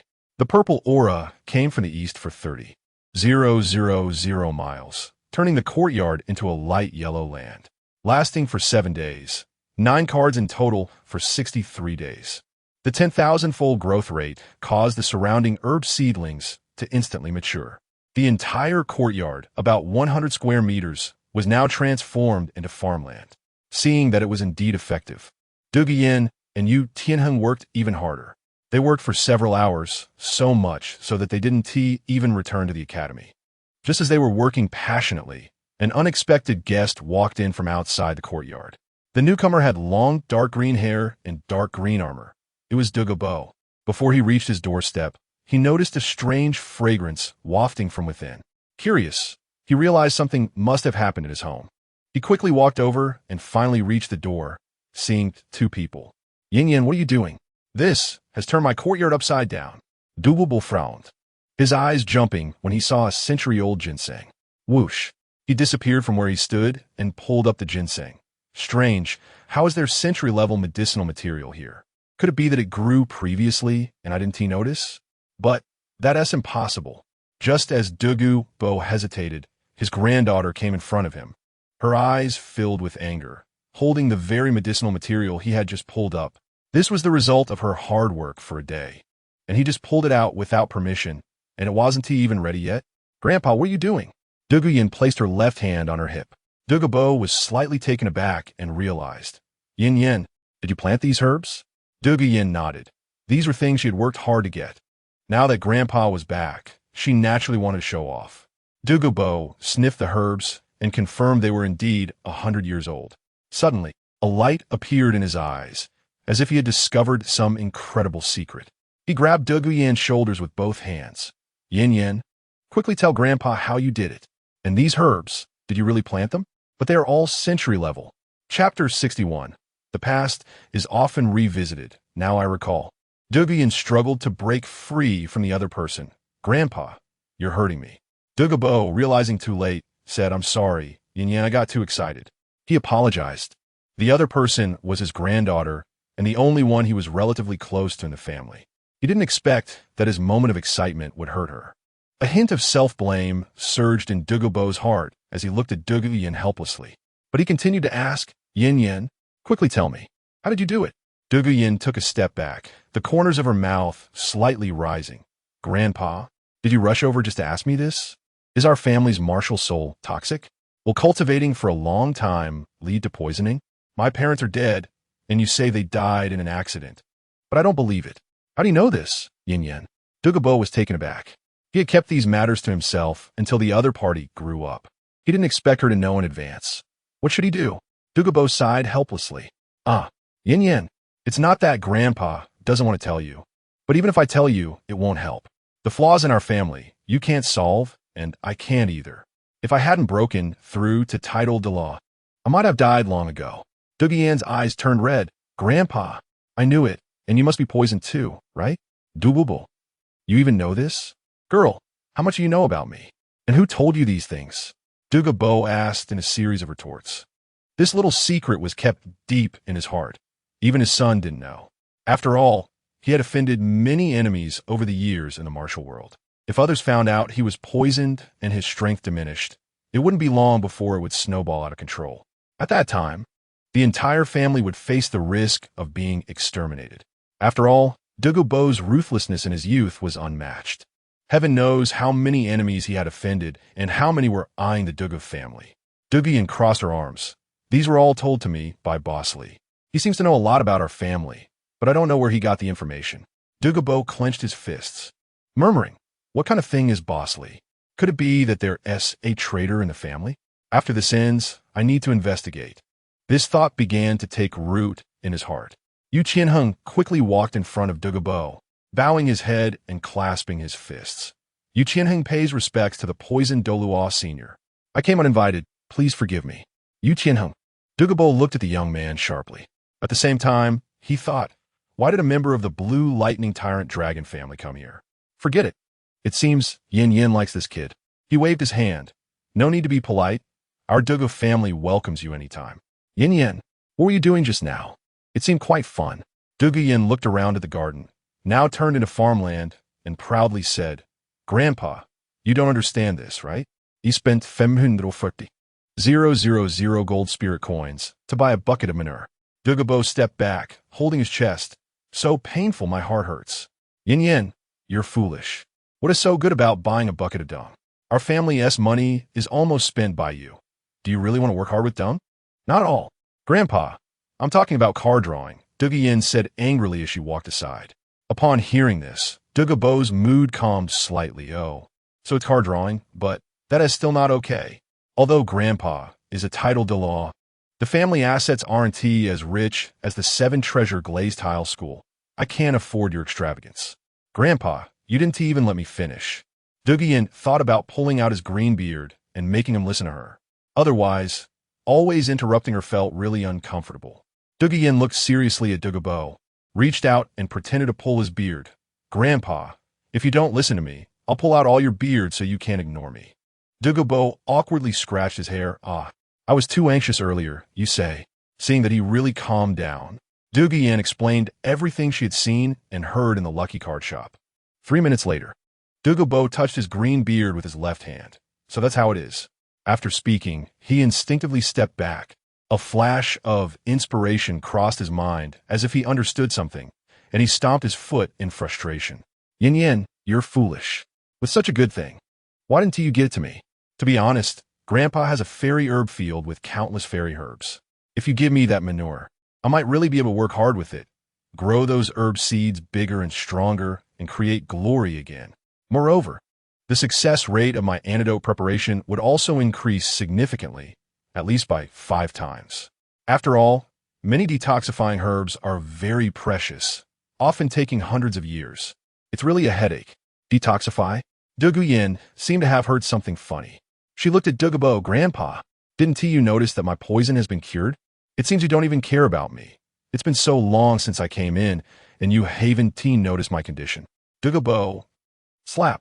He slapped his thigh. My head. Yin, I was too anxious just now, I forgot. After speaking, Douluo used his soul power to scan Dougyan. 3 seconds passed. Yin, your toxin has actually been completely resolved. How is this possible? I prepared so many antidotes, and none were successful. Dougyan smiled slightly. You don't understand this, Grandpa. It was also Boss Lee who cured my poison. He really is a good boss. So it's like this.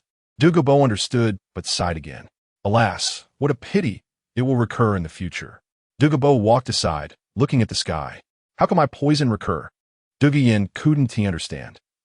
Douluo put his hands together behind his back. Yin, although your toxin has been completely resolved, unless you never use your martial soul power and don't cultivate soul power, otherwise, it won't be long before it recurs. This was something Dougyan hadn't thought of. She thought that once it was resolved, it would be resolved, and it wouldn't recur in the future. Suddenly telling me it's resolved is useless. As long as I cultivate, it will still explode. What is the point of resolving it? Chapter 62. The door is closed. What should we do? Seeing Douluo starting to lower her eyelids in sorrow, Douluo patted her shoulder. Yin, although you will be poisoned in the future, that's a matter of decades from now, and it has nothing to do with you right now. The drawbacks of the Bailin snake martial soul can cause great harm to the user, but the poison doesn't just rush into the body all at once. Instead, it seeps in slowly, like the moisture in the air. It won't kill you for decades. Furthermore, the martial soul can bear most of the toxins, which extends the time significantly. Douluo clenched her fists tightly. Grandpa, you don't have to worry about me. By the way, there's also the card shop. We can just go find Boss Lee and draw a few more cards. I don't believe we can't solve this drawback. Ha! My granddaughter is truly remarkable, such awareness. Douluo laughed heartily. He hadn't been this happy in decades. Rather than worrying about what might happen in the future, it is better to focus on the present. After all, you never know what tomorrow will bring. So why live so exhaustingly? Look, those plants have grown a bit more. Yu Qianheng pointed to the medicinal field in front of them. Douluo and Douluo looked over together, and indeed saw that the medicinal herbs around them had grown a little. Although it was slight, they could clearly feel that the age of the herbs in this field had increased by several months. Douluo looked at the uneven pits dug in the courtyard and decided not to care about them anymore. As long as his granddaughter was happy, that was enough. After all, the Douluo family had more than one residence. They could just live somewhere else. Swish, swish, swish, Douluo set up a mist array around them. So there's no need to send someone to watch over these medicinal herbs. As for the entrance, of course, he left a very small and concealed spot. Where is it? That's a secret I can't tell. Half an hour later, Douluo was walking on the streets of Tiando City when he saw the crowd rushing towards one place. Hurry, hurry, the card shop is closing. 1 gold soul coin for a draw? It's not a loss. Even us commoners can participate. ISNT it? I heard someone drew a soul bone with just 1 gold soul coin. That boss is simply a big fool. There are people who do business like this. Aren't they afraid of going bankrupt? I don't think it will be long before they close down. Everyone was talking amongst themselves as they rushed forward. Douluo quickly flashed and arrived at the entrance of a shop. Bang! It's closed. Come back tomorrow, Ning said as he shut the door. And with a loud bang, the door was firmly closed. Douluo furrowed his brow. He was a title Douluo, and he had always been the one to refuse others. How could someone refuse him? So he prepared to test the waters. I want to see what kind of person this boss is. Boom! A wave of soul power slammed against the door, shaking the ground. The entire street trembled, yet the Lucky Card Shop's door showed no signs of damage. What a sturdy door! Douluo frowned. Although he had only tested it a bit, that was equivalent to a full-force strike from an ordinary soul sage. Forget about the door. Even a concrete wall would have made a big hole. Inside the Lucky Card Shop, Ning sensed the surroundings. Damn, is there an earthquake? Young master, there's an old man outside causing a ruckus, said Huang Jinapaika. Ning was very angry at the old man outside. As the eternal god of the arena, he had never suffered such indignities. If he didn't go out now, how could that be? Forget calling him Huang Jinapaika. Let's call him Xiao Paika instead. That sounds easier to bully. At least a few goblins could block him. It could be said that he was being bullied to the extreme. Of course, the Royal Tower was also indispensable. Mutual cooperation is key, right? Those who understand, understand. Paika Superman, go out and take a look. I want to see who is so bold. Ning issued the order, and the two went out together. Creak! The door was pushed open. What came into view was an elderly man with green hair, and his beard was a mix of green and white, looking like a scammer. Seeing this old man, Ning suddenly recalled bad memories. He used to drive a BMW and help someone. You guess. Now he has become a system worker. How tragic. You are Boss Lee? Douluo scrutinized the other party, especially noting his age. He looked about the same as his granddaughter. For someone so young to own a shop, there must be someone behind him. Otherwise, with his age, he couldn't possibly manage it. So it's just an old fool. Paika. Throw him away a bit further. Squeak, squeak, squeak. With each step Huang Jin de Paika took, his golden armor trembled, giving off a strong metallic pressure. As he slowly approached, Douluo's initially dismissive expression instantly froze. At the same time, he thought, what amazing strength. I actually can't see his cultivation level. Douluo stepped back a few paces. The pressure he brings is even stronger than mine, even stronger than Zhu Huaguan, that sissy. Zhu Huaguan, you're the sissy. Your whole family is sissies. The other party was either a peerless Douluo or a super Douluo. A peerless Douluo was impossible. It seemed he was also a super Douluo. Douluo quickly made a decision. He could only say his analysis was not wrong. After all, there were only 3 peerless Douluos on the entire continent. You definitely can't guess. You think peerless Douluos are as common as cabbages? You can encounter them on any street. Indeed, a super Douluo, Douluo exclaimed loudly. Although to be fair, he couldn't defeat the other party if he wanted to leave. It was still possible. After all, he had never backed down even in front of Zhu Huaguan. If it weren't for Ghost Douluo intervening last time in the forest, how could he have escaped? Fortunately, he encountered the Tiando royal family S-Guard team, which forced Zhu Huaguan and Ghost Douluo to leave with military strength. Otherwise, he would have been dead long ago. It was precisely because of this that he worked so hard to serve Emperor Shuye. A super Douluo? You underestimate Huangjin de Pai Ka too much, don't you? Li Ning's Ayalit Zwisha. Finally, he shook his head helplessly. Pai Ka. Let him see why the flowers are so red. All right, young master, I've been wanting to make a move for a long time. Huangjin de Pai Ka move closer. At the same time, he locked on a Douluo's aura, making it so that even if Douluo wanted to leave, he couldn't T-bang. Can't move? Douluo froze in place. He wanted to move, but couldn't T. Chapter 63. 2 limitless beings of a new card. Could this feeling be that of a peerless Douluo? Douluo was shocked once again. He gritted his teeth, and his skin tightened with anxiety. Although Douluo had previously mentioned that the other party might be a titled Douluo merely shook his head. After all, he knew all the titled Douluos on the entire continent. There were only a few dozen of them. Who could forget? Even if they were rogue cultivators? Without resources to support them, it was impossible to cultivate into a peerless Douluo.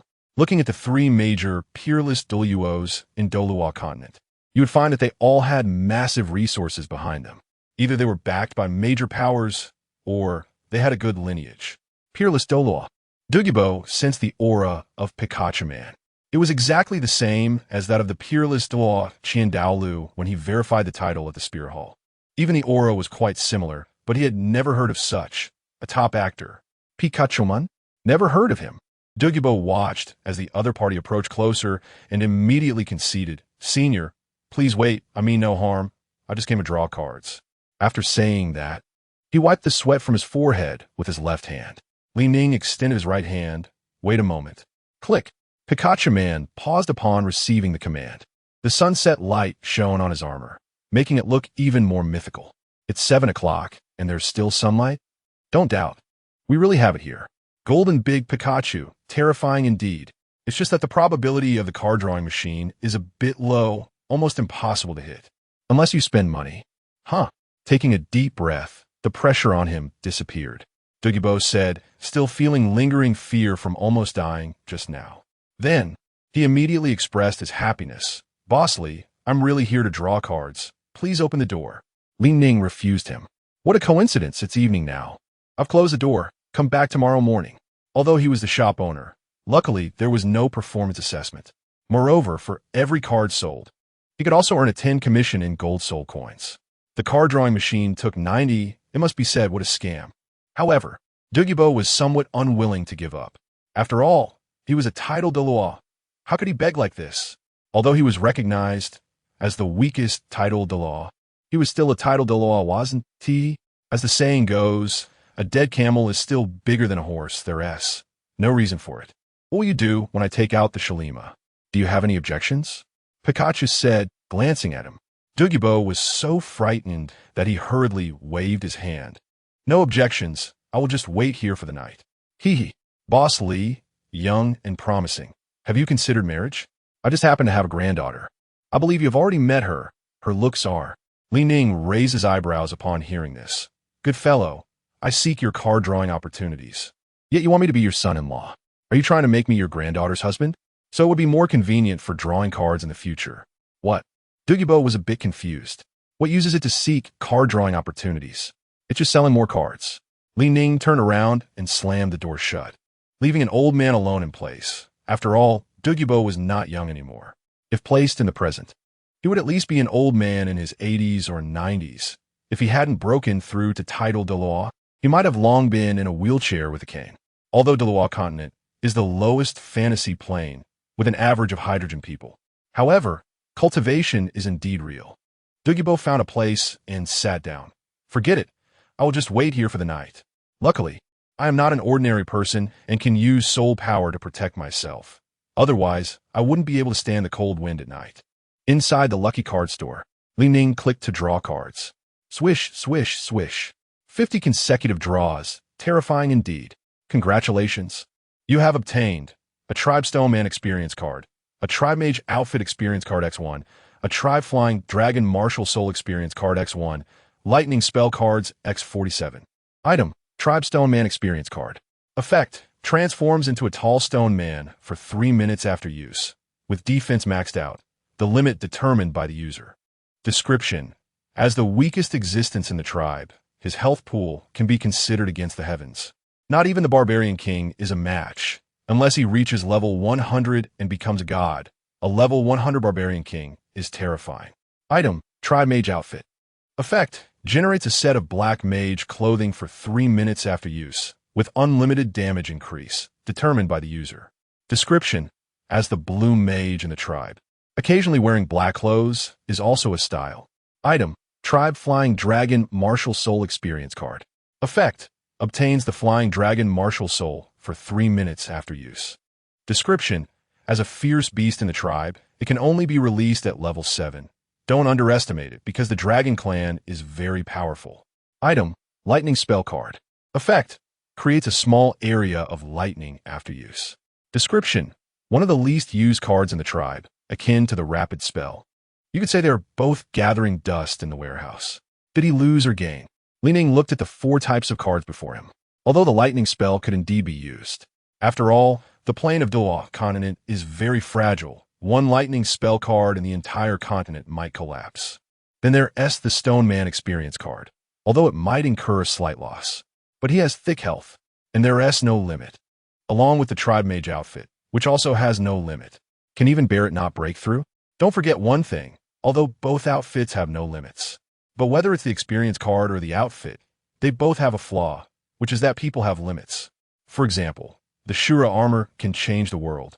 It has no limits, but the one who summons it does, which leads to its limit being uncertain. However, for Ning, both outfits are conceptual gods. Do you know the effect of conceptual gods? Sleeping.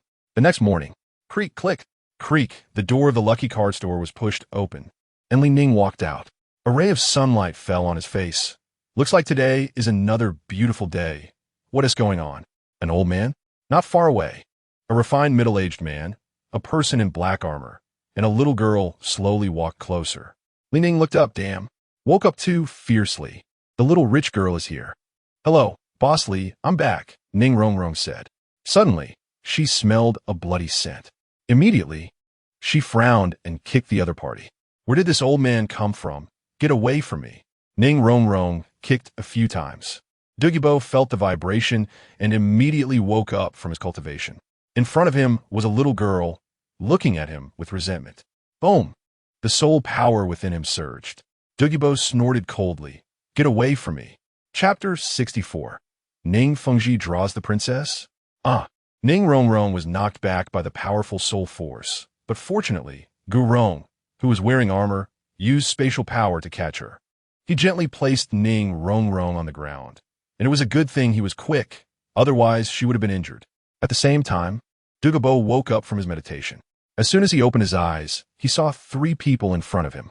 Are they from the 7 Treasure Glazed Tile School? As he spoke, he stood up and glared fiercely at Ning Rongrong. Was that you who kicked me just now? Ning Rongrong placed her hands on her hips. So what? Who do you think you are to talk to me like that? Douluo, being a reclusive person who rarely interacted with others, was naturally unfamiliar to Ning Rongrong. However, Gurong, being one of the titled Douluos, recognized Douluo at a glance. It wasn't because he often saw him, but rather he had met him once a few years ago when visiting the Snow Knight Emperor. After that fortunate encounter, Douluo isolated himself from the world to focus on treating his poison. There was no way a reclusive person who hardly ever went out could have friends. Although he had a renowned title, he rarely appeared in public. Gu Rong teased, "So it's you, old snake. What do you want to do to our little princess, Rong Rong?" Douluo frowned, thinking to himself, "Clearly, I'm the victim here." Gu Rong clenched his fists and cracked his knuckles, making a crisp sound. "I say, old poison snake, do you want to spar with me? Or do you think our 7-treasure glazed tile school has no one to stand up to you?" Douluo wanted to explode on the spot, but seeing the shop open, he had to hold back. He then apologized to Ning Rong Rong. "Girl, I admit my voice was a bit loud just now, but you kicked me first. If you make another move, it won't be right, and besides, we're all serving the royal family. Do you want to provoke a royal war? Next time, be careful not to provoke me." Ning Rong Rong stood with her hands on her hips, looking down on everyone. If she hadn't heard that he was the poisoned Douluo, she would have wanted to smash him right away. As for why she wasn't making a move now, it was simple. After all, she couldn't go against the royal family. They were from the same faction. If she really killed him, wouldn't that bring unnecessary hatred to her sect? Moreover, given Douluo's abilities, even if she couldn't defeat him, he could still escape if he wanted to. No one would feel at ease with a titled Douluo keeping an eye on their sect, since he had already apologized. This matter was settled. "Dad, that's Boss Lee." Ning Rong Rong tugged at him and walked inside. She couldn't wait to share this event, especially since she had drawn quite a few good items. This time, she had to fight him to a standstill. After all, the sect had plenty of money. Gu Rong followed closely behind, and the three of them entered together. Douluo also wanted to draw cards. Since he was already there, he might as well follow them inside to take a look. The four entered the lucky card shop, and as soon as they stepped inside, they were shocked by the scene. The space inside was on an entirely different level from the outside, with tea houses, dining rooms, various living supplies, and resting rooms all available. The key was that this was just a shop. It looked small from the outside, but appeared vast from the inside. Gu Rong looked around curiously. It's spatial power. I didn't expect there to be spatial power here. He began to explore like a curious child. If it were using martial souls, it could create spatial power, but it couldn't apply spatial power to buildings. Yet the building before him clearly overturned this concept. Even spatial power could be utilized in architecture. Wasn't this a miracle in architectural history? Small on the outside, large on the inside, a hidden paradise. Such a magical place existed. The surrounding elemental energy was surprisingly rich. Douluo took a few deep breaths. This is suitable for retirement. He increasingly felt that this place was perfect for retirement. If he could spend his later years here, it would be very nice. Li Ning's eyelids twitched. "You want to retire after drawing cards?" Compared to the actions of these two old men, Ning Fengji appeared much more mature. He stepped forward quickly. "You must be Boss Lee that Rong Rong mentioned?" As he spoke, he glanced at Li Ning. "We are here to draw cards. Why don't you introduce what you have here?" Li Ning looked at him in return. "So it's Sect Master Ning. I've heard so much about you. You know me?" Ning Fengji was somewhat surprised, but soon realized. After all, he was the leader of one of the largest sects in the world. How could anyone not know him? Li Ning walked to the card drawing machine. Soul rings, soul bones, and various items are all available. What you draw depends on yourselves. This was like saying nothing at all. Ning Fengji thought to himself. However, based on Ning Rong Rong's description, her experience had come from here. Looking over, there was indeed a 2-meter-high machine. Ning Fengji chose to swipe his card. After all, he didn't have the habit of carrying cash when going out. With a swipe, the system's voice sounded. "Card swipe successful. Please select the number of draws." Ning Fengji looked at the screen and then tapped for a 10 draw. With a clatter, the card drawing machine's box began to shake. After a dazzling burst of light, cards began to pop out. Awakening Card Fragment X1. Legendary Card Princess. Tribal Village Holy Water X7. Miniature Flashlight X1. Item: Awakening Card Fragment. Description: a rare item in the arena, usually difficult to obtain unless. Effect: can be used to awaken the second martial soul after collecting 6 pieces. Item: Legendary Card Princess. Description: a noble existence in the arena, usually not susceptible to harm. Effect: has evolved to this world's output effect. Using it can increase ranged output capability by 100.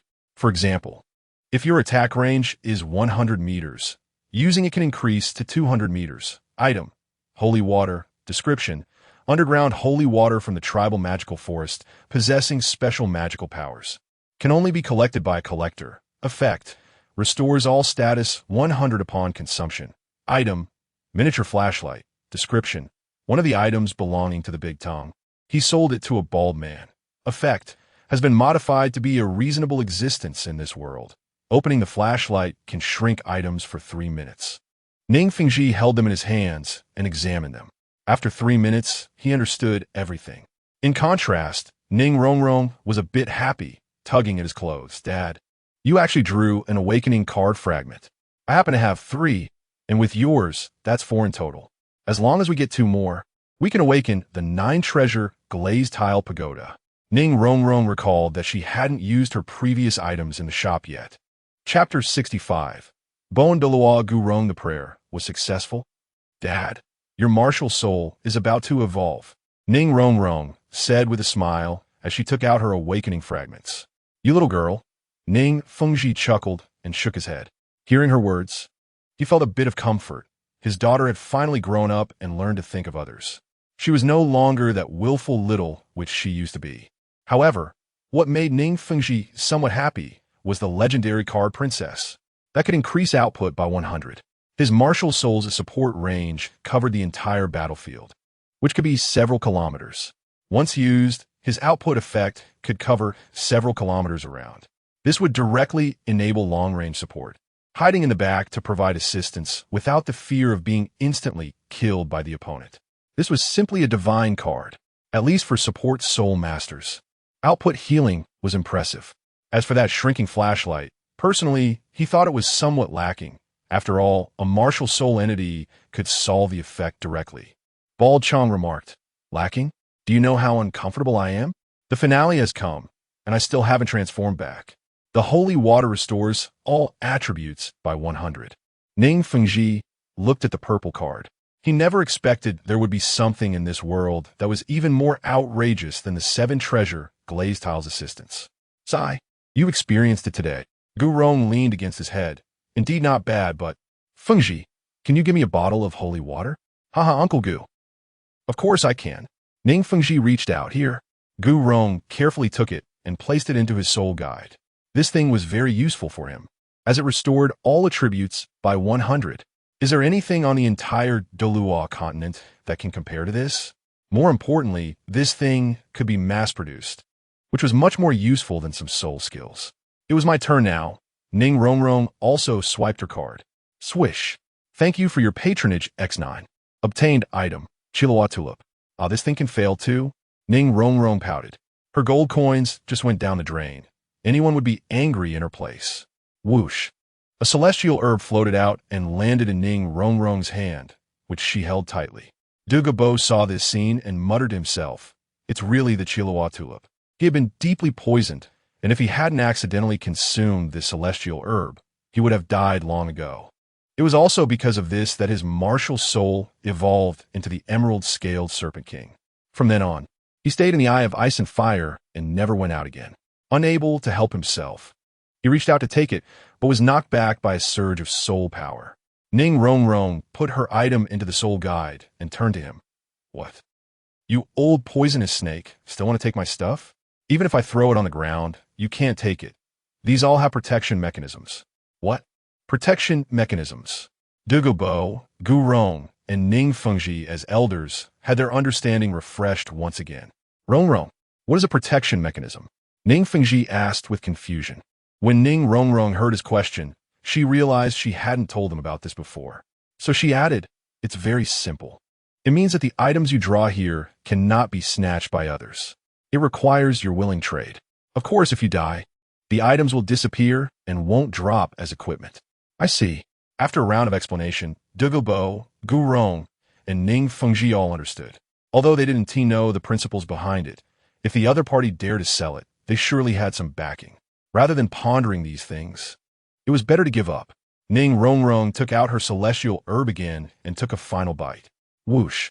A deep blue soul power rose within her body. And then her martial soul, the 8-treasure glazed tile, suddenly emerged from her body. After a burst of radiant light, it transformed into the 9-treasure glaze tile. This is the 9-treasure glaze tile. A light appeared in Ning Fengji's eyes as he recalled the ancient legend. Originally, his glaze tile martial soul was not just 7 layers, but had 9 layers. However, each generation was not as strong as the last. As the bloodline weakened, only 7 layers remained. He never dreamed that his daughter would successfully upgrade to the 9-treasure glaze tile before him. Is it my turn now? Douluo stepped up to the card machine, already feeling a bit impatient, especially after so many good items had appeared before. If he could draw a pure card like Yin, he wouldn't need to take medicine, at least for the next few decades. He wouldn't have to worry about toxin outbreaks, giving him plenty of time to study and resolve it. Just as Douluo was about to make a move, a hand grabbed him, and then a spatial force erupted, transporting him directly to the entrance of the Lucky Card shop. Let me go first. Gu Rong shot him a look. He was a 95-level title Douluo and had already drawn 2 cards. Did he not deserve to go first? In Douluo continent, strength is respected. Although Douluo felt angry, he couldn't act on it. The 3-level difference in soul power was not something he could make up for in a fit of impulse. Besides, he had plenty of time. What difference did it make if the other party drew first? Gu Rong approached the card machine and rubbed his hands together. Card God, please give me some good luck. I will definitely believe in you from now on. Just give me a few awakening card fragments. I don't ask for much, just 60 will do. Ning, standing aside, twitched the corner of his mouth. Not asking for much? This is simply absurd, ridiculous to the extreme. Let us not even talk about the probability. Just based on the probability of this royal card machine, do you think it's feasible? Without a guarantee, it's basically a no-go. Swish, swish, swish. Gu Rong put his gold soul coins in. As won the title Douluo, he received a large salary every year, so he was not short on money. Whoosh, whoosh, whoosh. The boxes inside the royal card machine began to shake, and then rows of boxes kept rolling. 5 stars. 3, 2, 1. Gu Rong's eyes were fixed. It's finally coming out, consuming the shopkeeper's 10 years of life. Give me. Flash, congratulations, you have obtained Awakening Card X8, Awakening Card Fragment X2. Item, Awakening Card. Description, a powerful existence in the royal arena, generally very extraordinary. Some awakening cards are even disgusting, like the Super Witch, who can't even be killed by the martial god. Effect, after use, the martial soul undergoes a second awakening, but cannot be used a second time. After all, awakening once is already very extraordinary. If a second awakening could be performed, the Super Witch summoned would not be skeleton soldiers, but the legendary man who blew up the royal arena with a large bomb. Haha, you definitely can't guess who he is. Even the officials had to step in to weaken his bomb, reducing the gunpowder amount by 30%. The reason given was, no matter what attacking team the opponent has, as long as their S1 big explosion, it can solve it. It disrupts the game balance too much and affects the player experience. For example, if the opponent comes with a wave of teams, stacking 3 or 4 types of cards together, one skeleton bomb could resolve it. And the officials said, "Isn't this still over the limit?" Skeleton Giant remarked, "Over the limit? You big-headed ghost. I've been hiding in the sewer for so many years, and finally come out once, and I'm still weakened by you." Chapter 66. How can you be a tiger? Since the peak cannot be held onto, then, Super Witch, my wife, you have to take revenge for me. Gu Rong reached out and firmly grasped 10 awakening cards in his hand, afraid they would be snatched away. After all, those were awakening cards. Once successfully awakened, the martial soul would undergo a transformation. How many soul masters dream of obtaining such treasures, and today he had effortlessly acquired them. He never expected that his prayers would actually be successful, drawing 8 awakening cards. It seems that consuming lifespan is still useful. After all, it's not his lifespan being consumed, and he can come back for more in the future. Ning was puzzled. Grandpa Bone, you really drew an awakening card? Ning Rong took a few steps forward. Her eyes darted around like marbles, simultaneously observing the awakening cards. She had never seen a complete awakening card before. She had only seen fragments, and now it looked somewhat like a planet. Imprinted on the card were powerful features and runes displayed from all angles. When she saw the card shimmering with rainbow-like colors, she was instantly incredulous. She had drawn for a long time without getting one, and even after a month, she only managed to get a few fragments. The other party had obtained one so easily. Isn't this luck too good? On the other hand, Ning Fengji felt a bit envious. Although he had drawn many good items, they were all junk. How could anything be more precious than awakening cards? Plus, he wouldn't mind if he got one of the 8. Uncle Bone, could you give me one? I really want to make progress. Fengji, of course I can. After all, I still need you to support me. Gu Rong said with a grin. After all, the other party was his healer, and more healing power was certainly not a bad thing. On the contrary, as the other party's martial soul upgraded, he could also gain more assistance. At this moment, he was already thinking about showing off to Sword Douluo when he returned to the sect. After all, he was the luckiest among them. No one else's luck could compare to his, especially with 10 years of lifespan at stake. Upgrading a martial soul was indeed a significant matter. Gu Rong naturally wouldn't make too much noise here. After all, if he caused too much of a ruckus and broke the shop, that wouldn't be good. Here you go. Gu Rong handed over one awakening card. Ning Fengji took it, then summoned his martial soul. The 7 treasures turned into a glazed tower. The 7 treasures' glazed tower emerged from the center of his right palm, and at the moment the awakening card was inserted, an electronic voice rang out. Congratulations on the successful enhancement. The 9 treasures' glazed tower martial soul appeared in Ning Fengji's hand, shining with 9 different glows. He felt a bit confused. The lifelong pursuit he had yearned for was now in his hands. For a moment, he didn't know what to do, standing there looking somewhat at a loss. Fengji, Gu Rong waved his hand to wake him up. Ning Fengji shook his head. I'm fine, Uncle Bone. I'm just too excited and don't know what to say. I believe I'll soon break through to Soul Douluo. Boom! A tremendous wave of soul power surged out, shaking the surroundings. Ning Fengji broke through from level 79 to level 80. Soul Douluo. I succeeded in my breakthrough. Ning Fengji touched his forehead, confirming he wasn't dreaming. After a long time, he finally realized that this was all very real. Congratulations, Dad, you also broke through. Ning Rongrong happily exclaimed from his side. At last, it was my turn. Douluo shrugged and stepped forward, releasing the gold coins from his soul guide, the sound filling the shop. Gu Rong, Ning Fengji, and Ning Rongrong focused their attention. They also wanted to see what he would draw, an awakening card or something else. Swish, swish, swish. The 10 consecutive draws were completed. Congratulations on obtaining the items. Wish Ring, Large Poop, X9. Item, Wish Ring. Description, can transform into various things according to talent. Once transformed, it cannot be changed back. Effect, unknown. Item, Mini Large Poop.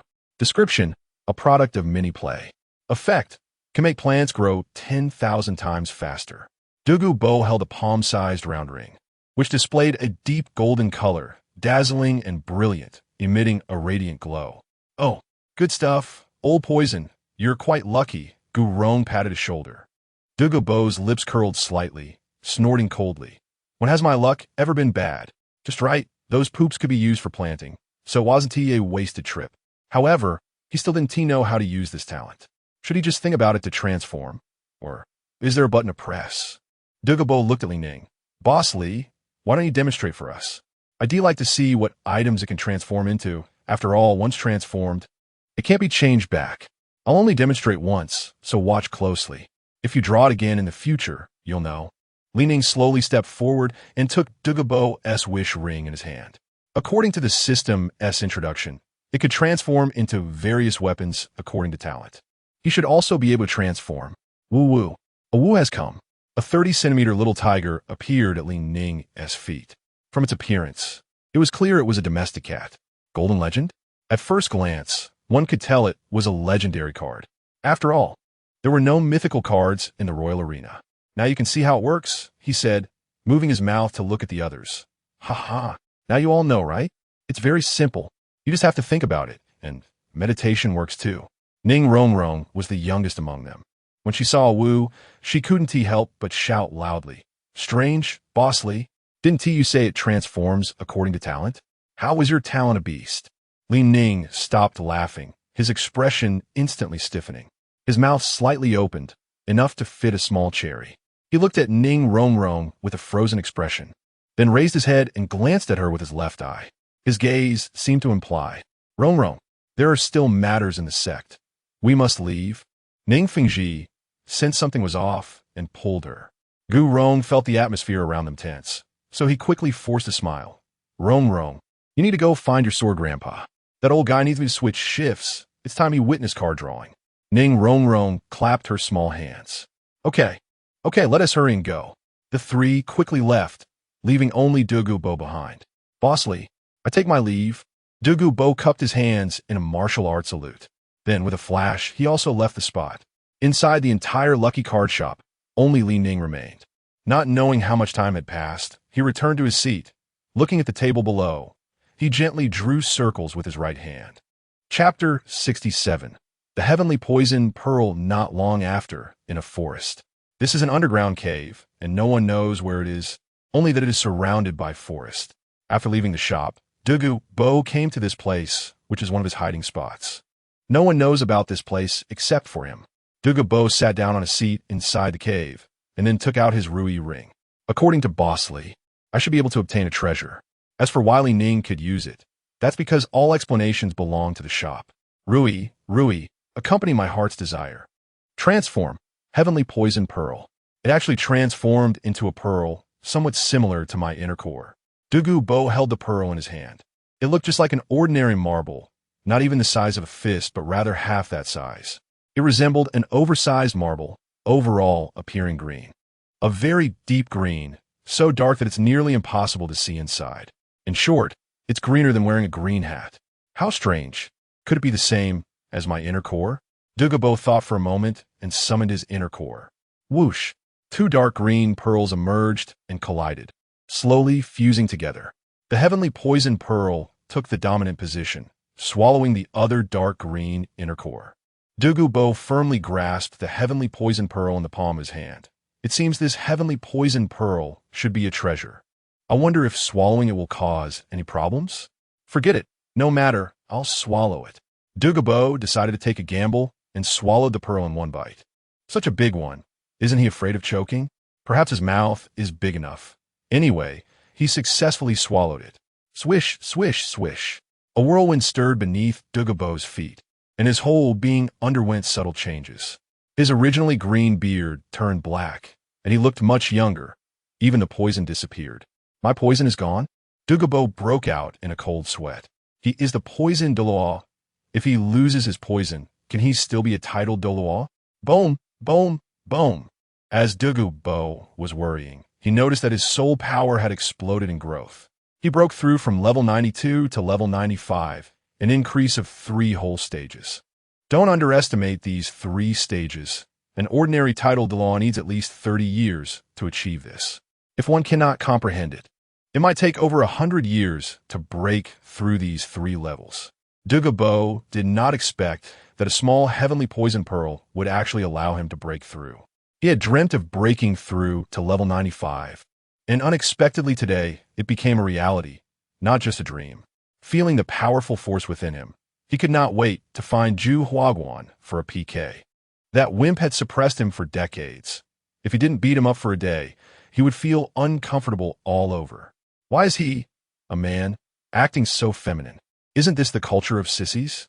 In the pickled cabbage country, Semida, I don't understand. Our Go has rules. Our Go is the best in the world. No one can win against it, because we play tricks. Even the tree spirit lost within our rules. Pickled cabbage is fragrant, Semida. Our stars are not sissies, but charm. You don't understand, Semida. You can't comprehend, Semida. Bald Chong, holding his head, I don't understand, Semida. Douluo Bo clenched his fists and strode out. After 10 years, have you finally accepted your fate? Zhu Huaguan played with his long nails, grinning as he looked at Douluo Bo Old Poison. You dare challenge me with a 3-level soul power suppression? I am a level 95 title Douluo. Douluo Bo smiled slightly, forming a dimple. Zhu Huaguan, you wimp. I have broken through too. Today is the day to avenge my past humiliation. Back then, you and old ghost chased me. If it weren't for luck, I would have died long ago. Today is your death day. Martial soul, true body. Whoosh. The emerald-scaled serpent emperor emerged from the toxic gas on the surface. Its body about 10 meters tall, coiling around Douluo Douluo jumped up and landed on its head. Strange. His soul power had increased. Zhu Huaguan looked up, somewhat surprised. He did not expect the other party's strength to grow so quickly after not seeing him for years. A level 95 title Douluo just like me. Zhu Huaguan clenched his fists and then extended a finger to question the other party. Old poison. When did you break through? Douluo snorted coldly. I might as well tell you, my poison has been completely unraveled, and I have also broken through to level 95. Even if you and Old Ghost join forces, I am not afraid. 1 is 1. 2 is a pair. What is there to fear? Oh, really? A cold voice echoed in the forest. Immediately, a shadow appeared, enveloping the surroundings. Old Ghost. Zhu Huaguan looked in a direction. It was a large tree, and a ball of black gas appeared on the trunk, transforming into a person. Ghost Douluo May stood on the tree trunk with his arms crossed in front of him. The Pope said to let you hurry back to protect Nana and the others from hunting soul beasts. Okay. Wait for me to deal with him first. Then I'll leave, Zhu Huaguan said. However, Ghost Douluo was dissatisfied with the other's slowness and decided to take action himself. His 5th soul skill, Ghost Shadow Earth Trap Hand, caused a large mass of shadows to appear at Douluo's feet. These shadows were uncontrollable and immune to physical attacks. Then a gigantic, ghostly hand rose up, directly reaching for Douluo. Not good. Douluo took out the Heavenly Poison Pearl and immediately used its power. 10,000 Heavenly Poison Barrier, he shouted, and the pearl in his hand emitted a strong glow, forming a screen that protected him, no matter how the ghostly hand tried to grab. It couldn't break through the defense. Got it. Ghost Douluo's mouth twitched, but what he didn't expect was that no matter how hard he tried, he couldn't pierce that green barrier, as if it were inherently perfect and unshakable. Seeing this, Zhu Huaguan directly used his 9th soul skill. Zhu Huacan, countless injuries. Flowers fall and break the heart. Boom, boom, boom. Countless petals transformed into blades and slowly floated down from the sky, forming a small vortex. Bang, bang, bang. The small vortex spun and crashed violently towards Douluo, faced with the full force attack of 2 titled Douluos. Douluo surprisingly did not fall behind. Relying on the Heavenly Poison Pearl, he managed to withstand their attacks. Although he was also level 95, of the same level as them, he had just recently been promoted. In terms of foundation and years of soul power accumulation, he was clearly inferior to the 2 before him. But it was precisely this Heavenly Poison Pearl that allowed him to achieve a class leap. At this moment, relying on the Heavenly Poison Pearl, Douluo was no less than a peak Douluo at level 98. Break for me. The Heavenly Poison Pearl was fully activated, and the green barrier erupted, dispersing in all directions. The energy directly sent Ghost Douluo and Zhu Huaguan flying, crashing them hard against a tree trunk. Chapter 68. Finding bugs. When did this old poison become so powerful? Zhu Huaguan leaped into the sky, tightly gripping his martial soul, and hovered steadily in midair. Even Ghost Douluo did not dare to underestimate Douluo at this moment. However, neither of them chose to entangle with each other. Bibidong ordered the 2 to return immediately, and they had no choice but to leave the area. One transformed into a ghostly shadow, and the other into a streak of yellow light, leaving the forest. Douluo retracted his martial soul, took a step forward, and looked into the distance. Humph, they run pretty fast. After being suppressed by those 2 for decades, I finally have a chance to breathe. It seems I need to train harder. With that thought, Douluo also left the forest. Meanwhile, inside the 7-treasure glazed tile school, Ning Fengji looked at the golden bone dragon in the sky, his eyes widening with excitement. Bone Uncle, you broke through. Gu Rong stood on the giant golden bone dragon, looking down and happily shouting, I've finally broken through to level 96.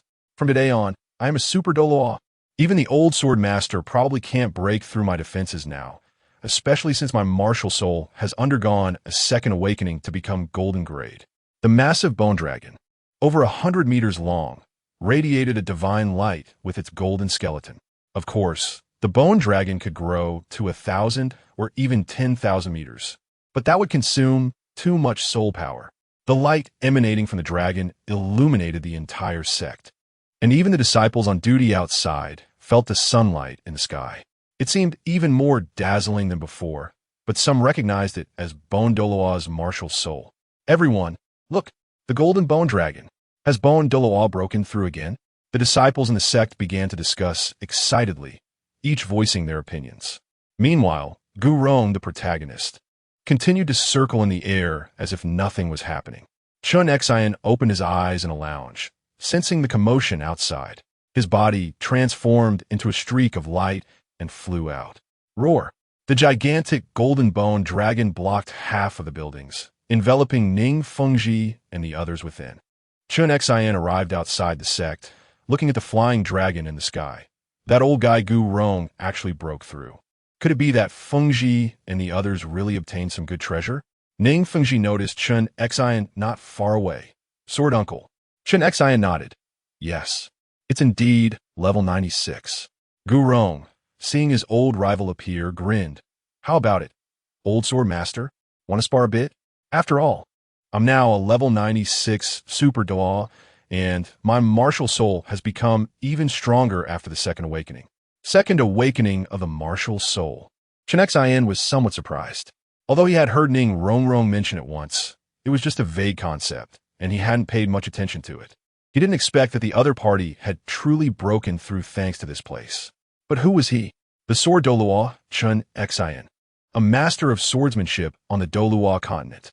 For Bone Douluo Gu Rong to dare challenge him today was simply asking for trouble. Was he underestimating him because he couldn't lift his sword anymore or couldn't fight?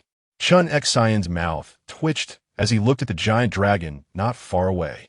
Instinctively, he said, "The golden bone dragon has evolved." Whoosh! A 7-killing sword was grasped in his hand. All right, I want to see how strong you are after your awakening. The massive azure sword, over 10 meters tall, shot towards the giant dragon in the sky like a missile. Gu Rong waved his hand. Countless bones formed a solid wall shield, entirely made of bone. Boom! The 7-killing sword struck the bones, immediately sparking a shower of sparks.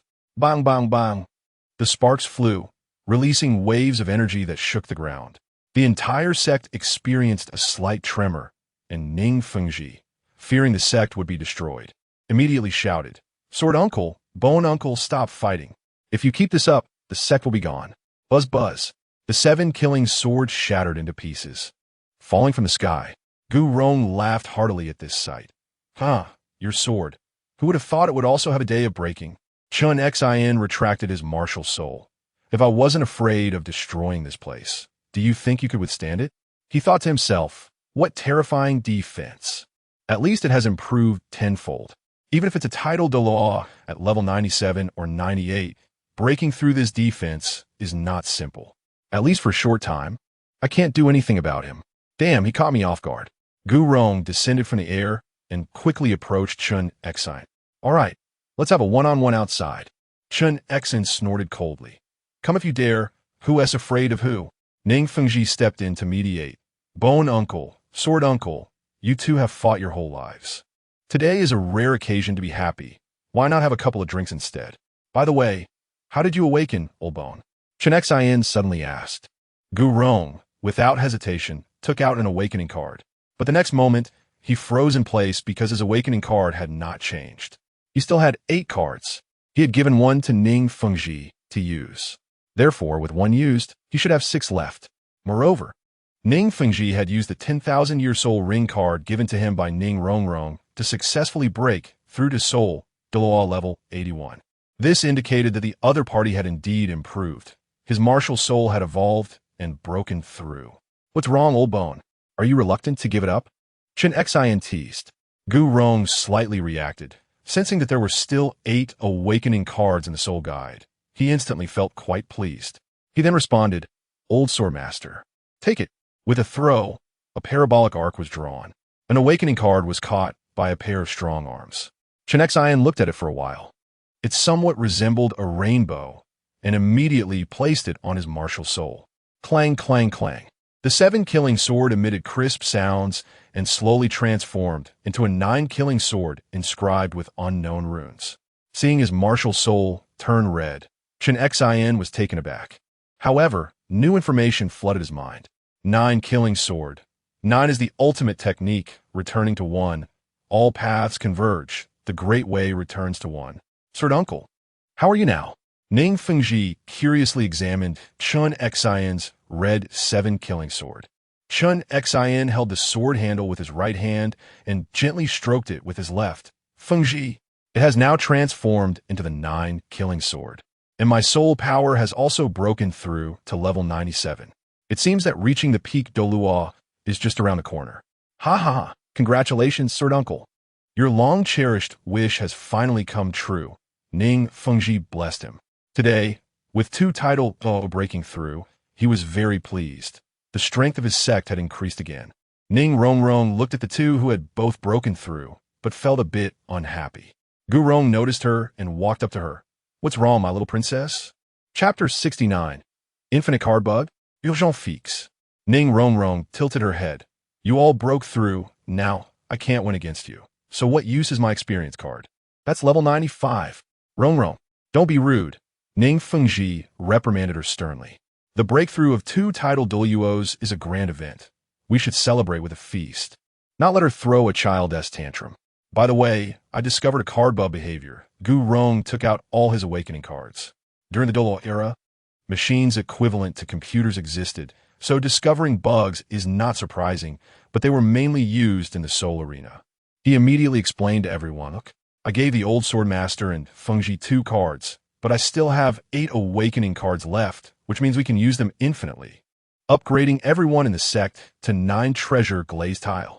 I guess it must be that each card taken out will generate infinitely.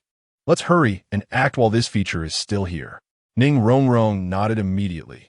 Let us start before Boss Li finds out. 6 hours later. Although the 7 treasure glazed tile sect has a vast family business, half a day was enough for them to manage. Ning Fengji looked at his disciples. All 3,000 of them had 9 treasure glazed tiles. A small dimple appeared on his cheek, and he smiled with some satisfaction. After so many years as the sect leader, he is the most outstanding one among all the previous leaders as he led the sect to soar. Just imagine what a sect full of 9 treasure glazed tiles would look like. At the same time, Ning Fengji began to ponder his next move. He thought, if I can exploit the bug, can others exploit it too? Indeed, that was the case. Dugu Yin, in the Dugu family courtyard, was astonished to find that the seeds she had sown were still continuously growing, and the effect of the manure had not worn off. They were infinitely generating in the fields, absorbed by various rare herbs around. Tianheng, come quickly, something big has happened, Dugu Yin shouted, making a trumpet shape with her hands. Yu Qianheng thought something major had occurred and hurried over. Even too lazy to fetch water, he leapt in front of her in a few steps. Yinzi, what happened? Yu Qianheng looked around anxiously. Dugu Yin grabbed his arm. Tianheng, look around. The mini manure is still appearing continuously. Is this for real? But we already used it, right? He was also confused about what was going on. Dugu Yin, with her hands on her hips and a faint smile on her face, said, let us hurry and buy some seeds to continue planting. Tianheng, you activate your martial soul and clear the land around. Let us aim to plant over 10 acres. My grandpa has immortal herb seeds. I will go ask him for some. You stay here and work hard. Don't worry, Yinzi, leave this to me. Yu Qianheng nodded, patting his chest in assurance. Seeing him so reliable, Dugu Yin immediately left the family, disappearing into the fields in a flash. Meanwhile, a similar scene was unfolding elsewhere. In the Lucky Card store, Li Ning looked at the Rui ring that suddenly appeared on the table. He was a bit bewildered and curious. Wasn't he this taken by Dugu Bo? How could it reappear? The system quickly came out to explain, host, don't worry. I'll investigate. As the system's voice just fell, it began to operate. A virtual electronic screen appeared in front of Li Ning. This electronic screen was visible only to him, and others could not see it. Warning, warning, system malfunction. System version 4.0, self-repairing. Estimated time, 3 minutes. 100. 6G internet speed is fast. Repair successful. Host, you were dazed for quite a while. I'll draw a circle to curse you. Please don't do such childish things. Do you think everyone is as carefree as the carefree guy in Happy Gray? He has just a raw egg. System version 4.0 has repaired the state of items appearing with infinite duration and fixed the bug where items would continue to appear after use. Whoosh. The Rui ring on the table in front of Li Ning disappeared. At this moment, he suddenly remembered he hadn't used it. Oh no, my head. Once used, it can't be retrieved. Before he had time to blame himself, the system's voice rang out again. Please do not engage in activities unrelated to selling cards and training. Otherwise, if the system is affected, similar bugs will continue to appear. Li Ning rubbed the system's page with his finger. Are you kidding? This system still needs updates. My days is my business. What does it have to do with your system? I'd better check if there's a new version. Replace your server. System is self-correcting. There is currently no new version. This system has completed the search. Wish you happy card pulling.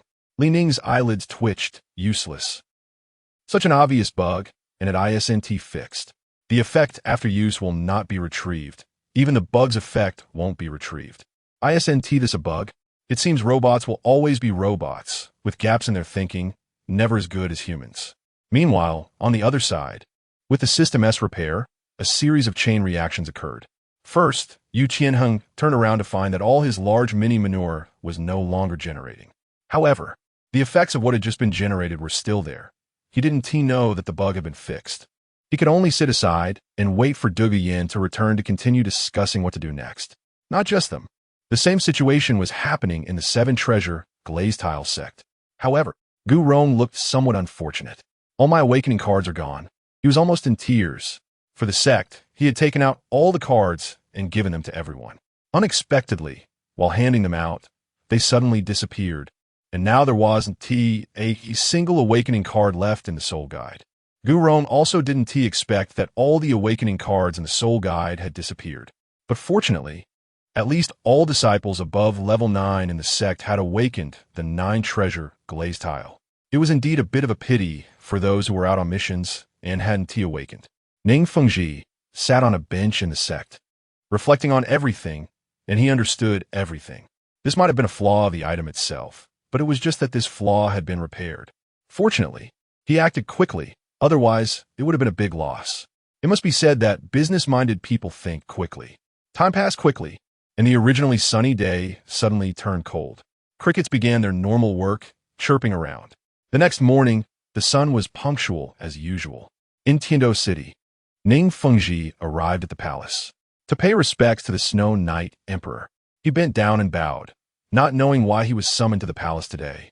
The Snow Knight Emperor saw Ning Fengji and said happily, Sect Master Ning, I called you here today to discuss a matter. Oh, I wonder what matters His Majesty has. Ning Fengji sensed a hint of crisis. Chapter 70 Conspiracy? The Snow Knight Emperor did not keep his cards close to his chest and immediately expressed his stance. Master Ning, in a few years, the elite competition for high-level soul masters across the continent will take place. What are your thoughts on this? Oh, Your Majesty, why are you so concerned about this matter? The competitions in previous years seem to be quite similar. Ning Fengji responded. The Snow Knight Emperor shook his head, his mouth slightly moving. It's different. This year seems to have an inexplicable feeling, especially the Spirit Hall. I feel their ambitions are growing larger. I fear that it won't be long before they provoke a war, and we should plan ahead. Upon hearing this, Ning Fengji couldn't help but tighten his grip on his cane. The idea that a conflict had arisen between the Empire and the Spirit Hall formed in his mind. However, he didn't dare make a blind decision, as the various forces had always coexisted peacefully, and he hadn't heard of anyone instigating a war. Ning Fengji politely nodded his head in response. What Your Majesty says is very true. The Spirit Hall has indeed developed significantly in recent years. But isn't it a bit excessive to resist them just based on this? Ha ha ha, the Snow Knight Emperor laughed. Of course not, I'm just a little worried. After all, as the Emperor of a nation, if one does not have long-term concerns, there will surely be immediate troubles. Additionally, it seems that Douluo made quite a stir yesterday. Could it be that he has broken through another level? Uncle Bone indeed broke through to level 96. Ning Fengji continued. It's just luck. Luck? The Snow Knight Emperor did not believe his words. It should be known that for a title Douluo, each level up is extremely difficult. As a monarch, the other party was also his loyal assistant. He decided to be straightforward. Master Ning, to be honest, I feel there is a traitor in the royal family. Ning Fengji's brows twitched. Oh, Your Majesty, what do you mean by that? In his impression, The members of the royal family had to undergo strict selection, making it nearly impossible for external forces to infiltrate as traitors, especially since the royal guard was not foolish. They conduct monthly checks on the identities of royal members. The Snow Knight Emperor continued. He paused halfway through, waving his hand. Step, step, step. The guard around the conference hall left one after another, and then the door was slammed shut. Seeing that no one was around, the Snow Knight Emperor finally felt at ease to say, Sigh, my second and third princes. They're all dead now. Only the fourth prince and the first prince remain. This matter is very strange. I have been investigating for a long time and have not found the reason. I have heard about this. Chun Xian spoke up from the side. No matter where Ning Fengji went, there would always be Sword Bone Douluo following him. Chun Xian once again used his spiritual power to scan the surroundings, and, after confirming that no one was there, continued, Your Majesty suspects that the Spirit Hall is behind this. Yes, the Snow Knight Emperor nodded. If this matter were the doing of the Star Luo Empire, he wouldn't believe it at all. The other party's strength was already greater than his. If it weren't for the interference of the Spirit Hall, the Star Luo Empire would have long since eradicated the Tiando Empire. Therefore, they had no need to spend decades scheming and poisoning. Doing some trivial, time-wasting things did not align with their style. If it really was them, it would be troublesome. Ning Fengji said, resting his right hand on his cane and pinching his nose with his left hand. He needed to remain calm. What kind of existence was the Spirit Hall? They had a limit Douluo in command. If it really was them, even if the royal family wanted to cause trouble, they probably wouldn't have the strength to do so. Even a usually composed Chun Xian furrowed his brows. Having broken through to level 97, he had a deeper understanding of the sword's path of the spirit. Even if the golden crocodile Douluo came, he could still contend, but facing a level 99 Qian Douluo, he would be helpless. It could even be said that there was hardly anyone in the royal family who could stop the other party's advance. Perhaps this was the reason the Snow Knight Emperor summoned them. Ahem. The Snow Knight Emperor lightly coughed. Gentlemen, please investigate this privately. Even if we cannot find the reason, I still need to clean up the internal pests. Ning Fengji immediately agreed, as their interests were originally bound to the royal family. If the Tiando Empire collapsed, he wouldn't have anywhere to escape. Moreover, the royal family had provided considerable convenience in terms of land development and shop management rights. For both emotional and logical reasons, he had to help investigate the matter. Afterward, the two followed the Snow Knight Emperor to a secret chamber. The secret chamber was small, seemingly only 50 square meters, with a bed and simple medical supplies messily arranged around. It looked like it hadn't been used for a long time. Ning Fengji casually brushed his hand against a nearby wooden table and found his fingers covered in dust. Your Majesty, it seems like no one has been here for a long time, Ning Fengji said, beginning to survey the surroundings. The Snow Knight Emperor approached a wooden bed and reminded the two. This bed is where my second prince lay when he died. There's a special toxin within. I believe Sword Douluo can definitely detect it. Poisonous. Ning Fengji instinctively took a step back. On the other hand, Chun Xian stepped forward. If it was about poison, the first person he thought of was Poison Douluo. However, that was impossible. Douluo was a venerated figure of the empire. How could he harm anyone? Therefore, he quickly realized that the culprit must be a master of poison. Let me think about who uses poison. Chun Xian pondered for a moment. Suddenly, a light bulb went off in his head, and he thought of a possibility. Spirits sting Douluo? That was the only possibility. After all, he was the only one in the Spirit Hall who used poison. The case is solved. The Snow Knight Emperor murmured to himself. Spirits sting Douluo, so it's him. Looking across the entire continent, aside from Douluo, it could only be him.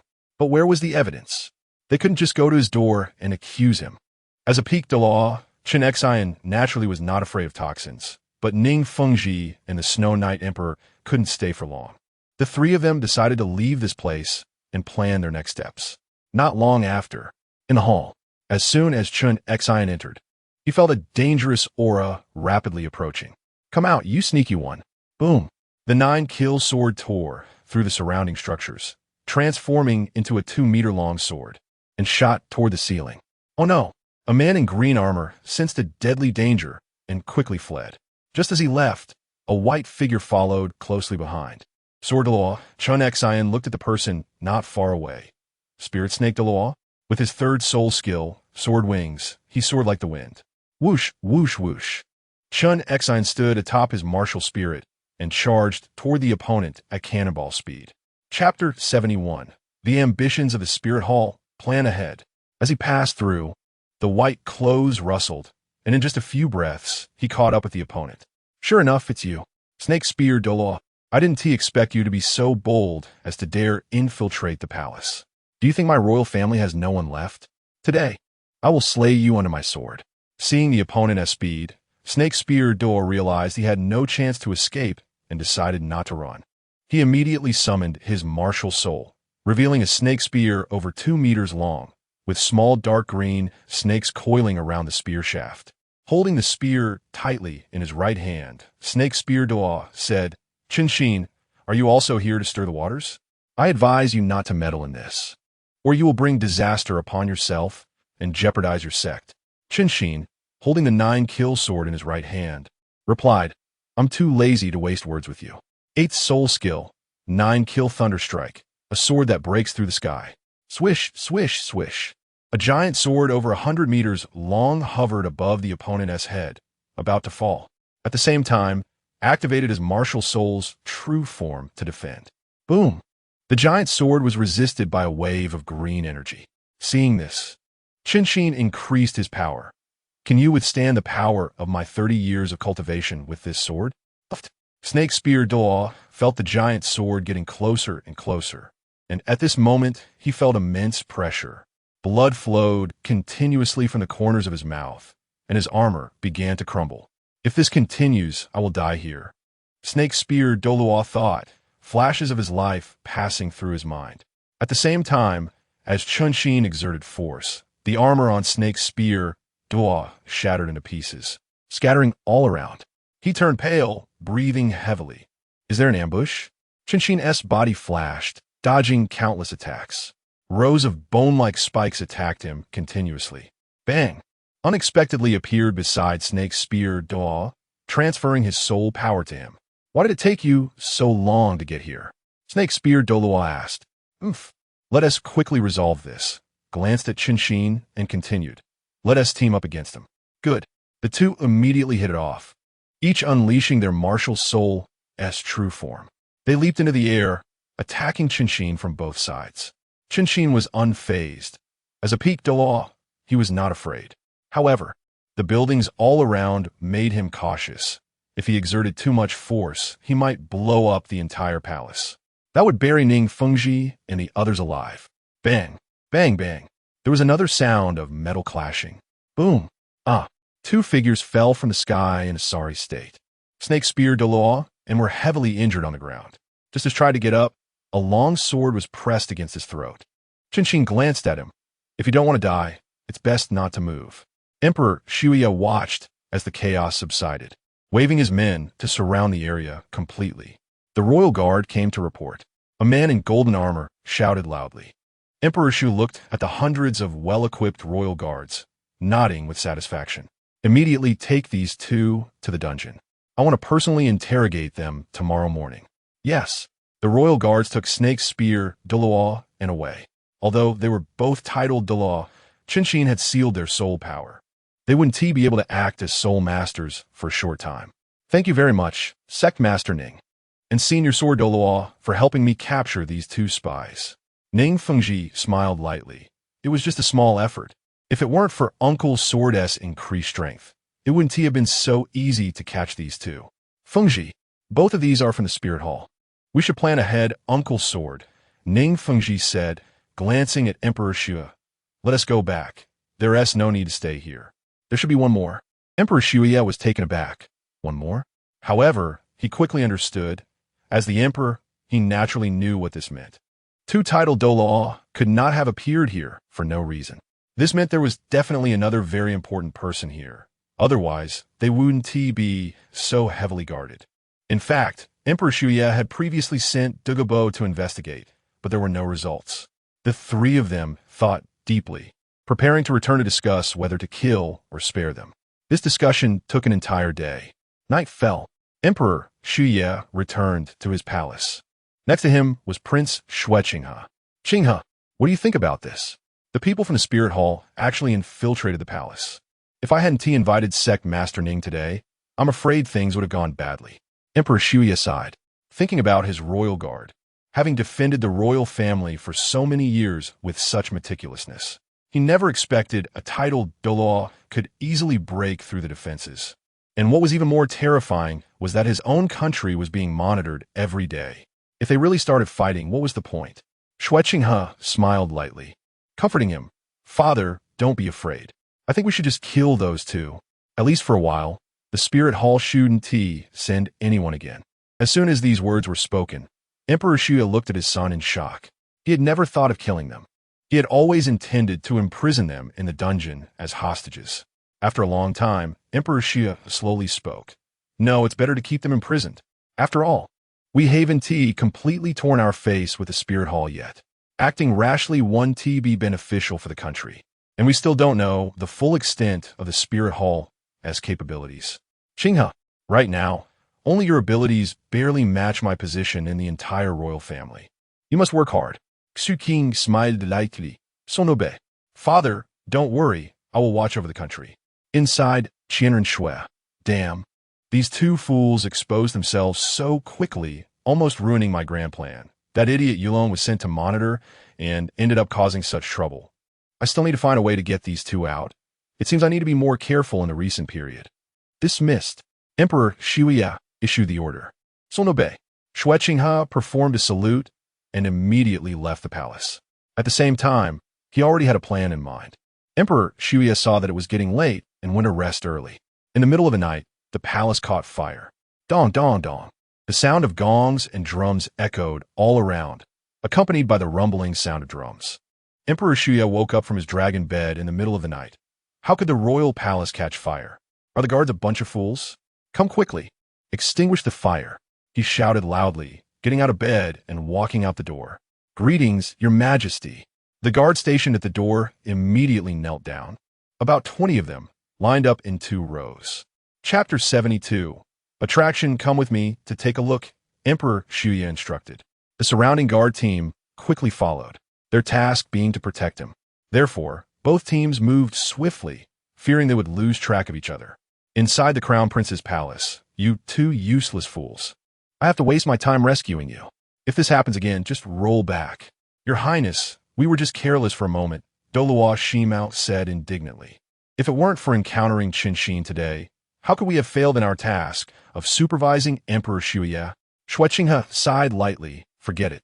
You two go back to the Spirit Hall for now. You don't need to come out during this time. As for my safety, you don't need to worry. Yes, Your Highness. Douluo Shimao and Douluo Siju bowed and quickly left. The secret guard team, dispatched by Xue Qinghe, safely escorted them out.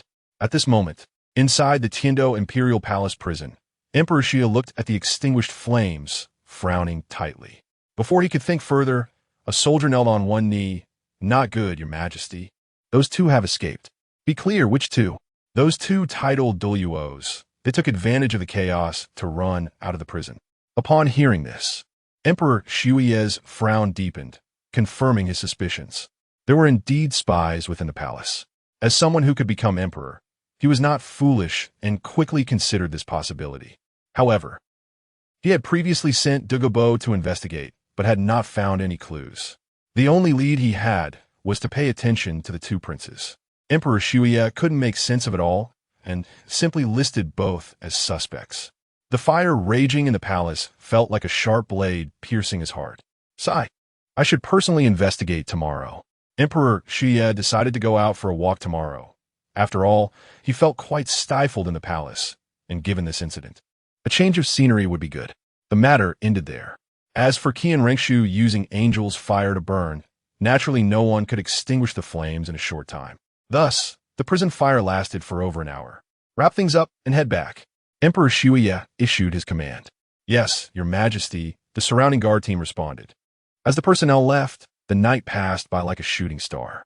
The next morning, Emperor Shuye left the palace, heading to Tiando City to clear his mind of the recent troubles. As an emperor, he naturally couldn't always stay in the palace. How could he know about his country's affairs that way?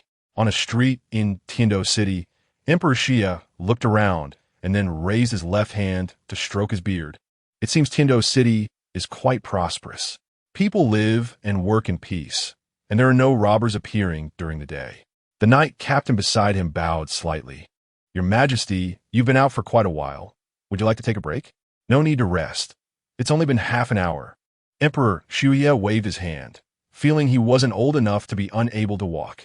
However, after walking for over an hour, it wouldn't hurt to find a shop to sit for a while. Just as Emperor Shuya was about to find a place to rest, the commotion not far away caught his attention. Strange, why are those people running over there? Could something big have happened? Your Majesty, that place is crowded with people. It's best not to go there, the knight captain reminded him. His task was to protect the emperor from external harm. In such crowded places, it would be hard to manage, and a misstep could lead to mistakenly harming civilians, causing trouble later. But Emperor Xia was determined to go to that place, as if he had made up his mind. The helpless knight captain had no choice but to follow him. After all, he was the emperor. 5 minutes later, damn, I really hit the jackpot with the recovery holy water. It restores all statuses 100. A man in white excitedly held the liquid bottle in his hand. Another man in red patted his shoulder. Brother, sell it to me. I'll give you 100,000 gold soul coins. This kind of thing is my trump card. I won't sell it to anyone, the man in white said as he left, having already spent all his money, so staying there was useless. Emperor Shuya, having overheard their conversation, approached the man in red. My friend, is that holy water really effective? The man in red turned around and was instantly startled, frozen in place. Isn't this our emperor? Although Emperor Shuya was dressed in plain clothes, the knight captain behind him was not to be underestimated. There was a royal emblem on his chest, and it was the highest level golden one. Such a figure was typically a high-ranking official, someone ordinary civilians would rarely see, which is why the man in red appeared somewhat surprised. However, he was also a soul master and had seen the world. The man in red immediately responded respectfully. Of course it's effective. That's holy water, and you can participate in the flash sale for just 1 gold soul coin. That's how he got it. 100 restore all statuses for just 1 gold soul coin. Isn't that a treasure? Emperor Xia stroked his white beard with his left hand, agreeing with the man's words. Indeed, it was a great treasure. If that were the case, he wanted to buy some too. If it could be equipped on the battlefield, how glorious would that be? He even began to fantasize that even if the spirit hull truly tore their faces with such magical holy water, they could strike back unexpectedly, and perhaps they could really achieve something. After all, the soul power of 1,000,000 soldiers could not be resisted even by a 99th level limit Douluo. Coupled with the army's formation, they could even break through to demigod status. This is why Qian Daolu sent Qian Rengshu to be an undercover agent instead of acting himself. After all, if he could defeat them, couldn't he just wipe out a country with a snap of his fingers? Therefore, the power of a nation was still much stronger than the power of a limit Douluo. The only drawback was the lack of mobility. Got it. Another delusional fantasist. The man in red thought to himself as he left the spot. Holy water wasn't that easy to draw. If it didn't kill you, it would be good enough. Emperor Shuya took a step forward, bypassing the crowd and walking inside. Strangely, as soon as he entered the shop, he felt the surrounding space had expanded significantly, at least several times larger. Was this spatial power? The knight captain looked around like a child in a wonderland. Although the shop was small, it had all kinds of daily necessities and even several independent rooms and bathrooms. However, from the outside, it was only about 50 square meters. Bon Douluo, Chapter 73. The Emperor's drawing cards too? The captain of the guard could only think of this reason. After all, there are powers of space all over the Douluo continent, and the only person he knew was Gu Rong, who was a title Douluo. Who doesn't know him? Ning looked up as an old man walked in and immediately spoke. Are you here to draw cards? What is drawing cards? The Snow Knight Emperor stepped forward as if he had never seen such a thing before. He was examining the other party, and the other party was also examining him. Drawing cards was still a novelty for him, so it was also his first time. He gave it to Bosley on the first try. Ning noticed that the clothes of these two were quite luxurious. They should be wealthy people, so they could put in 6, 4, or 8. Drawing cards just means putting your gold coins into the card machine. You can only draw 10 times a week. And once a year, there is a 1 yuan instant kill opportunity, which is for ordinary people. Of course, you can also use it. A 1 yuan instant kill? Sounds nice. I'll take this one. The Snow Knight Emperor took out a gold soul coin. As the Emperor, he had a ring containing spatial power, and the gold coin was taken from the ring. Follow me. I'll teach you how to operate it. Ning guided the two to the machine. He casually pointed to the entrance. With a clang, the coin was placed into the card machine. The Snow Knight Emperor began to feel excited. The machine looked a bit yellow, not like a serious thing. Whoosh, whoosh, whoosh. A purple light burst forth, as if it were a rare treasure. Item: large bottle of lasting potion. Effect: drinking it allows a person to last in any activity for 30 minutes. Description: synthesized from an unknown system. Is a rare treasure, a gas station for men. 500 milliliters, not too big or too small. Just right for a gulp. The Snow Knight Emperor looked at the potion floating out of the card machine, a bit puzzled as he grabbed it. He curiously examined it for a moment, and after seeing the description on it, he was overjoyed. It was actually a lasting potion. Great. If this is true, then my thing should be able to be done. Finally able to drive. Previously, I felt sore and tired after driving. Now I am getting stronger. Ning reminded him from the side. You still have 9 chances left. Boss, I put them all in. The Snow Knight Emperor seemed a bit addicted. This was a lasting potion. After drinking it, soul power could also last for 30 minutes. Even if you were about to die, drinking it would allow you to live for another 30 minutes. Such outrageous things were already heavenly, enough to rival adrenaline. Clang, clang, clang. The sound of coins clashing echoed in the lucky card shop like a symphony. With the insertion of the gold soul coin, the Snow Knight Emperor began to feel excited again.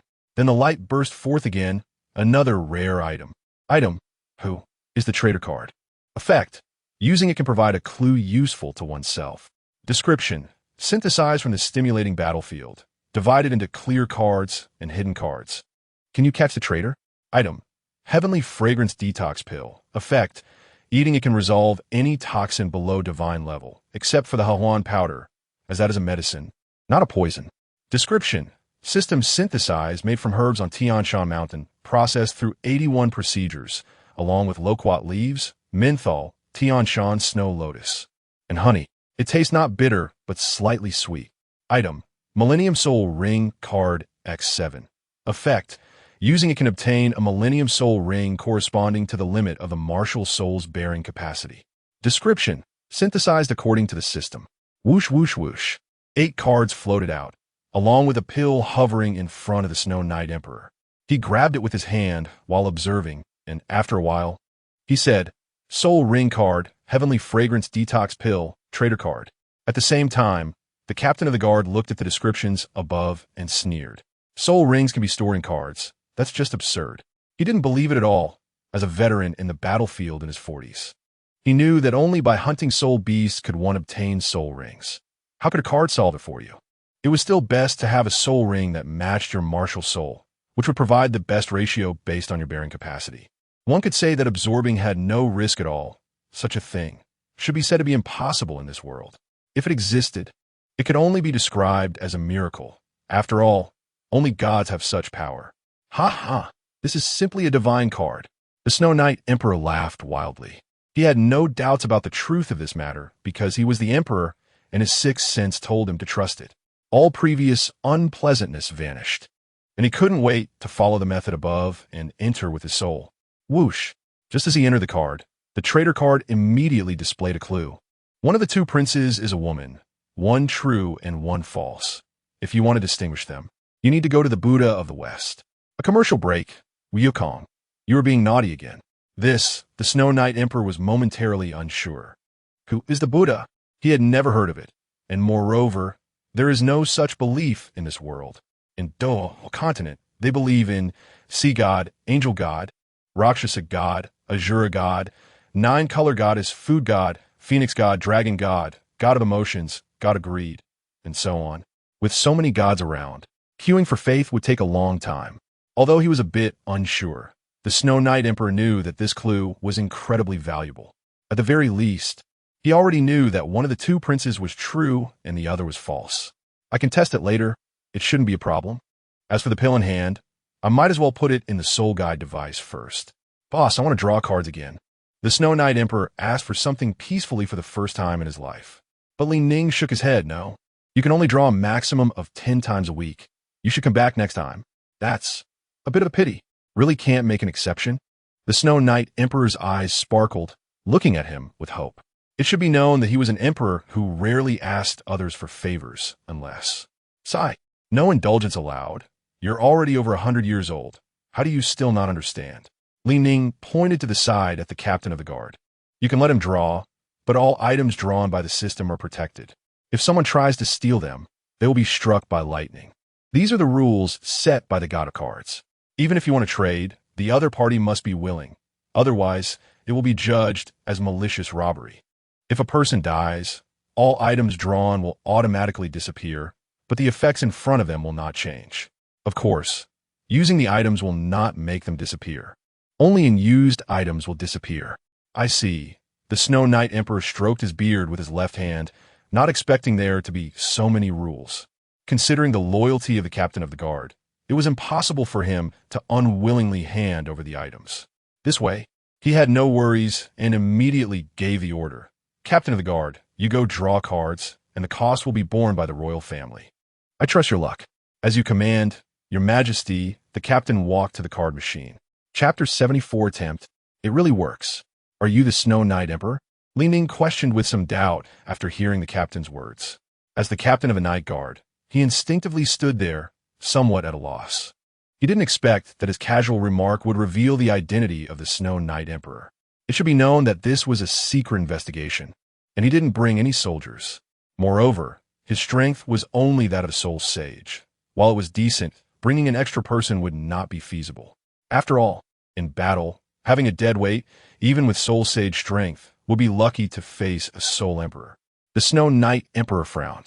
Since his identity had already been exposed, he decided not to pretend anymore, waved his hand, and closed the door. Earlier, when he concealed his identity and spoke to the other party, now that they knew he was the emperor, they should be fawning over him, right? In fact, I am the emperor of the Tiendo Empire, and I came out this time just to relax. After the Snow Knight Emperor finished speaking, he looked at the expression of the other party, who appeared to be only 17 or 18 years old. Yet, he managed to run a thriving shop, which must have some backing. Since his identity was already revealed, it would be better to expose a bit more to gauge the other party's strength. The captain reacted. His expression turned serious, like a judge banging a gavel. Bold. You see His Majesty and do not bow. Boom. In the lucky card shop, Pikachu Superman erupted with an astonishing soul power, causing the surrounding objects to tremble. He shouted, "Who dares to be disrespectful to the young master?" After saying this, he immediately drew out his dark red short knife, which glimmered under the shop's lights. Title Douluo, the Snow Knight Emperor, and the captain spoke in unison. Douluo and the others had naturally seen it before and knew what Title Douluo's strength was like. Especially since the captain was just a step away from becoming a Soul Douluo, he was undoubtedly the most sensitive about Title Douluo. The sound of footsteps echoed in the shop. Pikachu Superman, holding a short knife, kept approaching, scaring the captain so much that his legs went weak. Damn it. This leg always gives out at critical moments. Sooner or later, I will. Forget it, better keep it. Facing a Title Douluo, even though he was an emperor, the Snow Knight Emperor couldn't help but feel a bit scared. After all, he was just an ordinary person without power. No matter how high his status, it was useless. Captain, look at what you've done. Hurry and apologize to the shop owner. The Snow Knight Emperor's words made the captain dare not disobey. He could only suppress his fear and clasp his fists.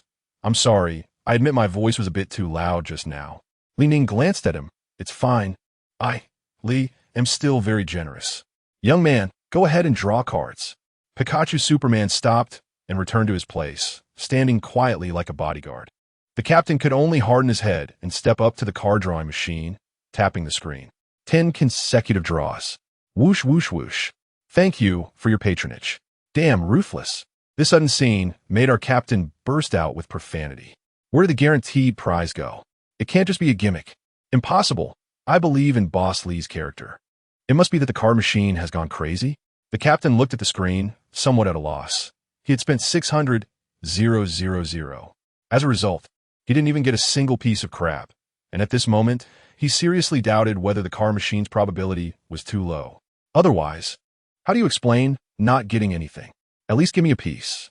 Ning listened to the system's prompt and felt a bit sorry for this brother. Thud, thud, thud. He stepped forward and placed a hand on his shoulder. Brother, take heart. You've already lost. There's nothing to be done. It's all about luck. If you're out of luck, it can only be like this.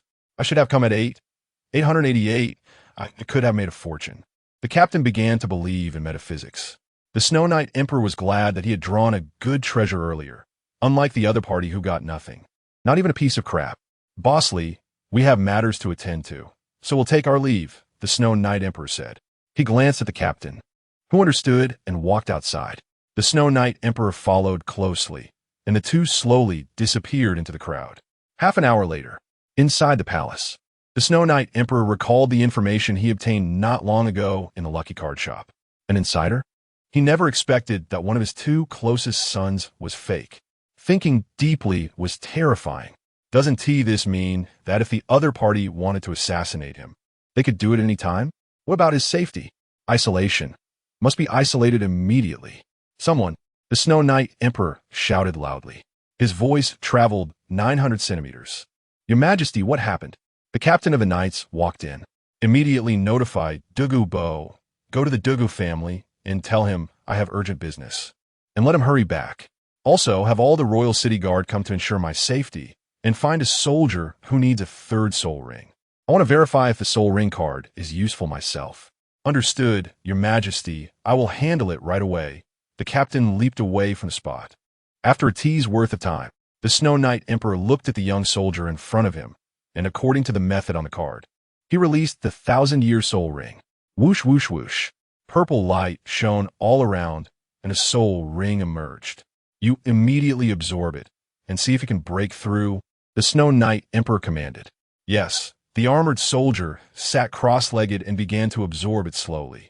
Under his guidance, the purple soul ring encircled his head. Suddenly, the soldier cried out, his expression one of pain, which startled the Snow Knight Emperor. He thought, this soul ring really has a problem. Luckily, I didn't absorb it. Otherwise, I would be as confused and in pain as this person in front of me, not knowing how I died. Boom! Level 31, I broke through. The soldier stood up happily. At the same time, he knelt on one knee. Thank you, Your Majesty, for granting me a soul ring. The Snow Knight Emperor secretly sighed. It really works. It seems my vision was too narrow to doubt Bossly. Since these cards are real, why not send someone to those auction houses to see if there are more? In case there are more, buy them at high price.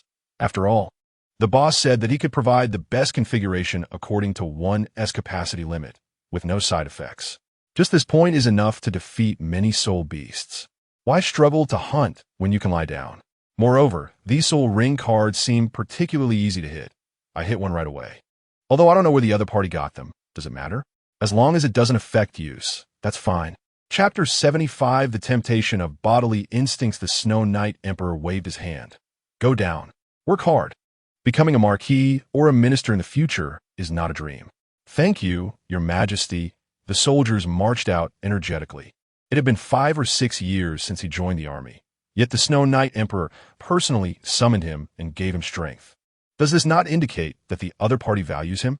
Certainly, it must be so. Perhaps he could even marry a princess and live a beautiful dream.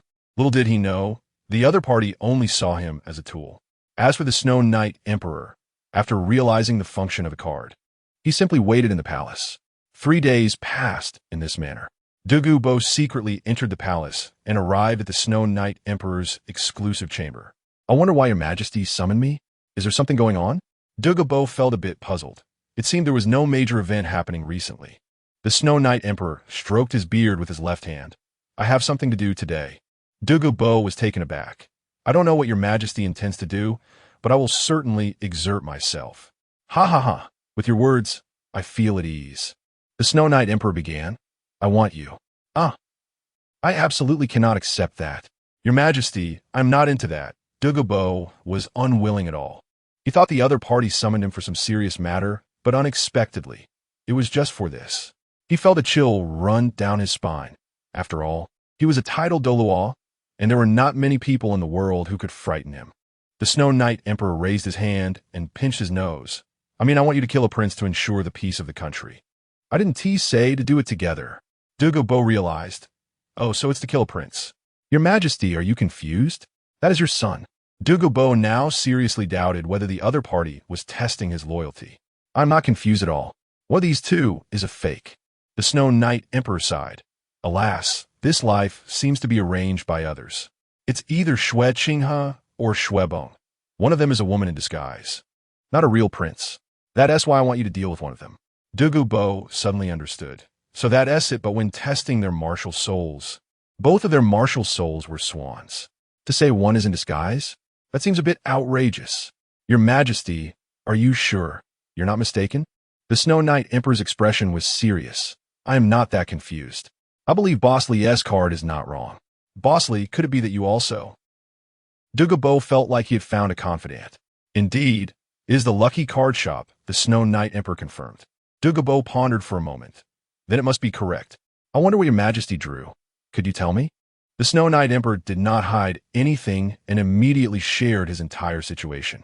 I drew an insider card, which shows that one of the princes is fake. I have lost so many sons, and only 2 are left. The insider card indicates that one is a woman. Douluo was a bit excited when he heard this. A woman? Are you sure? The Snow Knight Emperor nodded. Exactly. It is indeed a woman. With a clap, Douluo clapped his left hand as a palm and his right hand as a fist together.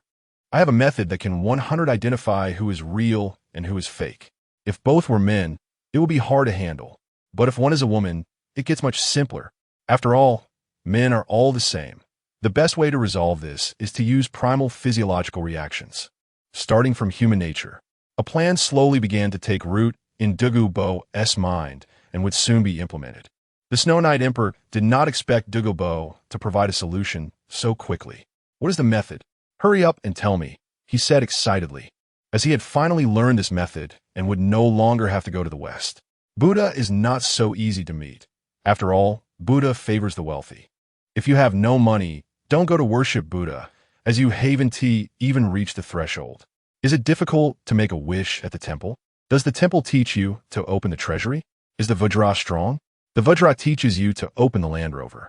However, these are trivial matters. Thinking about it now seems a bit like worrying for nothing. Cough, cough. Douluo cleared his throat. Your Majesty, as long as we gather them together like this, and then like this, it will be fine. He whispered close to the Snow Knight Emperor's ear to prevent eavesdropping. As the words flowed into his ears, the Snow Knight Emperor's smile gradually grew. Good. Let us do as you say. I think it's feasible. We can sacrifice someone when the time comes. This was the only best method Douluo could think of. Using human nature for identification, a person's subconscious reaction is often the most genuine. Thus, they immediately set to action. The next morning, the sun rose punctually. Bibidong and Xue Qinghe were summoned to a palace. The former remained the same arrogant young master, looking down on everyone. He looked around and occasionally shouted, "This prince is thirsty. Where's my juice? I want fresh milk, freshly squeezed. Hurry up and arrange it for me." The guards in front ignored him. On the contrary, the number of guards in the palace increased. The latter appeared much more composed. But she also felt something was off. Disguised as Xue Qinghe, Qianrenxue sensed a killing intent in the enclosed palace. But she couldn't quite put her finger on it. In short, everything felt wrong. "Father isn't here. I'll come back tomorrow," Xue Qinghe said, turning to leave, but unexpectedly bumped into the Snow Knight Emperor. "Where do you think you're going? Hurry back." Xue Qinghe was not flustered. "I don't know what Father wants." "Why not say it here? There's so many guards here. Are you planning to start a war?" The Snow Knight Emperor shouted. "Everyone, close your eyes." With a whoosh, all the soldiers closed their eyes, and only one soldier stepped forward. Bibidong and Xue Qinghe looked at that soldier in confusion because he was dressed in loose clothing, unlike the others who wore armor and held long spears. Whoosh! Unexpectedly, this soldier disregarded decorum and took off his pants. "Ah!" The Xue Qinghe, disguised by Qianrenxue, immediately screamed. She was still a pure maiden. She didn't expect to see the other party. Yes. This filthy and disgusting thing was simply unbearable. She almost instinctively closed her eyes and turned away, covering her face. Shuebong, however, laughed heartily. Brother, yours is too. Isn't it? You still have the nerve to show that. The soldier, speechless. If it weren't for the Emperor's order, I wouldn't do this. This is truly embarrassing. And what is there to compare? My 30 years of skill can't be compared to a triple X. Can it? 30 years of skill. Can you handle it? Chapter 76. Is Qianrenxue captured? Upon seeing that the opponent had been exposed, the Snow Knight Emperor immediately shouted, "Someone, capture this spy." The Snow Qinghe, disguised as Qianrenxue, saw that her cover was blown but was not flustered. Instead, she remained calm. "Father, what do you mean by this?" she said, her eyes fixed on him. The Snow Knight Emperor let out a cold snort. "Umph, even at this critical moment, you still pretend. You are not my son, you are a woman. Your actions have already revealed everything about you.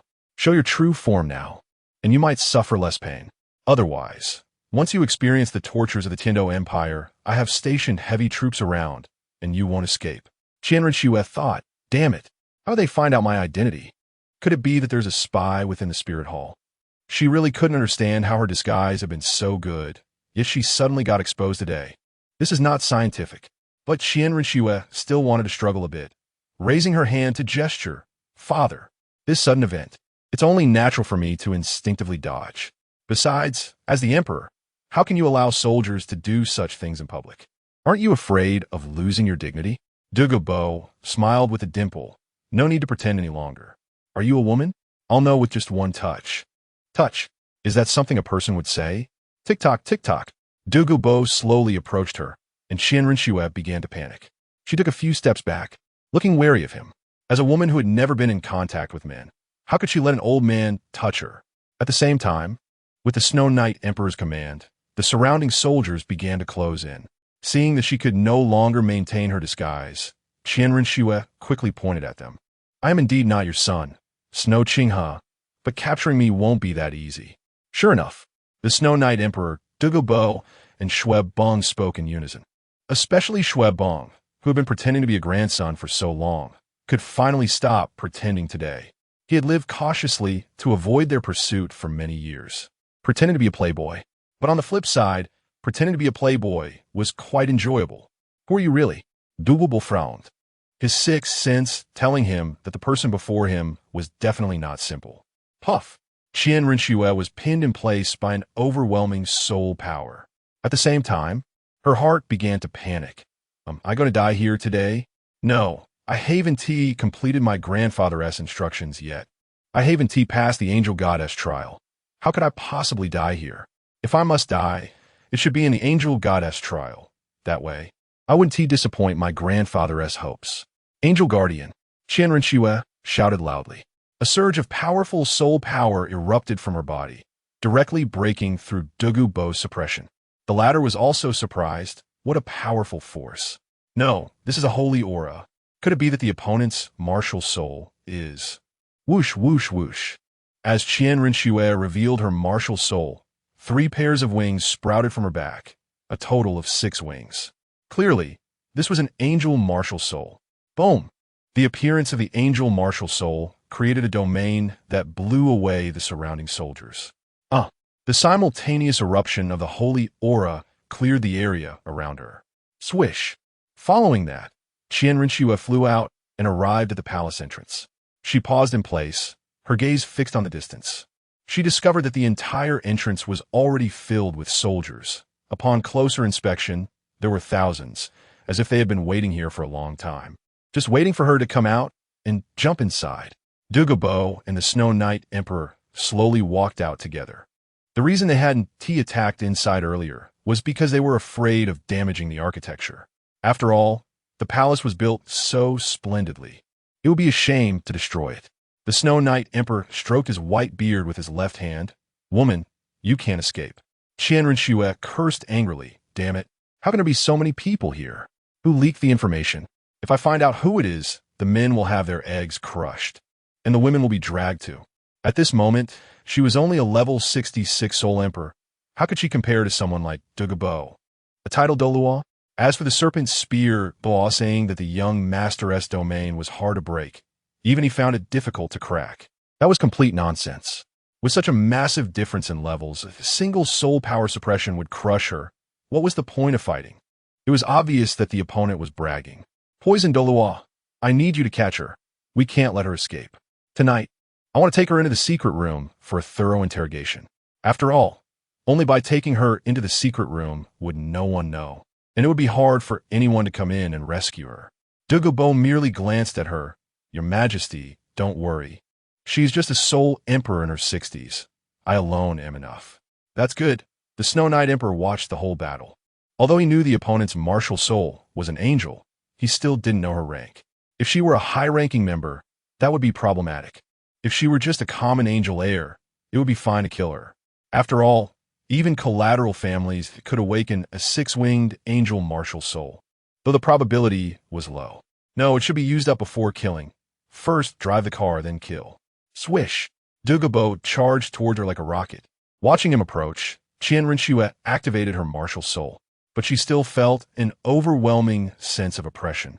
A feeling that was different from when she faced the serpent spear Douluo. Could it be that you long let loose?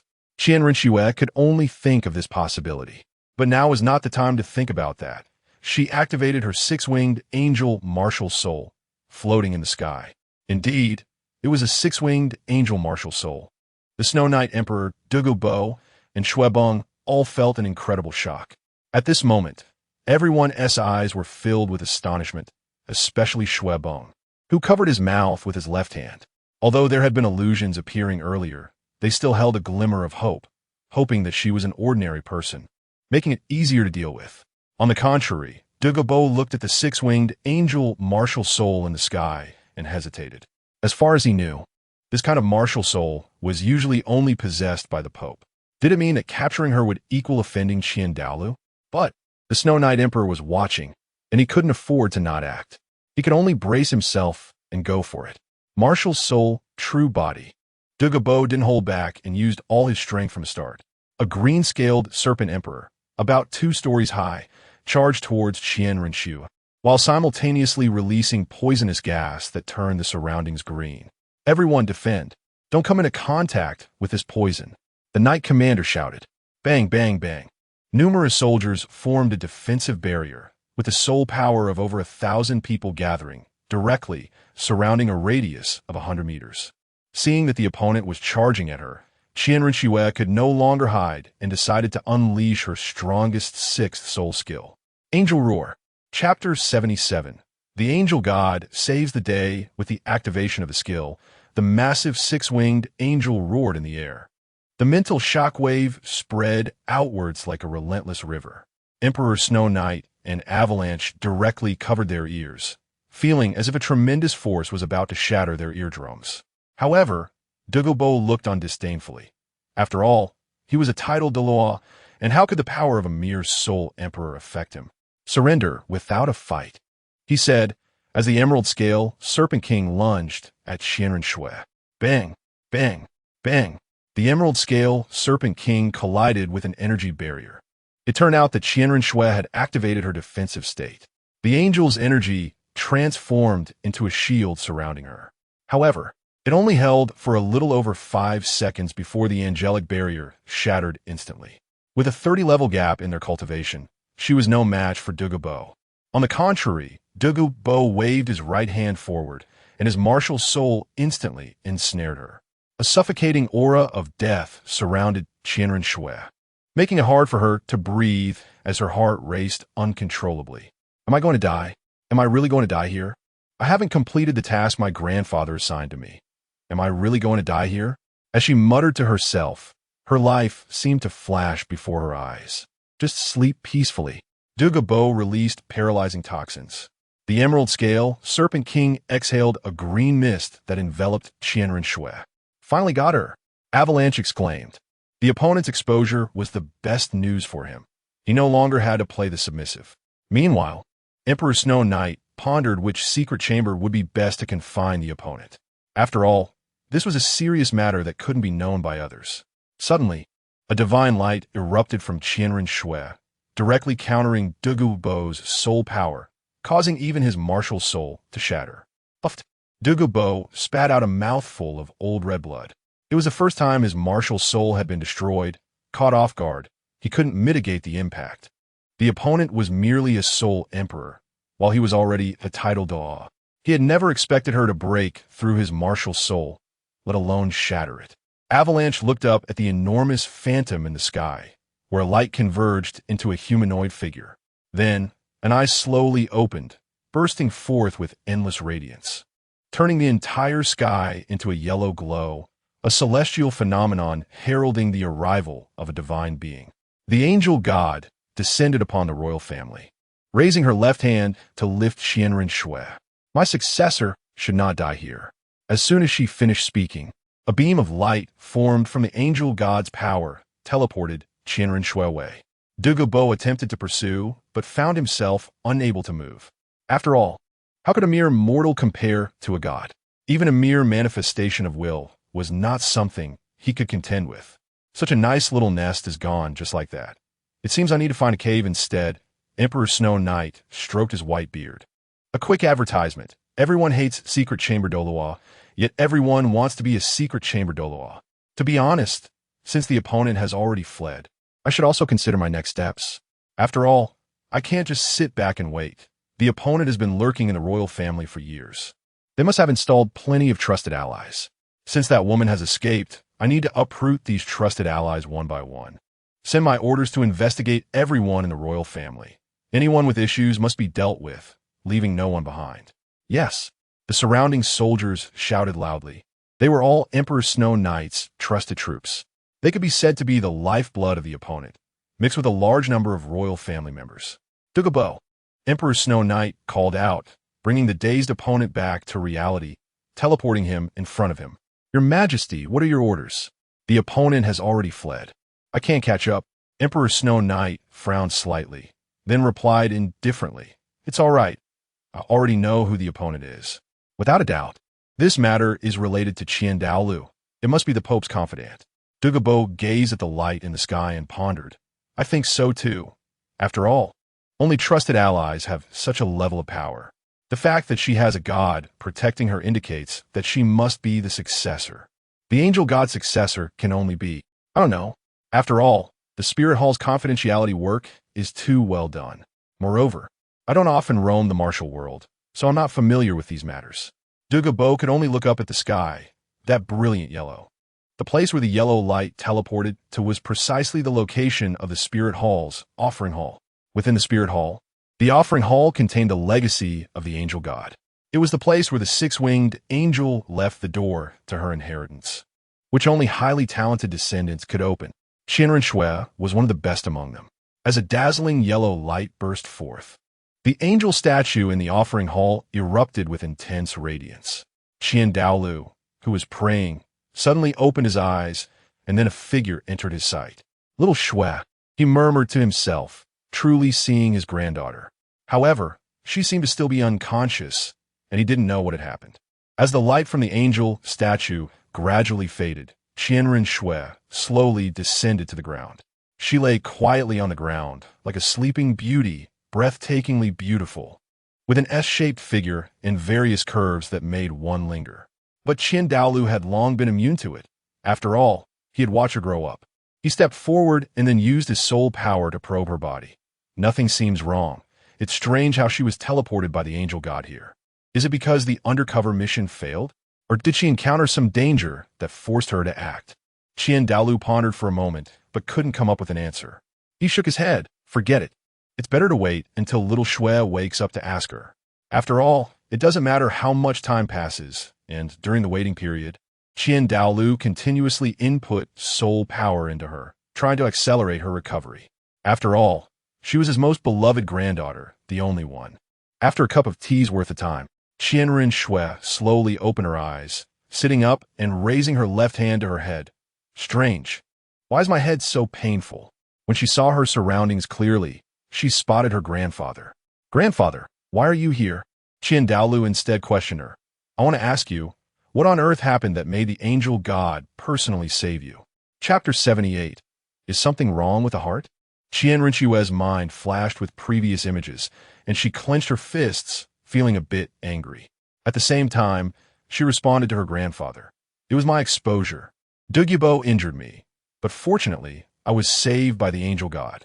Upon hearing that his granddaughter had been hurt, Douluo's originally calm face suddenly turned furious. He furrowed his brow but still sighed. Xiao Xue, after so many years of effort, has it all failed? Are you satisfied with that?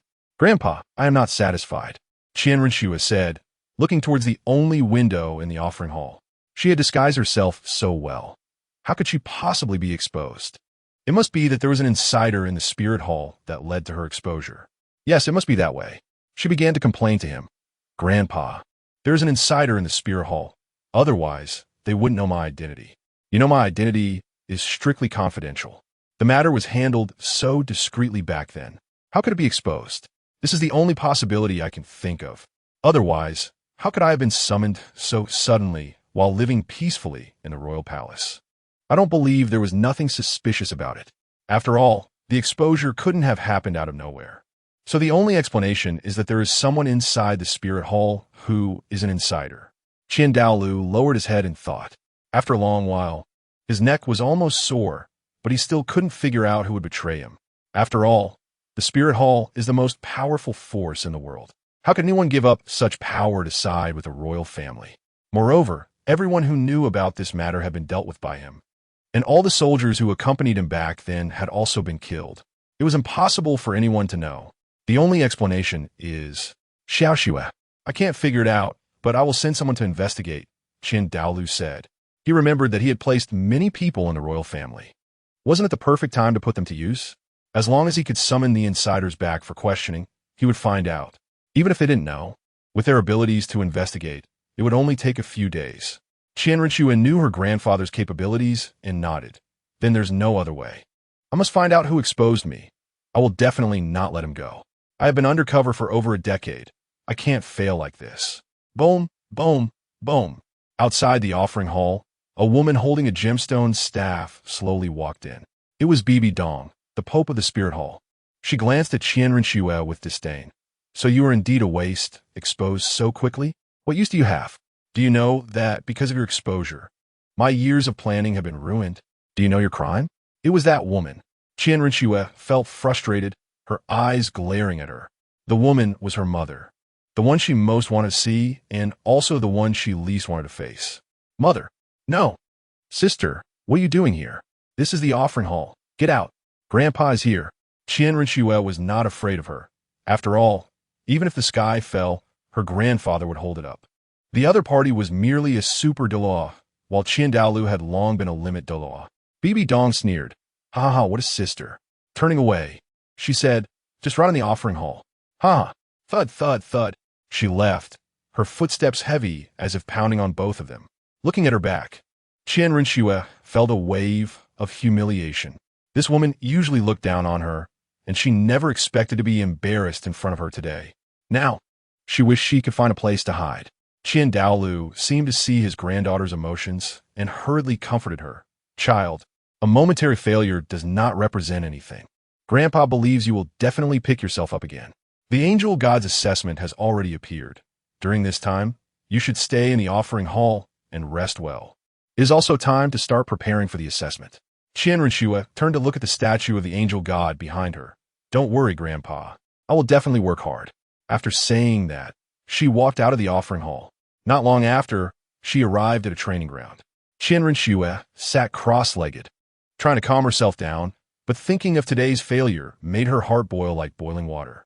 No matter how she meditated and practiced, she couldn't calm down. Instead, she became more and more furious. Therefore, a black power wrapped around her, making her even more irritable. Qianrenxue, I didn't expect you to have a day of failure too. Who is there? Come out. Qianrenxue looked around but still did not see anyone. Swish, swish, swish. The black power condensed into a beam of light, growing brighter and forming a shadow of a person. Dark Qianrenxue? She stood in front of her, raising her left hand with a smile. Qianrenxue, you failed? I didn't expect you to have a day of failure. You lived so cautiously.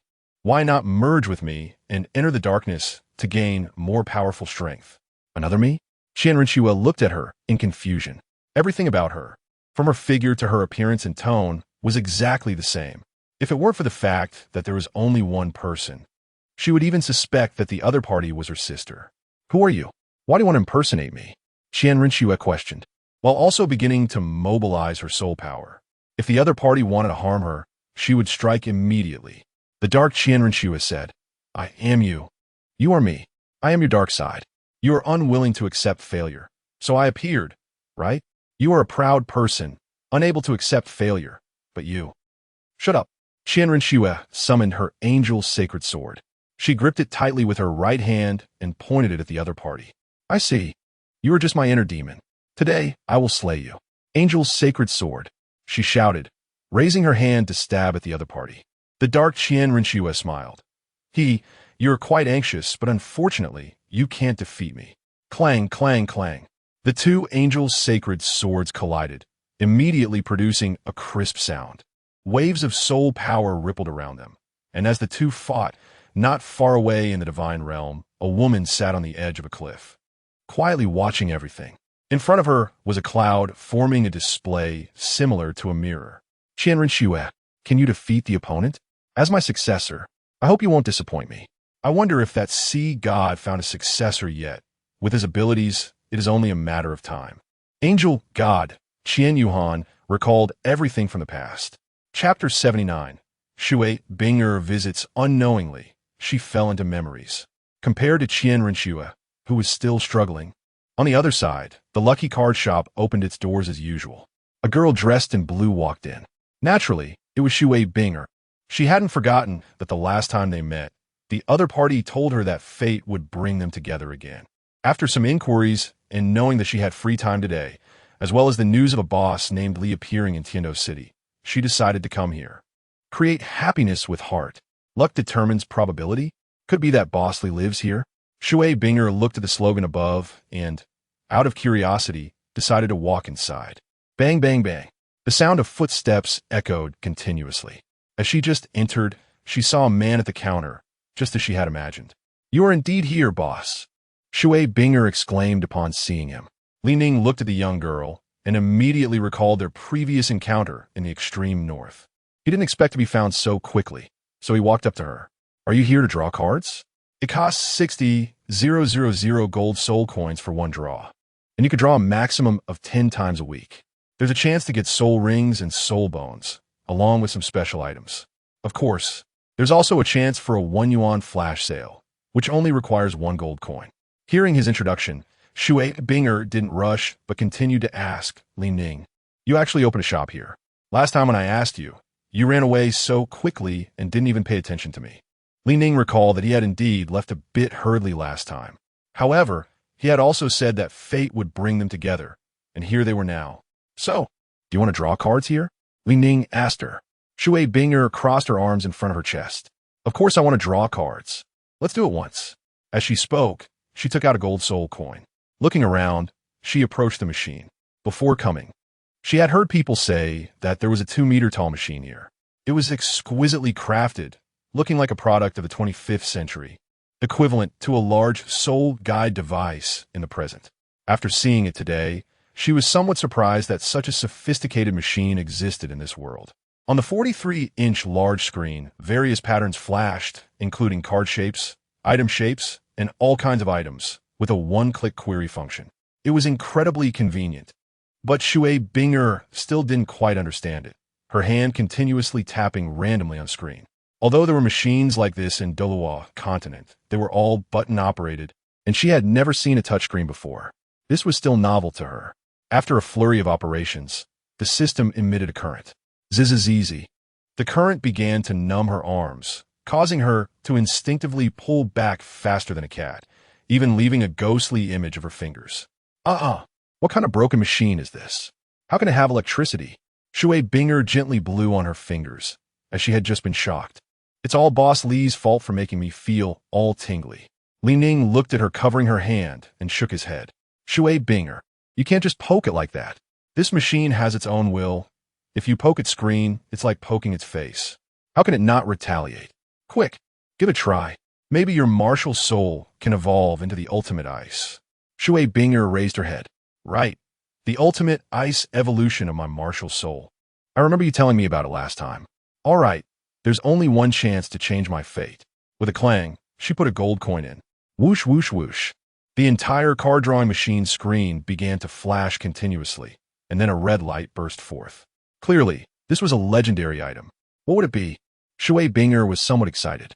On the contrary, after seeing the red light, Ning began to explain, yellow items are ordinary, purple items are rare, black items are epic, red items are legendary, and mythic items are golden. You might not draw one of those. So that is how it is. Shui Binger thought as a smile blossomed on her face upon seeing the red light.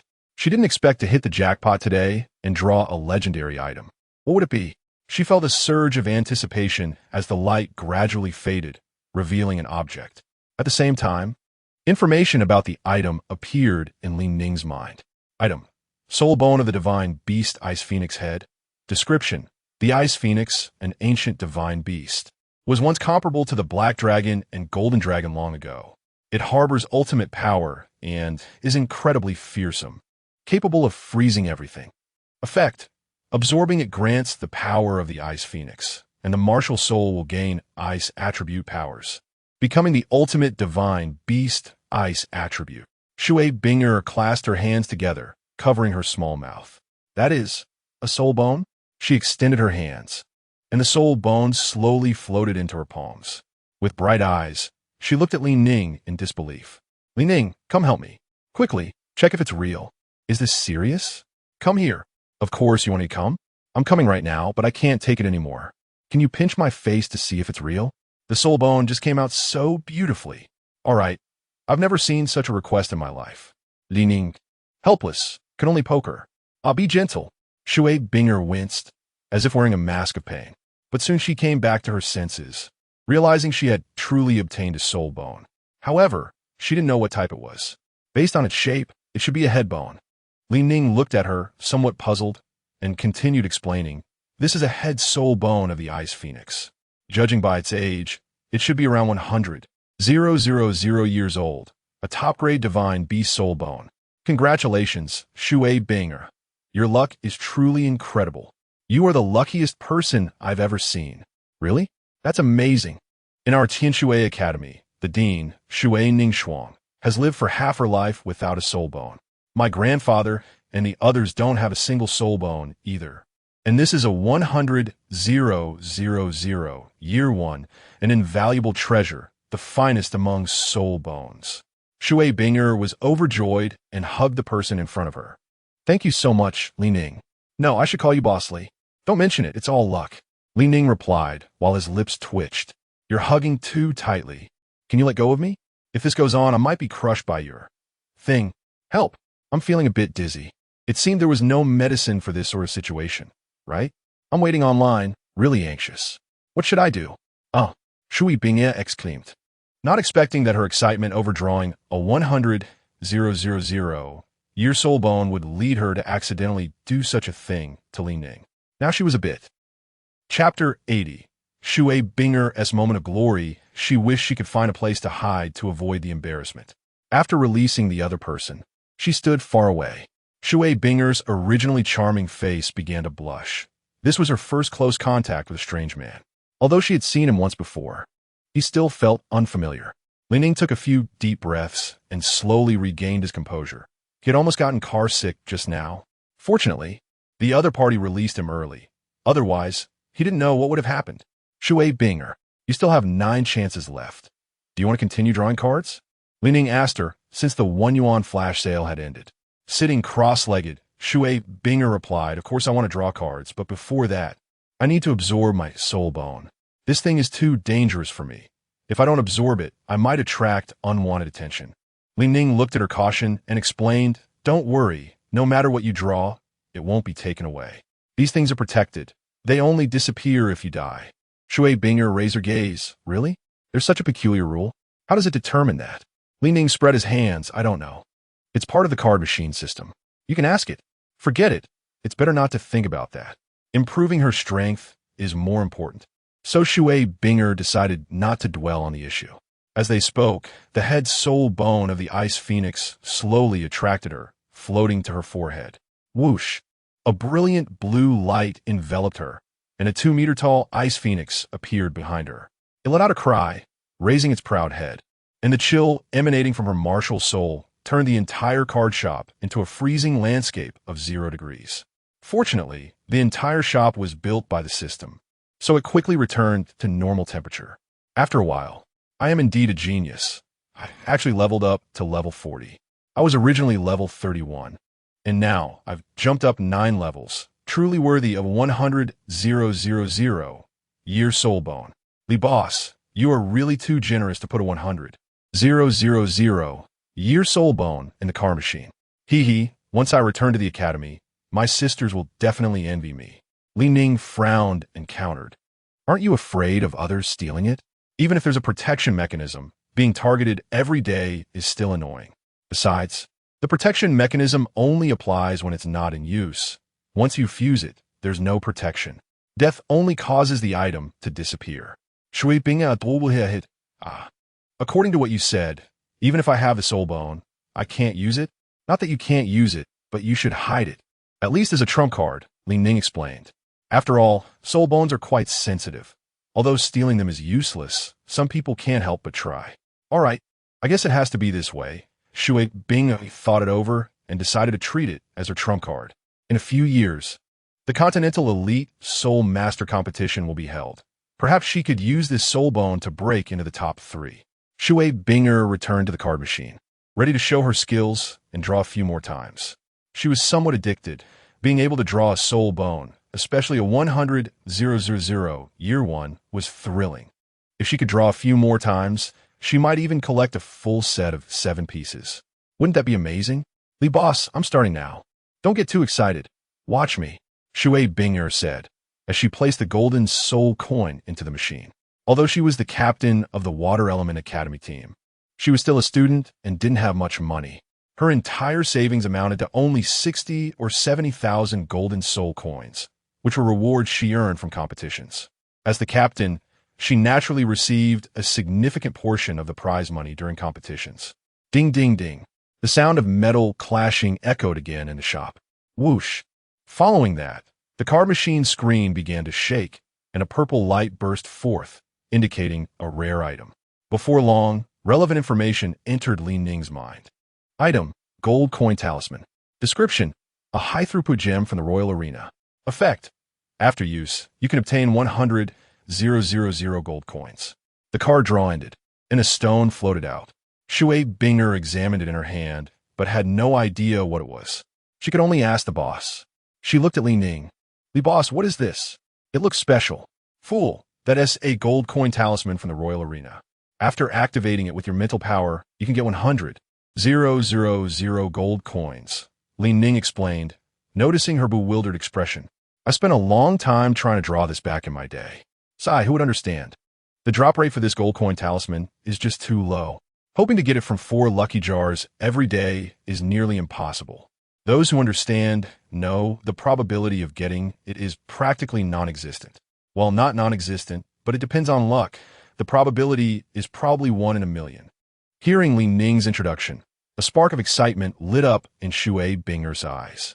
Did she just hear that the gold coin talisman could yield 100,000 gold coins? This was simply outrageous. She hurriedly tried it out, and sure enough, the stone activated. 100,000 gold coins piled up on one side of the shop. Shui Binger had never seen so much money before, her eyes sparkling. Okay, she had seen that much money before, but never had she earned 100,000 in just a few minutes. Any ordinary person would feel thrilled. I've decided. I'll draw once more. Shui Binger thought her luck was so good that there must be other treasures. Whoosh. She drew again. The purple light burst forth once more, but this time, she wasn't as lucky as before in drawing a soul bone. At the same time, Li Ning received information about the item in his mind. Item, ice ring description, system synthesis. Effect, worn on your hand. It allows you to use mental power to launch ice attacks on opponents, catching them off guard. Congratulations. You have triggered the all-in option. Do you want to proceed? Shui Binger looked at the line of red text and the item, putting the item on her hand. It was an ice blue ring, and after wearing it, she felt a slight chill. But within a few seconds, it began to warm up as if recognizing its new owner. What a magical item. Shui Binger felt her mental power had increased. "Li boss, what is this?" "It's amazing. It seems like a ring." "Li Ning explain it." "That's an ice ring. You can use mental power to control it to launch ice attacks on opponents." Shui Binger nodded, though she was somewhat hesitant about whether to go all in on the all-in option due to that line of red text. Chapter 81. Have you bet yourself away? Sign a slave contract. Never mind. Let's go all in. Shui Binger ultimately let her desires overcome her rationality, especially since her luck was so good right now. She even awakened the hidden bug in the card drawing machine. With luck like this, it would be a waste not to use it. Bang! A delicate white jade hand tapped the screen, causing the images inside to rotate once more. Beep. Thank you for your patronage. Shui Binger was completely dumbfounded, standing still with her gaze fixed on the screen. After a while, her legs went numb from standing, and she finally snapped back to reality. Impossible. How could it fail? My gold soul coins and the soul guide are all gone. Li Ning looked at her predicament and could only express sympathy. There's nothing you can do. Who told you to choose the gambling odds for horse racing?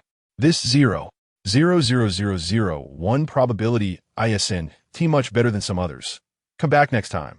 No way. Shui Binger shook her head like a rattle drum. Then she slowly said, "My luck was so good just now. First the soul bone, then the ice ring that can be used as a hidden weapon. I can feel the ice ring nourishing my soul, and my soul is nourishing it too. How can it just fail like that? It must be that my posture was wrong today. Li Ning, I want to try again, and this time I'll get my posture right. I refuse to believe I can't get it right on the first try." The latter sighed softly. Sigh. "Well, then let us hope you can hit the mark this time. But do you still have money? You were just stripped of all your gold coins." Shui Binger glanced at him. "Boss Li, are you doubting me?" She gave a look that was not typical of humans, resembling a fierce phoenix. "All right, actually, you can use your hands too. I meant that the decorations on your hands and the valuable items in your soul guide can be put into the card drawing machine for exchange. As for whether you could draw something new, that depends on you." Shui Binger twitched her lips. "So that is how it is. Then I will mortgage myself to exchange for the remaining card draws." Li Ning clapped his hands. Clap, clap, clap. Goodness. This is the first time I've met someone with such a novel way of thinking. Are you overestimating your luck a bit? What if? Before he could finish his sentence, Shui Binger interrupted. There's no what if. I just drew a legendary item, and I can still do it now. My demands aren't high. Just a few pieces of mythical equipment will do since I've even mortgaged myself. The card drawing machine in the Lucky Card store seemed to understand her words and automatically popped up a window. Do you want to proceed with self-mortgage? Regardless of success or failure, you must complete the work and corresponding tasks to offset it. Of course I want a mortgage, Shui Binger decided, though she was still a bit surprised. This thing even has voice control. I'm curious, Boss Li, where did you get this card drawing machine? Can you send me the link so I can get one too? 3, 2, 1. Send the link. Mini card drawing machine. Not 888. Not 99, just 9. 9. Free shipping to your home. Nationwide giveaway. The only function is to have no function. Li Ning pointed at the machine. If you don't draw cards soon, the machine will shut down. Ah, no. How can this be? Shui Binger exclaimed and hurriedly started tapping. Whoosh. Transaction completed. Thank you for your patronage. Item obtained. Beast affinity increased by 10.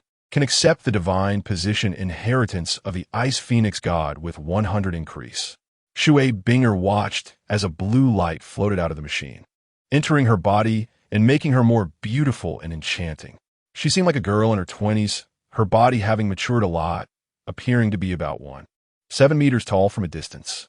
Shui Binger felt the fluctuations inside her body, and then a black soul ring emerged. From its appearance, it was pure black, which should be about 12,000 years old. You should know that it was the fourth soul ring, and, generally, one can only absorb those that are 1,000 years old.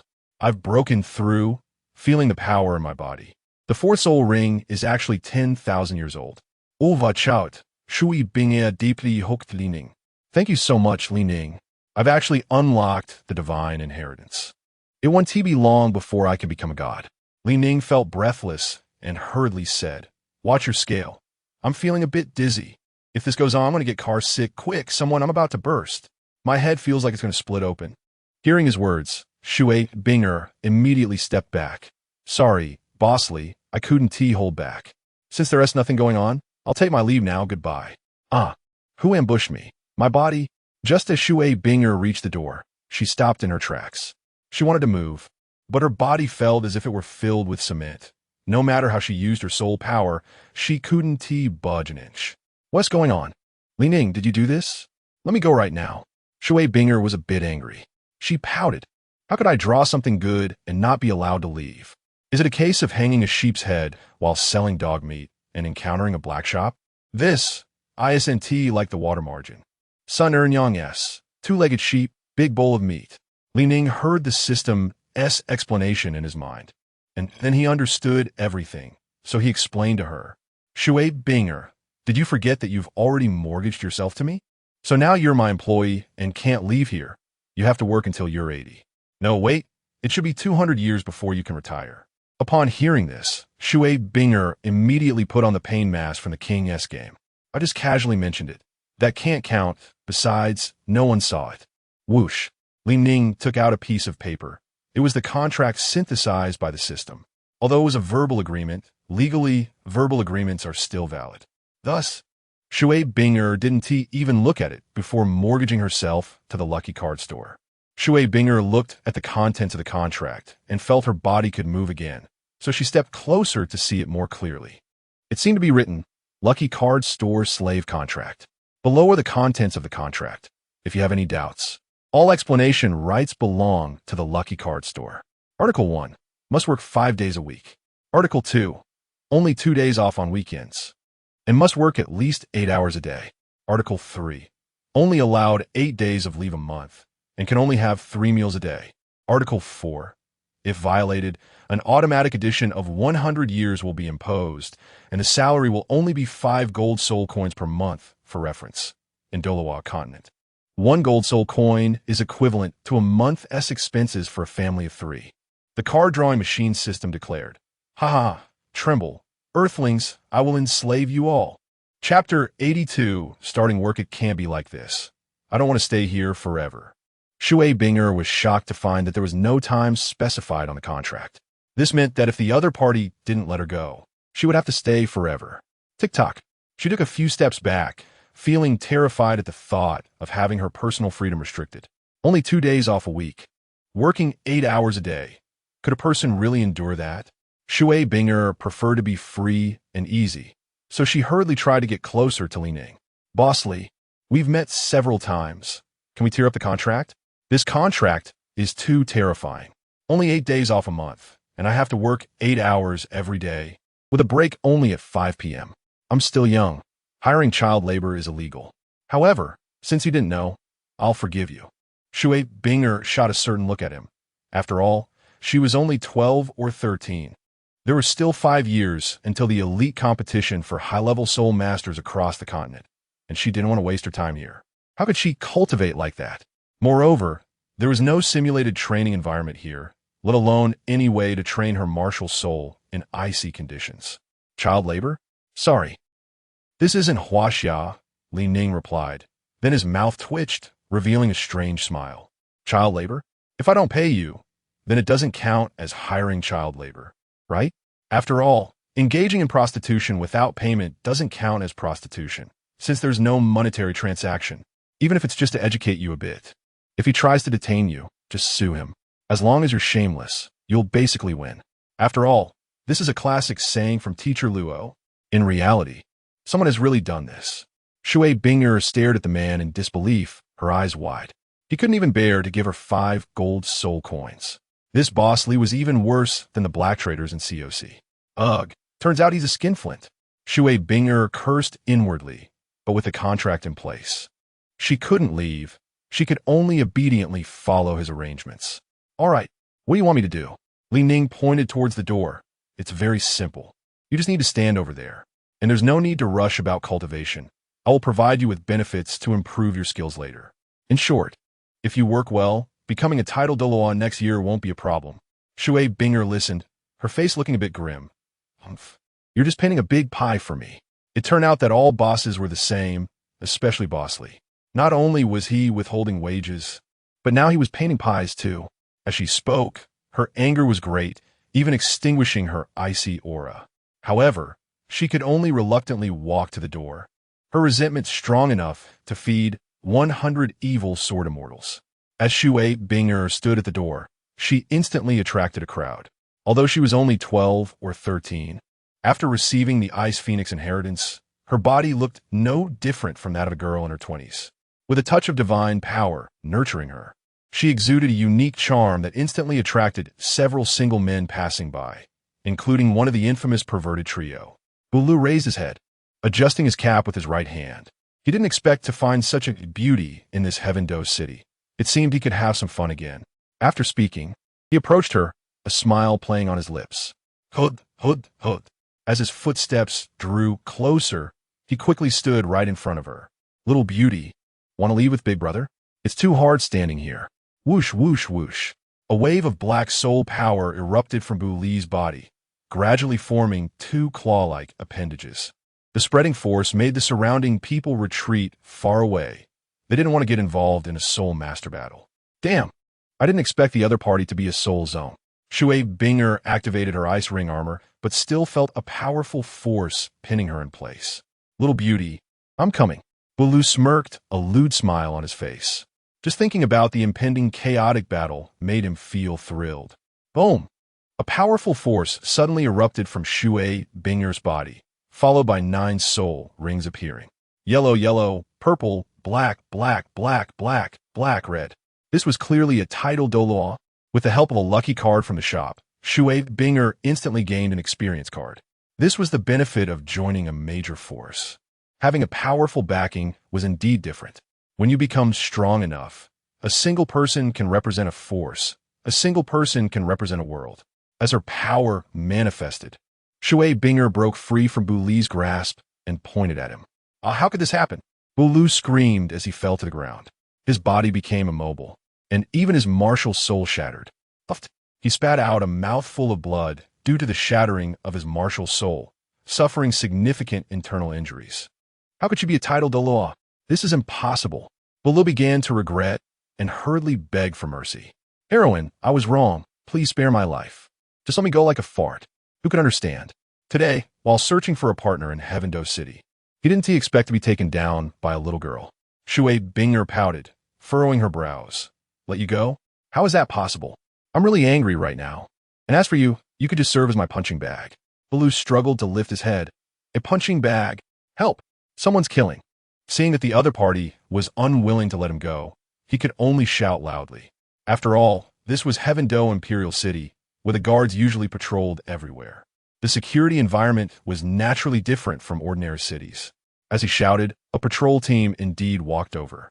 Captain, where is the murder happening? A soldier in golden armor shouted. The leader, seeing this, immediately scolded the soldier. Shut up. Can't you see that the other party is a peak Douluo? Besides, I have insider information. This shop is related to our royal family. Let's just patrol elsewhere. The entire team directly bypassed Douluo and walked into the distance. Seeing this scene, Buli's eyes widened. He struggled to raise his hand, wanting to grab them. Don't go. I'm still here. Swish.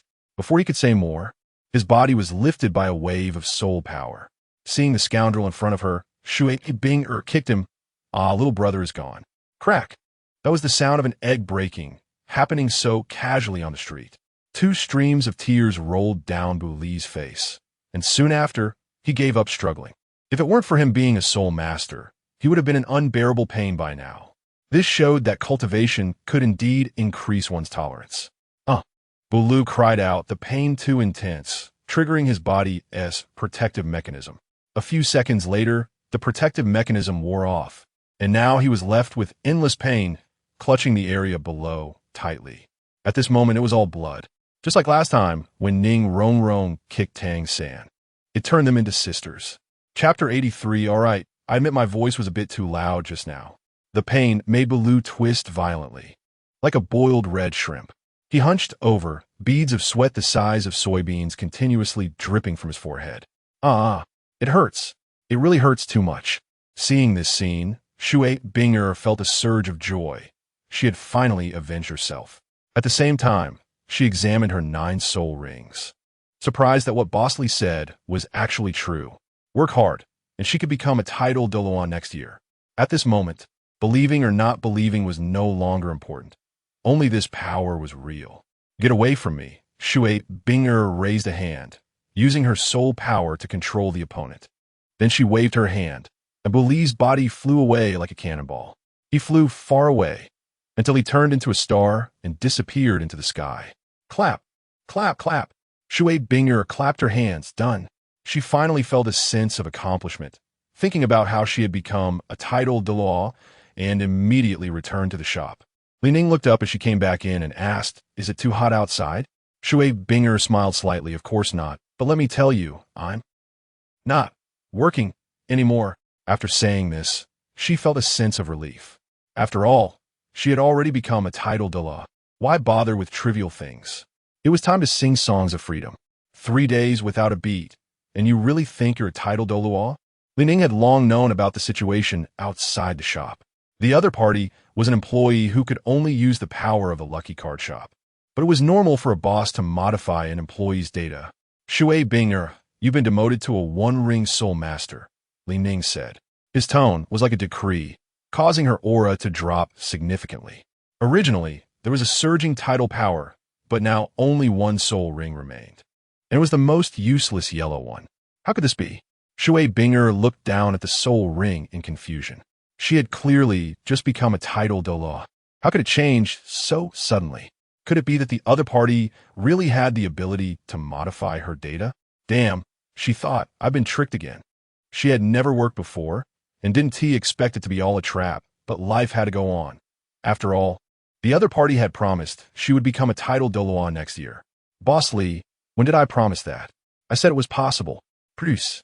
With that strange power just now, wasn't there some hope? Boss Lee, I'm sorry. I admit my voice was a bit too loud just now. Shui Binger said with a grin. Since she couldn't run away or leave, she might as well develop quietly. It wasn't a bad idea. After all, she had just experienced being a title Douluo, and that kind of power was truly captivating. Having practiced for so long, wasn't that kind of power her ultimate goal? Shui Binger carefully examined her situation.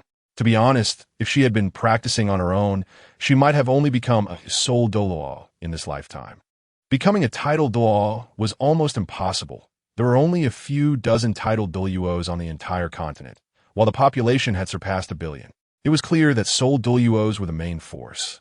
As for title Douluos, they were indeed a minority. Ordinary people couldn't even hope to see one. Ning waved his hand.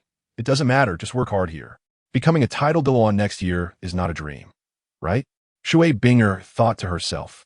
Indeed, a black-hearted merchant, always painting dreams for me, not knowing when she could accept the divine inheritance. As she spoke, she walked out. Meanwhile, a voice from the system echoed in Ning's mind. New content detected. The system will undergo maintenance soon. Please do not use it during this time. Estimated time, 3 hours. This maintenance is unrelated to internet speed, so please do not urge updates. Strange? Ning wondered it. He sat at the counter's table, supporting his head with his left hand and tapping the table with his right. He looked at the electronic panel 2 meters ahead. Logically, the system should have already updated to 4.0. All the bugs should have been fixed, so what new content could there be? Could it be that the system was off flirting with other systems? Shui Binger, you don't need to go out. The door is closing, Ning called her back. But, didn't you just tell me to go out? Bang. The door was closed again, leaving only the 2 of them in the shop. Regarding her question, Ning explained, the system needs maintenance, you know this. The card machine has been problematic. Although you don't know what the system is about, as the shop owner, I still need to explain it to my employees. Yes, I know, Shui Binger said, finding a common topic, immediately becoming serious. This broken system should have been maintained long ago. It always gives me thank you for your patronage. Do you think it's like winning the lottery? I'm drawing cards here. That's just luck for you, Ning reminded her, tapping the table. Upon hearing this, Shui Binger seemed to have recalled something and immediately walked in front of him. Her expression was serious, brows furrowed, and suddenly, she slapped her hands on the table. With her mouth slightly open, she said, Ning, tell me, did you secretly modify the probabilities? That soul bone was deliberately placed by you. Ning flicked her forehead with a finger. Little girl, Have you read too many novels? Do you think this is a domineering CEO story? Ah, it hurts, Shui Binger grimaced, holding her forehead. That was just a joke. No need to take it so seriously, right?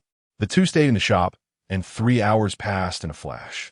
System maintenance successful. Loading. 0. 100 loading successful. 6G speed is fast. 666. Loading successful. This system has connected to the items card of all worlds, resealing all things in the cards. Only mental power and can summon them. In the next update, the system will transform into a code beast. Please look forward to it. Is it a rabbit-eared girl? Ning asked the system. If the host likes it, it can also be a cat-eared girl. Cat ears? Ning was a bit excited. From now on, he wouldn't have to face a coal machine anymore. In this dull card shop, having someone to talk to would be quite nice. Although it wasn't human, just a code beast, what did it matter? As long as it could be summoned. Meanwhile, Shui Binger listened to the system's prompts and became curious. Walking up to the card drawing machine, Ning, this soul guide actually has its own will. Isn't that amazing? Where did you buy it? It's a flash sale, $9.99 with free shipping. Only one available. Ning wasn't worried about her discovering this secret. After all, in the Douluo continent, the concept of a system didn't exist, let alone travelers. As for travelers, that became popular only after the second Douluo, since after all, isn't Yilex just a traveler? Chapter 84, The Sacred Tree, the Fruit? What is 9 with free shipping? The concept of express delivery has not yet appeared in Douluo continent, and Shui Binger looked confused. However, it seemed quite cost-effective. If possible, she really wanted to buy one. After all, it could draw various items. Ning stood in front of the card drawing machine, having accumulated numerous draws and double rewards. At this moment, the accumulated number of draws had reached a terrifying level, over 100 consecutive draws. The system went all in. Host, are you sure? It detected a 50 chance of failure. A real man never looks back at probabilities. Ning clicked confirm. Beep, beep, beep. Golden light burst forth. As soon as Shui Binger saw the light, her eyes instantly lit up. It was actually a golden legend. Ning, your luck is too good. To be honest, she felt a bit envious. After drawing for so long, she hadn't gotten anything, and the best she had was a legendary soul bone. How could that compare to a golden legend? Just the name alone made it seem impressive. Shui Binger was now looking forward to it, her gaze fixed on the card drawing machine. Whoosh! The card floated out, and with the release of Ning's mental power, it transformed into an item. A golden seed, the size of a fist, entirely golden. Calling it a seed would be more accurate to call it fruit. It looked ordinary and round, without anything particularly special. Ning held it in his hand and examined it carefully. Soon, a prompt sound came from the card drawing machine. Congratulations on drawing the fruit of the Golden Legend Sacred Tree. Using it can significantly enhance your physical attributes. Item: a magical fruit from another world, tall and mysterious. Requires 7 days to grow. Effect: after consumption, it can significantly improve physical qualities and even temporarily grant a second life. Description: as an ancient existence. No one knows where it comes from, only that the fruit tree is difficult to cultivate. Ning frowned. That's it? What happened to the promised hundreds of consecutive draws? An illusory electronic panel appeared in the card drawing machine, followed by a vague voice that only Ning could hear. Dear host, it was just indicated that there was a 50 chance of failure, and you insisted on going ahead. This is not my fault. The system has done its best. You just didn't pray to the gods today. Hiss. Ning pondered secretly. Sure enough, one must believe in the mysticism of probability. But I always feel like someone is manipulating me. I don't even know who it is. If there is, I will beat the hell out of him. 100 consecutive draws turned into this thing. Forget it. It can barely be used. It's a bit like the NPC world I played before. Just a mini version called Mini Play. Ning, is this fruit really that magical? Shui Binger looked at the fist-sized golden fruit, which didn't radiate much light. Only a faint glow. Earlier, it was so bright, but now it seemed a bit dull. Ning coughed lightly and then slowly explained, of course, it is magical. You just need to plant it somewhere, and after 7 days, it will bear fruit. Just now, you also heard the machine's voice. It can grant a temporary second life. If placed in the Food Soul Master category, it would definitely be a bug-like existence. You could almost casually seek death. Shui Binger rubbed her chin with her right hand, thinking deeply. Then, her mouth moved slightly to express her opinion. Indeed, as you said, if it can significantly improve physical attributes after use and possibly grant a second life, then it is definitely a heaven-defying auxiliary effect. While speaking, Shui Binger frowned slightly, feeling a bit uneasy. But this fist-sized fruit would take a long time to eat, right? In battles between strong individuals, every second counts. Such a fruit can't be swallowed in one bite. Ning listened to her words and began to think deeply. He considered this issue. After all, during a battle, who would give you time to eat and gain an advantage? Before you even start eating, a rocket could come flying in and blow you up. Even without rockets, the barrage of soul skills and energy would not allow you to focus. Forget it. Let us plant it. Ning threw the fruit directly in the shop. Since the entire shop was system-modified, and the fruit was also from the system, the two wouldn't conflict. Boom! The sacred tree's fruit cracked open upon hitting the ground and entered the soil. A few seconds later, a seedling sprouted, and the two in the shop simply waited nearby. After all, 7 days is not long. For soul masters, a bit of meditation can take several months. Not to mention the particularly short 7 days. 7 days passed in a flash. Shui Binger looked at the sacred tree, which had grown over 20 meters tall. It bore one fruit after another.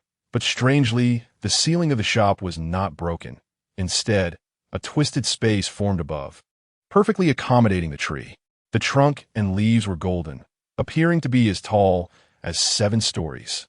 1, 2, 3, 4, 5, 6, 7. Shui Binger began counting the fruits inside. Tian Gang 36. After counting, she concluded, Ning activated his soul power to absorb one fruit into his hand, and then he bit down. Crunch! The moment he bit down, a crisp sound rang out near his mouth, and juice flowed down his throat. Whoosh, whoosh, whoosh. A streak of golden soul power surged into Ning's body, raising his originally level 23 soul power directly to level 24. The beard that had grown 2 centimeters on his chin had vanished, leaving it clean. From a distance, he looked like a pretty boy, his face pale and slightly flushed. The fruit of the sacred tree was truly a natural cosmetic, and its effect was astonishing. Seeing this scene, Shui Binger was stunned. She thought to herself, the effect of this fruit is too good. It can even beautify and nourish the skin. I want to try it too. Maybe I can become a beautiful girl. Whoosh! Shui Binger imitated Ning's actions and used her soul power to absorb a fruit. In her excitement, she forgot that items could only be used personally. Therefore, at the moment of absorption, she was electrocuted. Zizziha! Shui Binger exhaled a breath of turbid air. After the previous shock, she remembered she needed to ask the boss for one. She walked straight up to Ning. Can you give me a sacred tree fruit? I also want to improve my physical attributes. Ning refused without a second thought. No way. These are all mine. You need to draw cards yourself. Upon hearing this, Shui Binger felt a bit displeased and walked up to him. Chapter 85, Avalanche. So dark it's endless. Bossy, look, I've been working for so long. I may not have labor to show for it, but I've certainly put in my efforts. I'm not asking for much, just one fruit will do. After all, even just one fruit from the sacred tree can significantly enhance physical quality. I already possess a top-tier divine beast martial soul. If I could enhance it further, I can't even imagine how strong I would become. Shui Binger moved closer to the other party, feeling quite confident in her looks, and at this moment, she had to sacrifice a bit of her charm. After all men are the same. As she approached, Ning caught a faint, alluring fragrance. It wasn't tea perfume or anything artificial, but rather her natural body scent. Instantly, it made his heart race, and he crossed his arms over his chest, signaling her to stop getting closer. No, Shui Binger thought without hesitation and rejected him. At the same time, she mused internally. As expected, this tactic is still effective. After all, there are often boys fishing around the entrance of the Tianshui Academy. If it weren't for the principal blocking them, they would have rushed in to enroll. Just imagine what it would be like for a guy to enter a women's university. In reality, some people have done just that, but they were stopped by security. When the two were just 0.01 centimeters apart, Shui Binger suddenly extended a finger. Just one. Don't be so stingy. Besides, you still have 34 left. That should last you a long time. If you still refuse, I might have to use some special means. Shui Binger smiled slightly, a bit strangely, as a plan formed in her mind. She reached out to grab him, but unexpectedly slipped, and they crashed into each other. Shui Binger exclaimed, as the other person ended up sprawled on top of her. As a soul master, her physical quality was far superior to that of an ordinary person, so she didn't feel much pain. Watching his actions and recalling what had just happened, along with this sudden tackle, Ning thought to himself, is she trying to torture me? Drive me crazy. I absolutely can't allow that. I'm a proper boss, and she is.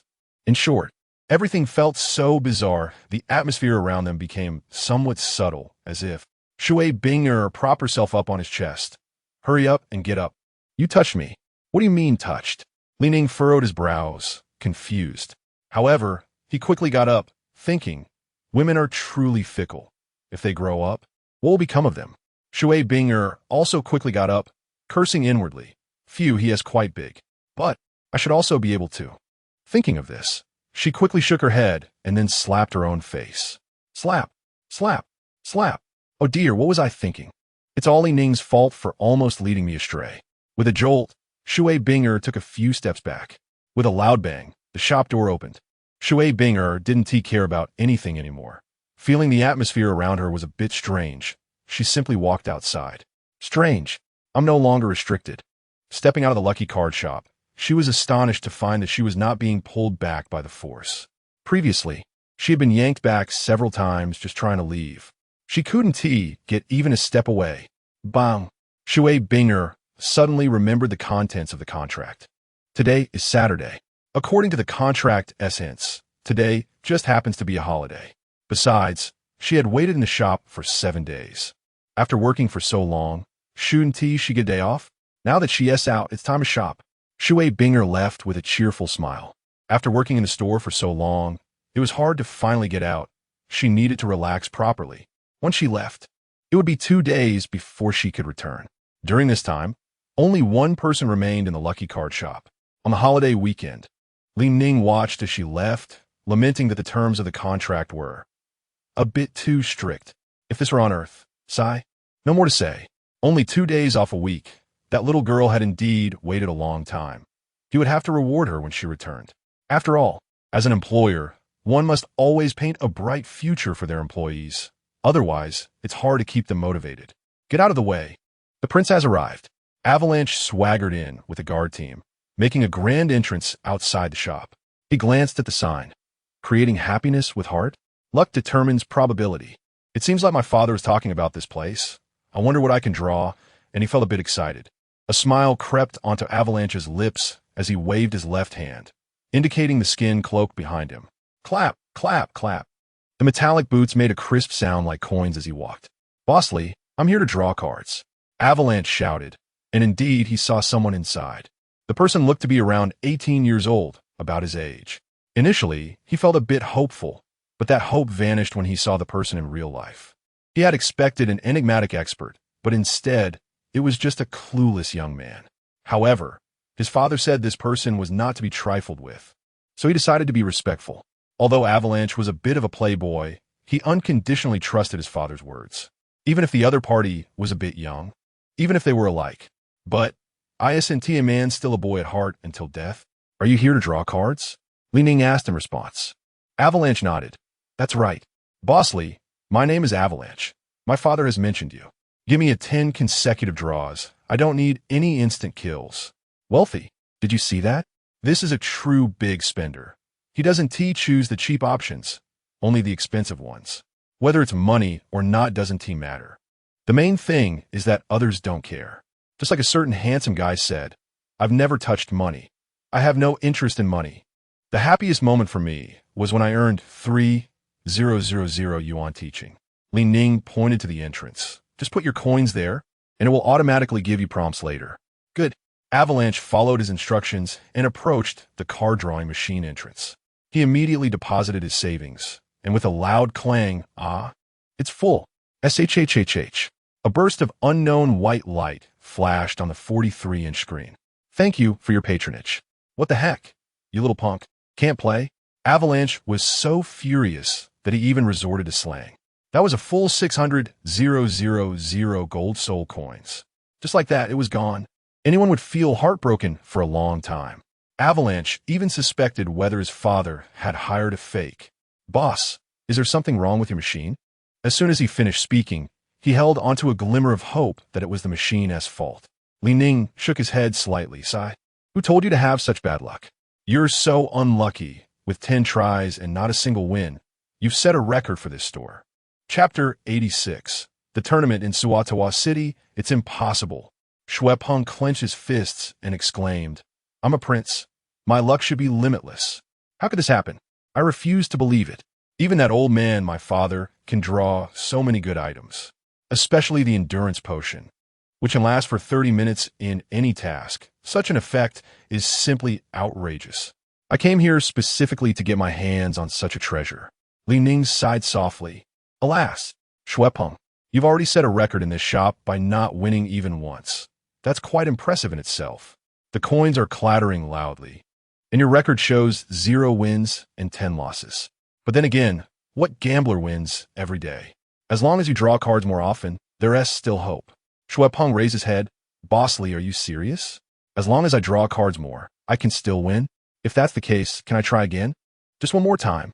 I'll bet my lifetime of luck on this one draw. You need to adjust your mindset. Come back next time. Ning refused without a second thought. After all, the card drawing machine has its own rules that cannot be broken. If the restrictions were lifted, there would likely be a flood of addicted players crowding at the door. And how would he be able to relax then? All right, Shuepeng finally compromised. After all, his father had repeatedly advised him before coming here. The power behind this person is definitely not simple. Even Pikachu is a terrifying existence. The golden Pikachu is incredibly powerful. Seeing no hope, Shuepeng simply left the lucky card shop. As he watched the other party leave, Ning began to rest. After all, he had been busy and moving further away from his goals without taking a break. How could that be?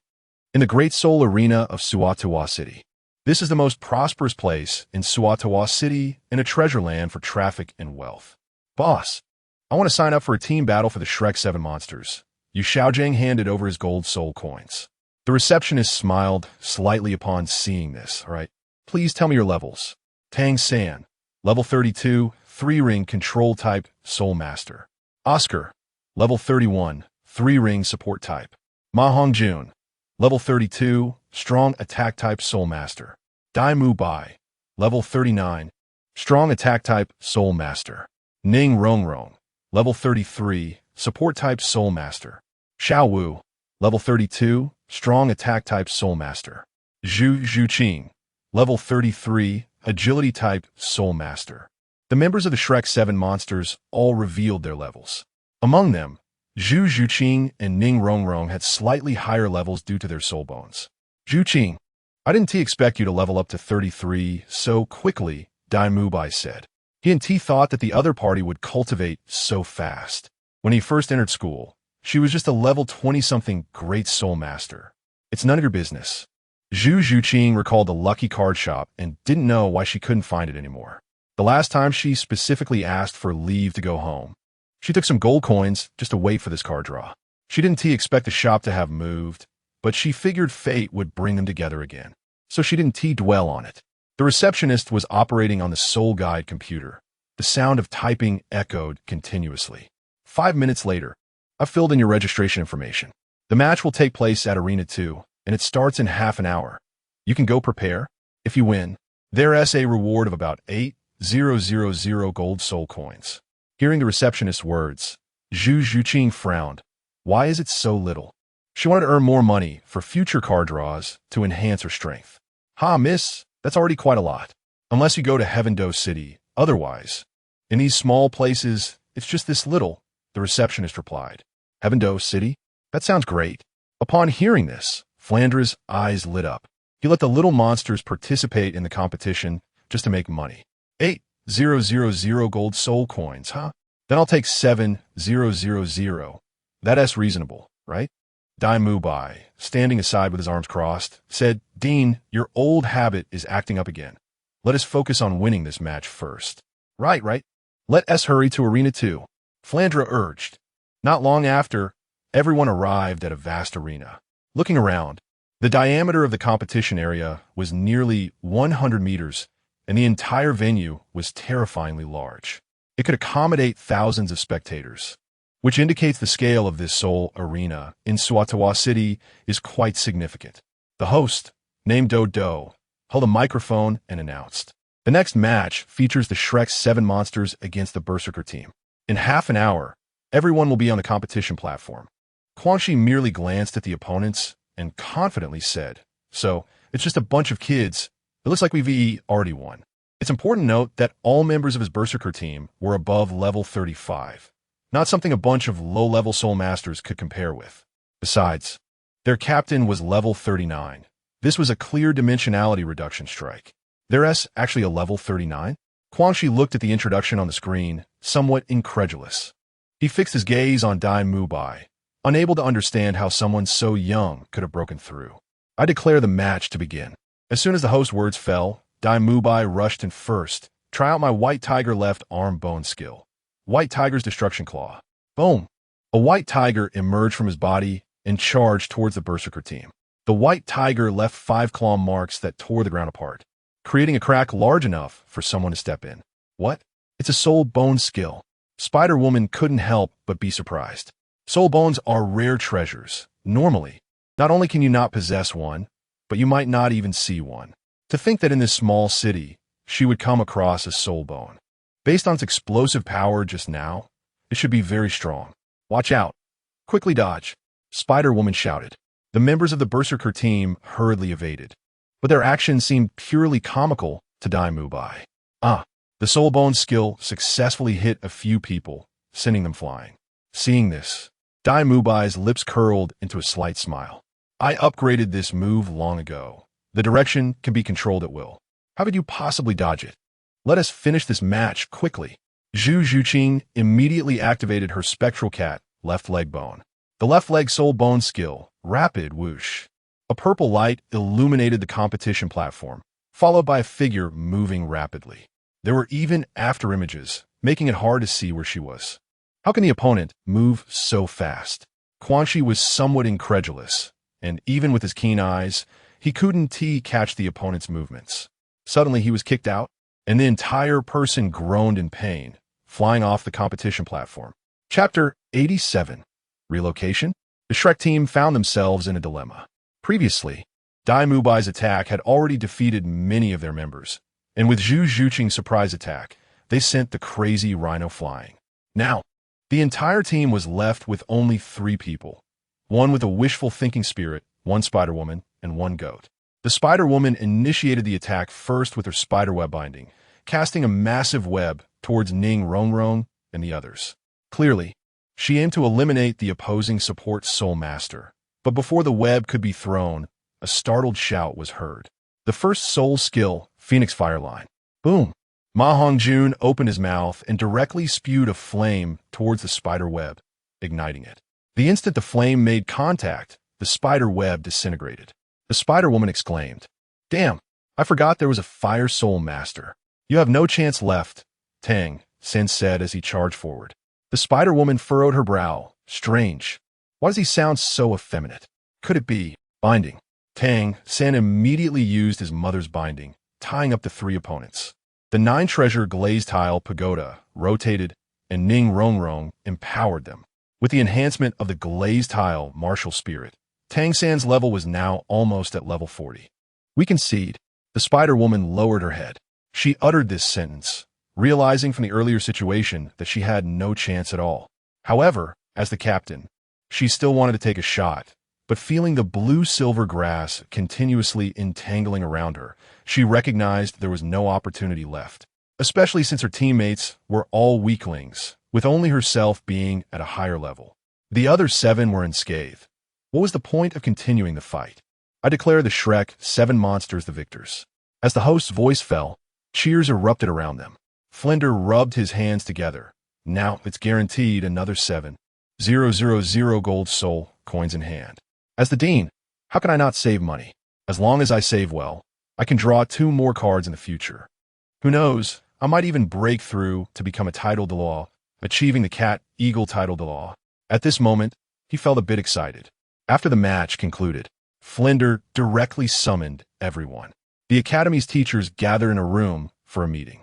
All faculty and students, I have decided to relocate the academy to Heavendo City. Prepare yourselves, we will set off tomorrow. Dean, are you serious? Dai Mubai stepped forward. Why suddenly go to Heavendo City to study? That place is unfamiliar, and the school doesn't have money to buy land there. If we go, isn't it poorer than the village? Facing the students' questions, Flinder remained unperturbed. Mubai, I still have some savings, and you can sponsor a bit. Renting an old, shabby place for the students is still possible. After all, you are here to cultivate and work hard, not to enjoy. Oh, that could work.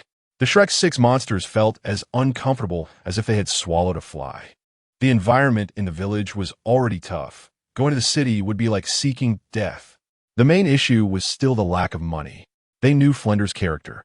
With his miserly eye, it would be surprising if he didn't get them a run-down mental hospital instead. Ning Rongrong, however, didn't care at all. After all, she had money to stay in a hotel. Moreover, Ning Fengji only wanted her to gain experience in school. He didn't specify how she should experience it, right? Eating, drinking, and having fun is also a form of experience, isn't it? Yu Xiaojiang stepped forward and said, Isn't this inappropriate, Flinder? We have been doing well in Suatawa City. Why suddenly go to Heavendo City? Besides, we have no foundation there.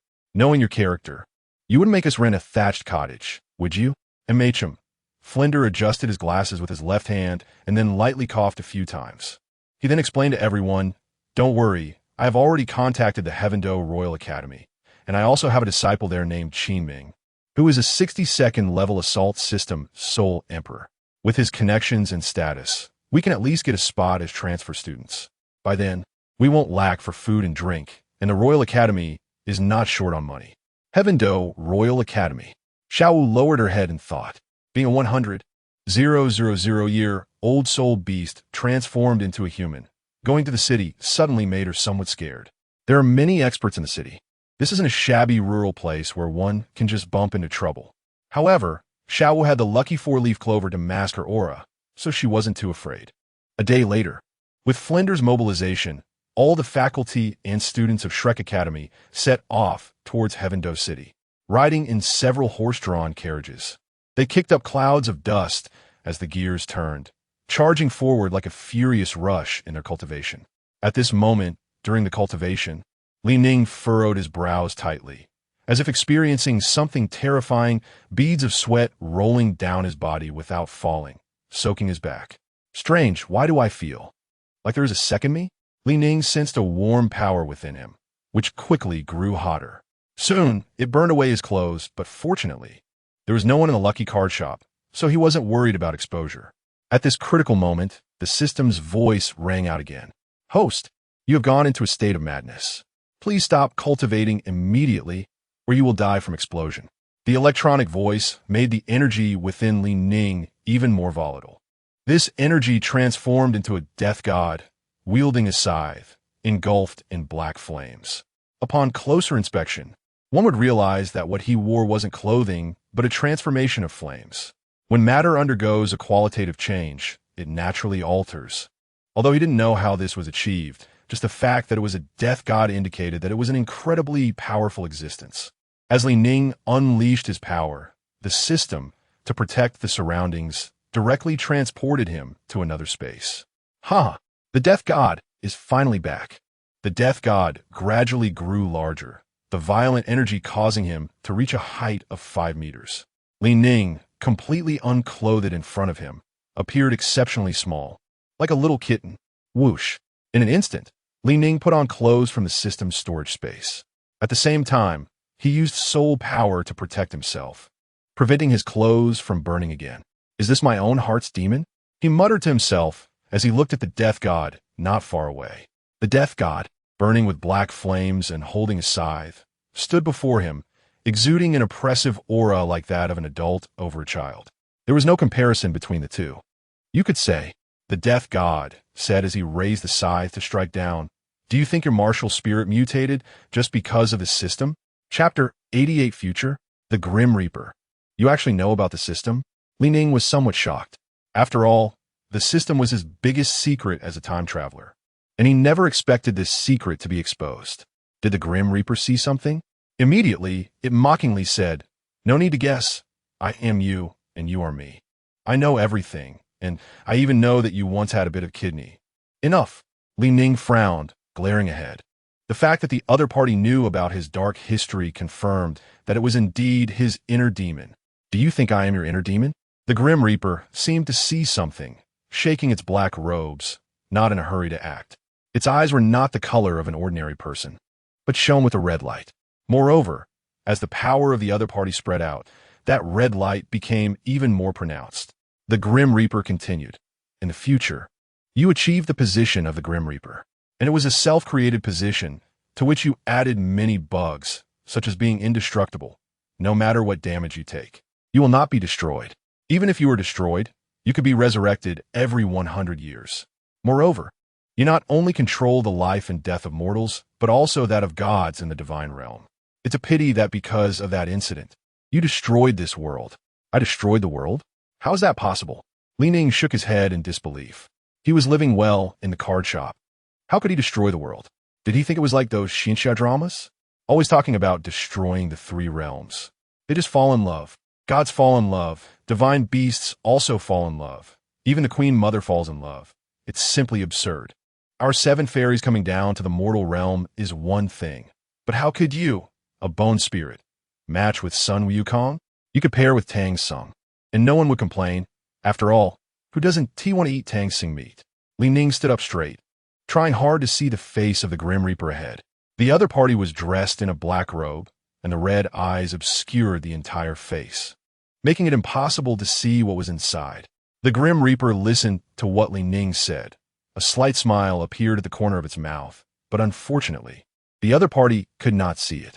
Then it began to question, "What are you so surprised about? I am you, you are me. Can't you figure out?" As it spoke, the Grim Reaper slowly shrank in size, and soon, its red eyes returned to normal, revealing a young man who looked exactly like the reader and was just as handsome. "Ning, myself, how is this possible?" Ning Frobnet. He looked at the other party in disbelief, and what he didn't expect was that he really became a god in the future. And he was the super god king among all gods. After all, being able to control the life and death of gods must be at least a super god king. Or perhaps it was because of the system's assistance, or maybe the other party was just his inner demon. The Grim Reaper stepped forward and shouted with its right hand. Grim Reaper scythe, whoosh, whoosh, whoosh. A pitch black, 2-meter-long scythe was held in its hand, and the blade was burning with black flames. When all the colors of the flames are fused together, it becomes black, which shows that black is indeed the most powerful. If you don't believe it, just look at human genes. When all genes are mixed together, the strongest must be black, commonly known as blackening. "Young me," the Grim Reaper sighed, stepping forward. "Bing Er, Zhu Qing, Rong Rong, Xiao Wu, and those people, they're all gone billions of years. All the beauties have turned to dust, and I walk alone on the river of time, overlooking the long river of history. Aren't you the Grim Reaper? Can't you save them?" Ning retorted. "No, wait. I should be questioning myself. With my system, it should be possible, right?" But the Grim Reaper shook its head. "Everything in the world has its own life. Even the heavens and the earth do. Their talents are not enough to break out of the three realms, transcend the universe, and achieve. That step, even with my help, it's still impossible. Even the divine realm has a lifespan, let alone those past beauties. But I still help them extend their lives by 1 billion years." The Grim Reaper said as it began to use its power, "Young me, I am using the power of time to come here. Just to tell you not to do that thing." Those guys really came quickly. It snorted coldly, its body turning into black mist and disappearing. Inside the Lucky Card shop, Ning suddenly opened his eyes, feeling a burst of brightness. He instinctively raised his hand to block the glaring sunlight. It turned out to be the radiant sun emitted by the sacred tree. After a long while, Ning summoned the system. He then began to inquire. "System, do you know what will happen in the future?" This system does not know. There is a mysterious force that has prevented it from knowing. Is there any force that can stop you? Ning remembered that this guy was supposed to be invincible, right? In this world, the only one who can stop me is myself. which means this system prevented itself from peering into the future. Therefore, this system deduces that something big must have happened in the future. Please work hard to cultivate and draw cards. Ning's inquiries did not yield the results he wanted. To say that he would destroy the world himself was impossible now. After all, he was not the evil sort of mortal. Why would he want to destroy the world for no reason? Was he bored? However, after inquiring the system and still not getting an answer, he gave up that thought. Fortunately, after the recent cultivation, he successfully advanced to level 25 Great Soul Master. It could be considered a blessing in disguise. At least he learned some things about the future. He never expected that the beauties of Douluo would all become his harem in the future. Just thinking about it felt perfect. Congratulations to the host for successfully leveling up. This stage is protagonist, Ning. Martial Soul, Grim Reaper Scythe. Age, forever 18 years old. Level 25 Strong Attack System, Great Soul Master. Soul Bones, 70,000 year. Old Head Soul Bone, 100,000 year. Old Left Leg Soul Bone. Angel External Soul Bone. All power compressed into the soul bones. Actual combat power is level 40. Soul Rings, 1000. Year Skill Death's Passage, 1000. Year Skill Multiple Cuts. Items. Mini Iron Sword X114, 100,000. Year Left Leg Soul Bone X1, 70,000. Year Head Soul Bone. Easy Extreme Skill. Biological Summoning Scroll that can summon willing beings to balance time and space after use. Epic Level Item Pikachu, which generates a golden Pikachu Superman permanently after use. With strength comparable to a 99 level Peerless Douluo, changing configuration to 8 blacks and 1 gold. Legendary Item Angel External Soul Bone that can grow. 100-Year Soul Ring Cards X19.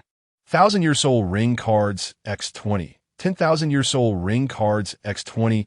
100,000-Year Soul Ring Cards X20.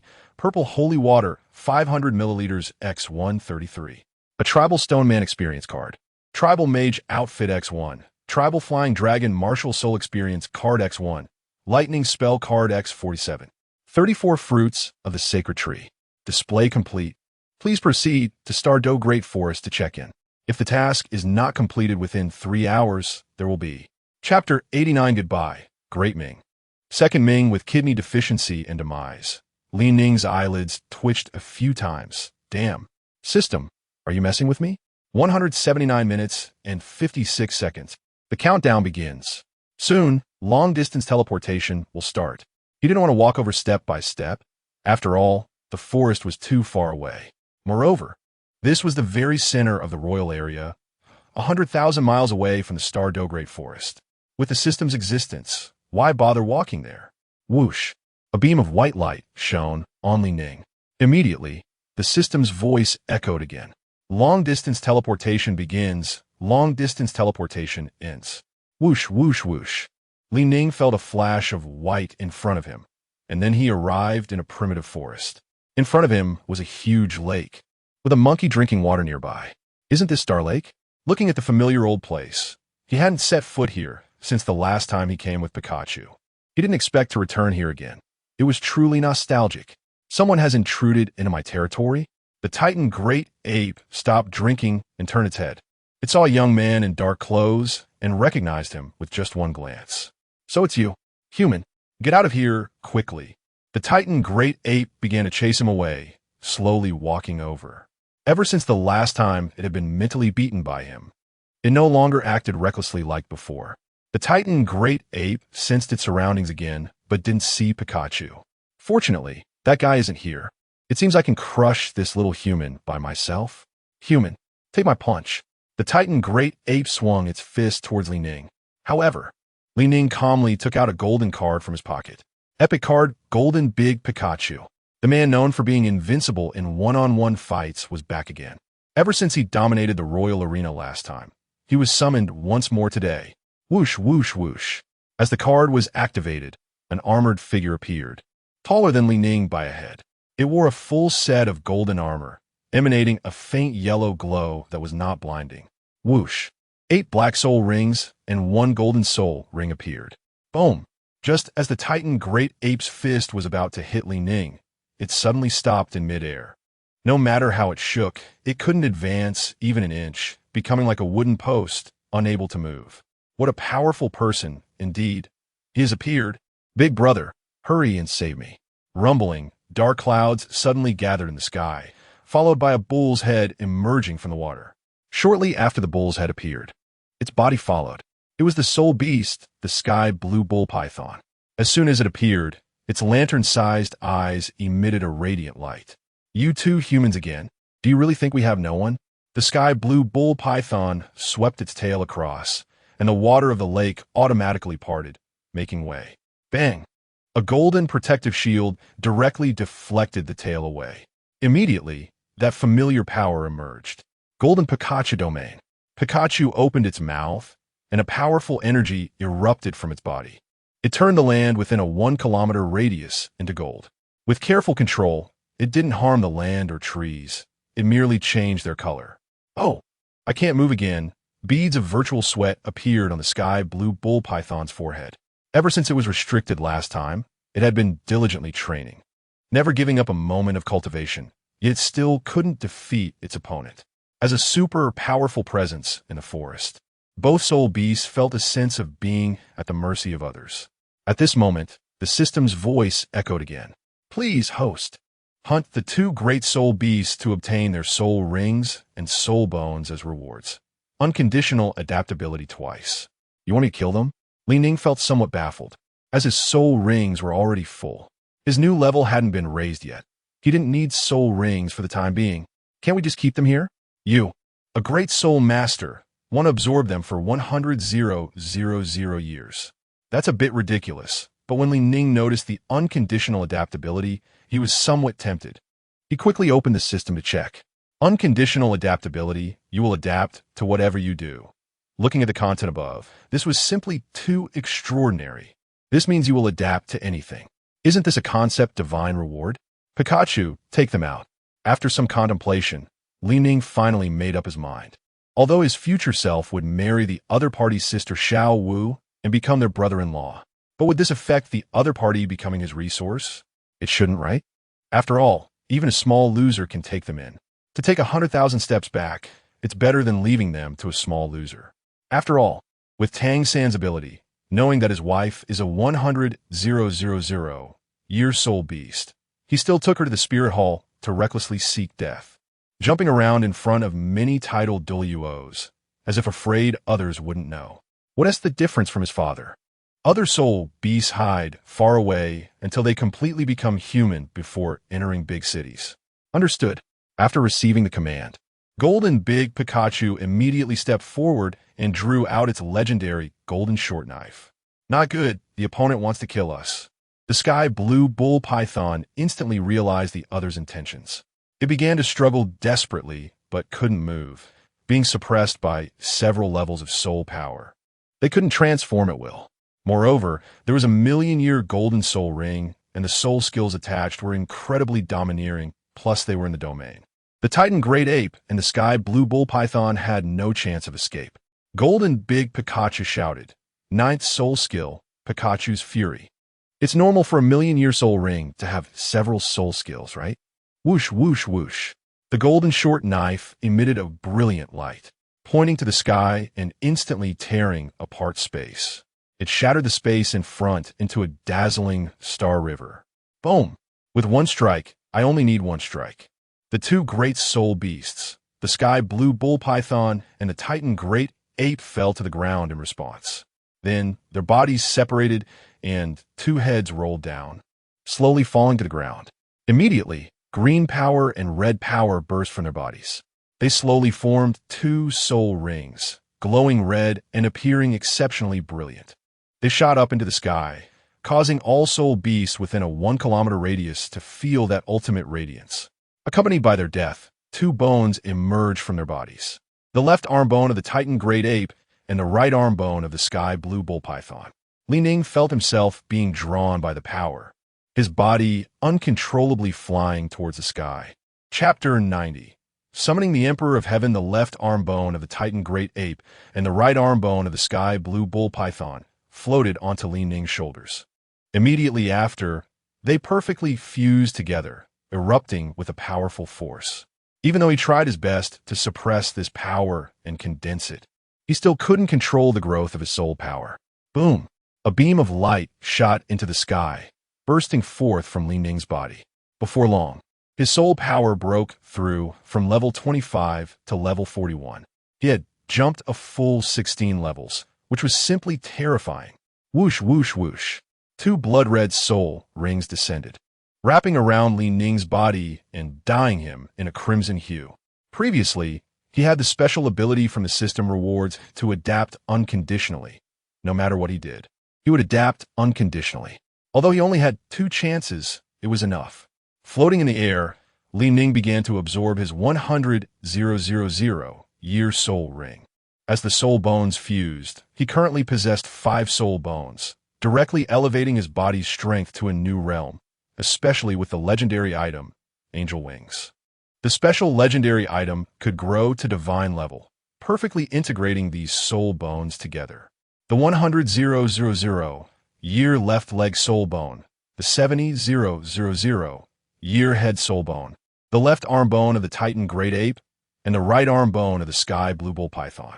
These 5 soul bones slowly fused together, unexpectedly forming one set of soul bone armor. Li Ning stood in midair, transformed into a set of dark red armor, although he was still missing a right leg bone and a torso bone. But did that matter? Having 5 soul bones was sufficient. The angel wings perfectly fused them together. It formed a not quite complete martial soul armor, allowing his originally level 41 combat power, under the armor's enhancement, to even rival a level 50 soul master. Even if he encountered a level 60 soul emperor, he could still resist and remain undefeated, unless he faced a soul saint. With Li Ning's level 41 soul power, he was more than capable of sweeping through the younger generation unchallenged. Boom! Li Ning jumped to the ground, admiring his armor, which resembled the Shura armor somewhat. It was just a bit too dark red. Then, he took out a scythe of death. Still so black indeed, among all colors. Black is the strongest. If you don't believe it, mix all colors together, and what will be left is definitely black. Li Ning felt the powerful strength surging within him. He urgently needed a place to vent. Biological summoning scroll? He remembered that item had been gathering dust in the warehouse for a long time. Just right to use in the Stardow Forest. Li Ning directly summoned the biological summoning scroll from the system. Whoosh! A scroll over 50 centimeters long was grasped in his hand.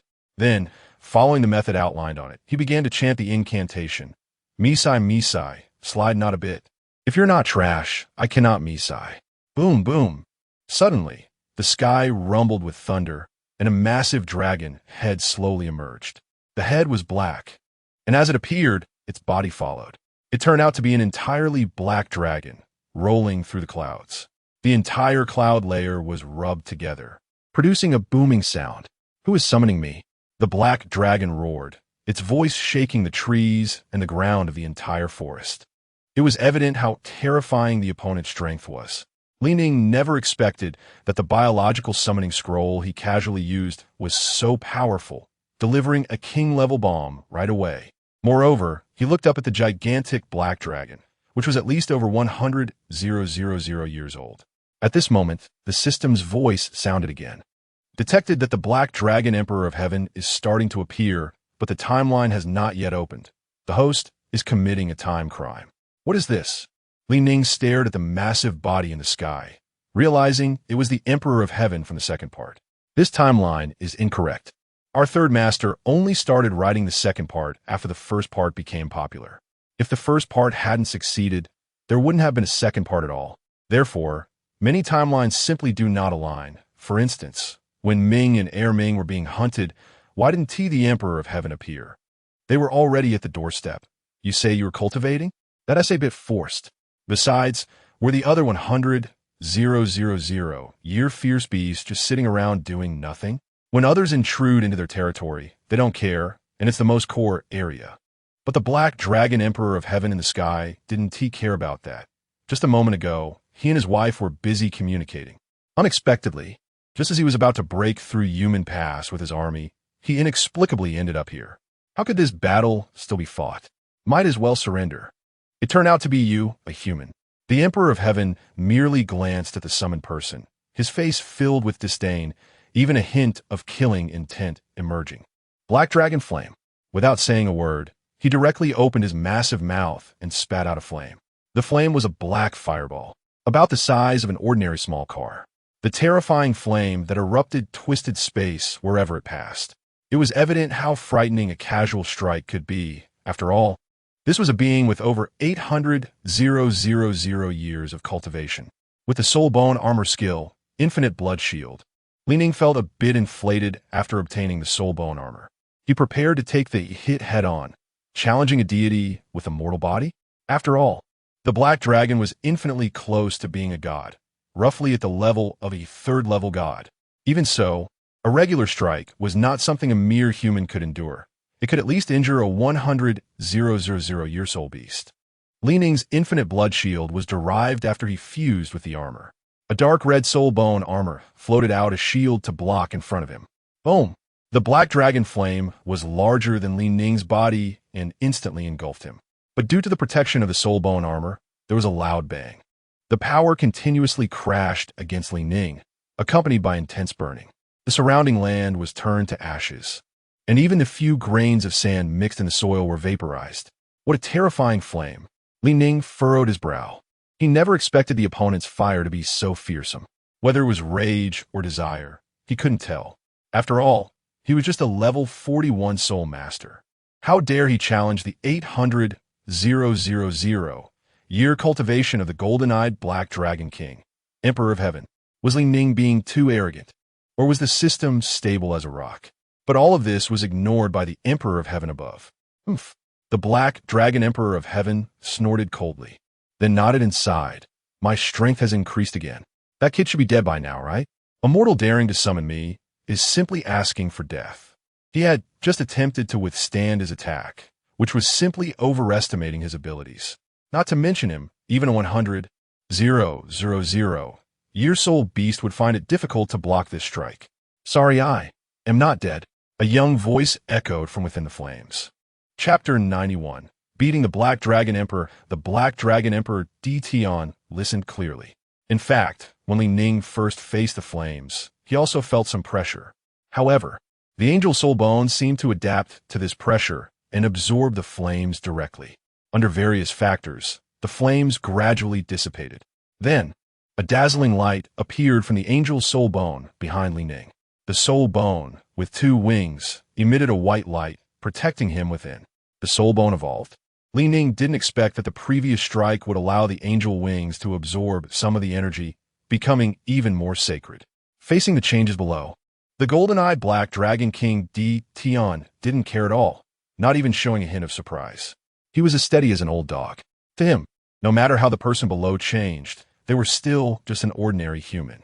He was the dignified overlord of the forest, a super divine beast with 800,000 years of cultivation.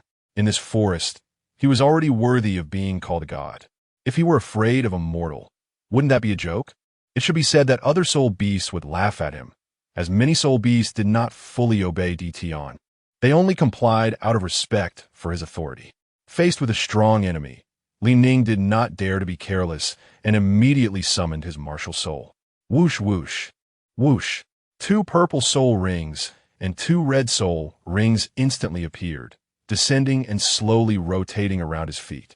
There were actually 100,000 year soul rings. The Black Dragon Emperor Tion widened his eyes. Even though he was an 800,000 year soul beast, in reality, he had only cultivated for several 100,000 years. But that did not stop him from being an 800,000 year soul beast with knowledge and insights that others could not understand.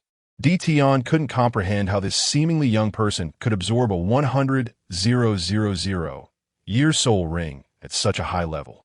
Wouldn't that lead to a violent explosion? The key was that this was unscientific. Human, who exactly are you? Tion inquired. Even he, despite being foolish, understood that the other party was certainly not simple. Perhaps they were a god from the divine realm come to experience life? The previous black fireball that did not kill the opponent was the best example. If he rashly attacked again, It might provoke the other party and worsen his situation. Ning began to breathe rapidly. After all, he was only a level 41 person. Facing an 800,000-year-old beast was still too much, if it weren't for his various trump cards for protection, just now. In a few breaths, Ning calmed his emotions and raised his hand to look. He didn't expect that the previous strike actually consumed 50 of his soul power. He should avoid using this skill frequently in the future. However, it seemed that his soul bone armor had a second skill, consuming 10 of life force to restore 80 of health. Do you think this skill is strong? Anyway, Ning wouldn't use it often. What if it drained his life to the point that even if he could defeat the opponent, it would be meaningless? After adjusting his state, he looked up at the black giant dragon in the sky. After the system's explanation, he understood the other party's origins. That was Tion from the second part of Douluo, but in reality, it didn't match up at all. Answer my question. The Black Dragon Emperor Tion questioned again. However, before Ning could respond, the system's voice echoed once more. Detecting that the effect of the summoning scroll has not yet been completed, summoning continues. Congratulations to the host for summoning. Evil Eye Tyrant Lord Evil Emperor, Ice Heaven Snow Woman Snow Empress, Emerald Swan Biji, Yao, I Demon Tree King, of all demons. Dark Gold Terror Claw Bear King, Ice Blue Emperor Scorpion Ice Emperor, Three-Headed Red Demon Mastiff Red King, Help Demon Dragon King Purple Empress, Titan Snow Demon King Titan. Ning frowned as he looked at the introduction above, thinking, did I get the timeline wrong? And is the summoning scroll that powerful? I thought it was a one-time use. I didn't expect it to be a continuous summoning. Could it be that the system updated? Summoning a bunch of braggarts. Moreover, these soul beasts were only focused on increasing their cultivation and not using their brains, actually believing Hui Yuhao's nonsense. The Spirit Pagoda not only failed to resonate with the soul beasts, but instead became the reason for their extinction. I know there will definitely be wise individuals coming out to refute this, but Hui Yuhao has said that as long as he is alive, he will work hard to achieve coexistence with the soul beasts. Isn't the protagonist's promise a promise? Could it be that after he becomes a god, he will die? He makes promises but can't fulfill them, yet he enjoys becoming a god? Well, I won't care about that. There's nothing I can do. The high-ranking soul beasts are busy in love, so it's no wonder they are facing extinction. Gods can't interfere with matters in the lower realm. After Tang San became a god, he stated, I don't understand. What does Simita mean? I can do whatever I want in the divine realm. I can manage as I please. Rules? Rules are meant to be broken. A certain bald man said that in the future, Tang San would play with them mercilessly. Moreover, he even threatened the orange. Didn't he say gods couldn't interfere with lower realm matters? How can he still threaten an ordinary person? It's not that they can't interfere. It's just that you haven't reached that level. So Tang San has double standards. As for those committees in the divine realm, they're just for show. How many times did the sea god and Shura god secretly act when Tang San died? Why didn't the divine realms committee sanction them? It's because it's a garbage organization. In this world, it's all about strength. The rules are meant to bind the weak, not the strong. After Tang San became a god, he perfectly explained this concept. He could intervene with mortals at will, and no one could control him. The orange never expected to be threatened by a god one day. The orange said, I want to report to the Divine Realm Committee. Tang San is abusing his power. Tang San replied, report invalid, 1 vote to veto. In the sky, the Black Dragon Emperor Tion saw that the other party completely ignored him and became furious. Swish, swish, swish. The soul power in his body exploded, dyeing the entire sky black. Just as Tion was about to attack, the Evil Eye Tyrant Lord Evil Emperor, Ice Heaven Snow Woman Snow Empress, Emerald Swan Biji, Yao I Demon Tree King of all demons, Dark Gold Terror Claw Bear King, Ice Blue Emperor Scorpion Ice Emperor, Three-Headed Red Demon Mastiff Red King, Help Demon Dragon King Purple Empress, and Titan Snow Demon King Titan all appeared in the Stardow Forest. Seeing these suddenly appearing soul beasts, Tion stopped his attack. Strange, how did these soul beasts suddenly appear here? This Snow Woman, wasn't she in the extreme north? Could it be that person summoned them? Tion slowly began to notice Ning. At the same time, those summoned soul beasts all turned their attention to the person not far away. It was you who summoned us. The Dark Gold Terror Claw Bear King stepped forward a few steps to question Ning. This guy was completely a reckless man. Sensing the other's aura, he lowered his guard and charged forward. System, the summoning scroll you gave is too powerful. Ning slowly took out a golden card from his pocket. Pikachu belonged to items, so the soul beast he hunted belonged to Ning. As the card was pulled out, the man who dominated the royal arena appeared again. He was simply the top one in every player's heart, the most powerful existence. No exceptions. All right, the Lifeline Dragon says I won't accept it. Chapter 92. Pikachu Superman vs. Stinky Bear. Ning directly activated the card with his soul power, looking at Bear Lord and speaking. So what if it's me? You big bear, you stinky bear. If you have the guts, don't run later. Braised bear paws should be a nice delicacy. I haven't had it before anyway. Ning spread his hands, putting on an indifferent expression. Right next to him appeared an armored figure. As the words provoked Bear Lord, the dark gold Fearclaw bear had been respected even by Emperor Tian since his cultivation. So he had never endured such humiliation. Yet now, an inconspicuous human dared to mock him and even mentioned eating braised bear paws. Is there any law? Roar. Human, D. Bear Lord roared, immediately using his right hand. That was a bear claw. Aside from the Dragon God Claw, no one could withstand this attack. Pikachu Superman, it's your turn. Ning instructed the armored figure beside him. Leave it to me, just a stinky bear, Pikachu Superman said as he strode forward. He wore a heavy golden armor, and his speed was not very fast, all enhanced by soul power. Boom! Boom! Boom! As Pikachu Superman made his move, the ground around them trembled, followed by the emergence of 8 black soul rings and 1 golden soul ring. It was another peerless Douluo with a million-year soul ring, fully unleashed, comparable to a demigod. Despite Pikachu Superman's appearance, Bear Lord did not stop his advance and continued to swing his paw towards him. As a large bear, standing about 2 or 3 stories high, Pikachu Superman appeared particularly small in front of him. However, power was never determined by outward appearance, but came from within. Bang! Bang! Bang! The bear claw was directly blocked by a single finger from Pikachu Superman, who then waved his left hand forward, instantly rebounding the bear claw back. Bear Lord felt a sharp pain. As the dark gold Fearclaw bear, he possessed a terrifying cultivation of 470,000 years, equivalent to a peak 98 level Douluo. Yet he was utterly unable to retaliate against the armored figure before him. He had just used 30% of his strength, and, after being blocked, he exerted all his power but still could not break through the defense. Bear Lord stepped back a few paces, feeling a stinging pain in his right arm, which was starting to feel a bit numb. Damn it, how could this guy be so strong? And the armor's defense is so high, completely blocking me. Feeling the overwhelming strength of Pikachu Superman, Bear Lord's heart surged with waves of shock, shaking his soul. This kind of power he had only felt from Emperor Tian. After being beaten up last time, he had become much more obedient.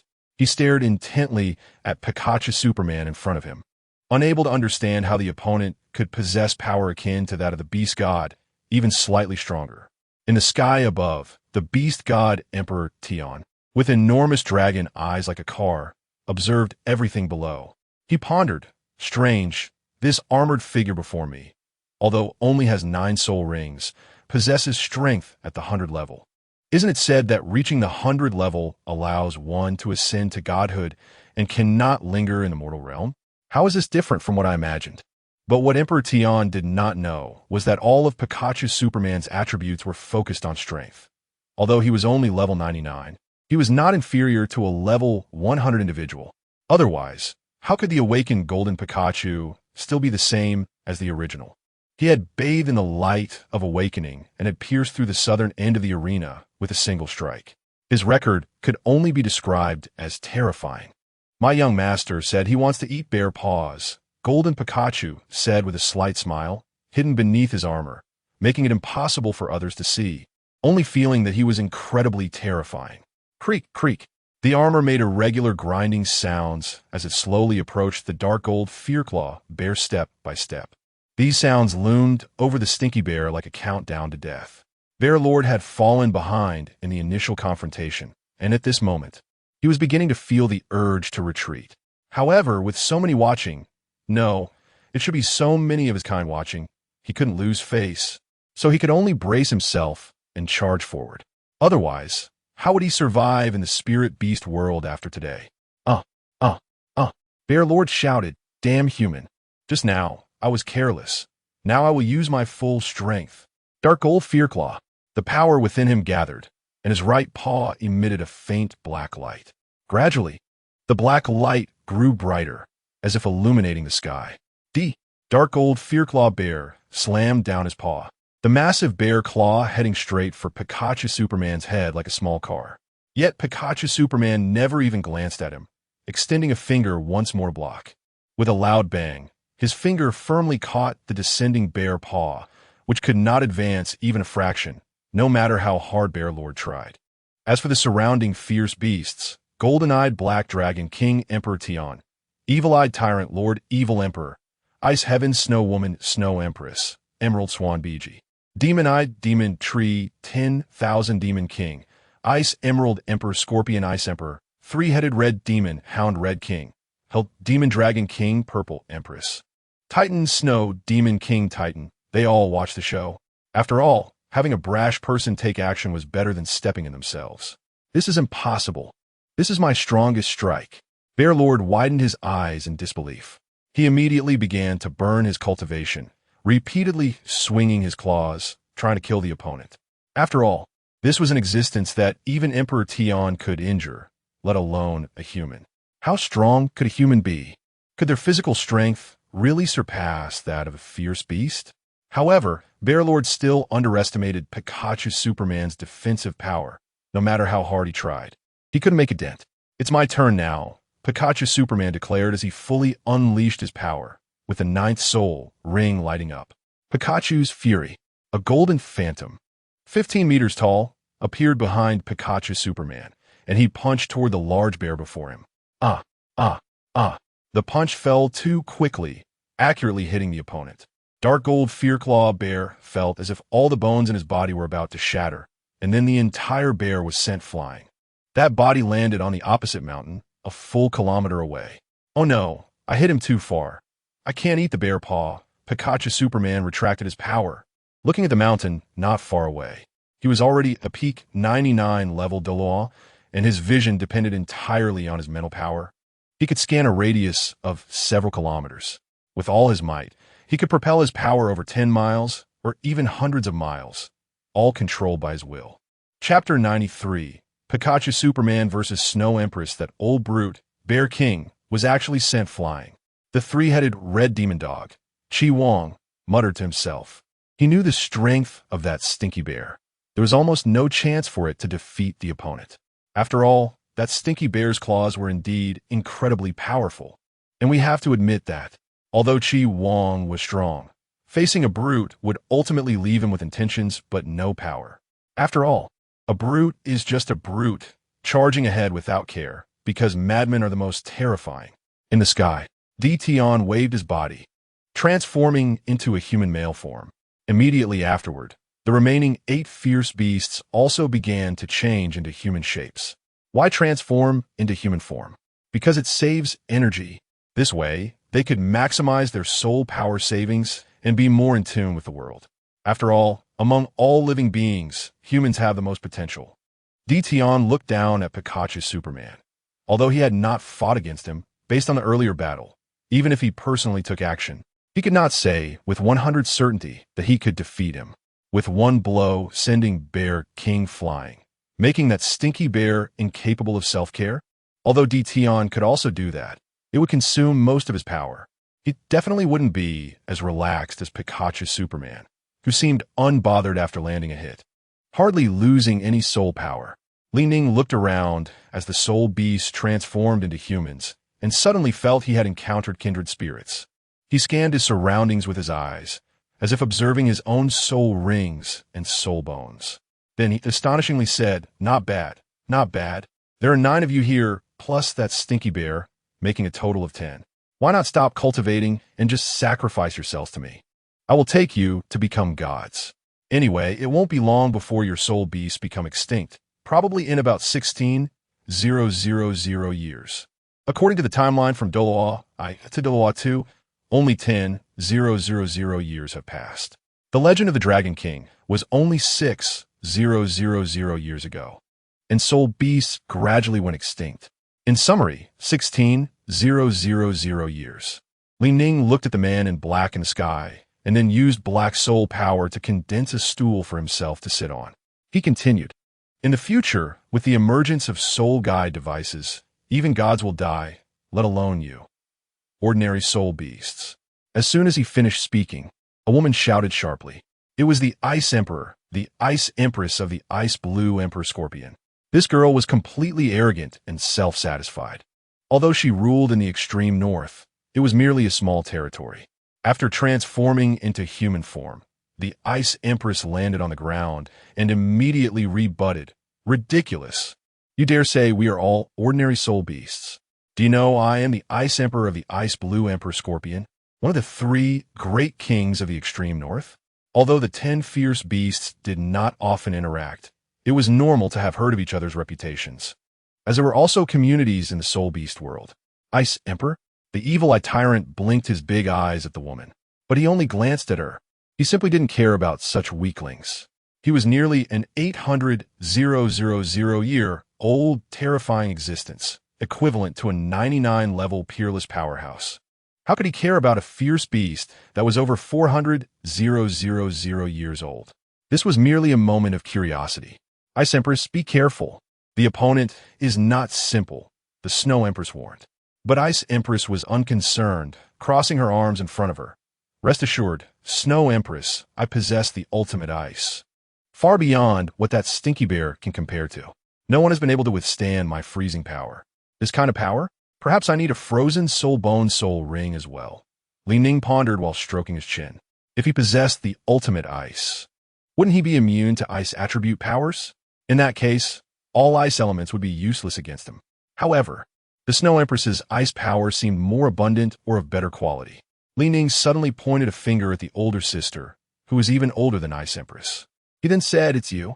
Wait until I become a titled Douluo, then you can sacrifice yourself to me, or you could also become my 8th or 9th soul ring.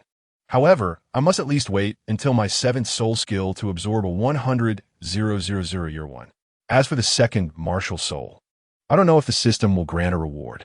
If so, I could absorb all 10 fierce beasts along with the deep-sea demon whale king, totaling 11 soul rings. Assuming I start absorbing from the 7th soul ring, and I have a 2nd martial soul, wouldn't I have an extra soul ring slot? Then I could count the Blue Silver Emperor as well. Wouldn't that be perfect? Impudent. The Snow Empress, the Snow Queen of the 3 great kings of the extreme north, had never endured such an insult, to be made into the opponent's soul ring. Moreover, the opponent was sitting on a stool, crossing his legs, as if selecting items. This can still be tolerated? Eternal ice power. The Snow Empress unleashed a powerful icy blast. Immediately, snow began to fall within 100 miles, and the surrounding lake began to freeze, making cracking sounds. Ning felt a chill. Soon, Pikachu Superman protected him with soul power, and his body regained warmth. "Daring to harm my lord, you are the first and the last," Pikachu Superman declared. Suddenly, a burst of extreme dark light erupted from the short knife in his hand. Facing the enormous palm before him, he raised his right hand and slashed down. With a loud bang, the blade pierced through the palm and struck the Snow Empress. She didn't even have time to react before being hit, resulting in an explosion in the air. Good power, but unfortunately it's still a bit lacking, the Snow Empress said appreciatively. She stood unscathed in the air, even her clothes showing no signs of damage. Only an ice and snow shield in front of her had clearly blocked the attack. In her perception, although the opponent only had 9 soul rings, their actual combat power was equivalent to a level 100 powerhouse, possibly related to the 2nd Awakening as a Golden Pikachu. After all, that was when Pikachu had already become a god, though officially it was defined as an epic card. In terms of strength alone, it was at least a legendary peak. Therefore, even if Pikachu Superman could awaken as golden-skinned, it would only reach level 99. The Snow Empress actually made a mistake. The Ice Emperor was somewhat incredulous. She was very clear about her good sister's strength. Although she only had 700,000 years of cultivation, she was not weaker than a level 100 powerhouse. and even more so in her home territory. Reaching God level meant that the opponent was very likely a level 100 powerhouse. After all, breaking through from level 99 leads to level 100, and one must absorb soul rings to break through to level 101. At this moment, not a single fierce beast dared to underestimate Pikachu's Superman below. The 10 fierce beasts, each with their own temper, united their hearts at this moment. Chapter 94, Pikachu vs. Snow Empress 2. Although these fierce beasts are not connected and are located far apart, they are still of the same kind and harbor a certain disdain for the human race, especially towards powerful humans. Ning's earlier actions made them feel a hint of humiliation. Sitting on a stool, Ning then dispersed his soul power, stood up, and called Pikachu back. He leaned down beside him and whispered, "I believe in you, Golden Pikachu. After all, your skin is 6 for 8. Here, take this fruit from the sacred tree. Once you eat it, it will boost your power by 200. Ning took out the fruit, and Pikachu inhaled deeply, absorbing it instantly. Swish, swish, swish. A fierce power surged through him, turning him brilliantly golden, and soon a golden soul ring hovered beside his feet. 10 soul rings, reaching level 100. This was the true Pikachu god. With the help of the sacred tree's fruit, he successfully gained a terrifying 200 increase in power. Power increase?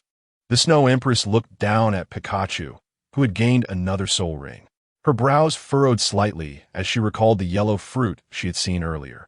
She pondered, could it be a rare treasure that can temporarily boost combat power? The Snow Empress murmured to herself, and even the Celestial Emperor in the sky couldn't help but ask, what kind of fruit is that? It grants such formidable power. The fruit of the sacred tree was terrifying. It directly gave Pikachu a second life. Whoosh, whoosh, whoosh. Suddenly, a blizzard descended from the sky over the Stardow forest. Soon, the sky was filled with swirling snow, quickly covering the forest in white. Imperial Sword. Ice Extreme unmatched. The Snow Empress unleashed her signature move. Watching Pikachu gain strength below, she had no intention of underestimating him. If previously he only had 9 soul rings, she would have had at least a 50 chance of defeating him. But now, facing a level 100 powerhouse with 10 soul rings, she felt she had only a slim chance. Moreover, this wasn't her own territory, making it difficult to unleash her demigod-level power. If they were in the far north, even a god would be within her reach. Swish, swish, swish. As the Snow Empress wielded her destined sword, a crystal-clear long sword appeared in the air. Immediately, the blizzard fell, covering the ground, transforming the entire Stardow forest into a scene reminiscent of the far north. The long sword slowly descended towards Pikachu, and with each inch it fell, the surrounding space shattered. In an instant, it transformed into a brilliant galaxy, and a terrifying force continuously erupted from the sword's body. What a cold sword, the Hell Demon Dragon King Ziji said with a hint of fear. She possessed hellfire close to the ultimate level, capable of burning and corroding everything. Yet, under the pressure of this ice and snow, she began to shrink. Even the flames on her body started to extinguish, making her feel cold. The 3-headed Red Demon Hound, Red King, stared at the ice and snow sword, his eyes widening as if his soul was about to freeze. He also wielded hellfire, but compared to the Snow Empress's ultimate ice, he was lacking. The ice and snow that made him feel cold were not few, and, similarly, the flames on his body began to extinguish as well. Go! The Snow Empress shouted. The 10-meter-high Imperial Sword slashed toward the Pikachu on the ground. Pikachu's true form. Whoosh! Whoosh whoosh! Facing the Snow Empress's strongest strike, Pikachu quickly activated his golden form. In an instant, a golden Pikachu, towering over 100 meters tall, stood behind him. Swish, swish, swish. He raised his dark, purple short sword, and the tip of the sword released a surge of power that shot into the sky. The entire sky instantly turned golden, and in his martial soul true form, a giant short sword swung towards the Imperial Sword. Whoosh, whoosh, whoosh. At the moment of collision, the ice and snow instantly transformed into a tornado, sweeping up around them. Ning, along with the 8 surrounding fierce beasts, began to feel the impact. Especially for Ning, who possessed soul master strength, the effect was greatest. He felt as if he was about to take off. System. Transfer the shop to my spiritual sea. Are you sure? Once the shop is transferred to the spiritual sea, you will possess invincible power. But your original shop location will instantly disappear, which may arouse others' curiosity. Transfer it. As long as the shop stays in my body, I will be invincible. Transferring. 100. Transfer successful. 6G network speed is fast. Boom. At the same time, as the transfer of the shop was completed, Ning merged back with the shop, gaining invincible power. He no longer felt cold and simply watched from the side. Meanwhile, the 8 fierce beasts began to use their powers to resist the surrounding onslaught. The surrounding ice and snow tornado was too powerful. The Celestial Emperor, Evil Eye Tyrant Sovereign, Evil Emperor Emerald Swan BG, Demon Eye Tree 10,000 Demon King, Ice Emperor Scorpion, 3-headed Red Demon Hound Red King, held Demon Dragon King ZG, and Titan Snow Demon King Titan. In an instant, they activated their beast, soul, true forms, reverting to their original appearances. Caw! An emerald swan flapped its wings from the sky. Celestial Emperor, the surrounding tornado is too strong. I can't hold on much longer. BG, I'm about to use my power. Boom! The Celestial Emperor used his black dragon power to envelop his wife, protecting her tightly. The other fierce beasts quickly distanced themselves from the center. They could withstand it, but doing so would consume a lot of soul power. Observing from afar would not impact their own strength. The Evil Eye Tyrant Sovereign gazed at Ning, who was alone, and this big, I couldn't help but entertain wicked thoughts. Human, no one could save you now, he said as he unleashed his mental domain, pressing down on Ning. Evil Eye Stare, one of the Evil Eye Tyrant Sovereign's most powerful soul skills. This pure mental attack was formidable. Even the Celestial Emperor was stiff for a few seconds, which showed its power. After releasing his soul skill, the Evil Emperor didn't even look at Ning again. Instead, he blinked his big eye and looked towards Pikachu. That human is doomed. The Demon Eye Tree 10,000 Demon King understood the terror of this move. Not to mention just him. Even he could fall victim. After all, under the same conditions of Evil Eye, the Evil Emperor was clearly a bit stronger. Emperor Cold Sky, Snow Dance Radiant Sunday. The Snow Empress suddenly unleashed her domain power for reasons unknown. Chapter 95. A group of small animals. I'm invincible. You could do as you please. Pikachu Superman is truly powerful, especially with his golden skin, which forces the Snow Empress to reveal all her trump cards. Her strength, spirit, and domain have reached their peak. For a brief moment, her power has soared to the level of a level 3 deity, as if the god of ice and snow has descended into the mortal realm. A white halo appears behind her, symbolizing her divine status. As she releases her domain, the surrounding ice and snow intensify. Whoosh, whoosh, whoosh. An endless force of cold ice sweeps through, prompting all the ferocious beasts to activate their defenses once again. The biting cold wind howls around them, and waves of ice and snow tornadoes engulf the entire sky. Pikachu Superman stands at the center of the storm, his golden armor revealing no visible expression. Go! The Snow Empress summons her sword again, and with the power of ice and snow enhancing it, the might of the Emperor's sword becomes even more terrifying. The force of this strike reaches a divine level. She is, after all, an ice and snow spirit born from the heavens, and on her home turf. The Snow Empress has now reached the level of a level 3 deity. Although Pikachu Superman also possesses level 100 soul power, he is still borrowing external forces. Not his own. More importantly, he has not fully ascended to divinity. Without holding back, there is still a distinction between man and God. As for the level 94 Tang San, who faced the Snow Empress, he was clearly holding back significantly. Boom! The Emperor's sword descends. When it strikes the ground, an explosion occurs. Swish, swish, swish. The center of the explosion freezes the surrounding area within a 10-mile radius into permanent permafrost. Who? The golden-eyed Black Dragon King Tion flaps his wings to disperse the surrounding ice and snow. A pair of virtual wings emerges from his back, firmly protecting his wife. After more than a minute, Pikachu Superman kneels on one knee, with his right hand dagger plunged into the ground. Then, he transforms into a ball of holy water and disappears from the spot. So be it. The Snow Empress snorts coldly and turns away. Her soul power has already been drained by 90%.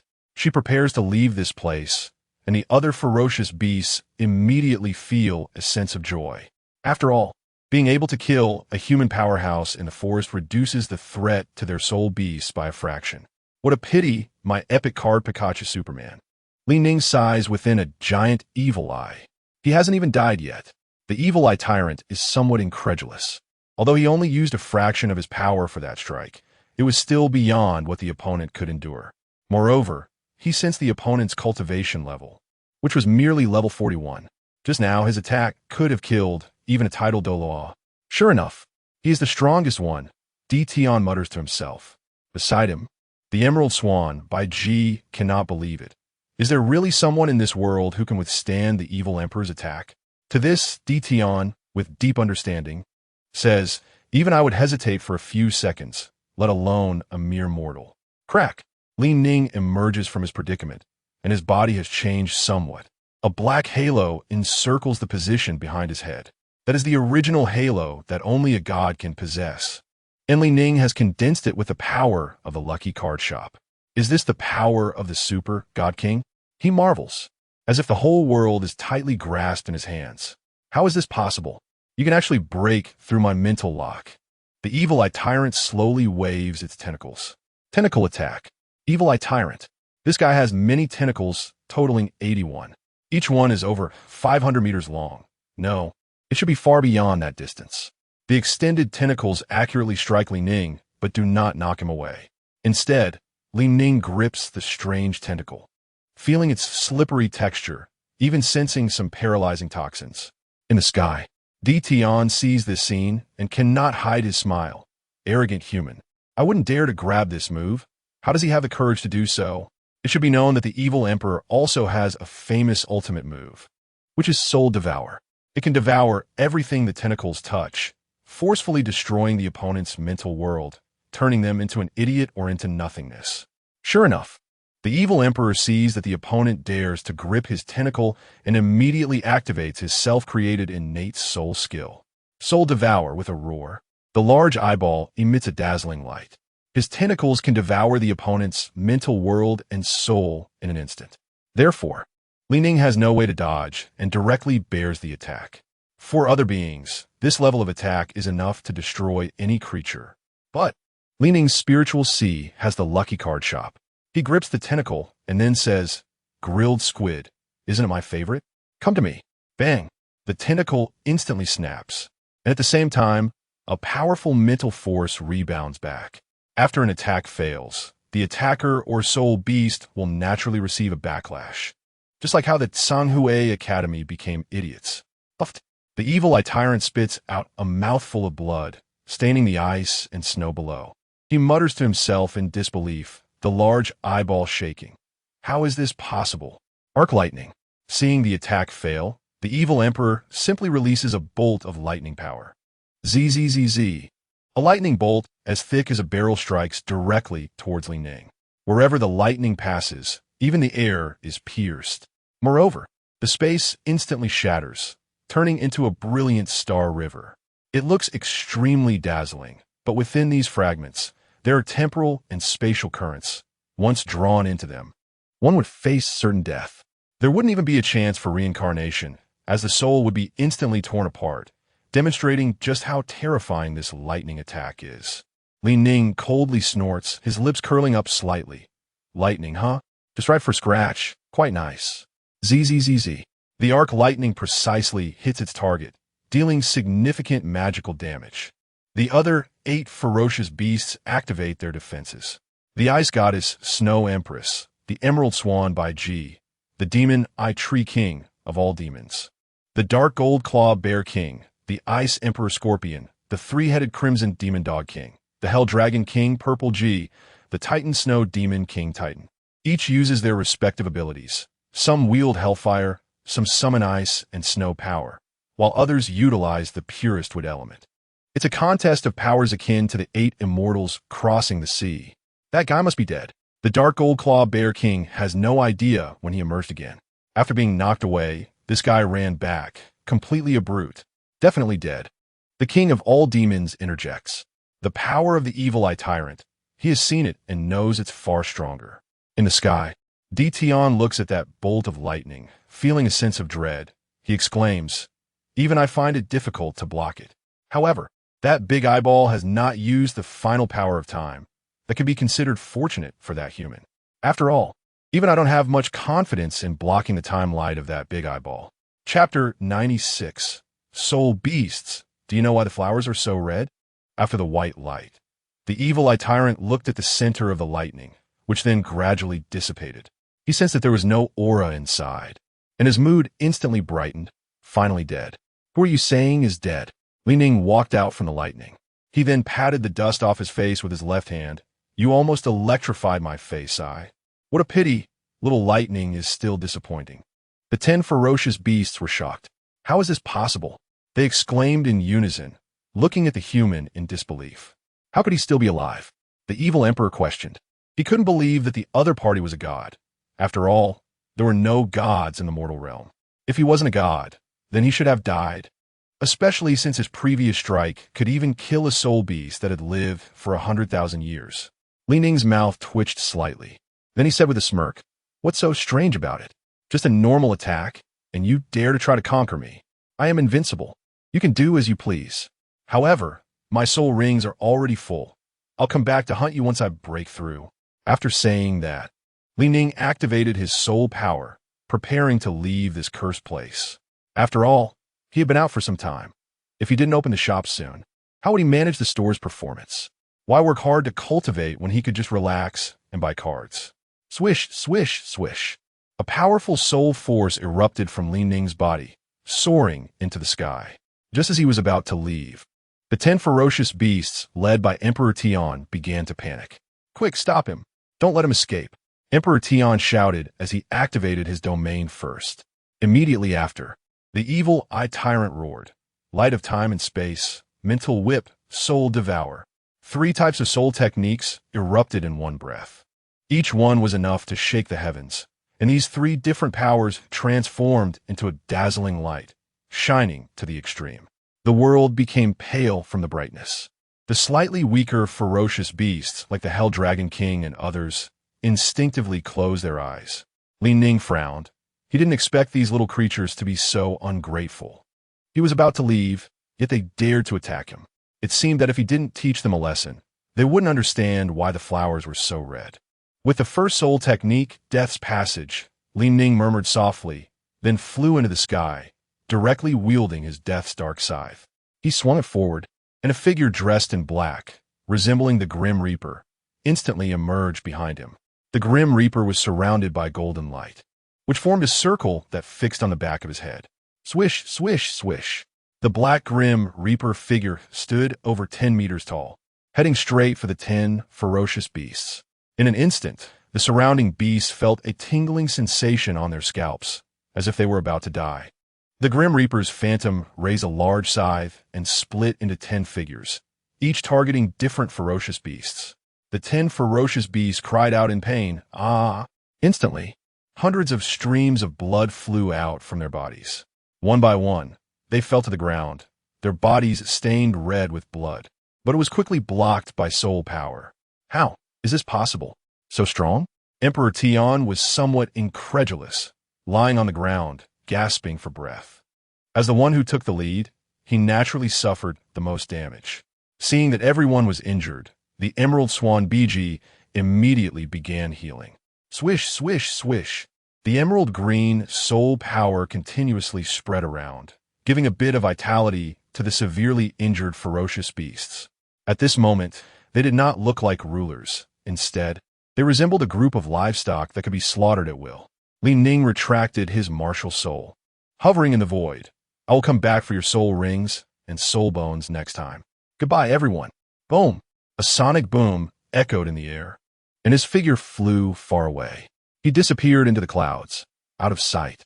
What a powerful person, the Bear King sighed. As a great bear, he had lived in the forest for many years and had seen many people, even the bald-headed lumberjacks he had encountered, as well as some titled Douluo experts. But no one had ever been as terrifyingly powerful as Li Ning. He didn't even know the other party's name. He was just knocked away the first time and then hit again upon returning. He almost ended up a fool, but fortunately, the other party left quickly. Perhaps he had some urgent matter. What should we do, Emperor Tian? The Emerald Swan Biji said worriedly. The latter sighed. To him, we are indeed the most ordinary soul beasts. If he wants to kill us, he can do so at any time. I'm afraid we have no choice but to sacrifice ourselves. After all, he has mentioned taking us to ascend. Just based on him? The Ice Emperor was somewhat unconvinced. He was a proud, ferocious beast. How could he submit to a human? Ice, don't talk nonsense, the Snow Emperor advised from the side. Even she couldn't withstand the other's power. Not to mention a little scorpion, they couldn't win. It was completely impossible. The Hell Dragon King Ziji then spoke. My inherited memories tell me that soul beasts are not allowed to become gods. Perhaps that human was deceiving me. He has no ability. Emperor Tian nodded. Indeed, our master once told us this, but can't this rule be broken? It cannot. Suddenly, the surface of the star lake began to boil, and a woman slowly walked out. The Silver Dragon King, Guyuna, appeared. However, she looked like she was still recovering, ever since being cut in half by the god Ashura last time. Half of the dragon god had transformed into Guyuna, and after 10,000 years of recovery, she still hadn't fully recovered. Emperor Tian raised his head. Master, you have finally awakened. Are you saying your injury is healed? Guyuna shook her head slightly while standing on the surface of the lake. Not yet, but I have recovered by 2/10. It may take several more tens of thousands of years to fully restore. The human from earlier is very powerful. This kind of strength I have only felt from the dragon god. You're talking about the dragon god, right? Emperor Tian said with some excitement. The dragon god was his ancestor. If he could appear, then humans would surely perish. However, upon hearing that Ning could rival the dragon god, he instantly lowered his head. What should we do, master? Such a powerful being means we are bound to perish. Emperor Tian, don't talk nonsense. Perhaps what he said is true. You should sacrifice yourselves to him. Maybe you can truly become divine beasts. Although I don't know why he still needs soul rings. I can feel that he doesn't have much malice, and he is quite young. Not malicious. I, the old bear, am about to be beaten into a fool. The dark old fearsome claw bear king complained, and he even said he wanted to eat braised bear paws. It's simply cruel. Chapter 97. Guyuna's visit let me insert an advertisement for the Royal Shield 9-clan separation technique. I will personally go to find the other party, transform into a human, and infiltrate the world. After hearing this, Di Tian expressed some concern. Isn't it too risky for you to do this, master? Moreover, isn't it unnecessary? Guyuna recalled what had just happened and explained to the many ferocious beasts. The armored person just consumed a mysterious fruit that is very useful to me, especially since that armored person not only enhanced their combat power, but also increased their life force, which is exactly the divine tree fruit I need. It's hard to believe that such a powerful fruit exists in this world, commented the Emerald Swan Biji. As a life-type soul beast, she had observed clearly when the armored person consumed the fruit. Their vitality had increased by 200, which was simply against the laws of nature. Di Tian frowned as he thought of the fruit from earlier. If humans possessed such an auxiliary ability, wouldn't it be very easy for soul beasts like them to become extinct? However, recalling that the master needed him, he made up his mind and said, I will immediately launch a beast-tide attack to help the master reclaim that fruit. Don't be reckless.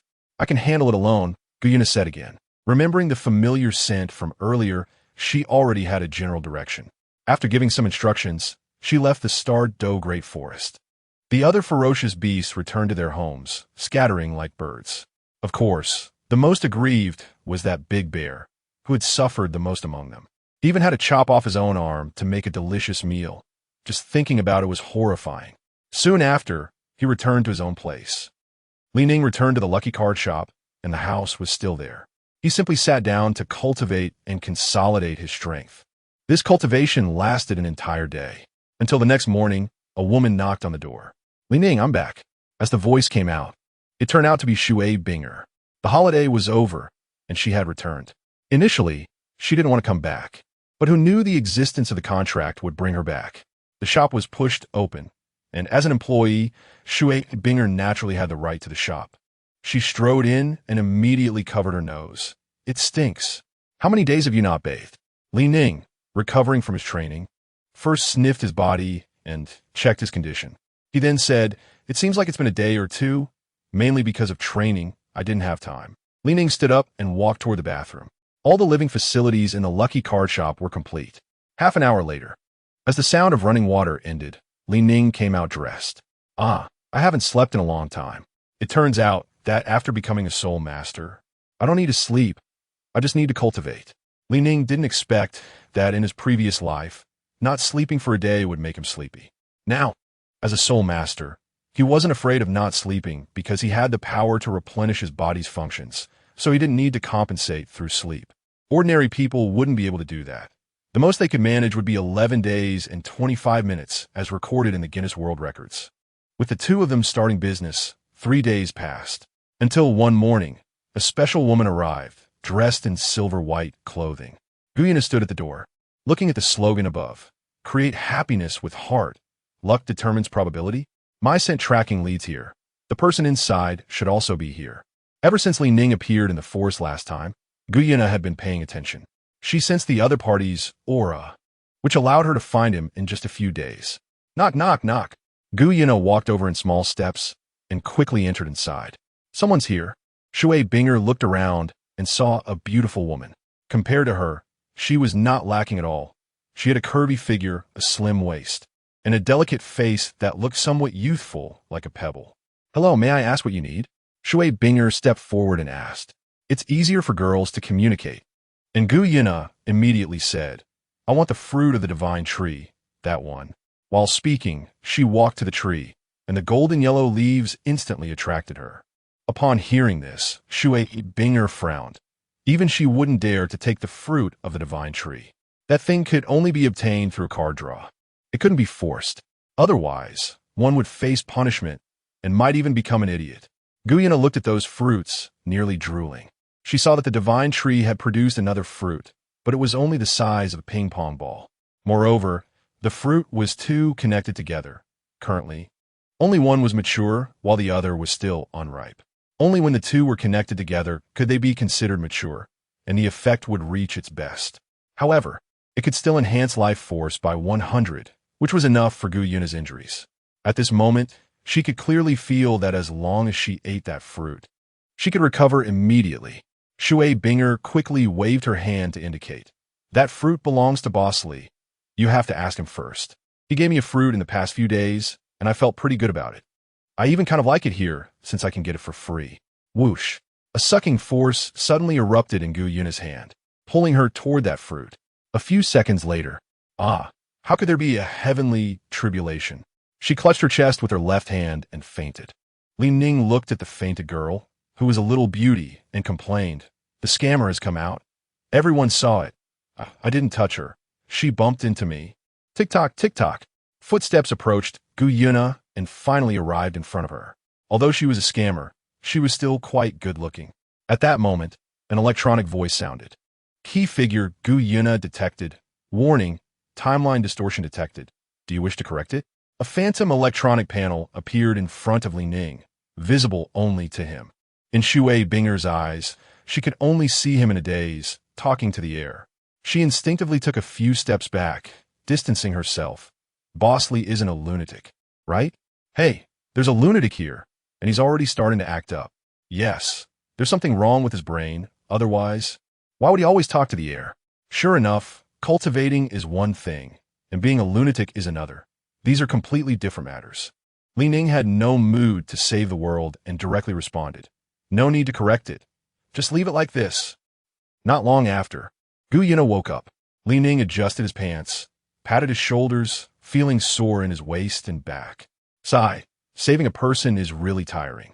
I have to make her stay here and work for a lifetime to repay it. I can't let her take advantage of me just because she's pretty. After all, I have my dignity. Shui Binger saw this and smiled faintly. It seems that it won't be long before I have another sister. Chapter 98. Getting what one wishes for. My head hurts. Why does it feel like my whole body is about to fall apart? Guyana felt her physical condition and then stood up. Although she was in human form, her strength was not any weaker than that of a titled Douluo. Even a 100-level powerhouse was no match for her. She thought she could dominate the world with her power, but unexpectedly, she had stumbled in a shop and had some unpleasant things done to her. The electric therapy earlier left her body feeling numb, and she still hadn't recovered from it. Shui Bing'er approached, wanting to see if this woman had lost her mind. She had been told not to forcefully take things, but she didn't listen, and now look where it got her, half paralyzed. Fortunately, Boss Lee was generous. Otherwise, she didn't know how long she would have to sleep here. Feeling the other person getting closer, Guyuna didn't mind. After all, the other party was just a weak girl and posed no threat to her. Instead, she looked seriously at Ning. She had witnessed his strength. Terrifying. But when she looked over again, Guyuna was a bit puzzled. Strange, why is his soul power only at the 40s? Just a few days ago, he could unleash divine power. How could he be an ordinary person now? Ning did not hide it, but spoke openly, waving his hand to close the door. You must be the Silver Dragon King Guyuna. You look just as beautiful as Shui Bing'er. Whoosh. A dragon aura erupted from Guyuna's body when Ning learned her identity. He immediately used his power to protect himself, fearing that she might have ulterior motives.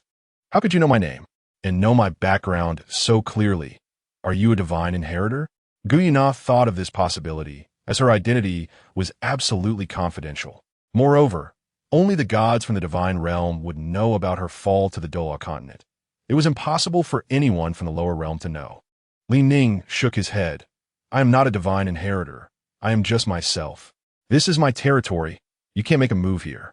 As he spoke, he raised his hand and directly sealed her, causing her dragon aura to instantly disappear. Guyuna turned back into an ordinary person, no different from Shui Bing'er. Was a dragon king, silver one. Shui Bing'er Zolmavat Pazit. This was the human world. Where did a dragon king come from? Even if there was one, it would have been captured long ago and turned into a soul ring. Ning glanced at her. Mind your own business. I have some things to discuss with her. You can go out first. Mysterious, huh? All right, I'll go out and see if there is anyone else. Shui Bing'er strode towards the door. Creak. The door opened and quickly closed again. YISNT my power responding. Guyuna desperately tried to use her abilities, but still had no reaction. She was a dragon king, a being that could rival the gods. How could she not use her own power? But her mind quickly turned, and she figured it out. To seal a goddess power, one must be a stronger god. Furrowing her brow, Guyuna questioned, You're a god. Isn't it forbidden for gods to interfere with the matters of the lower realm? How did you sneak in here? Aren't you afraid of the punishment from the divine committee? The committee is nothing but a joke. Ning found a chair and sat down. Continuing, rules are meant to be broken. Besides, how many times have the Shura god and the Sea god intervened? They've never been punished. It's only because they are powerful. In the end, it's just a dictatorship. That's true. After all, power is respected. Guyuna agreed with his words. No matter where you are, it's all based on strength. Even if you do something wrong, as long as you have power, no one can touch you. Wasn't he the dragon god like that? At his peak, the Shura god didn't dare to say a word? Ning looked at Guyuna. If he could subdue her, it would be better than letting Tang Wu Lin benefit. So he asked her, Do you want to stay here? After all, you also came to recover from your injuries. What the other party said reminded Guyuna. After their discussion, she had forgotten what she had come for. She came here for the fruit of the sacred tree. So she looked at the dazzling golden tree and finally extended a finger. I want that one. Give me that fruit. Hearing Guyuna's words, Ning looked at the fruit but noticed it was not yet ripe. He reminded her, That's a semi-finished product. I have ripe ones, but you have to stay here and work for me for 100 years. It looks small, so no salary for now. Ning thought as he looked at Guyuna, who appeared as a child after turning human. It would take at least 10 or 8 years for her to fully grow and become a young woman. It might also be related to her injuries. After all, being injured for a long time and losing strength was normal. Ning thought she would refuse, but unexpectedly, Guyuna seemed thrilled as if she had heard some enormous benefit. Excitedly, she said, 100 years is fine. This is such a good deal. You know, she had absorbed a lot of power from the heavenly dream eye silkworm, but unfortunately, she hadn't been able to recover. Right now, she was still severely injured. If she had to recover on her own, it would take tens of thousands or even hundreds of thousands of years. The human in front of her actually said it would only take 100 years. This was simply a great person, and a remarkably great one at that. I agree, Gu Yuna said, extending her hand. Give me that kind of fruit. Li Ning calmly walked to the counter and took out a piece of paper. First, fill out the employee application form. Okay? So troublesome? What is that? Gu Yuna retorted, not knowing what an application form was. After all, she was just a soul beast and didn't understand the rules of the human world. Fortunately, Li Ning began to explain and tutor Gu Yuna in filling it out. Just 5 minutes later, all the contents were filled out. Work 8 hours a day. Only able to leave at 5:30 p.m. and work 5 days a week with weekends off. And there would be no overtime. The rest would follow the shop owner's arrangements, unconditionally. Gu Yuna read the contents of the contract, feeling strange for some reason. But none of this was important because in front of her was already a fruit from the sacred tree.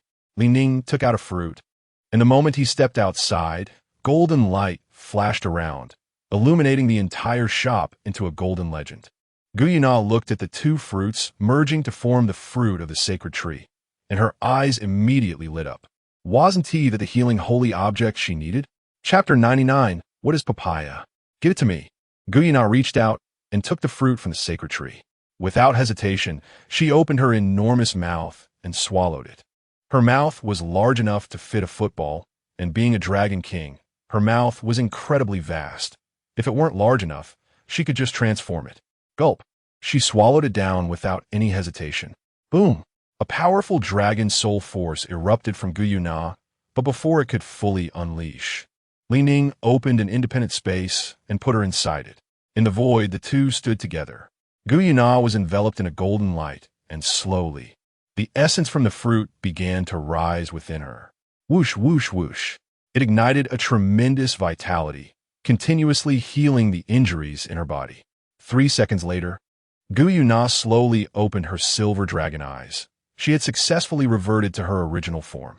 All the injured parts of her body had healed completely. Not a single one left. I have been resurrected again. Saying this, she waved her body and unleashed her power, shattering the surrounding void once more. This powerful strength made her feel infatuated. At the same time, she didn't expect that despite cultivating for tens of thousands of years, she couldn't compare to the other party's 3 minutes. The fruit of the mini-sacred tree was terrifying. That kind of 200 increase in vitality was no joke. Whether from monster farming or dueling with others, it was an essential remedy. If you could get such a fruit in survival, it would definitely be an impressive existence. Those were all memories. I am about to ascend and become a god again, Gu Yuna said as she prepared to leave. She broke through the void, wanting to ascend, but unexpectedly was blocked by a force. Gu Yuna suddenly dismissed all her power and returned to the shop. She plopped down on the floor as if she had lost all her strength. How is this possible? Didn't I recover? What is going on? Scammer, refund. Gu Yuna looked at Ning with some indignation, wanting him to give her an explanation. I already said you were my employee, without my permission. You cannot leave here. Ning clapped his hands and then put his hands on his hips, lamenting that she signed without reading the contract and blaming himself for not reminding her. This is simply turning the world upside down.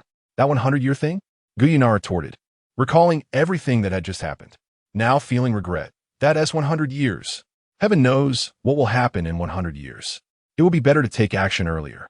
She still had to go to the divine realm to find the other half of the dragon god.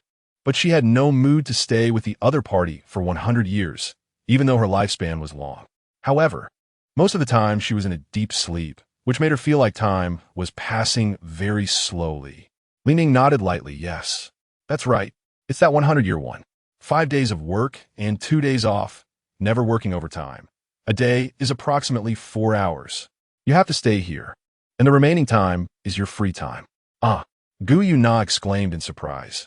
How can there be such inhumane rules? That is only 4 hours, and only 2 days off in a week. How can I cultivate? On this point, Ning hadn't discussed it. After all, with the system in place, he only needed to lie down. As for Shui Bing'er and Gu Yuna, they could only cultivate on weekends. Okay, hurry up and get to work.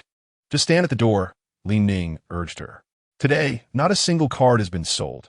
If this continues, the shop will go bankrupt. Sigh. It's hard to earn money, but business must go on. I heard there are beauty and skincare products here. Is that true? A woman's voice came from the entrance. Of course, we have everything here, but you have to draw cards, Shui Bing explained while standing at the door. Speaking of beauty and skincare products, there should be some in the card drawing machine.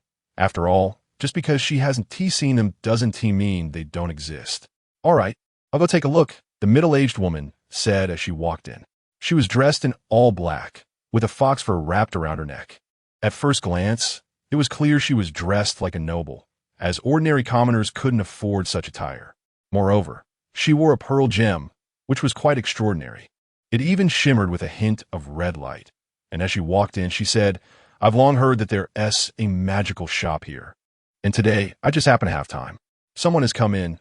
Ning noticed a middle-aged woman at the door, then stepped out. "May I ask what you need?" he inquired, unsure of what the other party was here for. "I'm here to draw cards. I heard you have beauty and skincare products.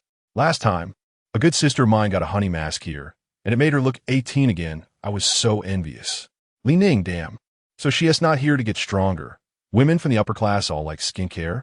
The rule is 60,000 gold soul coins per draw. And you can only draw 10 times a week, and there's also. Before he could finish, he was interrupted by the woman in black. "No need to say more. I understand the rules. My good sister has explained everything to me. And I know the process well. No need to introduce it again." Bang! Bang! Bang! The woman in black approached the card drawing machine and directly placed the coins down. Whoosh, whoosh, whoosh flash. Purple light shone, illuminating the entire 43-inch screen. "It's a rare item. Looks like you're lucky," Ning said slowly. The woman in black raised her head to look at the screen. "Of course. My luck is always good. Rich people's luck never runs out. Otherwise, why do you think they are rich?" With the appearance of the item, the system prompt sound also rang out at this moment. Item: Xiang de li Papaya. Effect: slice it and apply it to your face for beauty and skincare, making your face bouncy and alive, just like an 18-year-old girl, lasting for a year. Description: as an item from a mysterious world, even the system cannot trace its origin. Only knowing that it has beautifying effects. Whoosh. The card flew out of the machine and landed in the woman's hand. She then activated it with her soul power. Whoosh, whoosh, whoosh. The card spun and transformed into a papaya, which looked yellow. "No way, it's a papaya?" the woman in black complained. Although papaya can beautify and care for the skin, buying one for 60,000 gold soul coins is too much of a ripoff. Seeing her so oblivious, Ning began to explain, "This is a Xiang de li papaya. Although it's yellow and only the size of a fist, don't underestimate it. Just apply it to your face, and it will keep your skin bouncy and hydrated. Moreover, within a year, your skin will return to a youthful state." How strong is that? Chapter 100 System 5. 0 Really? I don't draw cards very often, so don't lie to me. Ning chuckled lightly. "Don't worry. I'm not the kind of person to deceive a middle-aged, ignorant woman." "That's true, but who are you calling ignorant?" The woman in black clothes looked a bit displeased. However, she still held the papaya in her hand. After all, besides beauty and skincare, it could lead to some joyful experiences. Since she had already gotten the item, she no longer lingered with the papaya and hurriedly left. Host card draw count increased by 2. The system's voice rang out again, indicating that Ning had gained 2 more chances to draw cards. Immediately afterward, the system's voice began to explain, "Host, a new sign-in location has been refreshed. Please head to Wuhuan City." After arriving at Wuhuan City, the system will undergo maintenance, expected to last 3 hours. The maintenance time will only start counting once the host arrives at Wuhuan City. By then, the system version will be upgraded to the brand new version 5.0. Please look forward to it. Ning looked at the illusory electronic panel. The system has updated again, but the 5.0 version should have some good stuff, right? So looking forward to it. I wonder what this version will update. Anything is fine, just don't fix the bugs. Fixing bugs over and over is really annoying. Ning spoke to the illusory electronic panel, but to Guyuna, the other person just seemed like a fool. Imagine, in a store, a man talking to the air. It's a miracle they haven't called the Abnormal Human Research Center yet. Fortunately, as the Dragon King, Guyuna had lived for tens of thousands of years, so her endurance was not something ordinary people could compare to. Shui Bing stopped lingering at the door. "Hurry in. We are leaving," Ning shouted at the entrance. Soon a figure walked in. "Ning, leaving. Where are we going?" Shui Bing walked to the counter with some confusion, curiously looking at the other person. How could they suddenly want to leave when everything was fine here? Could it be that someone was coming to collect debts? But given Li Ning's strength, that shouldn't be possible. Just as she was pondering, someone gently patted her head a few times. Ah, who messed with my hair? Shui Bing screamed, quickly covering her hair. She looked at Li Ning. Don't think just because you are my boss you can do whatever you want. By the way, where exactly are we going? Midway through her sentence, she suddenly looked at him.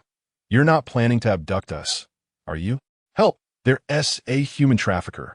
We're going to Wuhuan City. Li Ning explained to her.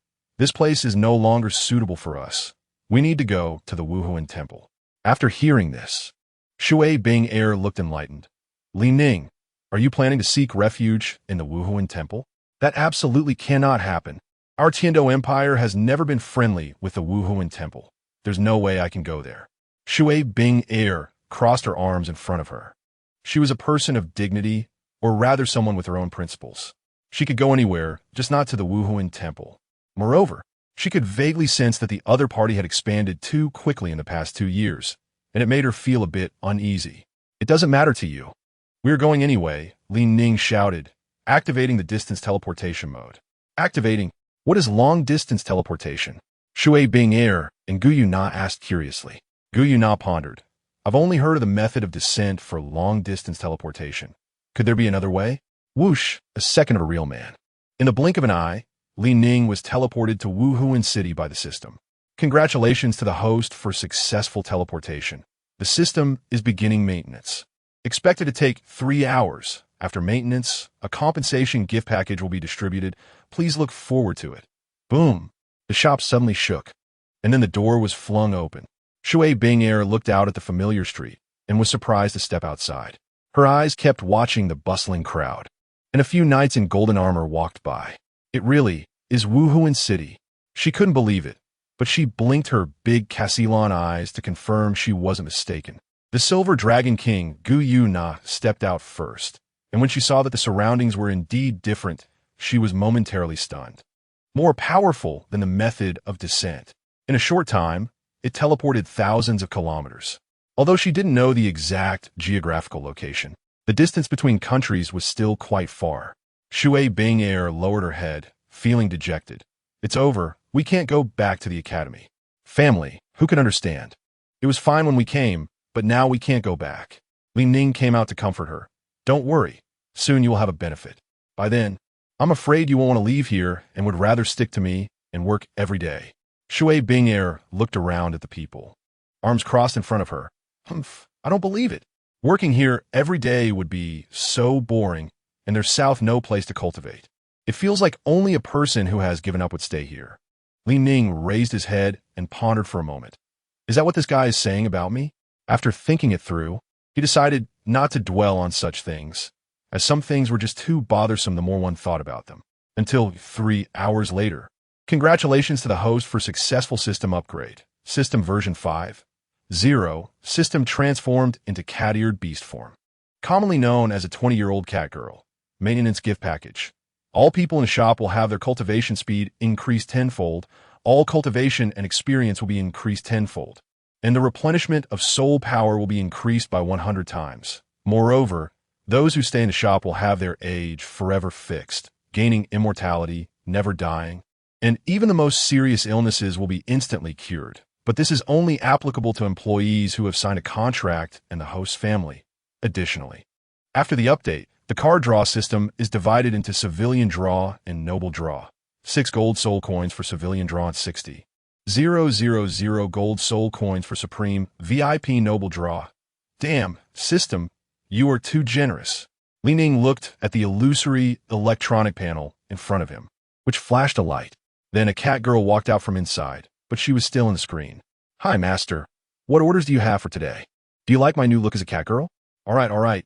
Hurry up, I want to start. Don't get that dirty, the system's voice interrupted. Li Ning poked a finger at the dust in the card draw machine. It really is dirty here. It seems like it hasn't been cleaned in a long time, right? I'll clean it up today. Shui Bing Guyana, you two hurry up and clean. Remember to buy some things on your way back. Fine. Who told you to be my boss? Shui Bing walked out the door. No one can order this king around. Guyuna dissatisfiedly found a stool to sit down. Don't do that, oh my. Guyuna was shocked. With a contract in place, she had no choice but to obey orders. Controlling her body, she walked out the door and headed into the city to buy the necessary cleaning supplies. Chapter 101. Hulaina is here to draw cards. An hour later. No more, right? There's really not a drop left. Boss Lee, you're killing me like this. Shui Binger lowered her head, trying hard to wipe the glass. The cloth in her hand was almost running dry. Ning situd beside her, urging. This glass has so much dust. Wipe a few more panes. Try to dry the inside. At least get the glass to reflect. This is so tiring. Shui Binger's rapid breathing sounded as if she was about to pass out. Another 30 minutes passed. Shui Binger and Guyuna collapsed on the shop floor, not wanting to move an inch. Suddenly, they felt the air around them improve, and not only that, but the power within them was also slowly increasing. It was as if they could grow stronger just by lying down without any conditions. Why has my cultivation increased? Shui Binger wondered as she sensed her body. It indeed had grown quite a bit. She was originally at level 42, and now she had upgraded to level 42. 12. At this rate, it wouldn't be long before she could break through to the next level again. Guyuna, being a bit smarter, sat cross-legged and began to breathe. A few minutes later, she opened her eyes in surprise. The cultivation speed here has actually increased tenfold. The Imperial Royal Beast is here. Guyuna, who had seen many grand scenes, naturally understood what a tenfold experience card meant. ISNT, that, just an incredible boost? She never expected that such a small shop would have it. It was simply outrageous, a tenfold cultivation speed. It was equivalent to cultivating for a year here, while others would need to cultivate for 10 years to catch up. Moreover, breaking through from level 99 to 100 required 1,000 years of cultivation. But if one cultivated in the shop for 100 years, the experience would be multiplied by 10, equivalent to cultivating for 1,000 years. Titled Douluos can live for hundreds of years. Dedicating 1/3 of their time to cultivation is enough. Becoming a god at level 100 is no longer a dream. Let's strive for it, young man. Guyuna stood up and declared, I've made up my mind. I'll stay here to cultivate from now on, and no one can drive me away. She secretly resolved to retire here and cultivate for 1,000,000 years first. Converted into time, that would be 10 million years, which is terrifyingly strong. More importantly, Guyuna discovered that the power within the Lucky Card Shop had no limits and could grow infinitely stronger. Ning walked over and immediately decided to hold a staff meeting. Just the two of them, but two people are still people, right? You two come here. I need to explain the rules inside. Shui Binger and Guyuna obediently walked over and sat on the stools nearby. Then, they heard him slowly say, The space in this shop has been sealed by me. The concentration of the world's energy is 100 times that of the outside, and the cultivation speed here increases tenfold. And you will never age. Your lives will be forever frozen.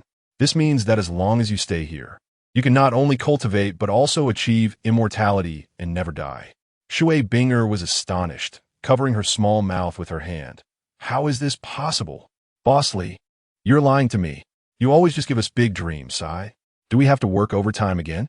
You're not going to make it 12 hours, right? And the Empire's laws prohibit overwork. When Li Ning heard this, he knew the other party hadn't suffered the harsh realities of society. We don't have overtime here, only voluntary overtime. When the boss comes to check, you all have to say it this way. Otherwise, think about your families that need support. You still need this job. If you don't do it, there are plenty of people who will. Shui Binger, can't you let me finish? Li Ning looked at her. But Boss Lee, you're really too boastful. A tenfold increase in cultivation speed, and the soul power is denser than ever. If that's the case, then I'll work overtime every day and just live here.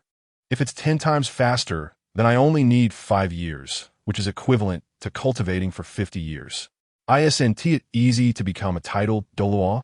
After all, I'm already over 50. Shui Binger even began to fantasize about the elite competition for high-level soul masters across the continent 5 years later. By then, with the tenfold cultivation speed, wouldn't she also be a titled Douluo? Moreover, with the addition of soul bones and divine beast inheritances, various bugs combined made her incredibly strong. At that moment, her confidence seemed to reach some kind of climax, and the more she thought about it, the more wonderful it felt. Are you overthinking it? Ning smiled as he looked at her fantasizing. After all, she was his employee and had to work every day. If he let them cultivate here, who would watch the shop? What was the point of hiring these two women? Shui Binger didn't know why, but seeing her boss smile, she felt something bad was about to happen. Boss Lee, your smile seems a bit fake. Is it not possible to cultivate here? And we only sell our skills, not our bodies, so don't do anything reckless. Li Ning's lips twitched. With the contract in place, you can only work. As for cultivation, you'll have to wait until the afternoon break and weekends.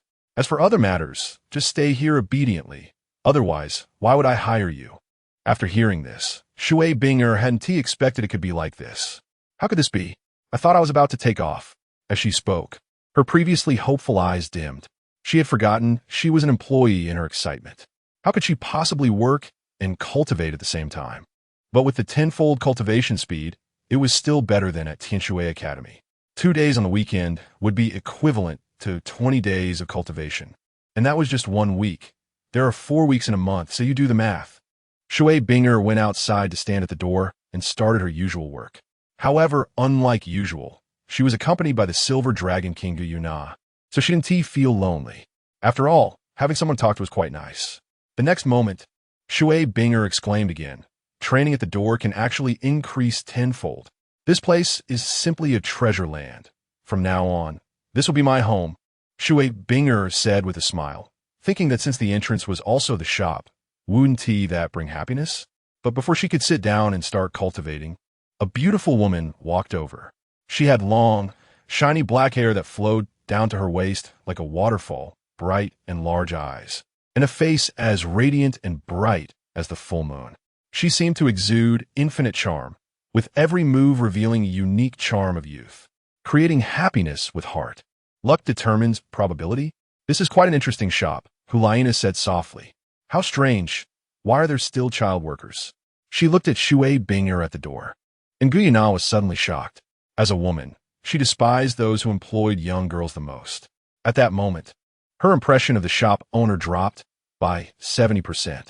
However, she didn't know Chapter 102. Is Hulaina obsessed?